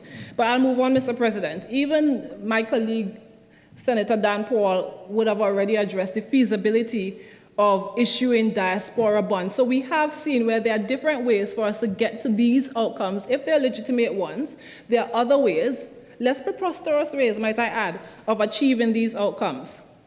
Similarly, the government also spoke about avoiding brain drain and encouraging what they call brain regain. And I think it was Senator Attzs who would have cautioned about, again, the need for a developed policy framework in order to properly support this objective. And I want to go a bit further by saying this. And it's an old Trinidad, Trimbigonian saying that old people like to say. Learn to dance a yard before you dance abroad. And the idea here is that perhaps before we start focusing on brain regrain or bringing in skills here, perhaps we need to focus on ensuring that we are creating opportunities right here in Trinidad and Tobago to keep our talent at home in the first place. And the irony in all of this is that it is this very government who continues to hound some of our brightest, or most talented professionals out of their jobs due to perceived political differences. And then to stand here now in the Senate and talk about brain drain, like, really, be for real.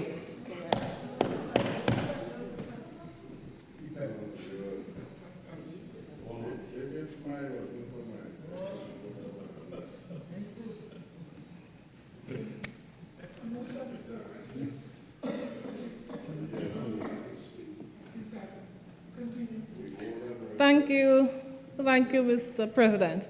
And you know, it was actually Senator the Honorable Anil Roberts who stood up and had his usual PNM obsessed rants. But you know, the irony in all of this is that I'm not sure that with his legacy, he should really be talking about failed sport program, and I'll say no further on that.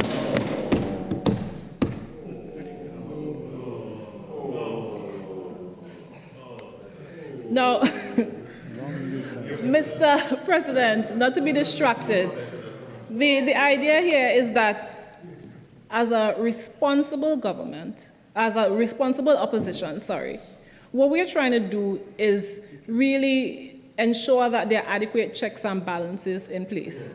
We're really trying to ensure that we are safeguarding against the sort of impulsive and reckless decisions that sometimes the government is known for, which in the end leads to detrimental consequences to the people of Trinidad and Tobago.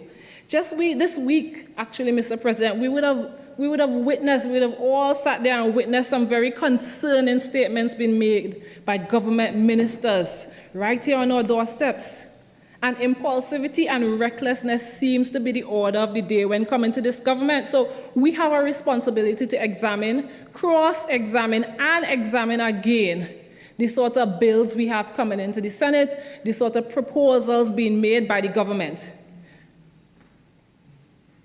Imagine, Mr. President, we came here today with an order paper with maybe about 10 questions, and these questions were filed 4 months ago. Months ago.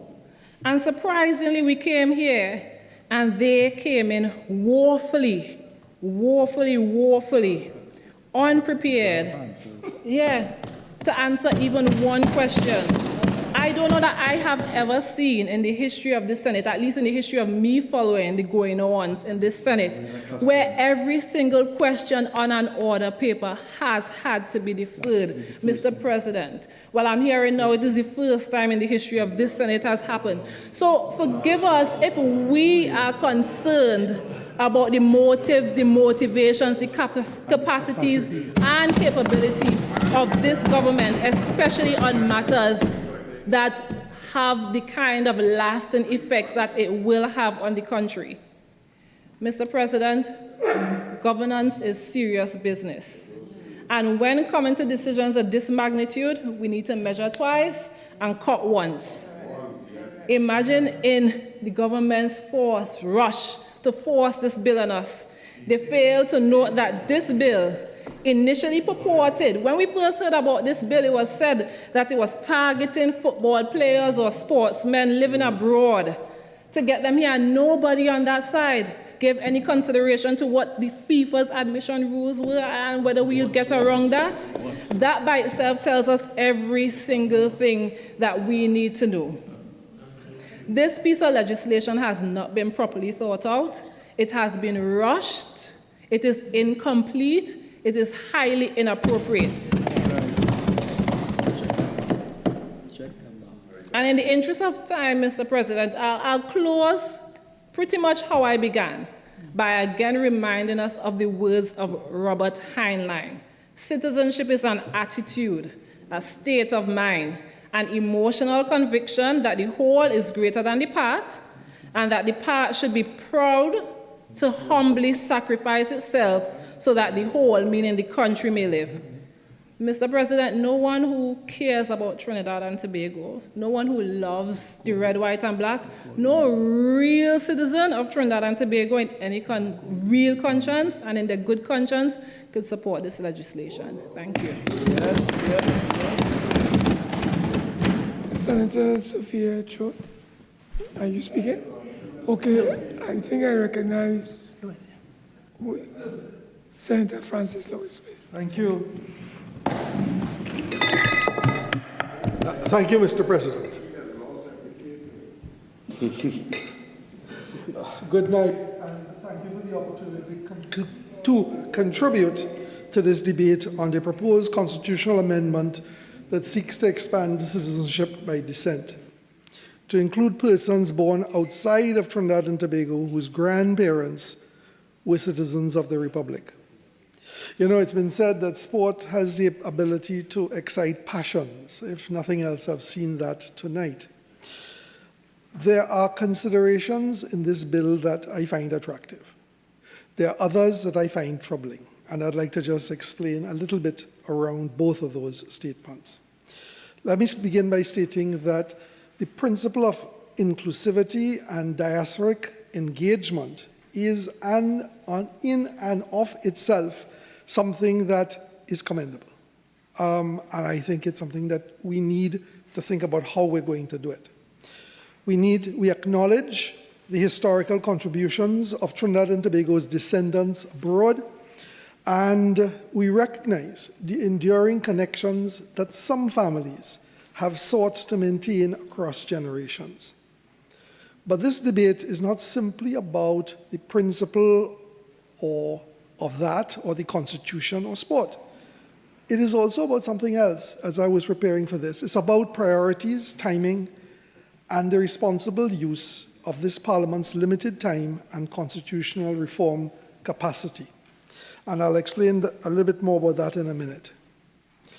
The substance of the bill raises some serious and reasonable questions about whether citizenship by descent through a grandparent, not just a parent, should be something that we should confer. It raises serious and legitimate questions about how strong and meaningful a connection based solely on a grandparent, especially if the individual has never set foot on this soil, does not know the anthem, can't speak the language, has no intention to reside here, may not even have visited. And very separate from that, the administrative task of administrative mechanisms. How will the state, with reasonable efficiency and dispatch, verify citizenship of a grandparent from 50, 60, or more years ago, especially where records are incomplete? And at what point does it stop? Is there going to be generational dilution of citizenship claims? Should we go to great-grandparents after? Beyond all of this, my concerns have to do with the cost benefits beyond speculation. I hear a lot about, well, if we might, but there is not very much analysis or economic thought given to what is the cost benefit analysis and what is the likely impact on the economic needle of the country. In terms of priority, we have to ask, why is this bill before us now? This is the first sitting of this year. And I really struggle with, is this the very first thing that we want to give priority to? Our national priorities, I did a quick perusal of social media and then an online search. And I said, name for me the top 5 things in the last 3 months that people seem to be exercised about. And this is just from what is coming up in media and social media. Foreign exchange availability and use, and the questions around that.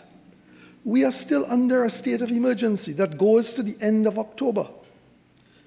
There are serious questions being asked about job security, given recent announcements of layoffs and dismissals. Regional relations seem to be negatively sharpening, particularly with those of a close neighbor. Crime, public safety continues to be significant concerns. And with that, the need, and just within the last few days, the reorganization of the Trinidad and Tobago Police Service. These are issues that a parliament needs to address. I'm not sure whether this bill at this time in this way meets the criteria, at least my criteria for priorities. And when I do, as I do frequently, an economic pulse check, all does not seem to be well. The general reports I'm getting is that there seems to be a business slump. I am not polling sufficiently to know if it's nationwide, if it's by specific industries, but there is great concern being expressed. And when I ask, well, why? How come? Some speculate, well, people waiting to see what will come up in the budget. So maybe that's the response. I don't know, but things aren't moving as robustly as one would expect. And September is the benchmark month for Diwali and Christmas. If orders are not placed, preparations for those two seasons where many businesses, particularly in retail, generate as much as 40% of their sales in that very short period of time, the country and the economy by extension is going to be in trouble. You know, last week there was a conference of the Commonwealth Parliamentary Association. On the last day, there was a question about the challenge of financing Parliament. And to put that question in another way, it really was, do citizens see Parliament as delivering value, and is Parliament a good return on investment? So the conference in Bahamas was dealing with that question, and the reflections really caused me to pause. Let me try to put a number to that in the context of this Parliament. This Parliament, based on the last year's budget, cost this country $140 million. That's our operating costs for the 375 staff that support the two houses. Each house sits roughly 60 sessions a year. So together, 120 sessions. If I do a very simple calculation of 140 million divided by 120 sessions, a session costs about $1.1 to $1.2 million. That's what this session costs today in the context of the budget. Are we delivering value? I am not sure that a citizen looking at this House, looking at these deliberations, looking at this bill and the preparation that went into it, that has to persuade people to vote for it, that a citizen looking at that legitimately would say, yes, they're delivering value for money. In that context, the choice to dedicate scarce parliamentary time to the bill that extends citizenship to grandchildren of nationals living abroad who may never live here, likely to never live here, is at best a curious prioritization. We are at the start of our legislative year. I would dearly love to see, Mr. President, what our legislative agenda is to look like. I understand that a stand ground bill is likely to come in the near future. I understand a budget has to come. But beyond that, I am not sure what is coming. And the time here is valuable.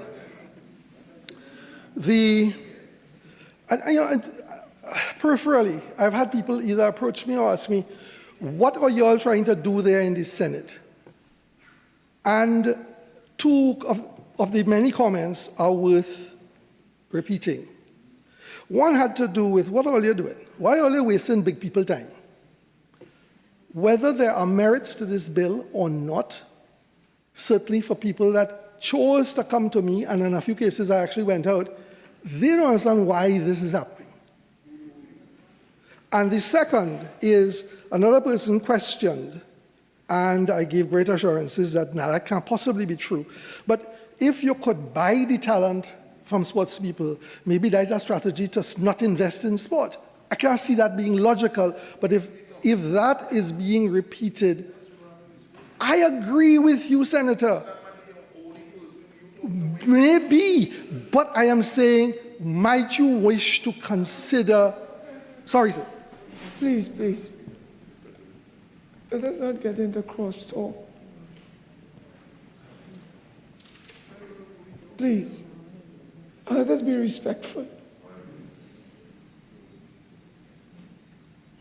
I would like to listen to what Senator Francis Lewis has to say. Please. Continue, Honorable Senator. Thank you, Mr. President. This is a constitutional amendment. A constitutional amendment is no ordinary legislative act. It requires deeper scrutiny and very careful calibration to reflect on the weight of what is being proposed. Constitutional amendments in Trinidad and Tobago are rare. I looked back in the last 25 years, from 1999 forward, and looked beyond that. And when our Constitution came into effect in 1976, it was considered and still considered to be a very stable document. That's relatively rare. So it's in that context that the Constitution provides a very clear, very robust framework for governance. Amendments are typically reserved for major necessary adjustments rather than routine changes. There have been only a few amendments in over all those years. My best estimate, and I stand to be corrected, in the last 25 years, from 1999 to 25, we've only had about a dozen constitutional amendments. 8 have passed, 4 have failed. In the last few months, from the end of May to now, with a 2-month hiatus for the recess, we've had 5 matters brought before this Senate for voting. 2 of these have been constitutional amendments. The weight, gentlemen, ladies, is my concern.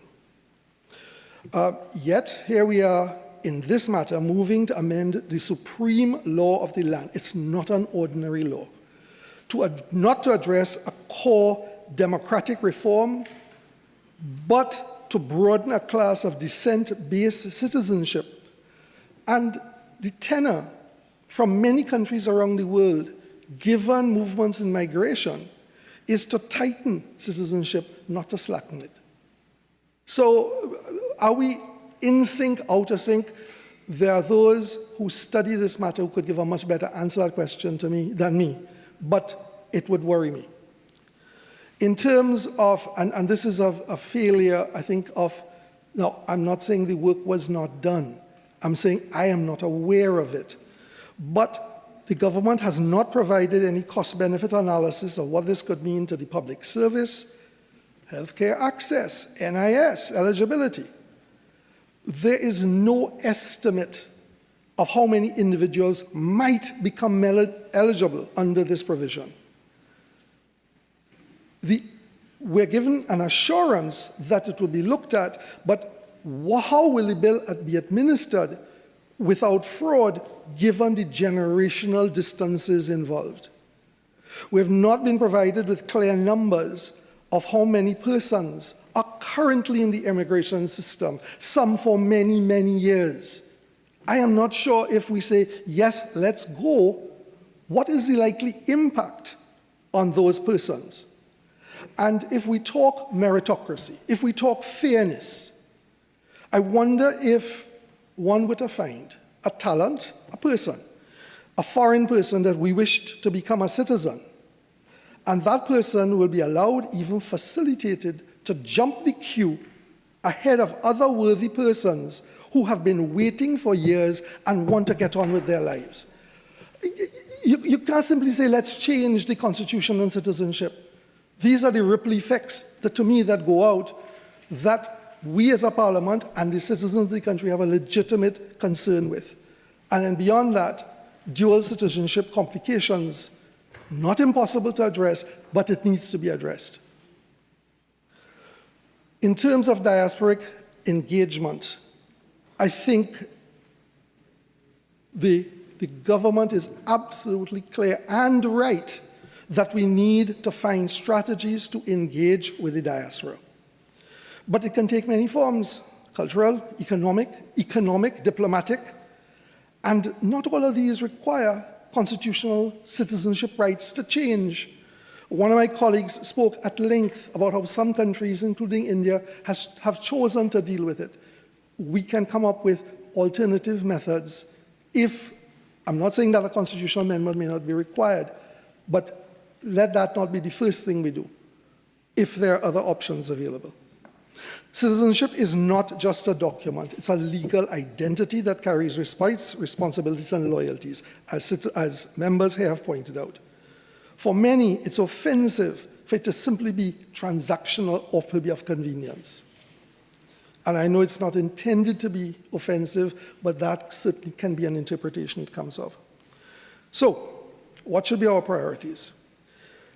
If we are to amend the Constitution again in 3 months, let us do so with deliberate purpose and for reforms that truly meet the moment. This country, and by extension, this Parliament, is faced with a number of very urgent national priorities, some of which I referred to earlier. Those issues affect every citizen, not just those born of Trinidad and Tobago grandparents. So in closing, I try to weigh the pros and cons, so let me offer it. In terms of the pros, I think the bill is well-intentioned. I am very supportive of the principle of inclusivity. I am very attracted to strengthening ties with diaspora and the possibilities for diasporic engagement. I think there are possibilities hinted at but not deliberately expressed and analyzed for boosting the economy. There is the potential for economic benefit, whether it's investment, whether it's in tourism, whether it's in other spheres of activity.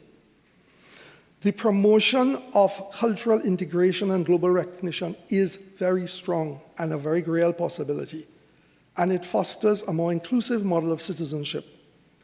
And in not a strange way, but the world has evolved, and there is an evolution that appears to be happening in terms of how people in the world think about citizenship that is more fluid, more mobile, and it is affecting, in very positive ways in some cases, national identity. So there are a slew of positives out of taking this action, but there are concerns. These include timing is questionable, the urgency is unconvincing, and the impact is uncertain. I'm not saying that any one of those cannot be addressed. I'm saying they have not yet been addressed. We're uncertain as to the safeguards. How will it be administered to minimize fraud? I am taking as a given that anything we do, somebody somewhere going to scam it. But our job is to minimize that risk, not to eliminate it. That elimination is not possible. But I'm not hearing, other than an assurance, boy, we have safeguards in place. The assurance is good, but I'm looking for a little bit more.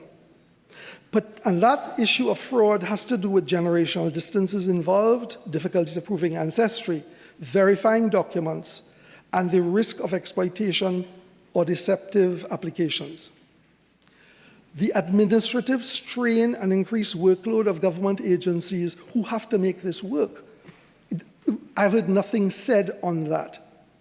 No cost-benefit analysis, no estimate of how many individuals might become eligible, and their likely consequences.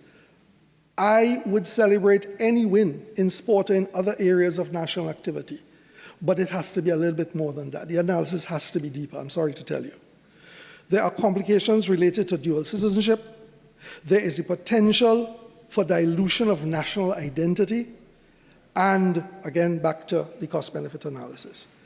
At core, our Senate time is valuable. As legislators, we are duty-bound to ask what is being proposed, but why now, by whom, and at what costs, and where does it fit in the order of priorities. Much of the defense of and the support for this bill suggests it is a sports strategy being required to change the Constitution. That is very shaky ground for me. You want a sports strategy, let's pursue a sports strategy. Let's fund it. Let's understand what the implications are. And if it is then necessary to change the Constitution to support a much broader strategy that benefits the country, you would have my support. But you don't start with change the Constitution and then we'll work the rest out. That doesn't do it for me. So let us not confuse constitutional symbolism with constitutional substance. Let us put the pressing needs of the present, whether it's crime, whether it's the state of emergency, whether it's education, equity, and let us make provisions for those who have connections, but those connections have to be actual, not simply biological, by extension. My advice is to put this proposed amendment, because there are positives, to put it to committee for rework. Mr. President, I thank you. Minister of Transport and Civil Aviation. Mr. President, it is with profound honor that I rise before this esteemed House today to address the Constitutional Amendment Bill 2025. Mr. President, my contribution won't be long, as I don't want to repeat much of what was said by the speakers before me. In addition, Mr. President, my colleagues on the other side, on the front bench, are very agitated and they're ready to go home or back to work at their new jobs. Mr. President, many persons over the years have left this country, migrated from this country, because of the PNM being in office over the years. Those persons would have had children, and their children had children. Some want to return or come or move to this country. The PNM denied them the opportunity to be born here. That guilt alone should encourage them to support this bill.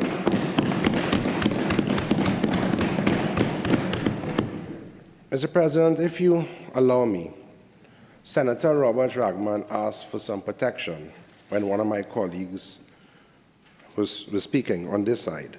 But when some of my colleagues were speaking, I heard the horrible things my colleagues on the front bench were saying about my colleagues. And it's that arrogance is why they are on that side.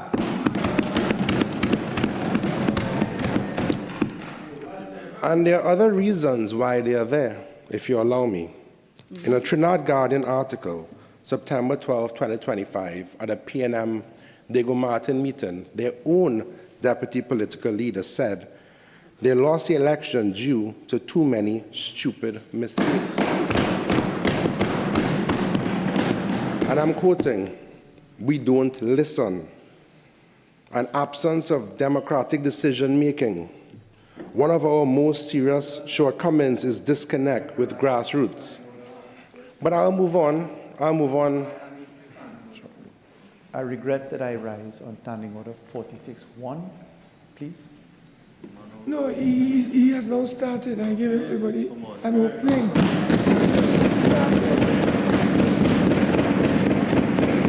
You can't shut down a speaker when he's now on his legs. He has the democratic right, and he has my protection. Speak. Thank you, Mr. President. I'll move on. Mr. President, when we speak about citizenship, we are not just speaking of a passport or a legal status. We are speaking about identity, belonging, and the bond between generations. Trinidad and Tobago is blessed with a vibrant diaspora and strong family tradition. Many of our citizens have built lives abroad, while others have remained right here at home.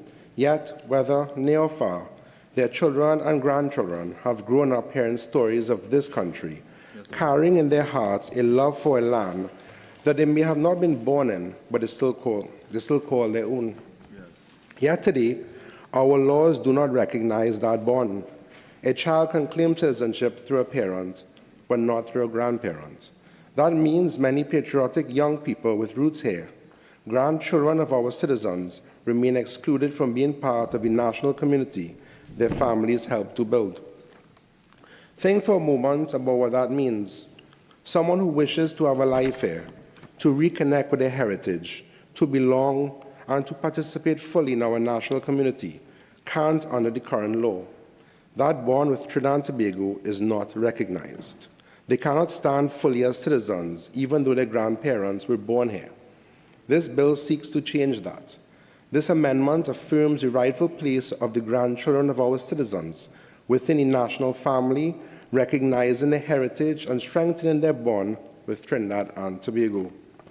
This amendment allows us to recognize and include the grandchildren of our citizens, strengthening their connection to Trinidad and Tobago, and enabling them to share in the responsibilities of citizenship.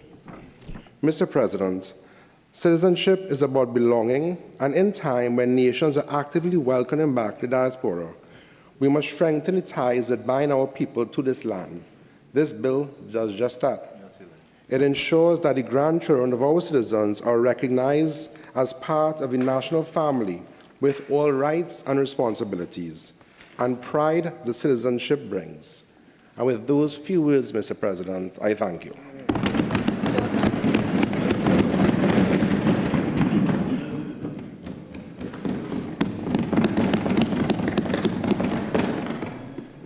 Thank you for recognizing me, Mr.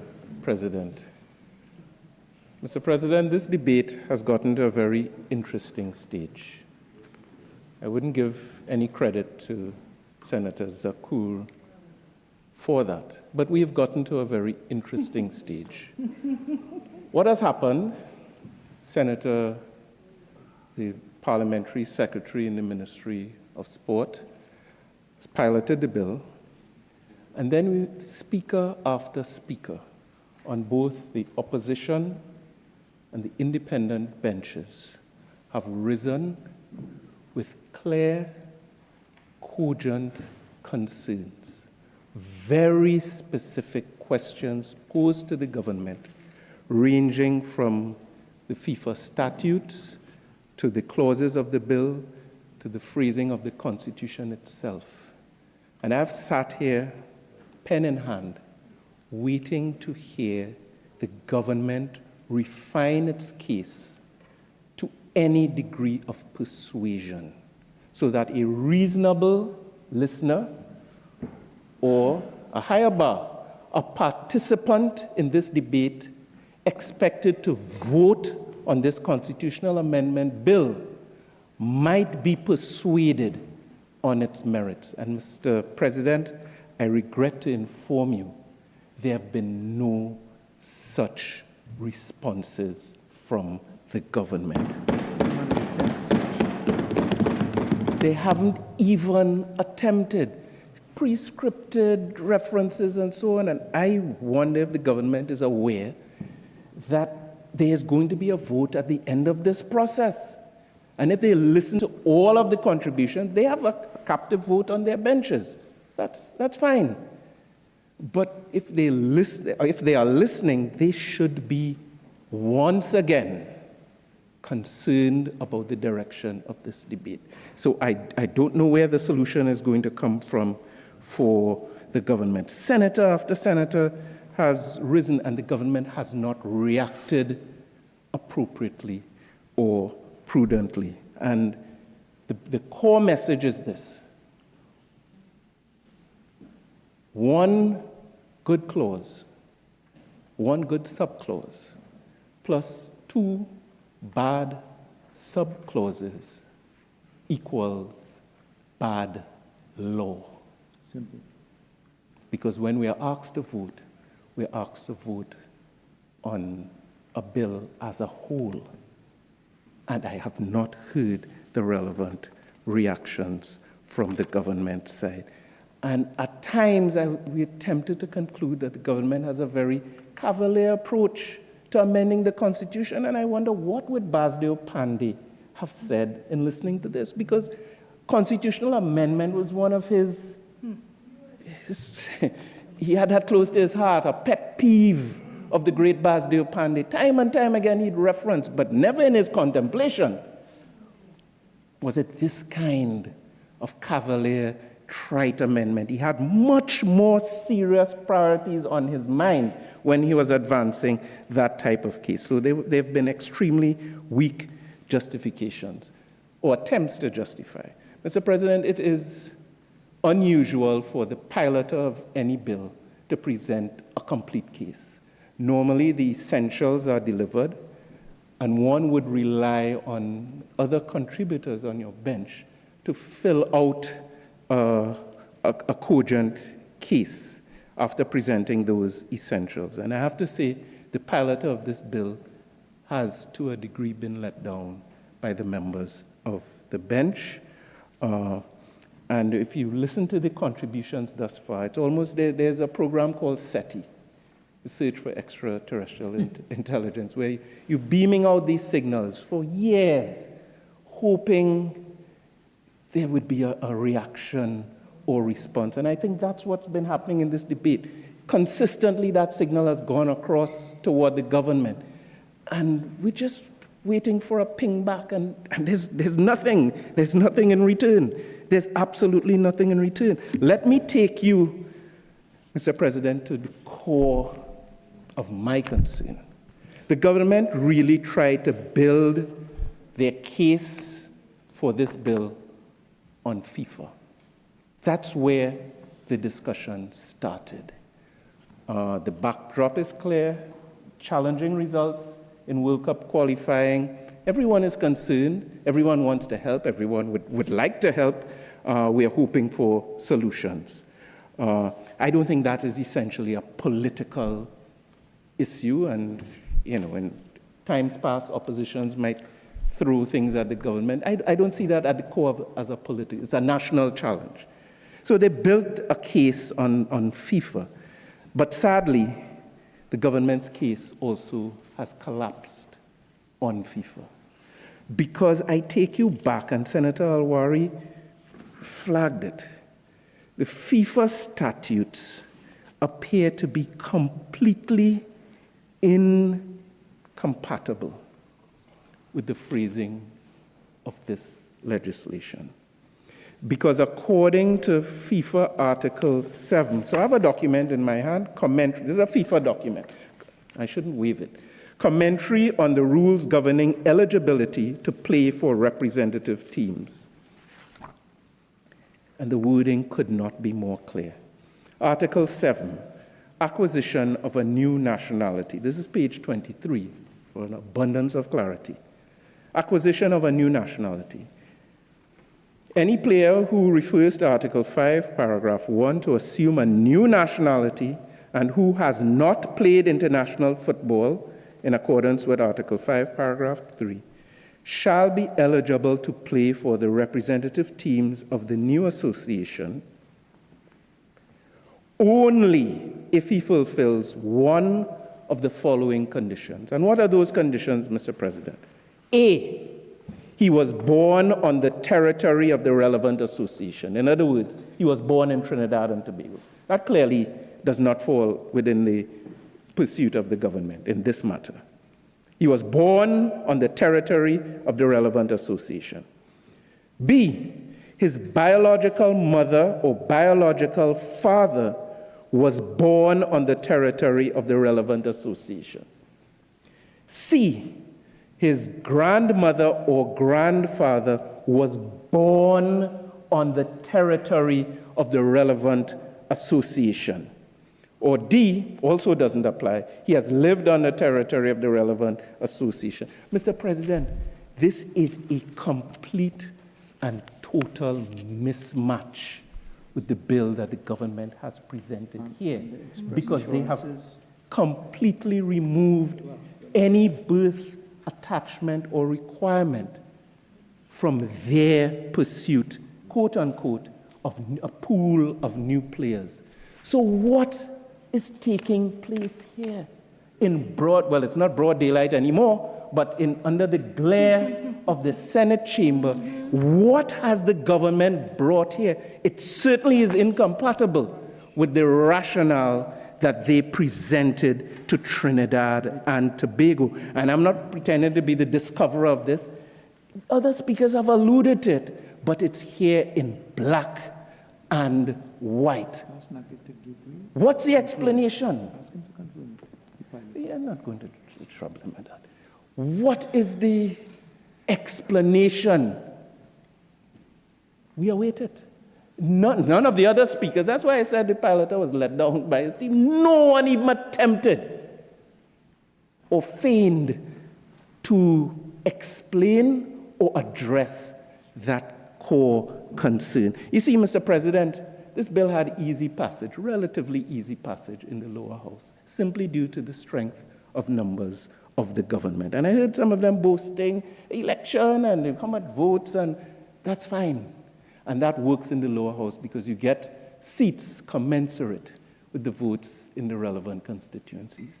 But you see, in the Senate, Mr. President, it doesn't really matter, because when you form a government and you form an opposition, the formula remains the same. You have 6 opposition senators and you have 9 independent senators. I know that when many people speak, the last few speakers, they get into trouble. You haven't said anything pertinent to the bill. What you are doing is giving people a lecture.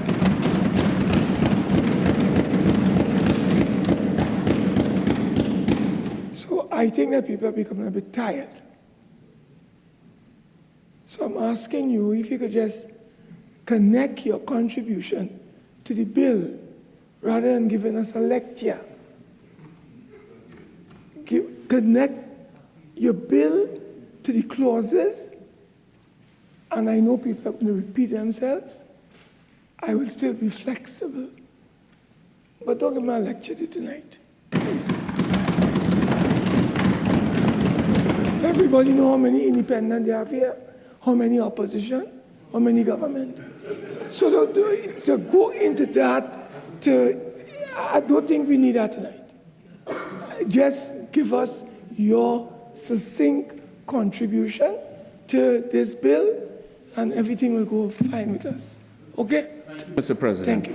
Mr. President, for the record, the eligibility and compliance documents of FIFA have not been addressed by any speaker, Mr. Speaker, on the government bench. I rise on Standing Order 53-1B, persistent, tedious repetition. How much time do you want me to say over and over? No, I didn't want to go there. But Senator Al-Rawi spent considerable amount of time on that document. Well, you were making reference to that. You may not have been quoting it. No,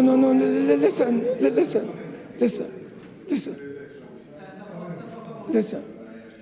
This matter has been raised, but I'm going to give my colleague and friend the opportunity to prosecute your case. Go ahead.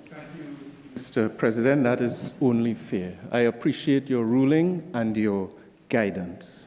So, Mr. President, I will move on from the ratio of the seats in the Senate, but the point I was seeking to make is that there's a different standard here, and the government is in danger of failing in meeting that standard.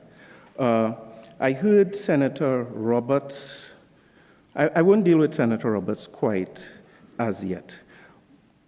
These are the questions I would pose to the government at this stage in the debate. First of all, exactly what are you proposing to fix with this constitutional amendment bill? Secondly, what are the details of your offering to fix that which you are proposing to fix? Thirdly, is there a direct match between what you're proposing and what you are claiming to fix? And fourthly, does your proposal introduce measures that have not been fully explained and measures that can open Pandora's box for the citizens of Trinidad and Tobago? It is my view the government has not passed that basic test with this quite unprecedented bill. They have not explained the rationale to the extent that these measures propose that persons whose parents and grandparents were never born in Trinidad and Tobago would receive automatic citizenship in perpetuity across generations. And I wonder if the government has even considered the implications to what it means to be a Trinbagonian for the future and the potential for abuse. The implications for how our passport, a Trinidad and Tobago passport of the future, will be considered by other nations. There was talk about the diaspora, and very non-specific, very vague references, Mr. Speaker. Mr. Speaker, you do not engage. The principal tool of engagement of your diaspora is not the issue of citizenship access. There's an existing large diaspora out there of citizens of Trinidad and Tobago who left this country and are living elsewhere, and their children. They were born here, they left Trinidad and Tobago. They are not addressed in any way by this bill. And in all the ramblings and talk about diaspora, I heard no reference or context based on a national diaspora policy, which was drafted under the previous administration, available to the government of Trinidad and Tobago of today. And for some reason, it appears to have formed no backdrop to their intentions here. So I'm still on a quest to identify what has made this a priority, and I think Senator Lewis tapped into that. Why now? Why is this has jumped the line in bills of everything else? And then I heard another senator say, very loosely, well, this is something they wanted to do when they were in power, and they didn't do it. But there was no substance to that. There was no evidence presented, and it just seemed just throwing it out, hoping that it would somehow be persuasive. Mr. President, further responses. General chatter without specifics. I heard talk in the debate about professionals being brought home to engage the citizens of Trinidad and Tobago. And there were references to medical professionals, legal professionals, engineering and other fields, scientists. It sounds very good. Sounds very good. What are the details of this proposal? How exactly is this to work? And I wonder if the Minister of Sport spoke to the Minister of Health before bringing this particular bill, because I know as a fact that there are many medical professionals right here in this country today who have been corresponding with the Minister of Health, not only with him, with his predecessor as well. That's the clear truth. Pleading for placement and a location in the system in Trinidad and Tobago. So the current Minister of Health has not even dealt with that. And now we are coming to the Senate and throwing out references that, oh, we're going to be bringing back all of these professionals. Well, first of all, a professional does not require citizenship to participate in the healthcare sector of Trinidad and Tobago. And secondly, we have many such professional citizens right here who are struggling to find a place in the system as it stands. So again, those are points that have not been connected and certainly have yet to be responded to by the government of Trinidad and Tobago. So, Mr. President, the backdrop is the poor results in the World Cup qualifying. And we saw in the newspapers and other references, the government had a solution. They were bringing a bill to treat with that. And when we look at the clauses of the bill, there is no reference to athletics, to football, to athletes, to sports. A very, very interesting formula to address this. And when you look at the statutes, not just for FIFA, but for the Olympics and other disciplines, it's a mixed mismatch. So it's as if you're building a spacecraft, but you're putting propellers and a rudder and other things. That's for operation on the ocean. So they're claiming one thing in their rationale. When you look at how they want to amend our Constitution, it does not match at all, Mr. President. Pandora's box. Suppose some of these individuals who were not born here, whose parents weren't born here, whose grandparents were not born here, and who are now being granted citizenship, who may eventually play a sport, but maybe they would eventually do other things. There was reference to terrorism. I wouldn't repeat that. Possibly they could become a burden on the state. That is another possibility, Mr. President. Or they might return as a citizen under these measures, having had little or no connection to Trinidad and Tobago, and eventually become a voter. And I want to spend a moment on this issue of the future of voting in Trinidad and Tobago, because it's something the government, when in opposition, made quite heavy weather of on a number of... No, I'm not. Because, Mr. President, we're in a debate, and what has happened is the government has not... The only response I heard from the government was this reference. We don't need, it was Senator Roberts, we don't need to vote a pad because we won the last election, we'll win the... So when you have legislators sounding a concern about the potential abuse of a law for voting purposes, if your only response is we don't need to abuse the law because we are confident of our votes in the future, that is not sufficient reassurance if we are seeking to pass good legislation. So that response was completely unpersuasive. And then there's a question, Mr. President, of consultation. Has not been addressed. Because we are in the process, the government is in the process of consulting on stand your ground legislation in Trinidad and Tobago. But they come here today to amend the Constitution, the supreme law of our land. And I have not heard one reference to any engagement with consultation with the citizens or any group of stakeholders. And I ask the question, why? Sorry? We didn't bring this. You brought it.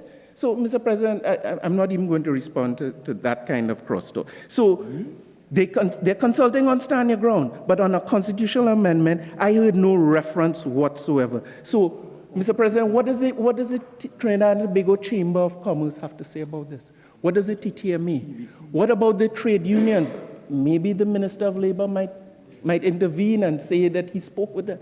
Because we are contemplating a very different future for our society. What are these stakeholders saying when engaged by the government? But they can only say something if they are engaged.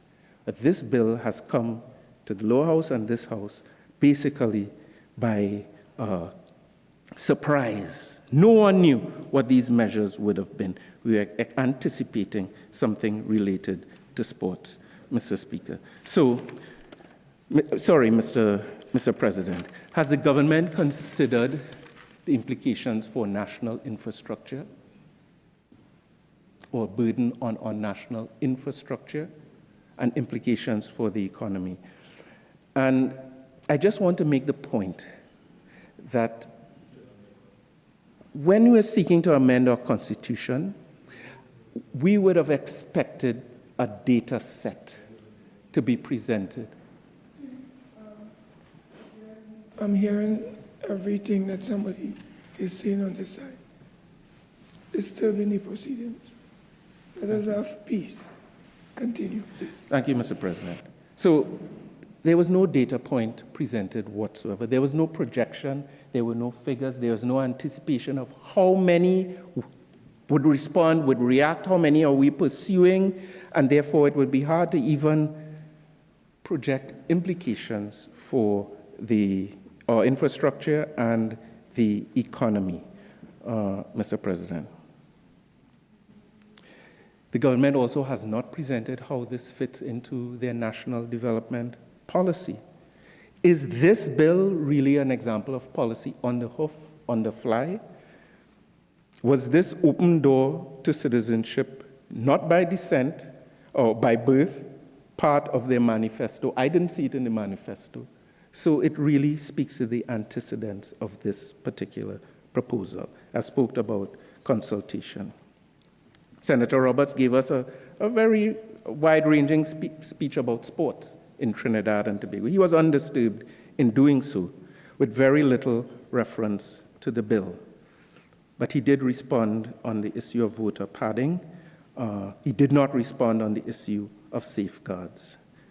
That's not how good law is made, Mr. President, and that's not the standard in the Senate.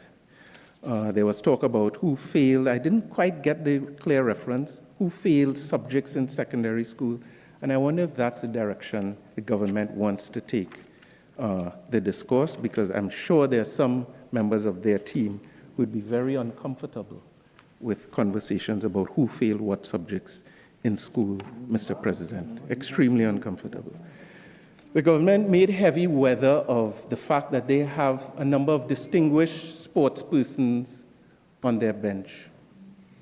I just want to go on record, Mr. President, and saying that we must respect everyone who put on a national uniform for Trinidad and Tobago and represented this country, because it's a very difficult thing to do, and sometimes a very thankless thing to do. I also want to point out that we also have members of this bench who represented Trinidad and Tobago in the field of sport. I would draw one example to my immediate left. Senator Al-Rawi represented Trinidad and Tobago in the field of karate as well. So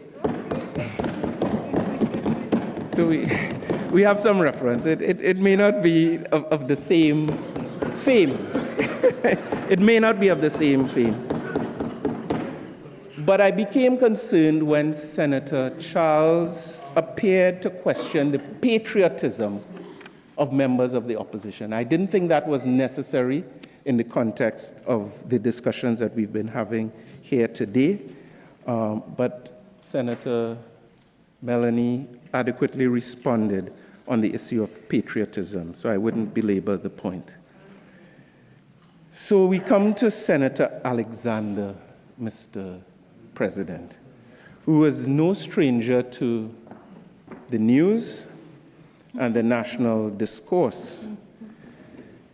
No stranger to what I found is that, once again, he was not able to offer any substance to the debate. There were no references to the bill. There were no clarifications to the legitimate questions that have been raised. A lot of old talk, almost like a blog. And after all the tributes earlier today that were made to serious senators who are no longer with us, we are left disappointed. And then his crescendo point was something about an actor who was a martial arts instructor, who is a citizen of Trinidad and Tobago, who left the country and did well. Mr. President, this bill has nothing to do with those circumstances whatsoever. And such a martial artist or actor would have to wait 2 successive generations to have any relevance, but it still won't be, because he was born here, and therefore, I mean, it really was a bewildering attempt to contribute to this debate. And then with all the talk about attracting people to come back home and this is going to be some explosion of talent, etc., I would just say that was far less likely to occur. Whatever amendment we make to the Constitution, Mr. President, if we create an environment of chaos, disruption in our nation and region, particularly if you have senior representatives of the government talking about things like nuclear war.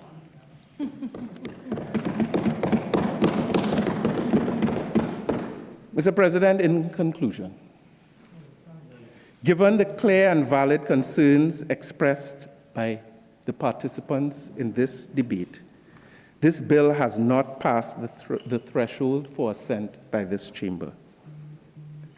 The government's vote is assured on their side, but I present two options.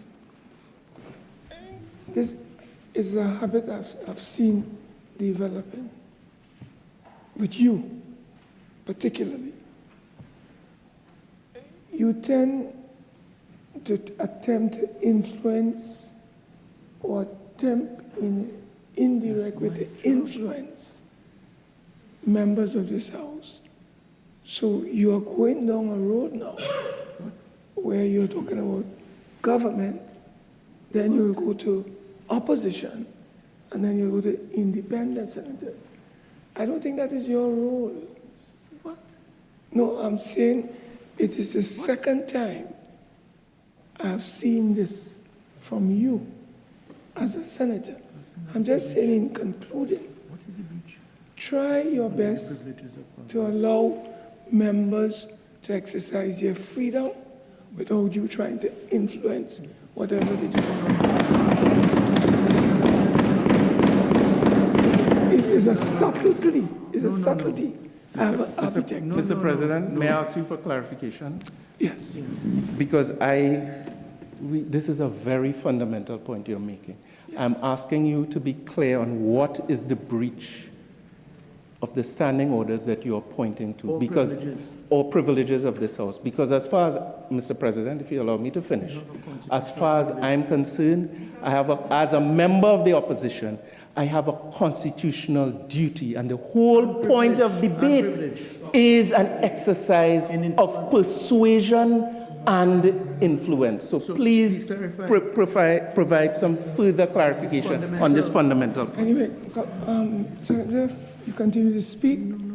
I am the presiding officer. I have no duty to explain anything to you.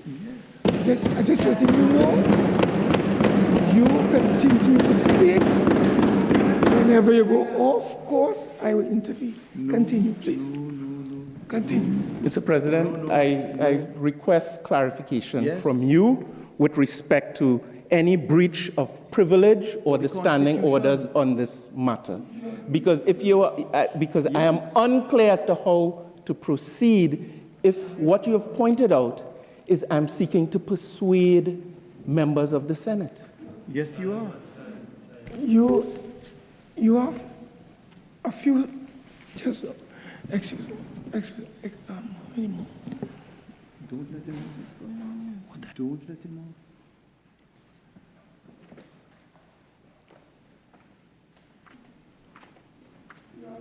Minutes to wrap up.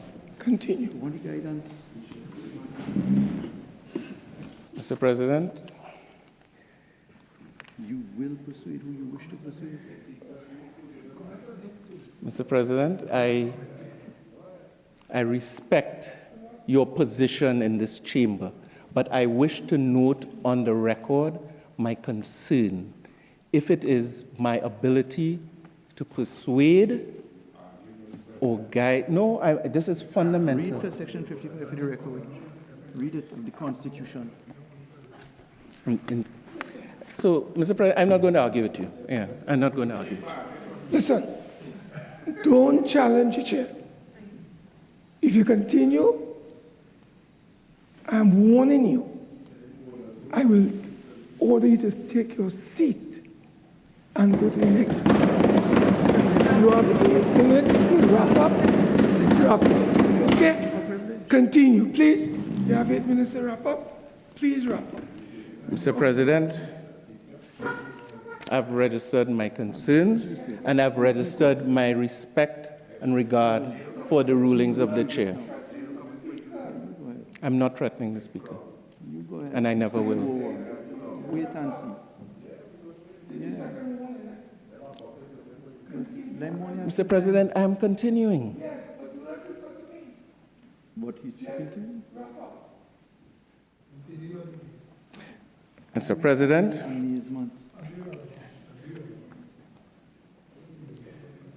I was offering two options at this stage to the government. One is to withdraw and bring a fresh bill that is fit for purpose, not necessarily a constitutional amendment bill. Or two, to send this bill as is to a joint select committee where it can be extensively examined and subject to surgery. Hopefully, we would emerge with proper law. Mr. President, it boils down to this. It boils down to this. The government is asking, in bringing this constitutional amendment, that members of this Senate simply trust us. Trust them. Trust them. Mr. President, the last time we did that in this chamber,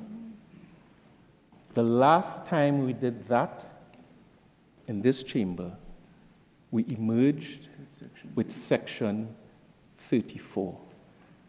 We will never do that again. Mr. President, I thank you.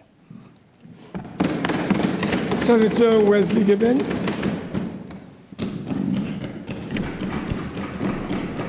Thank you very much, President. Thank you very much, members, for the warm greetings, both from friends and subjects of my journalism.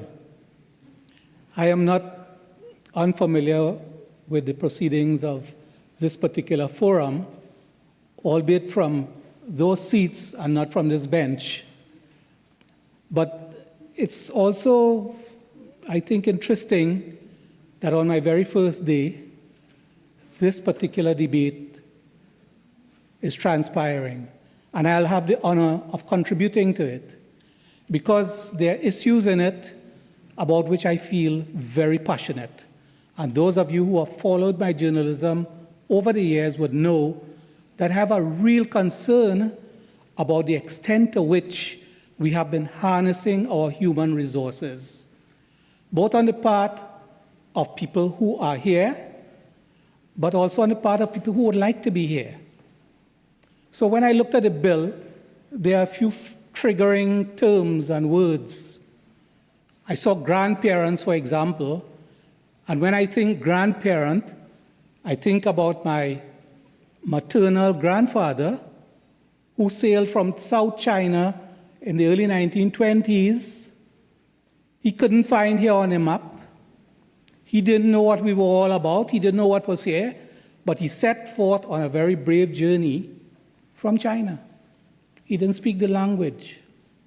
He came and he met my maternal grandmother, who was the granddaughter of an enslaved African who was brought here. My paternal grandmother found her way here from St. Lucia after her family first landed in St. Kitts in 1838 as indentured laborers from India. So when you talk about grandparents, my grounding in terms of and my understanding of this notion of my ancestors do not necessarily relate to red, black, and white 2025. Now, all of this is not to say that there is not a requirement to engage this kind of question in an orderly fashion. And some of my colleagues on this side, on this bench, have articulated the requirement for a process that has not been entirely identified by the promoters of the bill. And I would urge that on this particular question, we consider not necessarily open doors, but activated turnstiles. And I'm going to come a little bit to elaborate on what I mean by that. But let me launch into this discussion. Again, I almost omitted the most important person of all.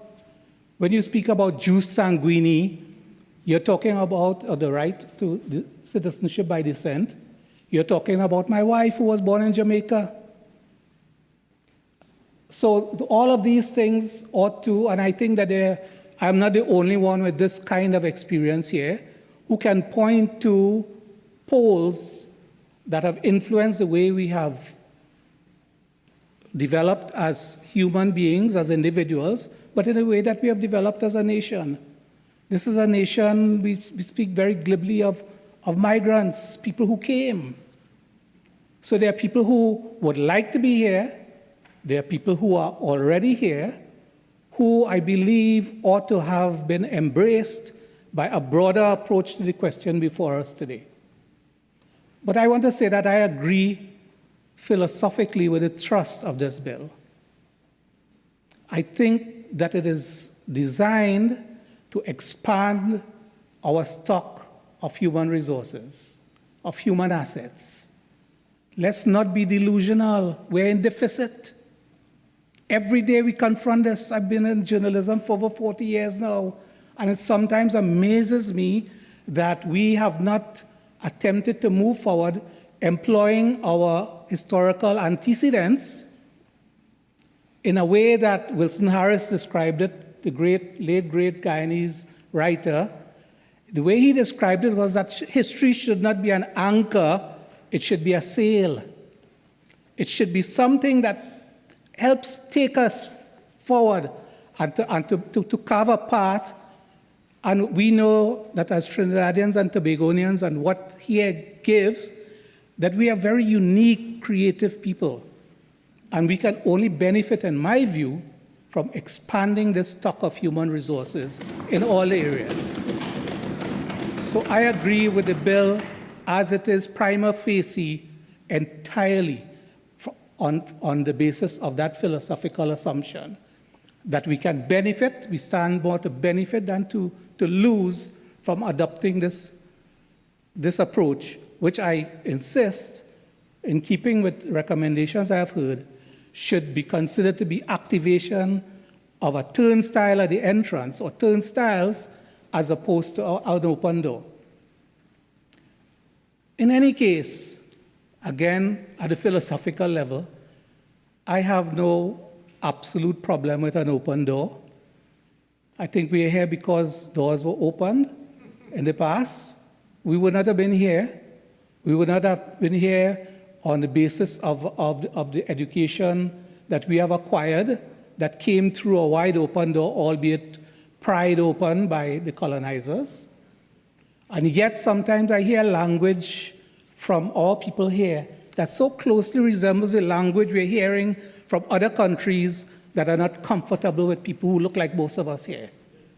Why are we doing this to ourselves? I think we need to develop a wider appreciation for ourselves. We have value.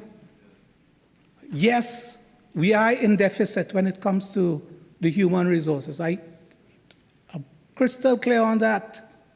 We need more people who operate at different levels in a wide variety of spheres, not only in academics and politics and so on, in a wide areas. I've resumed my love for painting, for example, and I find and my community of interests in terms of the creative space is not restricted to Trinidad and Tobago or even the Caribbean.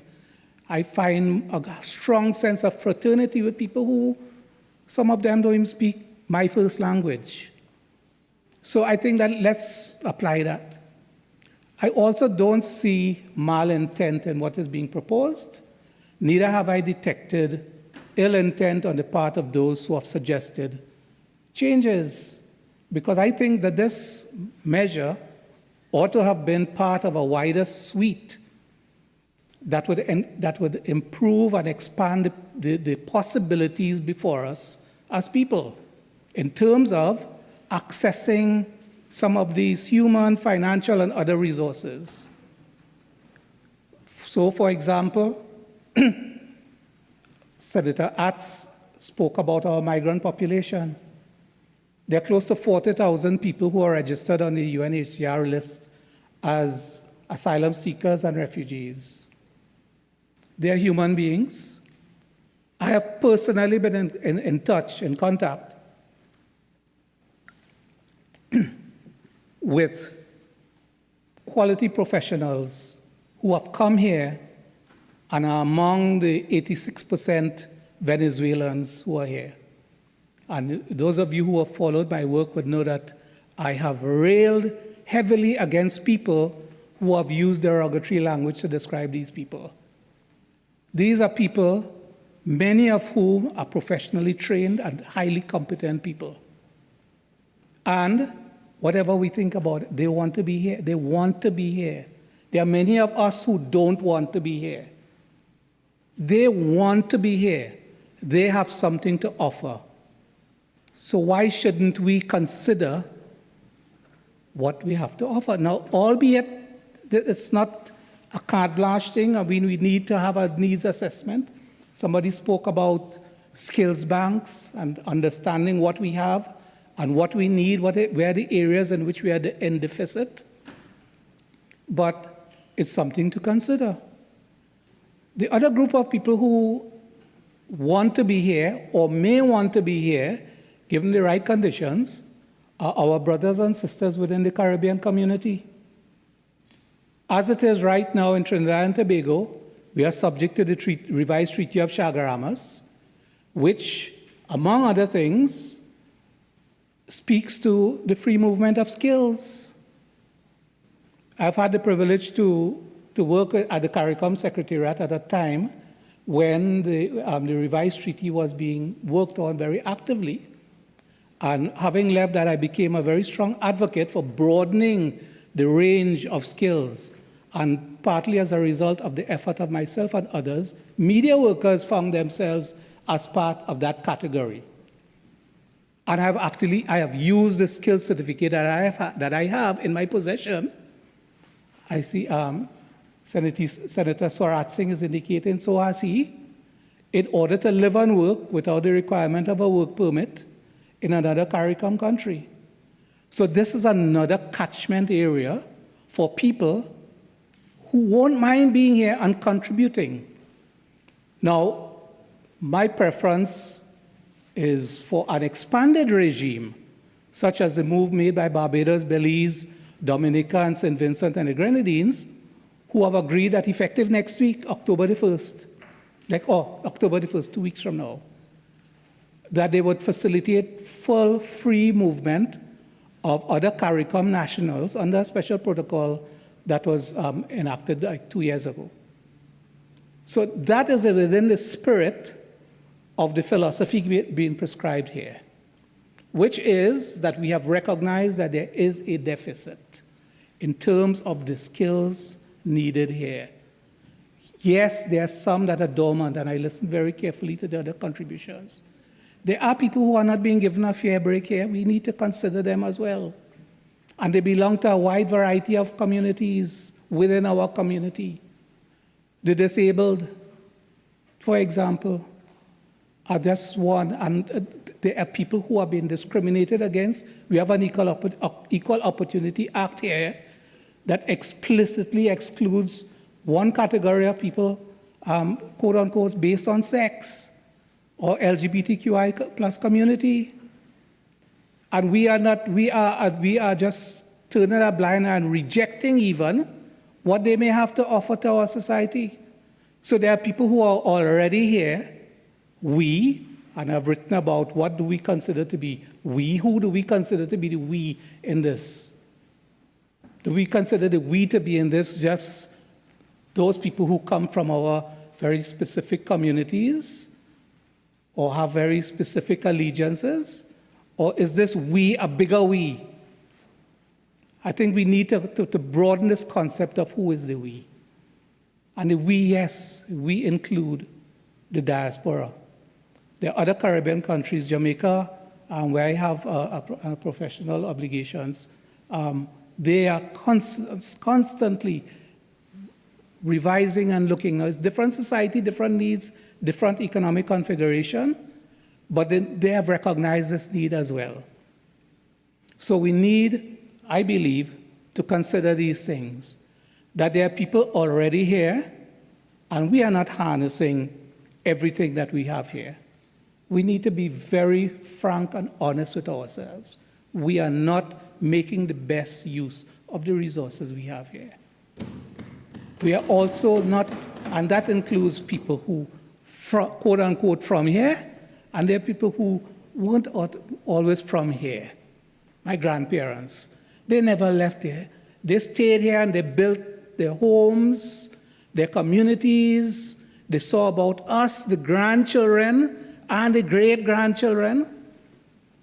And they never thought, it had never occurred to my grandfather to return to Guangzhou. In fact, it's an uncle of mine who did the research and found the village, and he went and lived and worked in Guangzhou in South China. The son of a South Chinese gentleman who came here not knowing the language or anything, and the granddaughter of an enslaved African in Guangzhou, making a contribution. He even told me that he thought about running for the community elections once in the village where he lived, which is where my grandfather came from. So I have a view on this thing that's personal, yes, but it's also based on a philosophy that as human beings, we don't often take advantage of what we have. There are people who want to be here, who would like to make a contribution, and we need to build a facilitating environment for them in the same way that we need to have a facilitating environment for the people who are here, who belong to this but we shun them based on all kinds of prejudices. All kinds of prejudices. I want to come back a little bit to this thing about the treaty, the CARICOM treaty, because again, it's something that's in my consciousness continually. Okay? You know, I told you where my wife is from, and I've lived and worked in Jamaica, Guyana, St. Lucia. That's the we, that's my we. We may miss out, or we are missing out on an opportunity there in terms of, again, the stock of human assets. They are our people. That's our we. And it would have been really good if this bill had come with a suite of other suggestions and proposals and arguments for, among other things, indicating that this country is interested in moving in the direction of those CARICOM 4, Barbados, Belize, Dominica, and St. Vincent and the Grenadines. St. Vincent and the Grenadines came up more than once during this discussion, but from October the 1st, on a reciprocal basis, so there again, that's a turnstile approach. They're not saying everybody come and work. It's all based on reciprocity. They're saying, yes, you could come and live and work and be subject to contingent rights based again on this measured approach. So you're not necessarily saying carte blanche, because we all have limited resources, and I listened very carefully to the suggestion that perhaps on the basis of scarce resources, we need to move cautiously. Because when people come, they come with children, their education requirements, the primary and secondary health requirements, and under the special protocol of the treaty and these 4 countries, they have stipulated that they're subject to the availability of resources, things like that, words like that, to indicate that yes, this is an open passage, but it's a turnstile based on certain conditions. You know, you go to a football game, and some turnstiles are for where some of you go with the fancy setup, or where the rest of us go in our shorts and with more modest conditions. So you set those rules so that you have a level of orderliness in how you do these things, and there's a level of realism about what we have to offer as well. You know, yes, we are a great place, we are a great country. I've never thought about living here permanently. Here, I have let my bucket down here. I have my son who uses the same language. I'm going to put this on the record. He's the greatest child in the world. Some of you know him. Senator Lewis is smiling because he knows it's true. And he tells me, Dad, I ain't going nowhere. And of course, he's subject to jus sanguinis as well. Just as much as he's entitled to jus soli in terms of he's born here, this is his place, but also he's entitled to say Jamaica is his home. And he has lived there. But he wants to be here and make a contribution, and he's making a great contribution. You know, I never lose out on an opportunity, Senator Lewis would tell you, to talk about him, because he and his generation are the people we have to think about. I turned 67 yesterday. I'm on the way out.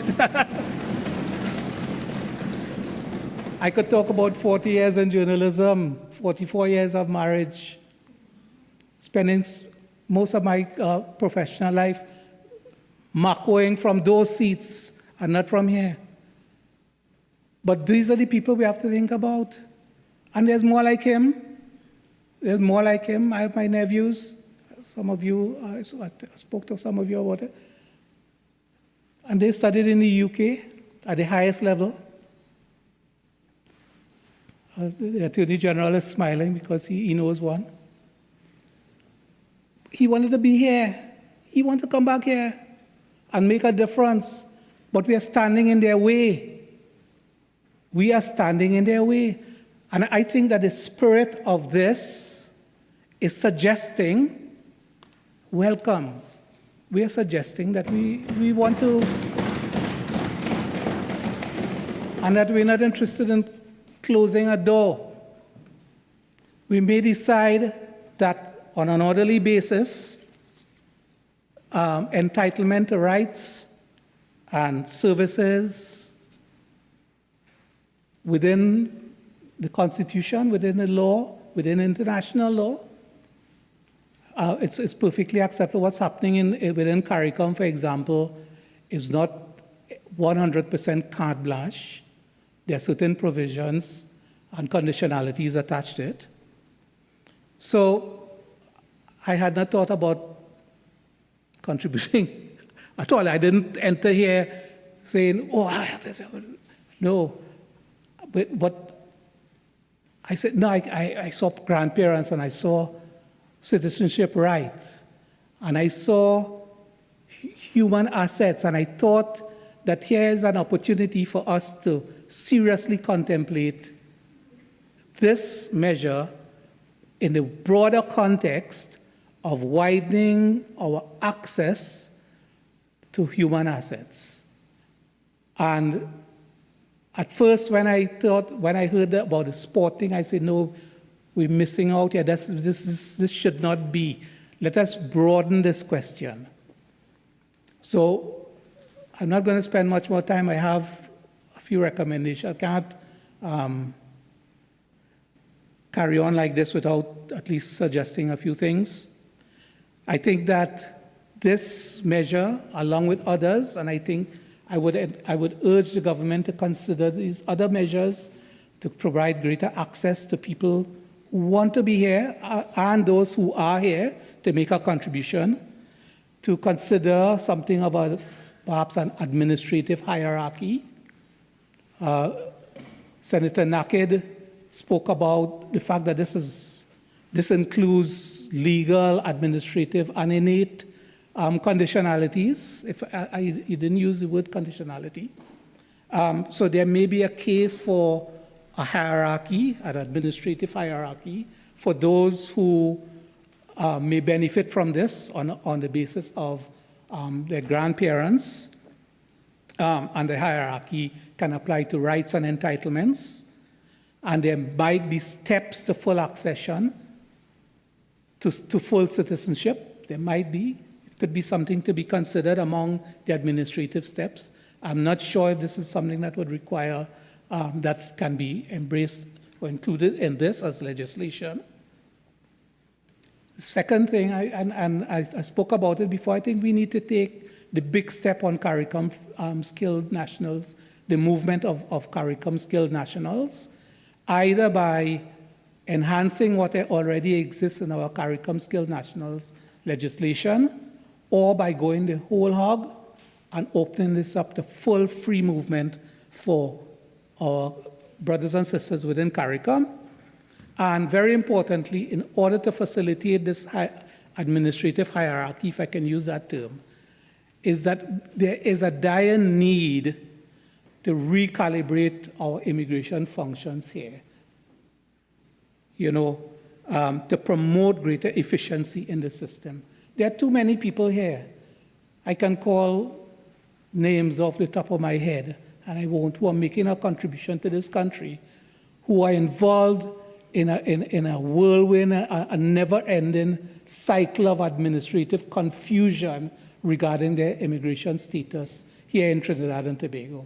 If this is to be considered, and if it's to be activated in tandem with the suggestion that we broaden the net, widen the catchment area, then there would be an urgent need to recalibrate the immigration services offered in Trinidad and Tobago.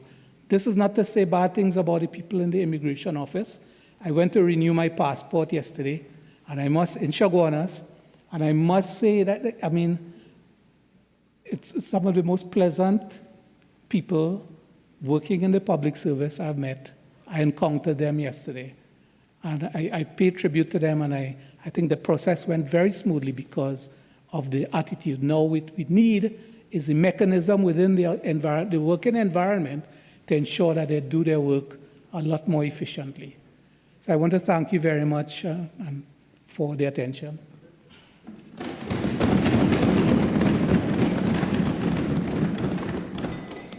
Senator Wesley Gibbings, I know that you are in a temporary capacity today.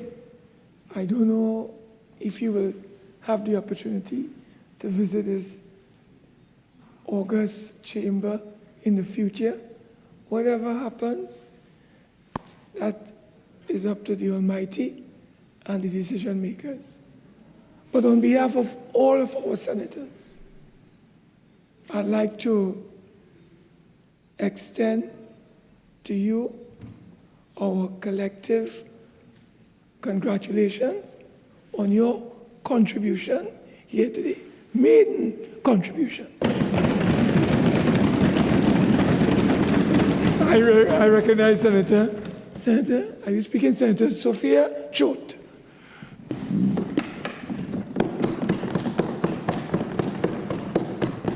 Thank you, Mr. President. I consider myself to be quite fortunate to be able to speak at this late hour because I have now had the benefit of hearing the analyses of my colleagues, and I have learned a lot about the discussion and the topic under consideration. May I say, as an independent senator, I firmly recognize that a democratically elected government has the right to govern. That is undisputable.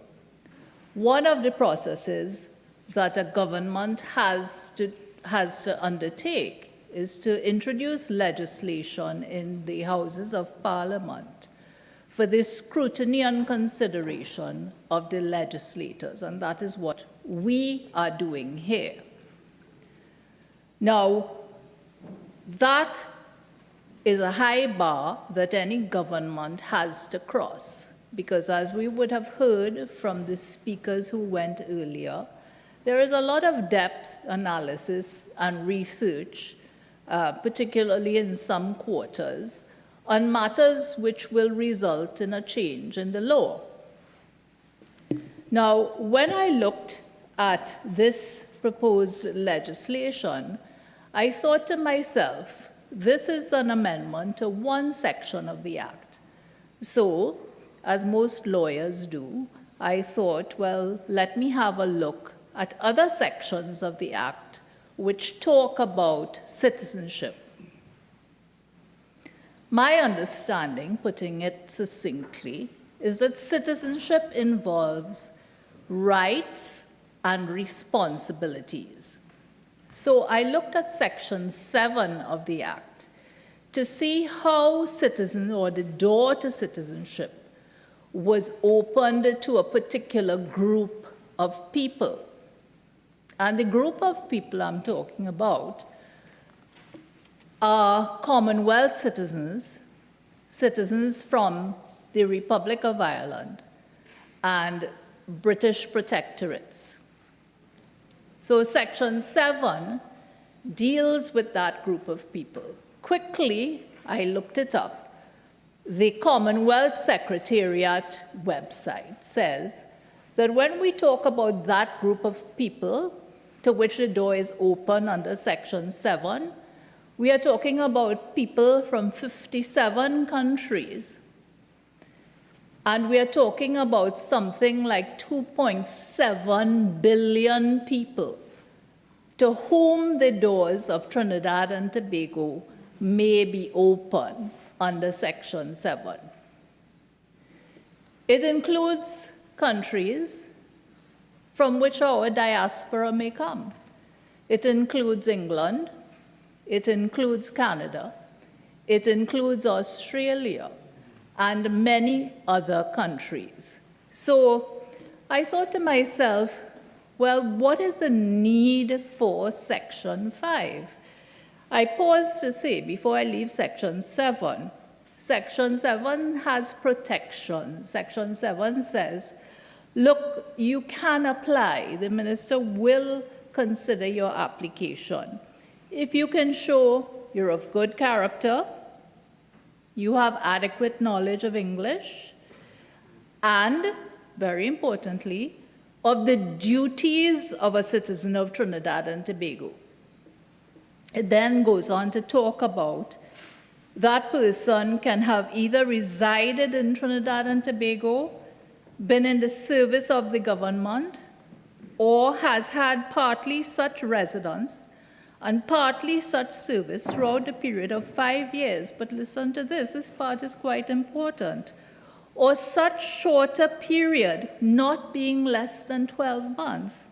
So it means you have a high end of 5 years and a low end of 12 months, and the minister may, in special circumstances, in any particular case, accept such an application immediately preceding the date of his application. So there is a considerable degree of flexibility existing in Section 7 for people coming from the diaspora, sportsmen, sportswomen, and so on, once they fit this category. So I thought to myself, why are these protections not listed in Section 5 in the proposed amendment? And then I said, okay, well, they're not listed there, but perhaps these regulations, which the minister will be taking into account, would have been presented to the legislators for the legislators to say, listen, yes, we accept there are protections and controls over admission to the country for the purposes of becoming a citizen, which is entirely different from coming here to work, coming here to visit, or for any other purpose.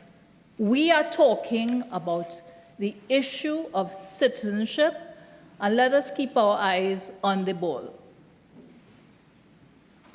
So I compared the two sections, and on the face of the Act, could not understand why no explanation has been given to this Honorable House, to this Honorable Senate, for the difference between the two sections. No explanation has been advanced for the lack of the protections which appear in another section of the Act right after it, so it could not have been missed. No explanation has been given for the absence of regulations, which I think we were owed as legislators, quite frankly. I go now to looking at the policy. It seems to me that the policy falls into two categories. One aspect of it is to attract elite sportsmen and sportswomen.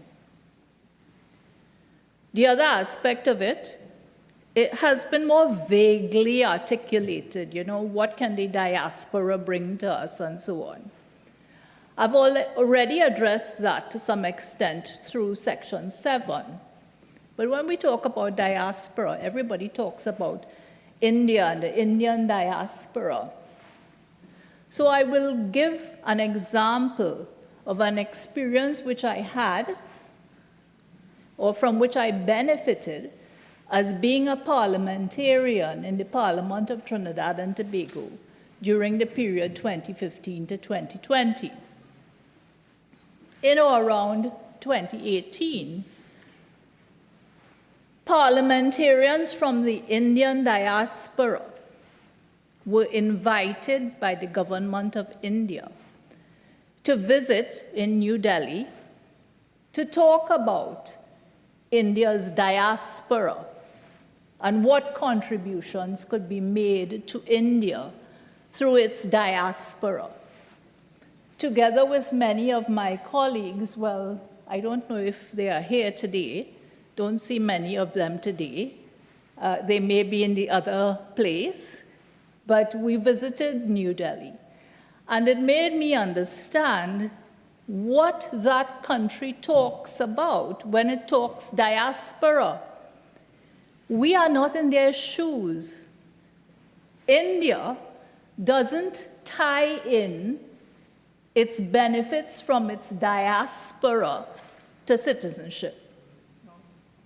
In fact, and I'm saying this because I heard the words coming from the mouth of the Honorable Prime Minister of India, who visited us not so long ago, and he explained that a large amount of money which came into India from its diaspora came from citizens of India who went to work in oil-producing countries like Saudi Arabia and other countries in the Middle East. And they sent huge amounts of money back home and helped, by so doing, they helped the Indian economy to thrive because they helped maintain their families, helped them set up businesses, and grew the economy. What are we talking here? We're talking about here when we're talking about diaspora. We must not simply throw words around because they sound good. We must try to connect them with some sort of practical reality. And I don't hear any sort of practical proposal for benefiting from this diaspora. There's nothing preventing people in the diaspora from helping citizens of Trinidad and Tobago, even if they are not citizens. And many of them do, through NGOs and that kind of thing. So I find, one, the drafting of the legislation is incomplete. It's flawed. It doesn't meet the standard that it should meet to allow it to be passed. The policy articulated as to the need for it, I find unconvincing. I have to end by saying that as legislators, when we use language and when we represent things to the citizens of Trinidad and Tobago, let us be fair and honest in our representations. If you don't know something is a fact, don't say it. Throwing around the names of of countries and trying to draw analogies between their situations and ours. That's misrepresentation. Now, I use the example of Guyana. If anybody does a quick Google search, you will see that the legislation in Guyana is tight. You must have a Guyanese parent if you are living abroad in order to get citizenship. So to come here and suggest that we have a wide range of countries from Guyana to Jamaica and elsewhere which allow citizens, I beg your pardon, persons to come in and access citizenship is simply wrong. Now, the other thing which, and I apologize if I sound a little irritable, but it is late, and I will not make you irritable, Mr. President, by keeping us much longer. But could we just stop the fear-mongering? So when I hear colleagues talking about, well, you know, foreign fighters, their children will come back. Well, if those foreign fighters were citizens of Trinidad and Tobago, their children are citizens of Trinidad and Tobago, and as I understand it, some of them are already back. So let's put aside the fear-mongering. Oh, deportees with children, you know, we will have to deal with that in our communities. Deportees were deported, presumably, because they are citizens of Trinidad and Tobago. Their children would be citizens of Trinidad and Tobago. Not because their parents committed crimes, it means that children should be stigmatized. So please, let's lift our game a bit. And let's try to look at what is actually before us for consideration and speak to that. For the reasons I have set out, I regret that I am unable to support this legislation. Thank you, Mr. President. The Honorable Attorney General.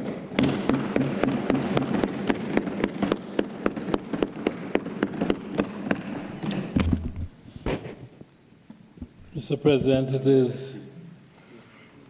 is late, and I did not intend to join the debate.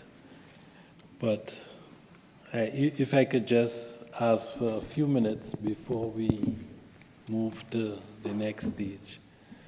Now, there are a couple terms that my friend, Senator Gibbons, Wesley Gibbons, was throwing around, and it reminded me, I know that you were doing it naturally, but it reminded me of a habit that some other colleagues have in this place, to use the Latin. So I just want to clarify two things. So the senator spoke of jus soli and jus sanguini. And they're important because those two concepts establish the bedrock on which most states proceed when dealing with citizenship. So jus soli is birth and jus sanguini is blood. So and that's what I will describe it as. Now, in both the having put that to one side, I want to deal with some of the criticisms that I have heard during the course of our very long debate. Now, the first one that I wanted to speak to is, why is there a need for a constitutional amendment? And that was said in the context of the fact, it is not a fact that we've been here 3 times since we've come back to amend the Constitution. Now, I've checked, and we started, the government came in and started its business, parliamentary business, on May the 23rd. This is the first constitutional amendment. It is. Just allow me to speak.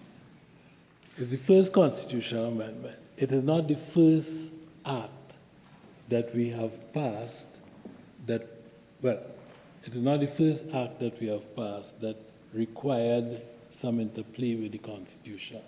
I think Senator Lewis and perhaps Senator Vieira to a lesser extent were speaking of the Prime Minister's pension amendment. That was a bill. It was a bill that was passed by a constitutional majority. It didn't amend the Constitution. The Constitution, as a statute, as a piece of law, said in Section 54 that legislation of that type required a particular majority. That was not a constitutional amendment. This is the first constitutional amendment bill. Now, having put that to one side, why is it before us as a constitutional amendment? And that's a good question. And the answer is this. Citizenship is an important thing. It is dealt with both in a statute, the Citizenship Act, as well as the Constitution. So, if we wanted to, as a government, if we wanted to make a change in respect of citizenship, we had to do 2 things. We had to look at the provisions in the Constitution that dealt with citizenship, and we had to look at the provisions in the Citizenship Act. And if you look at the long title to the bill, you see that it's described as an act to amend the Constitution of the Republic, where it goes on, and to make consequential amendments to the Citizenship Act and related matters. So there's nothing pernicious, there's no evil intent in what we seek to do. And it is the most routine type of measure that one could pass that would require a constitutional amendment. And let me explain that. Unlike the pension amendment bill, which is a separate piece of legislation, not a constitutional bill, this is an act that all that it requires is a simple majority. The Constitution is a statute as well. It's passed by us in this House. And we pass statute. It's just that the Constitution is a super statute. It's described as the supreme law, but it's a statute. And in it, there's a provision, and if I'm teaching, it's because that is who I am, part of who I am.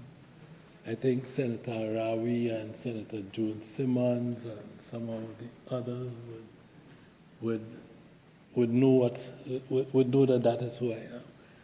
The Constitution has a clause in it as a super law which says, listen, if you do various things, Section 54, if you pass an act like the Pension Amendment Act, which is a statute too, you do so with a supermajority because you might be affecting people's rights.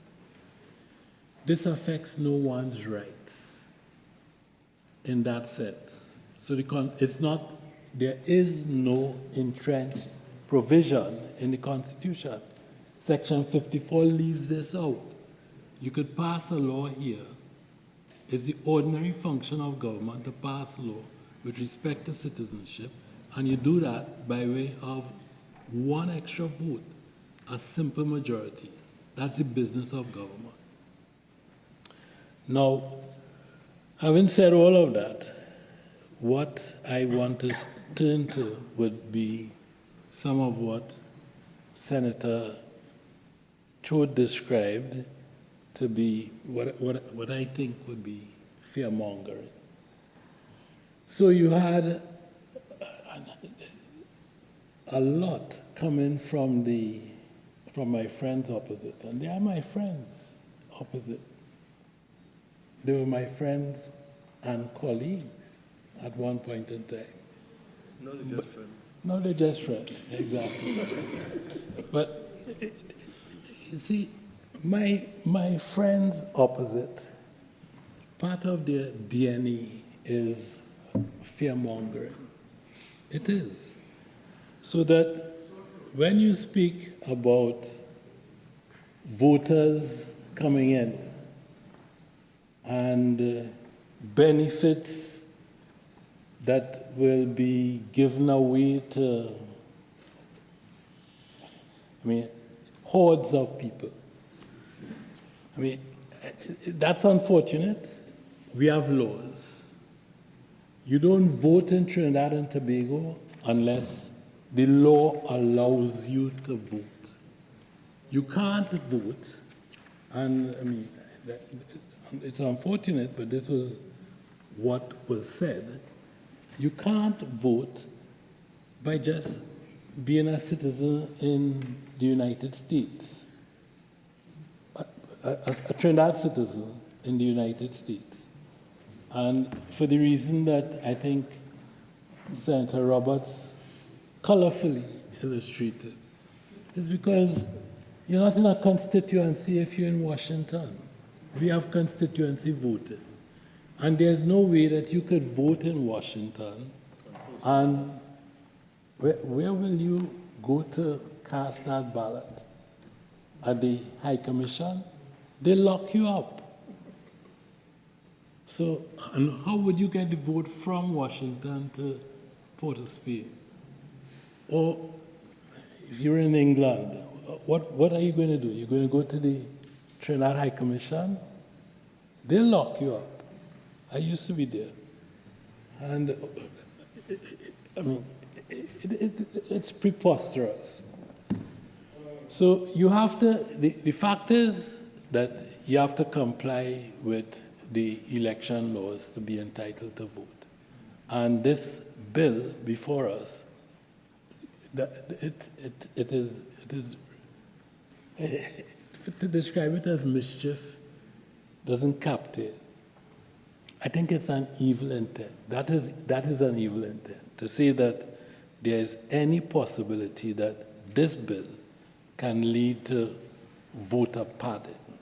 And I suppose all of the comments about Section 24 or 34, whatever. It's a straight piece of legislation. It deals with citizenship. Full stop. There's no harm that will befall us in respect of elections. Now, in terms of the benefits, old age pension, there's a law. I think you get it at 65, you have to have worked for 20 years in Trinidad, and so on and so forth.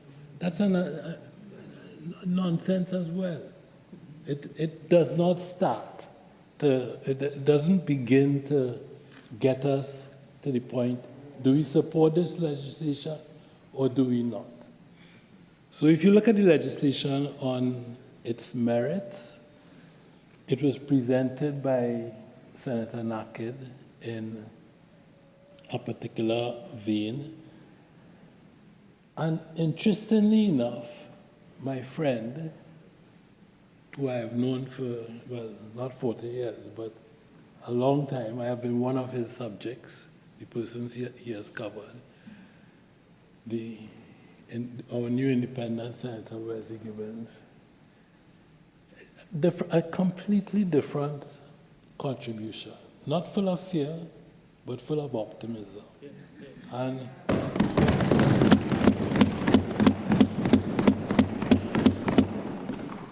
what did Senator Gibbings speak to? He said, well, he spoke about his own personal circumstances. He said, listen, I want to open this thing up. That is the approach which I'm not a sportsman, but I know what the benefits are. I know what the immediate sporting benefits are. And it is not too much to see that our colleagues in the rest of the region, and this is in direct answer to something that my friend, Senator Browne, former colleague, said. 15 minutes. 20. May I continue, Mr. President? Dhanpaul, take the blame. So, my friend spoke about the lack of an international benchmark, because he was there doing what my friends and colleagues on the other side do. That's their job. You can't be upset with them for that. They have to rubbish the bill. So he said there's a lack of no international benchmarks. And I know what Senator Chote said, but there are Caribbean precedents. There are models. This is not the first place and the first time that this type of legislation is being enacted. You have St. Vincent, St. Lucia, Grenada, and Jamaica just surrounding us, different models. So I'm not trying to say that we should not, in any event, copied what they did, but you have some territories which would give you citizenship, third-generation citizenship, which is what we seek to do here.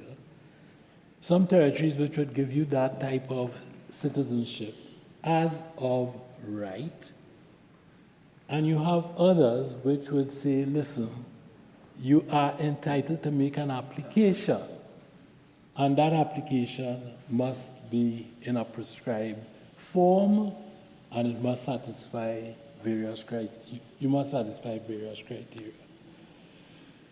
So, wrong to say that we are looking at the Constitution, amending the Constitution every day. That's wrong.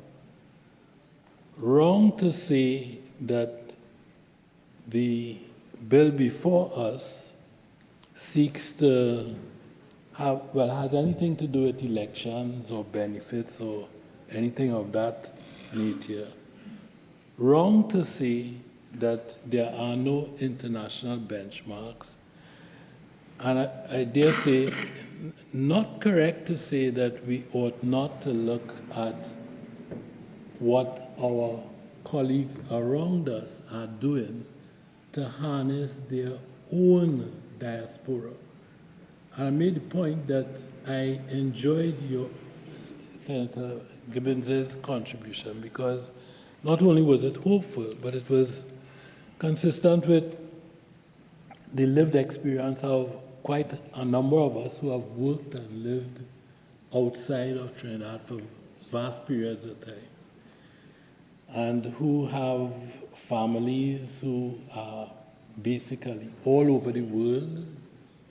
And the legislation seeks to widen the diaspora and and to capture the benefits which flow from that. Do we need regulations in Section 5? Because there is a section. So there are just a few clauses. two material clauses, 4 and 5, they have no problem with 4, B and C. They have they have no problem with 4A and 5. They said nothing about that. But knowing them, they might develop a problem with one or the other. But they said they had no problem with 4A and 5. The problem was with 4B and C. And what do B and C do? Well, they substitute the words otherwise than for included. And again, it is because under the existing law, the restriction was by descent, was it? And we have moved away from that to include everything. That is more inclusive. It is consistent with our the legislative objective, and it is the policy of the government. And I'm reminded by Senator Allaha that it is not in any way discriminatory. Now, Mr. President, I did not intend to speak for more than a few minutes. I have already exceeded the time, but I'd just like to make one point in answer to Sophia Chote. Yes, there is a need for, it uses the word, upon receipt of the prescribed application made. Now it's a new section, and I dare say that the old Form 4 in the regulations will have to come, but it is our habit in this place to bring regulations afterwards. And in any event, the Act is going to come into effect, as I understand it, on a date to be fixed by the President by proclamation, which is how the formula that we normally use when we pass legislation that doesn't come into effect tomorrow. Okay, so the President is not going to be asked to proclaim until an appropriate regulation is made under 5 and new forms are coming. Mr. President, I thank you for those at half an hour at this late hour of the night.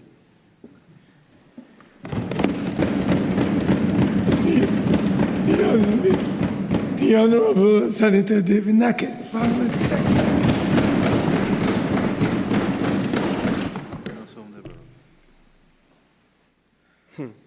In the name of God, most gracious, most merciful. Mr. President, given the long time that we have debated this amendment bill, that I thought when I piloted the bill, our intentions were clear. It was to not only expand the talent pool across all sports, to engage the diaspora.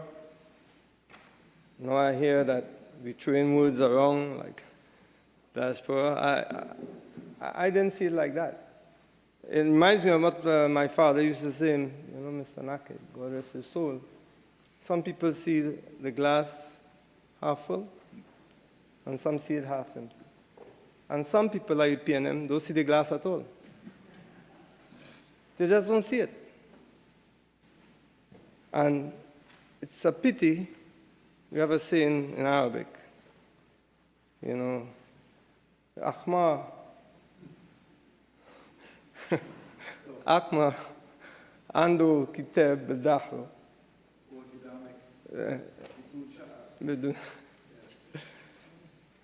It means those who cannot see is like a donkey bearing books on its back. Useless. Bearing books on its back. And that's what I got here today. It was full of responses, histrionics, as we heard from the Honorable AG, a fair amount of fear-mongering, thrown in with a lot of misinformation and downright falsehoods, which leads me to the pivot used by Senator Cummings, a pity he's not here, Senator Browne, which formed a large basis of their contribution, that our legislation was not in line with FIFA's legislation. They read selectively, as the PNM normally does. What they do, they read selectively, out of context. But here I have the governing legislation, which clearly states, and I read, Article 321, FIFA over the years has crafted definite criteria for the purpose of evaluating and establishing pathways to govern the engagement of potential players at the international competitions. As of January 2021, FIFA commentary on the rules governing eligibility to play for representative teams indicated that players need to provide proof of nationality. Proof of nationality, first and foremost, is your passport, your citizenship. So if you have that, all of these fears expressed, all this information peddled to the public becomes redundant. It's moot. Once you have your passport, FIFA doesn't delve into how you got your passport. It's a legal document from a country that seeks to play international football or cricket or whatever. And when I looked, it continues. According to FIFA commentary, Article 5, Paragraph 2, a player may be granted eligibility to represent that country under the following conditions: through the operation of a national law. They have automatically automatically receive a nationality without being required to undertake any further administrative requirements. Example, abandoning a separate nationality. So what they were quoting, maybe unbeknownst to them, maybe they're like a donkey bearing books. They just don't know. What they haven't realized is if they attempt to acquire a new nationality, as Senator Browne stated, a new citizenship, then when there is doubt, what does FIFA look to? They look to where are your ancestral roots better grounded. For example, if it's better grounded in Canada, you have a grandparent that was born there, and you want to play for Trinidad, then they say, no, you cannot. You have to play for Canada. You cannot represent dual nationality. That's what. They read very selectively and totally misled not only the Senate, they misled the country. Once you have a passport, FIFA does not, and it's nowhere indicated, FIFA does not go in to any background checks to see how you acquire that passport. And it says it right here. Through the operation of a national law, automatically receive a nationality. And how do you receive that nationality? They issue a passport. Without being required to undertake any further administrative requirements. B, acquired a nationality by undertaking a naturalization process. So in all ways, however you look at it, once you hold that passport and you come to FIFA and say, well, I want to play for Trinidad and Tobago, and Trinidad and Tobago granted you that passport, FIFA doesn't go into any background check. Well, you got it from your grandmother or your grandfather, you got it from here. They don't. Absolutely not. No, keep quiet. So what you doing? What we're doing here? We're seeking. What we're doing here? We've heard them come here and misrepresent and show fierce indignation as to our attempt here to move the country forward in ways that we see fit. We were elected to govern, as I heard a senator just say, and that is the truth. And if we think the way to move this country forward out of the doldrums that they created for 10 years, then it is our prerogative. It is our prerogative. The audacity of that group, after 10 years of inaction. When I say inaction, I hold right here. I heard Senator Cummings talk about, I don't know where they get this from, and it's embarrassing. We get this from all here. Look at it right here. March 2024, a preliminary discussion occurred between the former Minister of Sport and Community Development, Shamfa Kudjo, LSU, the Legal Services Unit, PSD, for development of a draft policy and subsequent legislative amendments allowing for high-performing athletes with third general lineal ties to Trinidad and Tobago to acquire citizenship to widen the pool of athletes for participation in competition. This come from all here. All they come in here playing, all they don't know where it come from. Where it come from? Where it come from? It's embarrassing. As a matter of fact, you all are embarrassing by lying to the people of Trinidad and Tobago. It's are telling untruths. Yes. Please. Yeah. Sorry. Being stranger to the truth. I am not surprised, because this is all you all have. We come here with legislation, well-intentioned, and you all sat down there and misrepresented FIFA's position for about 6 or 7 hours, wasting people's time, giving people the wrong impression of where we are. And then Senator Cummings had the audacity to talk about live sport or this, when before the election, 15 million in contracts to family and friends. Pical, I mean, where you all have the goal with the kind of governance that you all showed us to come here and question our intention is beyond me. It's beyond me.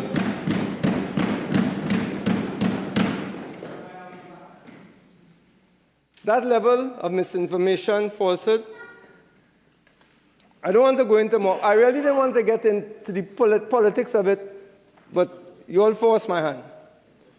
I would like to deal a bit with Senator Roberts-Radgman. You know, I love to hear when people talk about, you know, they admire Greek writers, and then she began to speak about, you know, όταν δεν ξέρεις τίποτε από Ελλάδα, μη μιλάς από Ελλάδα. Simply means in Greek, if you don't know about Greece, don't speak about it. Greece was an idea. Greece was never a physical structure, with boundaries and geographical. It was always about an idea, the idea of Greece. So you could be Greek by culture, by language even. It was similar to what we call Arabism. You could be an Arab just because you know the Arabic language. You could be considered an Arab. If you adopted the culture of an Arab, you could be considered an Arab. So don't come to regale us about the Greeks talk and their affinity to citizenship. And it's very duplicitous. That's completely wrong. And I think someone spoke about, if you don't know, don't speak about it. Because you have people on this side who know.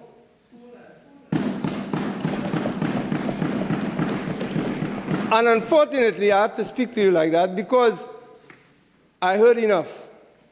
I heard for 6 hours just misrepresentation and a fair degree of foolishness.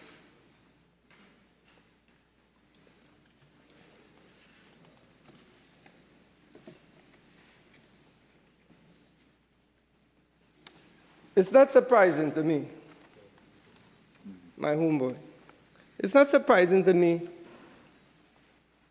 when a PNM senator would speak like he speaks on behalf of the opposition, not the opposition, sorry, the independent senators. I heard Senator Amery get up and speak like he was speaking on behalf of the independent senators. And you know, thank God we had a Senate president who could recognize that and had to pull him up. But that is totally unacceptable with the kind of condescension and contempt. And then he begins to speak about what this House requires. Well, first of all, I don't think we require anybody lecturing to us and pontificating to us. Everybody here is a professional in their own right, and everybody has to be given the liberty to give their own opinion. And we heard many opinions that I disagree with, but I accept it. I agree with some of them, and I don't. Some of them stipulated, okay, let's go into committee stage and see what we can. Okay, that's fine. This is the crux of a debate. This is the essence of a debate, and I like that. But don't come here and pontificate and pretend that you represent all of the Senate. I mean, that's not only disingenuous, it's disgusting. The intent of this bill is to expand our talent pool. It's to give us a chance to compete at the highest level. And yes, there's a certain expediency to it because of the practical realities that face us right now. If you all, meaning the independents and the opposition senators, if you don't put that as a priority, what is needed right now, what the country needs right now, what our athletes need right now, don't come and tell me that you're patriotic. That doesn't make any sense. So we must take our time. No, listen, every opportunity has to be met. Come at the hour, come at the people, or come at the man. You cannot tell me, no, well, we have to give it time. No, it's needed. All the football fraternity, the fans, it's needed now. It requires you, as legislators, to make a decision. The worst thing you can have in a society is when there's indecision tied to a lack of vision. And that's what I heard today by many of you. Oh, well, we have to bring it to a committee, and we have to say, and this, you know, you have no ties to the country. I have seen people live here, born here, and display less patriotism than people who never came to this country. Don't pretend you don't know some of them. That's just a reality. Who are us, any of us here, to determine what's in a man's soul, in his heart, whether his love for country? You to determine it because his grandmother or grandfather wasn't born here? Nah, that's not good enough. If you want to talk about integrity and a morality, that doesn't fit the bill either. No one here has the right to determine how someone feels about their country. Oh, well, he wasn't born here and it's 3 generations past. Look at us. Emancipation Day, Indian Arrival Day. Who shows more loyalty to Mother Africa or Mother Indian than our Africans or Indians? Who? So that's disingenuous and it's specious. It's a specious argument. And that's why I'm so passionate now. You come with an argument that has a logical consequence to it. You come with an argument that is honest. Okay, even if you are wrong. But to come with misrepresentations, falsehoods, deliberately, I can't accept it. Mr. President, I rise on a point of order, please. 46(4), offensive and insulting language. The members indicated that we're deliberately misleading, please. Well, the word misleading might be inappropriate, but I think he's responding to what has been said. But I would guide him on misleading. I don't think the word misleading should be used in this context. Thank you for your esteemed guidance, Mr. President. Well, I won't take up much more of your time. There are no amendments that has been posited. And my final point is,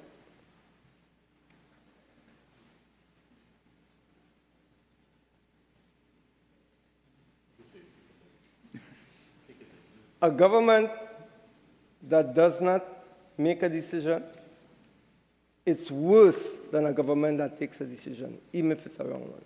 True. That is a fact. The worst thing you can do is be entrusted by the people, and you're just indecisive. You just sit on the fence. You don't want to do anything. You don't want to be proactive. You're reactive to everything. So we come with something, no, and full of history on it. We have decided, under the esteemed leadership of a Prime Minister who decided to expand this bill into all sectors, to make it non-discriminatory as possible, to make it as inclusive as possible to the diaspora. We back this bill, we support this bill. We were hoping that you all saw it in like mind, in order to have something that took our country from the doldrums that they left us with for 10 years. We have to be proactive. We have to be brave. We have to be courageous in taking this country forward. And you all have left the country disappointed with some of your contributions. Mr. President, with that said, I beg to move.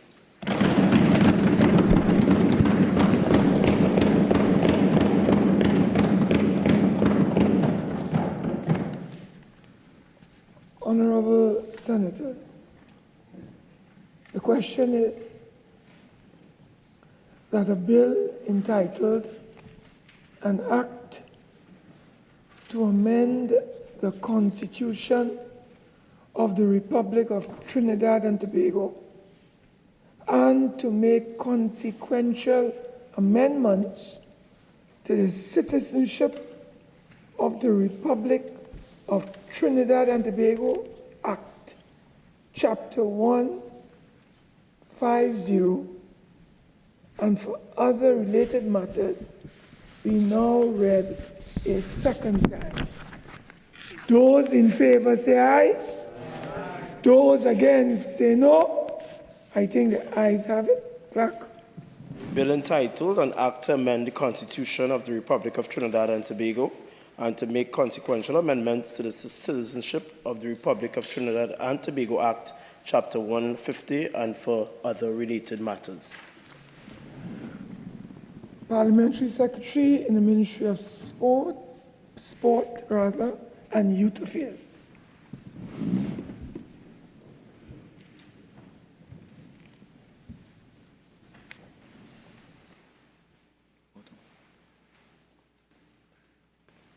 Mr. President, in accordance with Standing Order 66-1, I beg to move that the Constitution Amendment Bill 2025 be committed to a committee of the whole Senate forthwith to be considered clause by clause.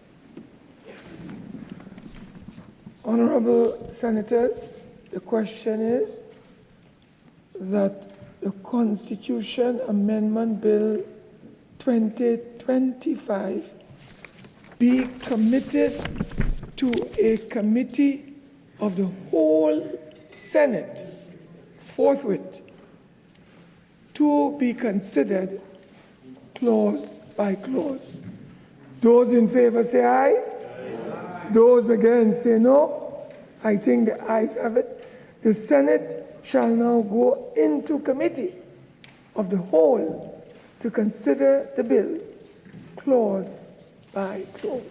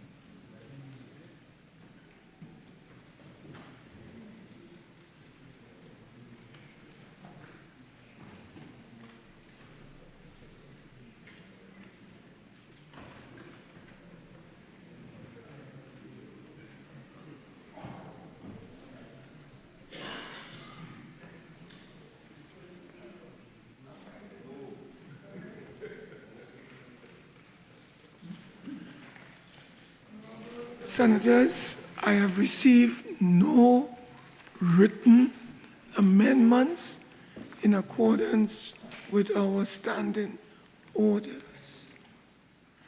In the circumstances, there are 5 clauses, and with your agreement, I shall take them collectively. Okay? I have not received any amendments in writing.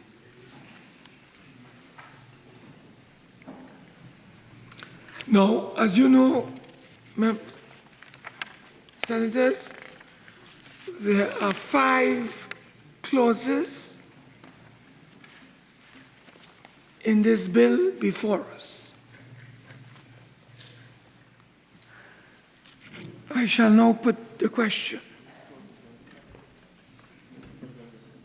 Hello?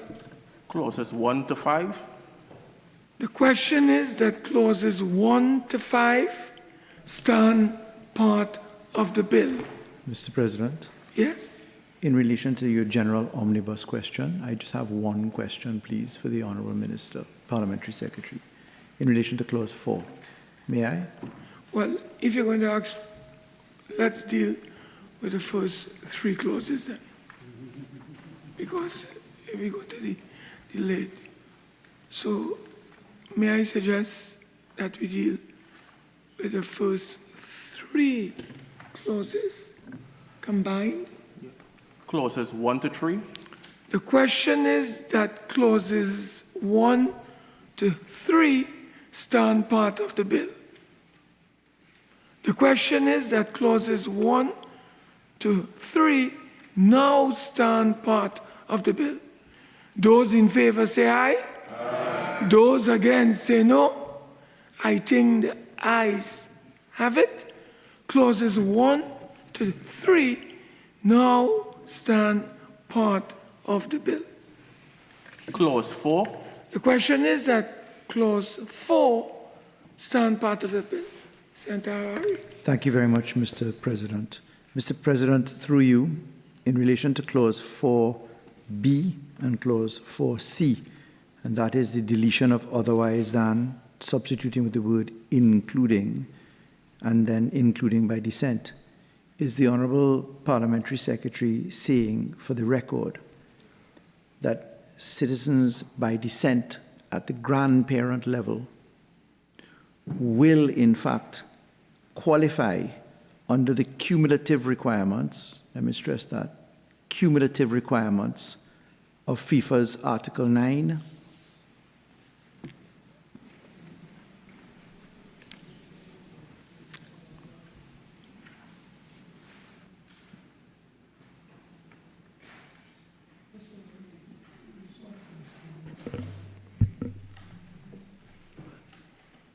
Mr. President, that is not a matter for this bill. That is something that is completely different from the intent of this bill. Mr. President, I didn't hear that, sorry. Could you just repeat for him, That is not a matter for this bill. And Honourable AG can expand.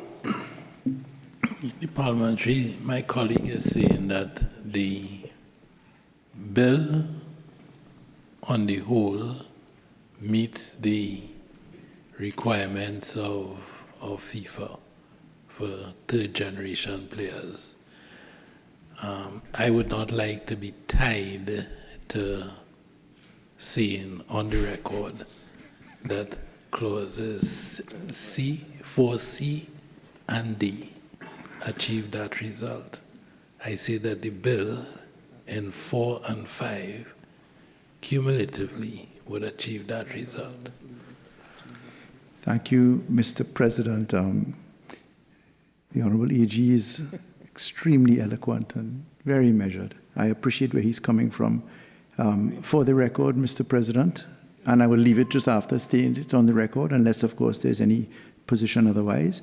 The reason I've asked that question is that it is attached to the legitimate aim expressed in the piloting of this bill, and I put for the record, because there may be action upon it later, that the cumulative requirements do require birth of grandparents. I say no more. I accept the Attorney General's position for now.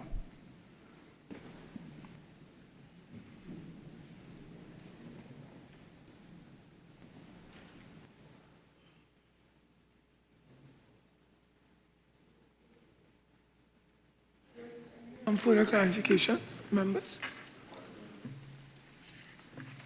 Okay. The question, continue. Close, close.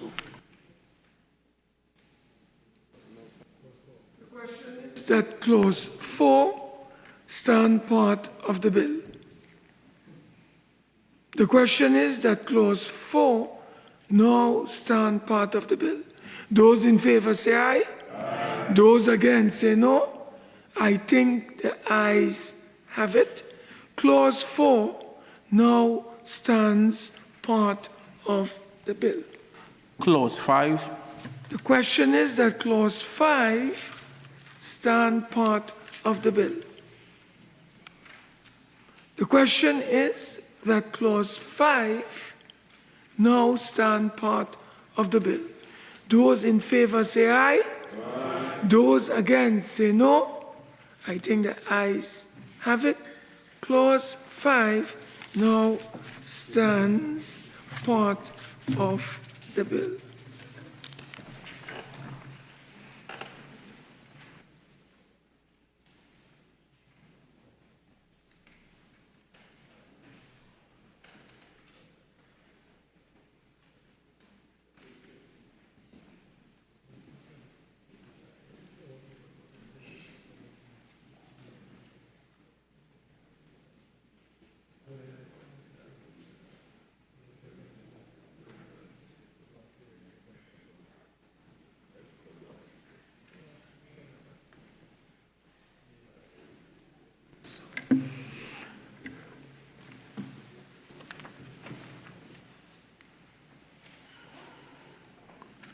Honorable Senators, the question is that the bill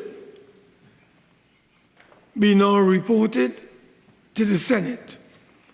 Those in favor say aye. Aye. Those against say no. I think the ayes have it. The bill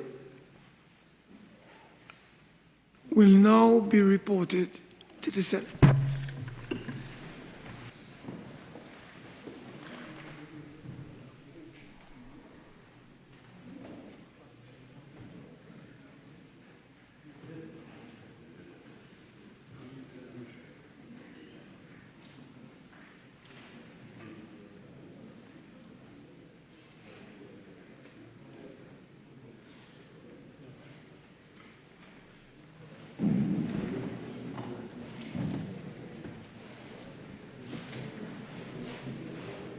The Parliamentary Secretary in the Ministry of Sport and Youth Affairs. Mr. President, I wish to report that the Constitution Amendment Bill 2025 was considered in Committee of the Whole and approved without amendments. I now beg to move that the Senate agree with the committee's report.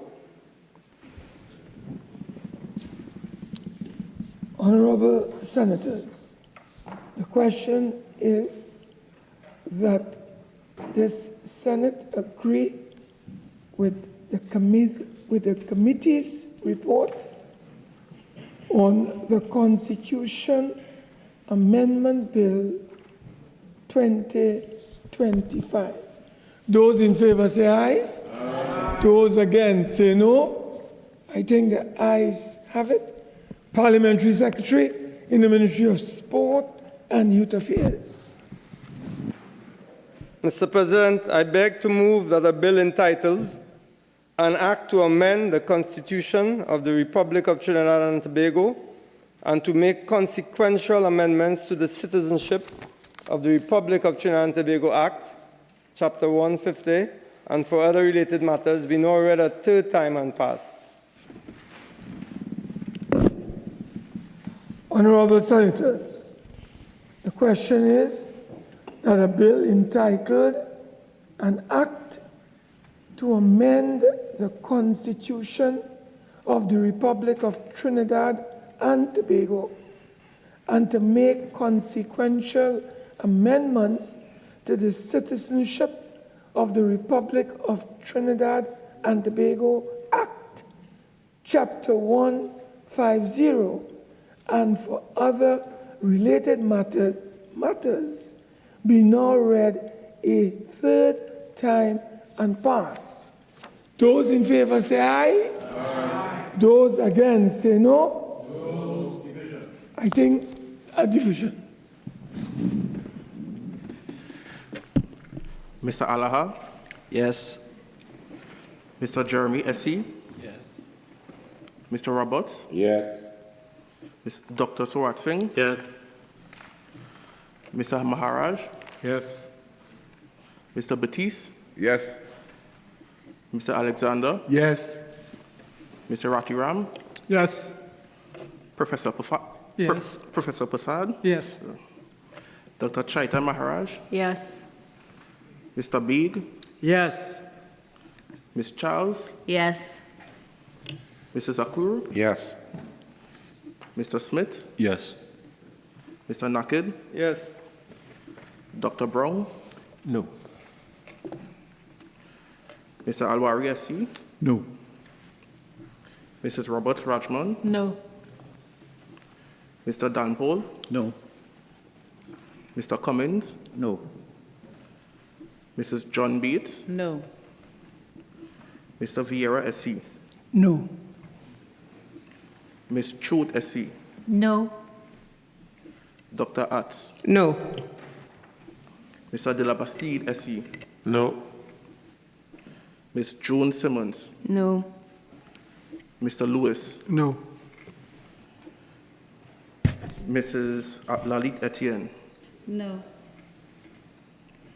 Mr. McNish? Abstain. Mr. Gibbings?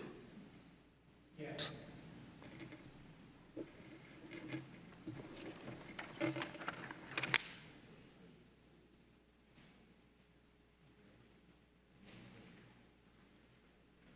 Mr. President, the results of the division are as follows. 16 members voted for, 13 members voted against, and there was one abstention. 16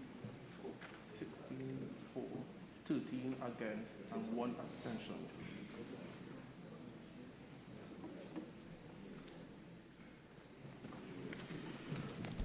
Honorable members, as a result of the division,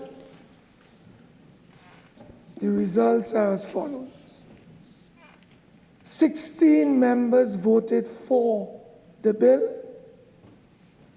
13 members voted against the bill, and there was one member who abstained. The bill is accordingly passed.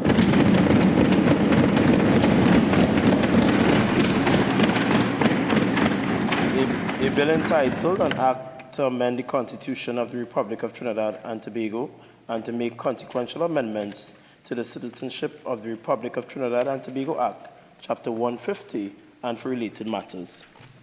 Leader of Government Business. Mr. President, I beg to move that this Senate do now adjourn to a date to be fixed. Honorable members, before I move for the adjournment, I want to put members on notice that I'm going to instruct the clerk to prepare a practice note on the use of cell phones in this chamber. So you can look forward to receiving a practice note when you return to this honorable house. And I ask members to take that practice note very seriously. I will be speaking no more on this matter. Members, the question is that the Senate do now adjourn to a date to be fixed.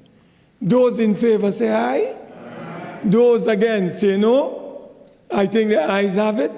This Senate now stands adjourned to a date to be fixed.